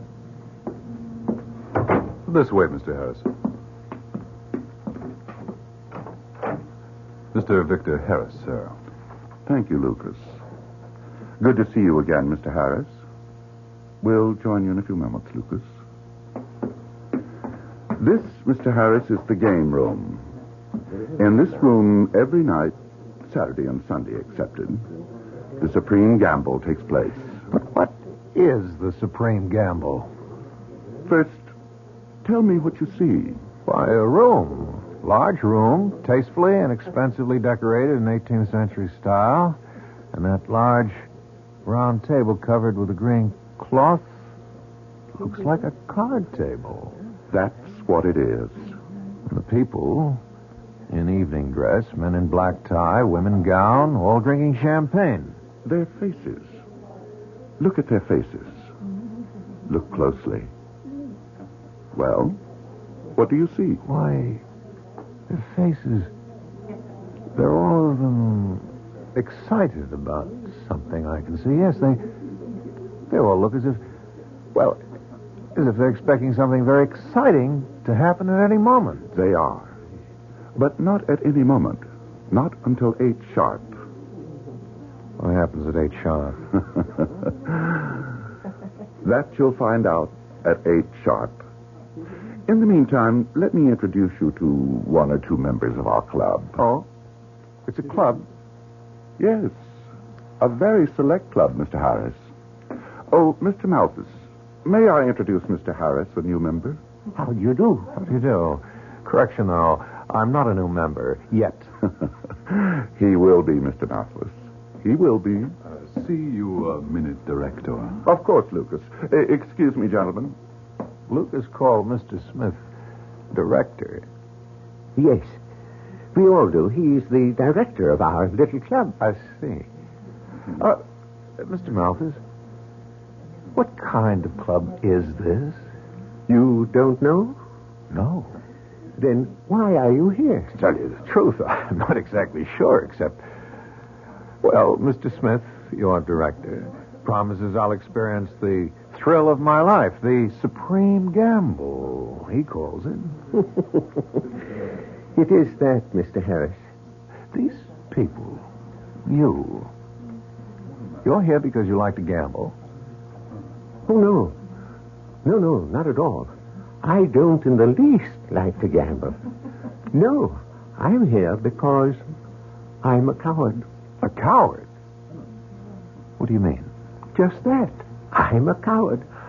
I'm afraid of... Well, I see you two have become acquainted. But I'll take our new guest away from you now, Malthus. I see Iris Lawrence sitting all by herself as usual. Come along, Harris. I'll introduce you. Wish me luck tonight, Director. I do indeed, Malthus. I do indeed. Iris, let me introduce our latest member, Mr. Victor Harris. I'm not a member, Mr. Smith.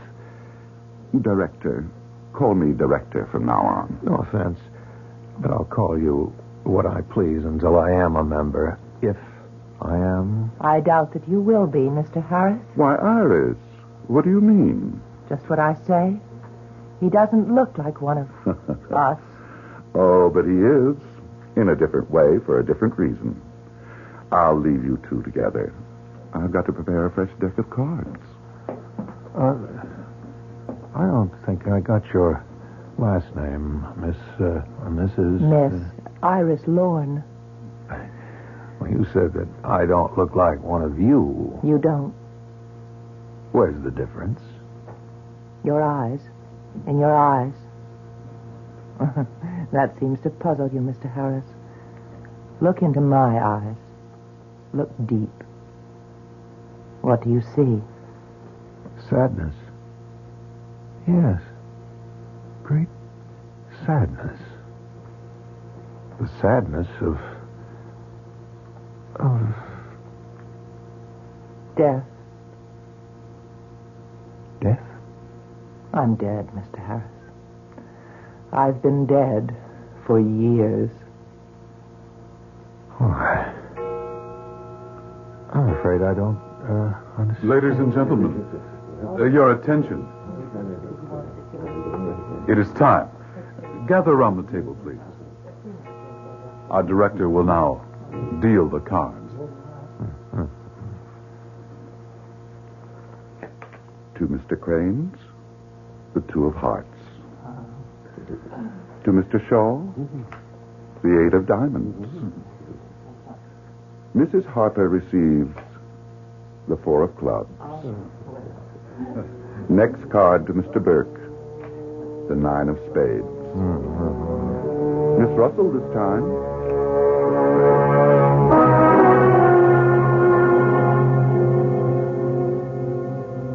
Next card to Mr. Wolfson, the ace of spades. Since Mr. Morley has already drawn the ace of clubs, the game is ended.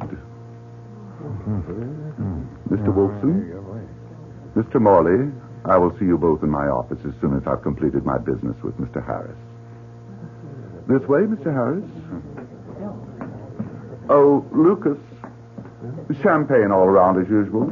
Yes, Director. Well, sit down, Mr. Harris. Drink? Thanks, no. Just tell me, what's this all about? Have you ever thought of committing suicide? No, I never thought seriously of suicide. Well, many do, you know. Think of it seriously, that is. And some of these, quite a few, do take their own lives. But you'd be amazed, Mr. Harris, at how many people there are in the world who want to kill themselves. In fact, yearn to kill themselves, but haven't the nerve to do it. So? We do it for them. You... To put it more aptly, we arrange it for them once they become members of the club. The Suicide Club, we call it. Think of the gamble, Mr. Harris. The supreme gamble of your life. Think of the thrill of each night, staking your life on the turn of a card. Not a momentary thrill, but one that will make each day worth living because it may be your last. The ace of spades. The ace of clubs. Simple. Whoever in each nightly deal receives the ace of spades is killed. Everything, of course, is arranged to make his or her death appear accidental. The ace of spades, the person killed. The ace of clubs, the one who does the killing. Then one is the victim, the other is murderer. Huh. You spoke of a fee. Unnecessary evil, I'm afraid. The club's overhead is high, extremely high. Accordingly, so is the fee. Which is? Half your estate. Half of what you own. Half? That may sound unreasonable to you at first, but it all balances out, you see. What I mean is, there are members of the Suicide Club who have large estates, vast wealth. But at the other extreme, there are some who have virtually no estate, no money at all. Miss Lorne, for example. Alice, you met her. Practically penniless. She was quite well-to-do when she joined some time ago, but luck, the cards, has been against her. And in the meantime, she has spent everything she had on her habit. Drugs. She's a drug addict. Which is why she wants to die. It's the only solution to her problem. What a shame. She's so lovely. Her life could be so worth living. But isn't. Not anymore. Well, now, Mr. Harris, I promised you the greatest thrill you've ever had. I promise to cure your boredom with life for the remainder of your life. I'm ready to keep that promise with, as I said last night, the supreme gamble. Sign here. Yes? I'd like to think it over. You know what your decision will be. You're a compulsive gambler, Mr. Harris. Whether you join the Suicide Club now or later, you will join. I know it. You know it. To be bored is to be dead, as you so well know. Why not live a little? Why not sign? Now? Why not? Yes. Why not?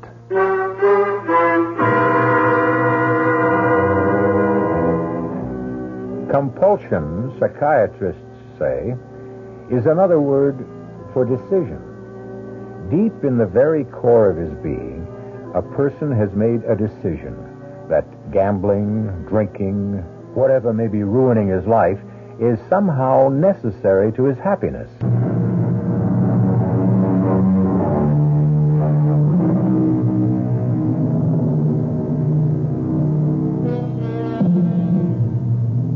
Bored, weary of a life of compulsive gambling which has lost its stimulation, Victor Harris, wealthy man about town, has joined the Suicide Club.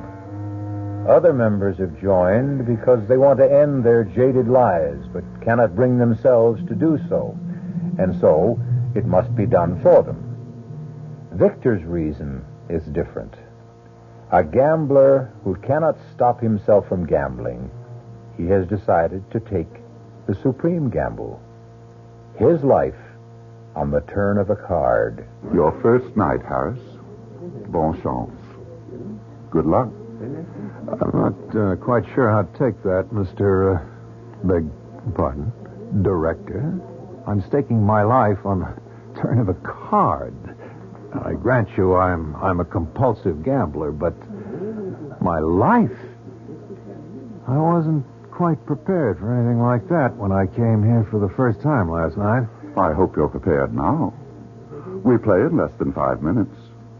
Why not wander about, become better acquainted with your fellow members? I'll do that. Oh, and by the way, it's customary for new members to order champagne for everyone. Oh? Well, I'll be more than glad to. Lucas, champagne all around. On Mr. Harris. Yes, Director. See you at the table, Harris. Yes. Miss Lorne, may I join you? Oh, Mr. Harris.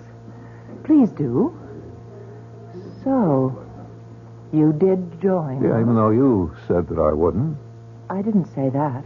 I said that you shouldn't. But even when I said it, you had no choice. No choice? Once you accept our director's invitation to pay this place a visit, you've had it.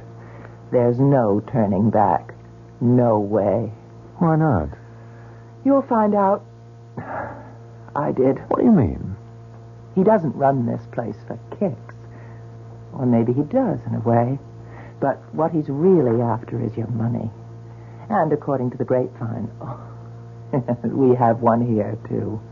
You've got plenty. Well, according to the grapevine, you have none. You're penniless. Now, yes. I was worth well over 100,000 when I joined almost 6 months ago. And? Oh, well, a lot of it, I don't know how much. I don't keep count. Went for heroin. Well, of course, you know I'm on dope. Yes. And I'm sorry. You? Sorry? For me? You're hooked as badly as I am. On gambling, they say. I'm afraid that's the truth. A habit. You can't kick. Just as I can't kick mine. Look, Miss Lorne, Iris, if I may. I made a decision to join the Suicide Club last night. I can make the decision to leave it, too. Can you? Well, of course I can. Why do you say, Ladies and gentlemen, your attention. It is time. Gather around the table, please. Our director will now deal the cards.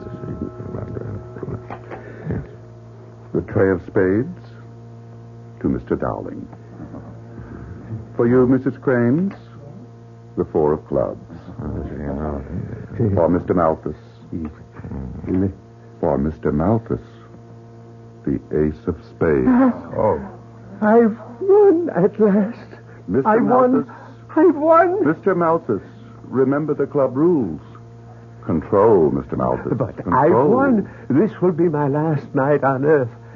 After all this time, my last night. Mr. Malthus. I beg pardon, Director. I truly beg pardon. Let us go on. Mr. Robinson, 8 of diamonds. Miss Feitzen, 2 of spades.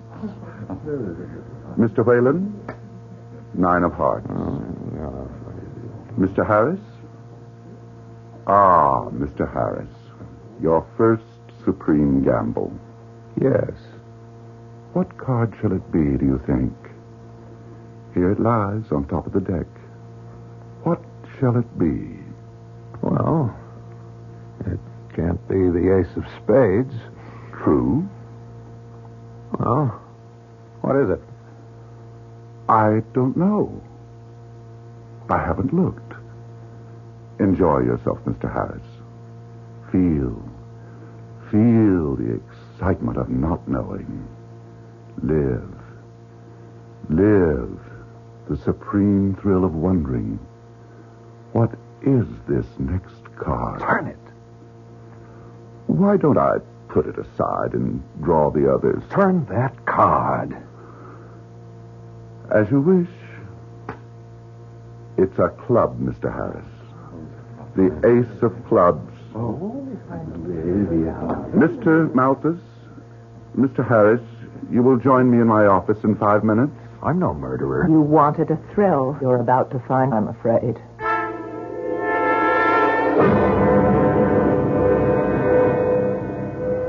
Be seated, please. You there, Mr. Malthus. Mr. Harris, here. When shall it be, Director? When is my moment to come? How shall it be done? And where? Patience, Mr. Malthus. Patience. Your suicide will take place tonight at approximately 10:30. Is that satisfactory? Oh, yes. Yes, indeed. Good. Now, here are your instructions and a map to go along with them. This straight line represents the Uptown Express platform of the IRT subway at 42nd Street. Yes. This arrow indicates the direction from which the Uptown Express train will come into the station. At 10:30 tonight, you are to stand at precisely this spot that I've marked with an X. X marks the spot? Yes. Now, the platform will be filled with the after-theater crowd. You will take up your position at this spot and stand at the very edge of the platform. Clear? Very. Goodbye, Mr. Malthus. And Godspeed. Goodbye. And thank you for all you've done.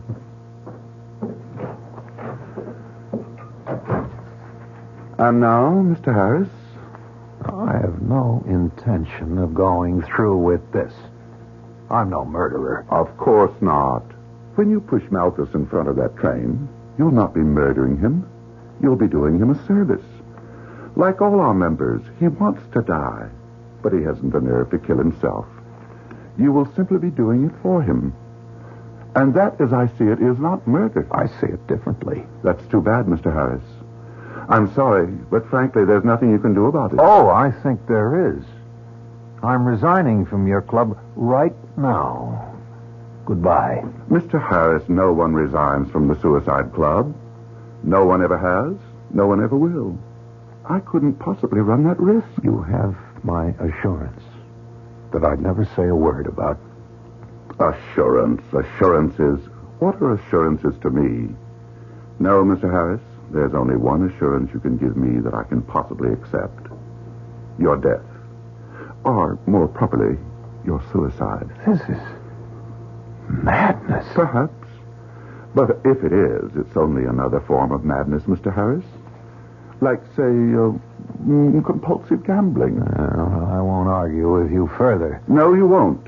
I've had enough of your argument. You know what you have to do tonight? You know where and when. Do it. Do it, Mr. Harris. For if you don't, I promise you'll wish you had.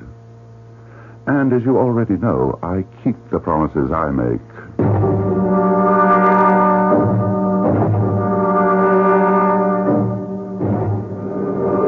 Mr. Malthus. Mr. Malthus? What? Mr. Harris, you're just in time. The express will be along in a minute or two. Listen to me. Oh, we really shouldn't be seen talking together. Just stand behind me, and when the right moment comes... Listen to me. I'm not going to kill you. You're not? I can't. Well, you must. I can't do it either. Why do you think you're here? To save you if I can. Well, save me. You don't want to do this. You don't really want to take your life. You're crazy. Of course I want to do it. But I can't. I haven't the nerve. You must do it. You must. No, we'll go somewhere and talk. Talk? The train. You can see the lights far down in the tunnel. It's coming. It's coming. Oh, you will do it, won't you? I can't. I've got to get away from here. I've got to get away. Victor? Victor Harris. Iris, what are you doing here? I followed you. Why? Because I had this feeling. Malthus! He must have found the nerve to do it himself. No, Mr. Harris, I didn't. Lucas, you shoved him? The director figured you'd lose your nerve. It happens sometimes, and when it does, I take over. Well, see you, and you, Miss Lauren, at the club tomorrow night. 8 sharp, as usual. You got it wrong, Lucas. You won't see me tomorrow night or any other night. You got it wrong, Mr. Harris. If you don't show up tomorrow night, there won't be any other night. Not for you or Miss Lauren.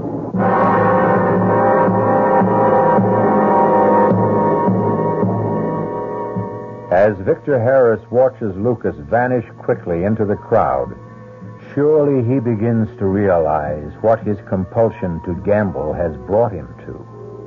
To what? Why, to certain death, wouldn't you say? I would.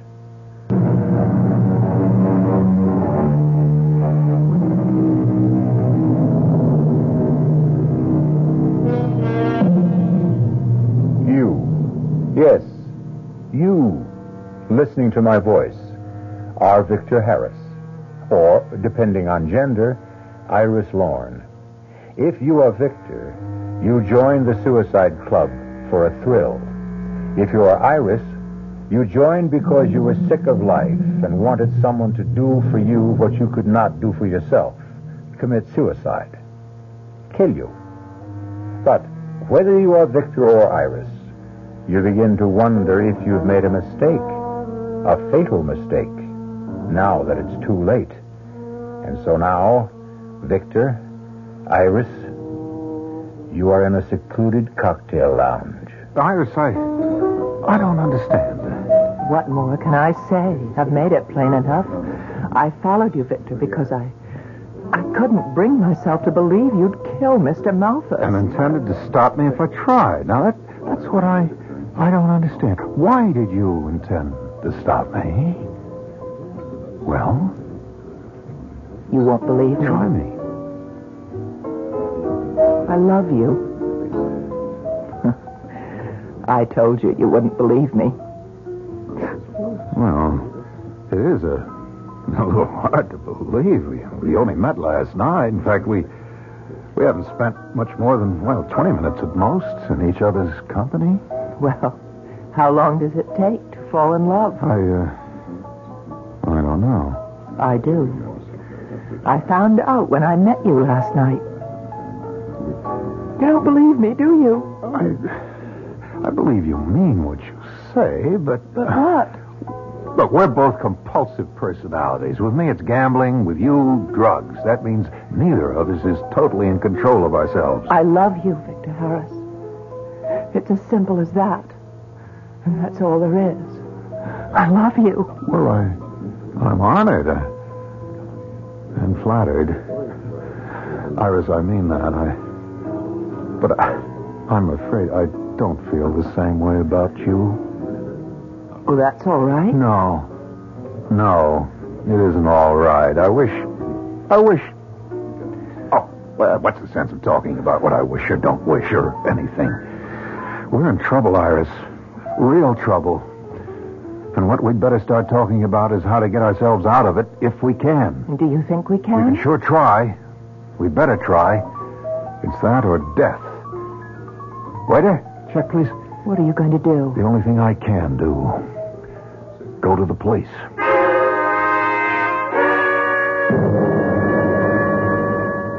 Lieutenant, that's the whole story. Hmm?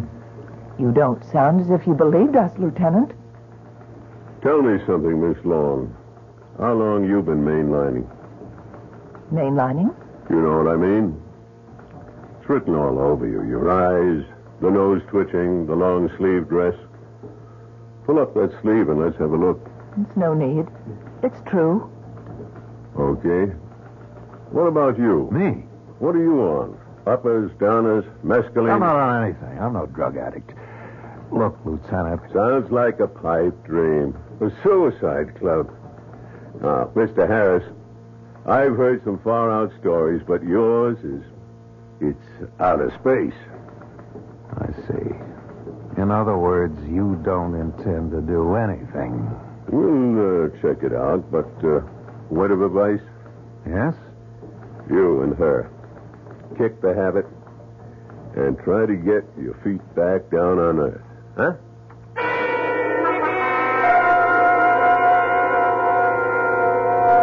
Oh, Vic, we've got to go to my place.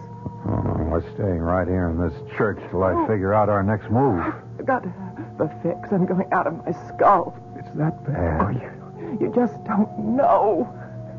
Vic, I've been almost 24 hours without one. We've been running all day. Central Park, Radio City Music Hall, now this church. We couldn't go to my place or yours. The director, Lucas, they're sure to be looking for us. I can't stand it. I can't. You don't have to, Miss Law. What? Lucas? Right here in the pew behind you, Mr. Harris. Here, Miss Law. It's just a skin pop, but it'll hold you till we Oh, get... give it to me, give it to me. Oh, no. Something wrong? Not in a church. I won't. Not in a church. Suit yourself. Let's go. The director is waiting. You heard me, you two. Come on, Iris. And Iris. Yes. Good girl.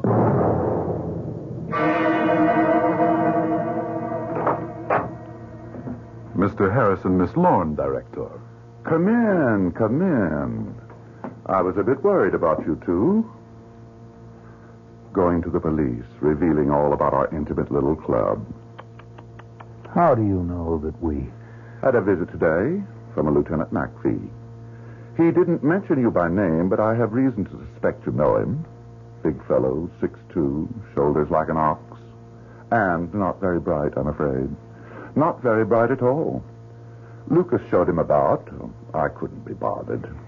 Lucas, tell them what happened. Nothing happened. I showed him around. Just a private residence. What else? As you say, what else? Well, now, champagne for you, Mr. Harris. And this for you, Miss Lorne. I don't want your champagne. And she doesn't want that. Do you, Iris? Why not? Why shouldn't I? I'm dying for it. Then here, my dear. Iris, no. Oh, Vic. Iris, no. Please. I can't help myself. I'm all alone. I've been alone and I need something to comfort me. Come here. Into my arms. Come. Oh, Vic. Come. I'll comfort you, my darling. I'll comfort you. Well, how touching. How altogether. I don't think I've ever seen anything like this since the Suicide Club opened. Have you, Lucas? No. No, I haven't. However, life must go on. Or to be precise, death. And it is time for our evening ritual.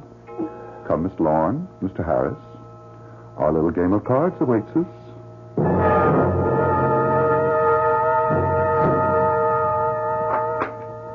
For Mr. Dowling, the 5 of diamonds.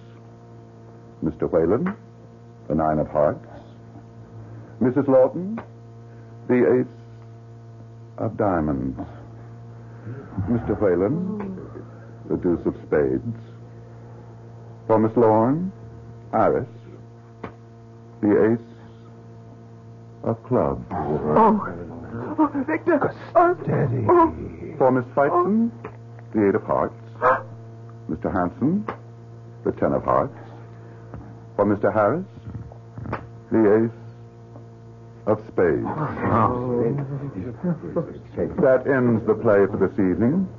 Miss Lorne and Mr. Harris will join me in my office, please. Victor, I feel sick. I think I'm going to say... Miss Lorne, wait. Where are you going? To the powder room, you fool. She's sick. Mrs. Lawton, do what you can for her. In my office, Mr. Harris.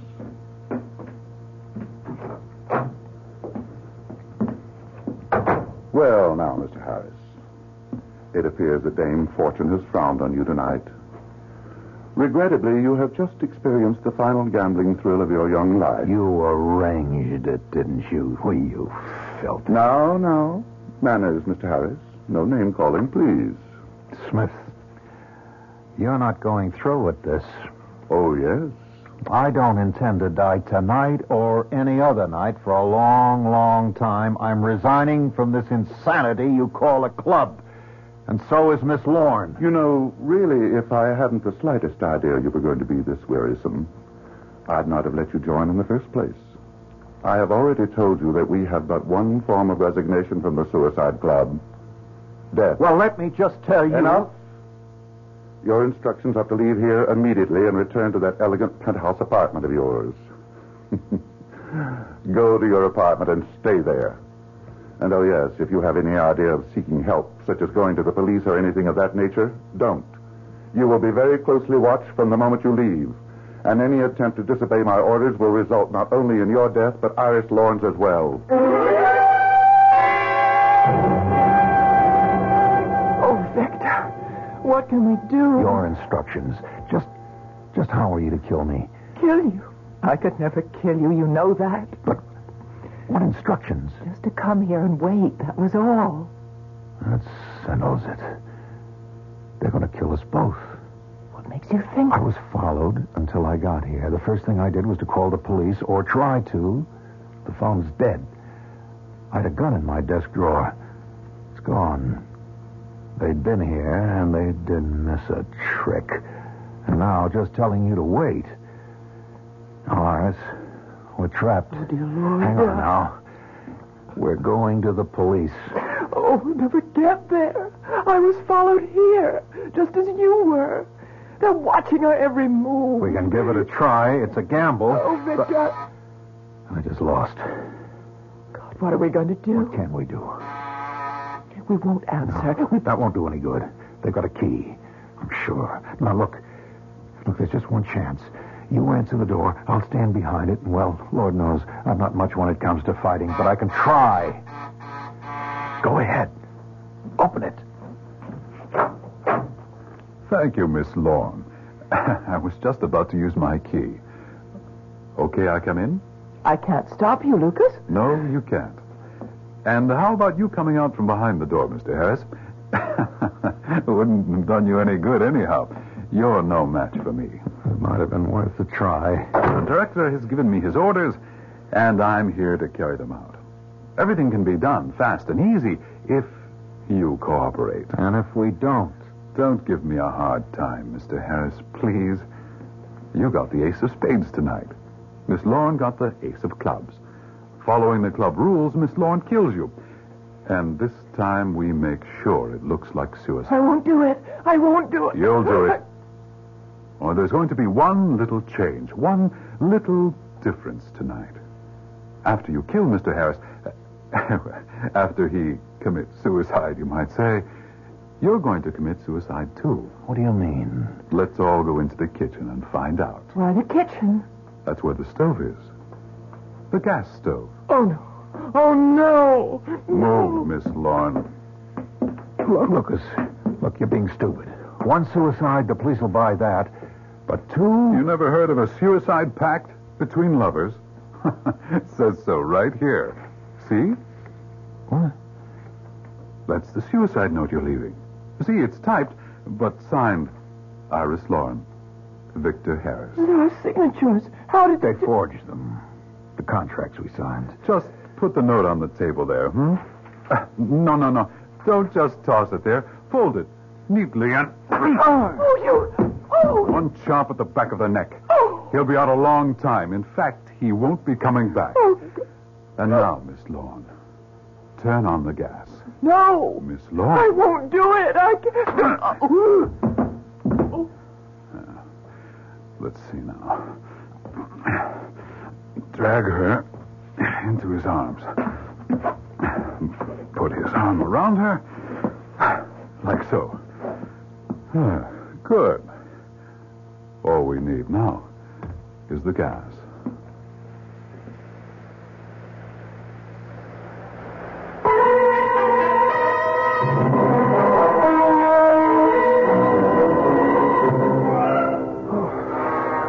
Okay, Eddie, he's coming around. Feed her again with the oxygen. Okay, Mr. Harris, snap out of it. Come on now. Where? Breathe deep. Come on now. Deep. Attaboy. That's the way. Iris. She's coming around fine. Gonna be okay, just like you. Lieutenant McPhee, isn't it? Yeah. Well, how did you... I'm not as dumb as I look or act, Mr. Harris. I kind of put it on, you know, an act. Throw a lot of characters off their guard that way. Smith didn't fool you. No, I fooled him. When that guy Lucas took me on a tour of the house, I saw a lot more than he thought I saw. Well, what could you have seen? That big round table in the middle of the room. Oh, there was a vase of flowers on it, and like that, but there's a circle worn in the rug around the table, and nobody admires flowers that much, Mr. Harris. Oh, and I checked the sanitation boys and heard about the dozens and dozens of empty champagne bottles they picked up 3 times a week. All that, plus the accidental death of Mr. Malthus, as you described it. Oh, sure, I checked on that, of course. Well, it all added up. You had us followed. You and the lady have been tailed practically since you left headquarters. Okay, Eddie, she's had enough. Come on, little lady. Come on. Come on now. Oh, Victor. Iris. She's going to be okay. Oh, by the way, Mr. Harris, you'll be glad to know we got a confession out of Lucas and Smith. And that's the end of the Suicide Club. Oh, it's the end of something else, too. Yeah? What? My compulsive gambling. I'll never make another bet as long as I live.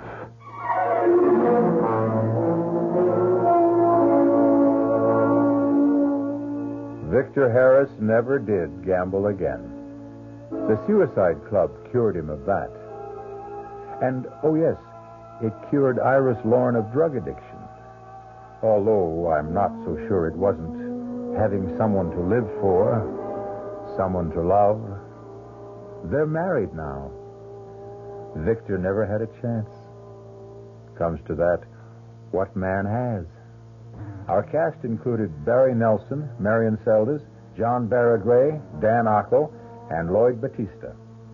The entire production was under the direction of Hyman Brown. This is E.G. Marshall inviting you to return to our Mystery Theater for another adventure in the macabre.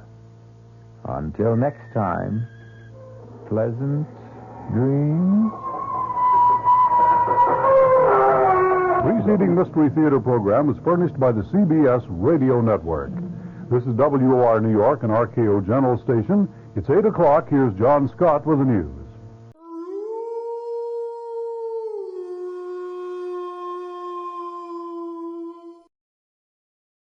Tune in to nostalgia. Tune in to now. Golden Radio Hour.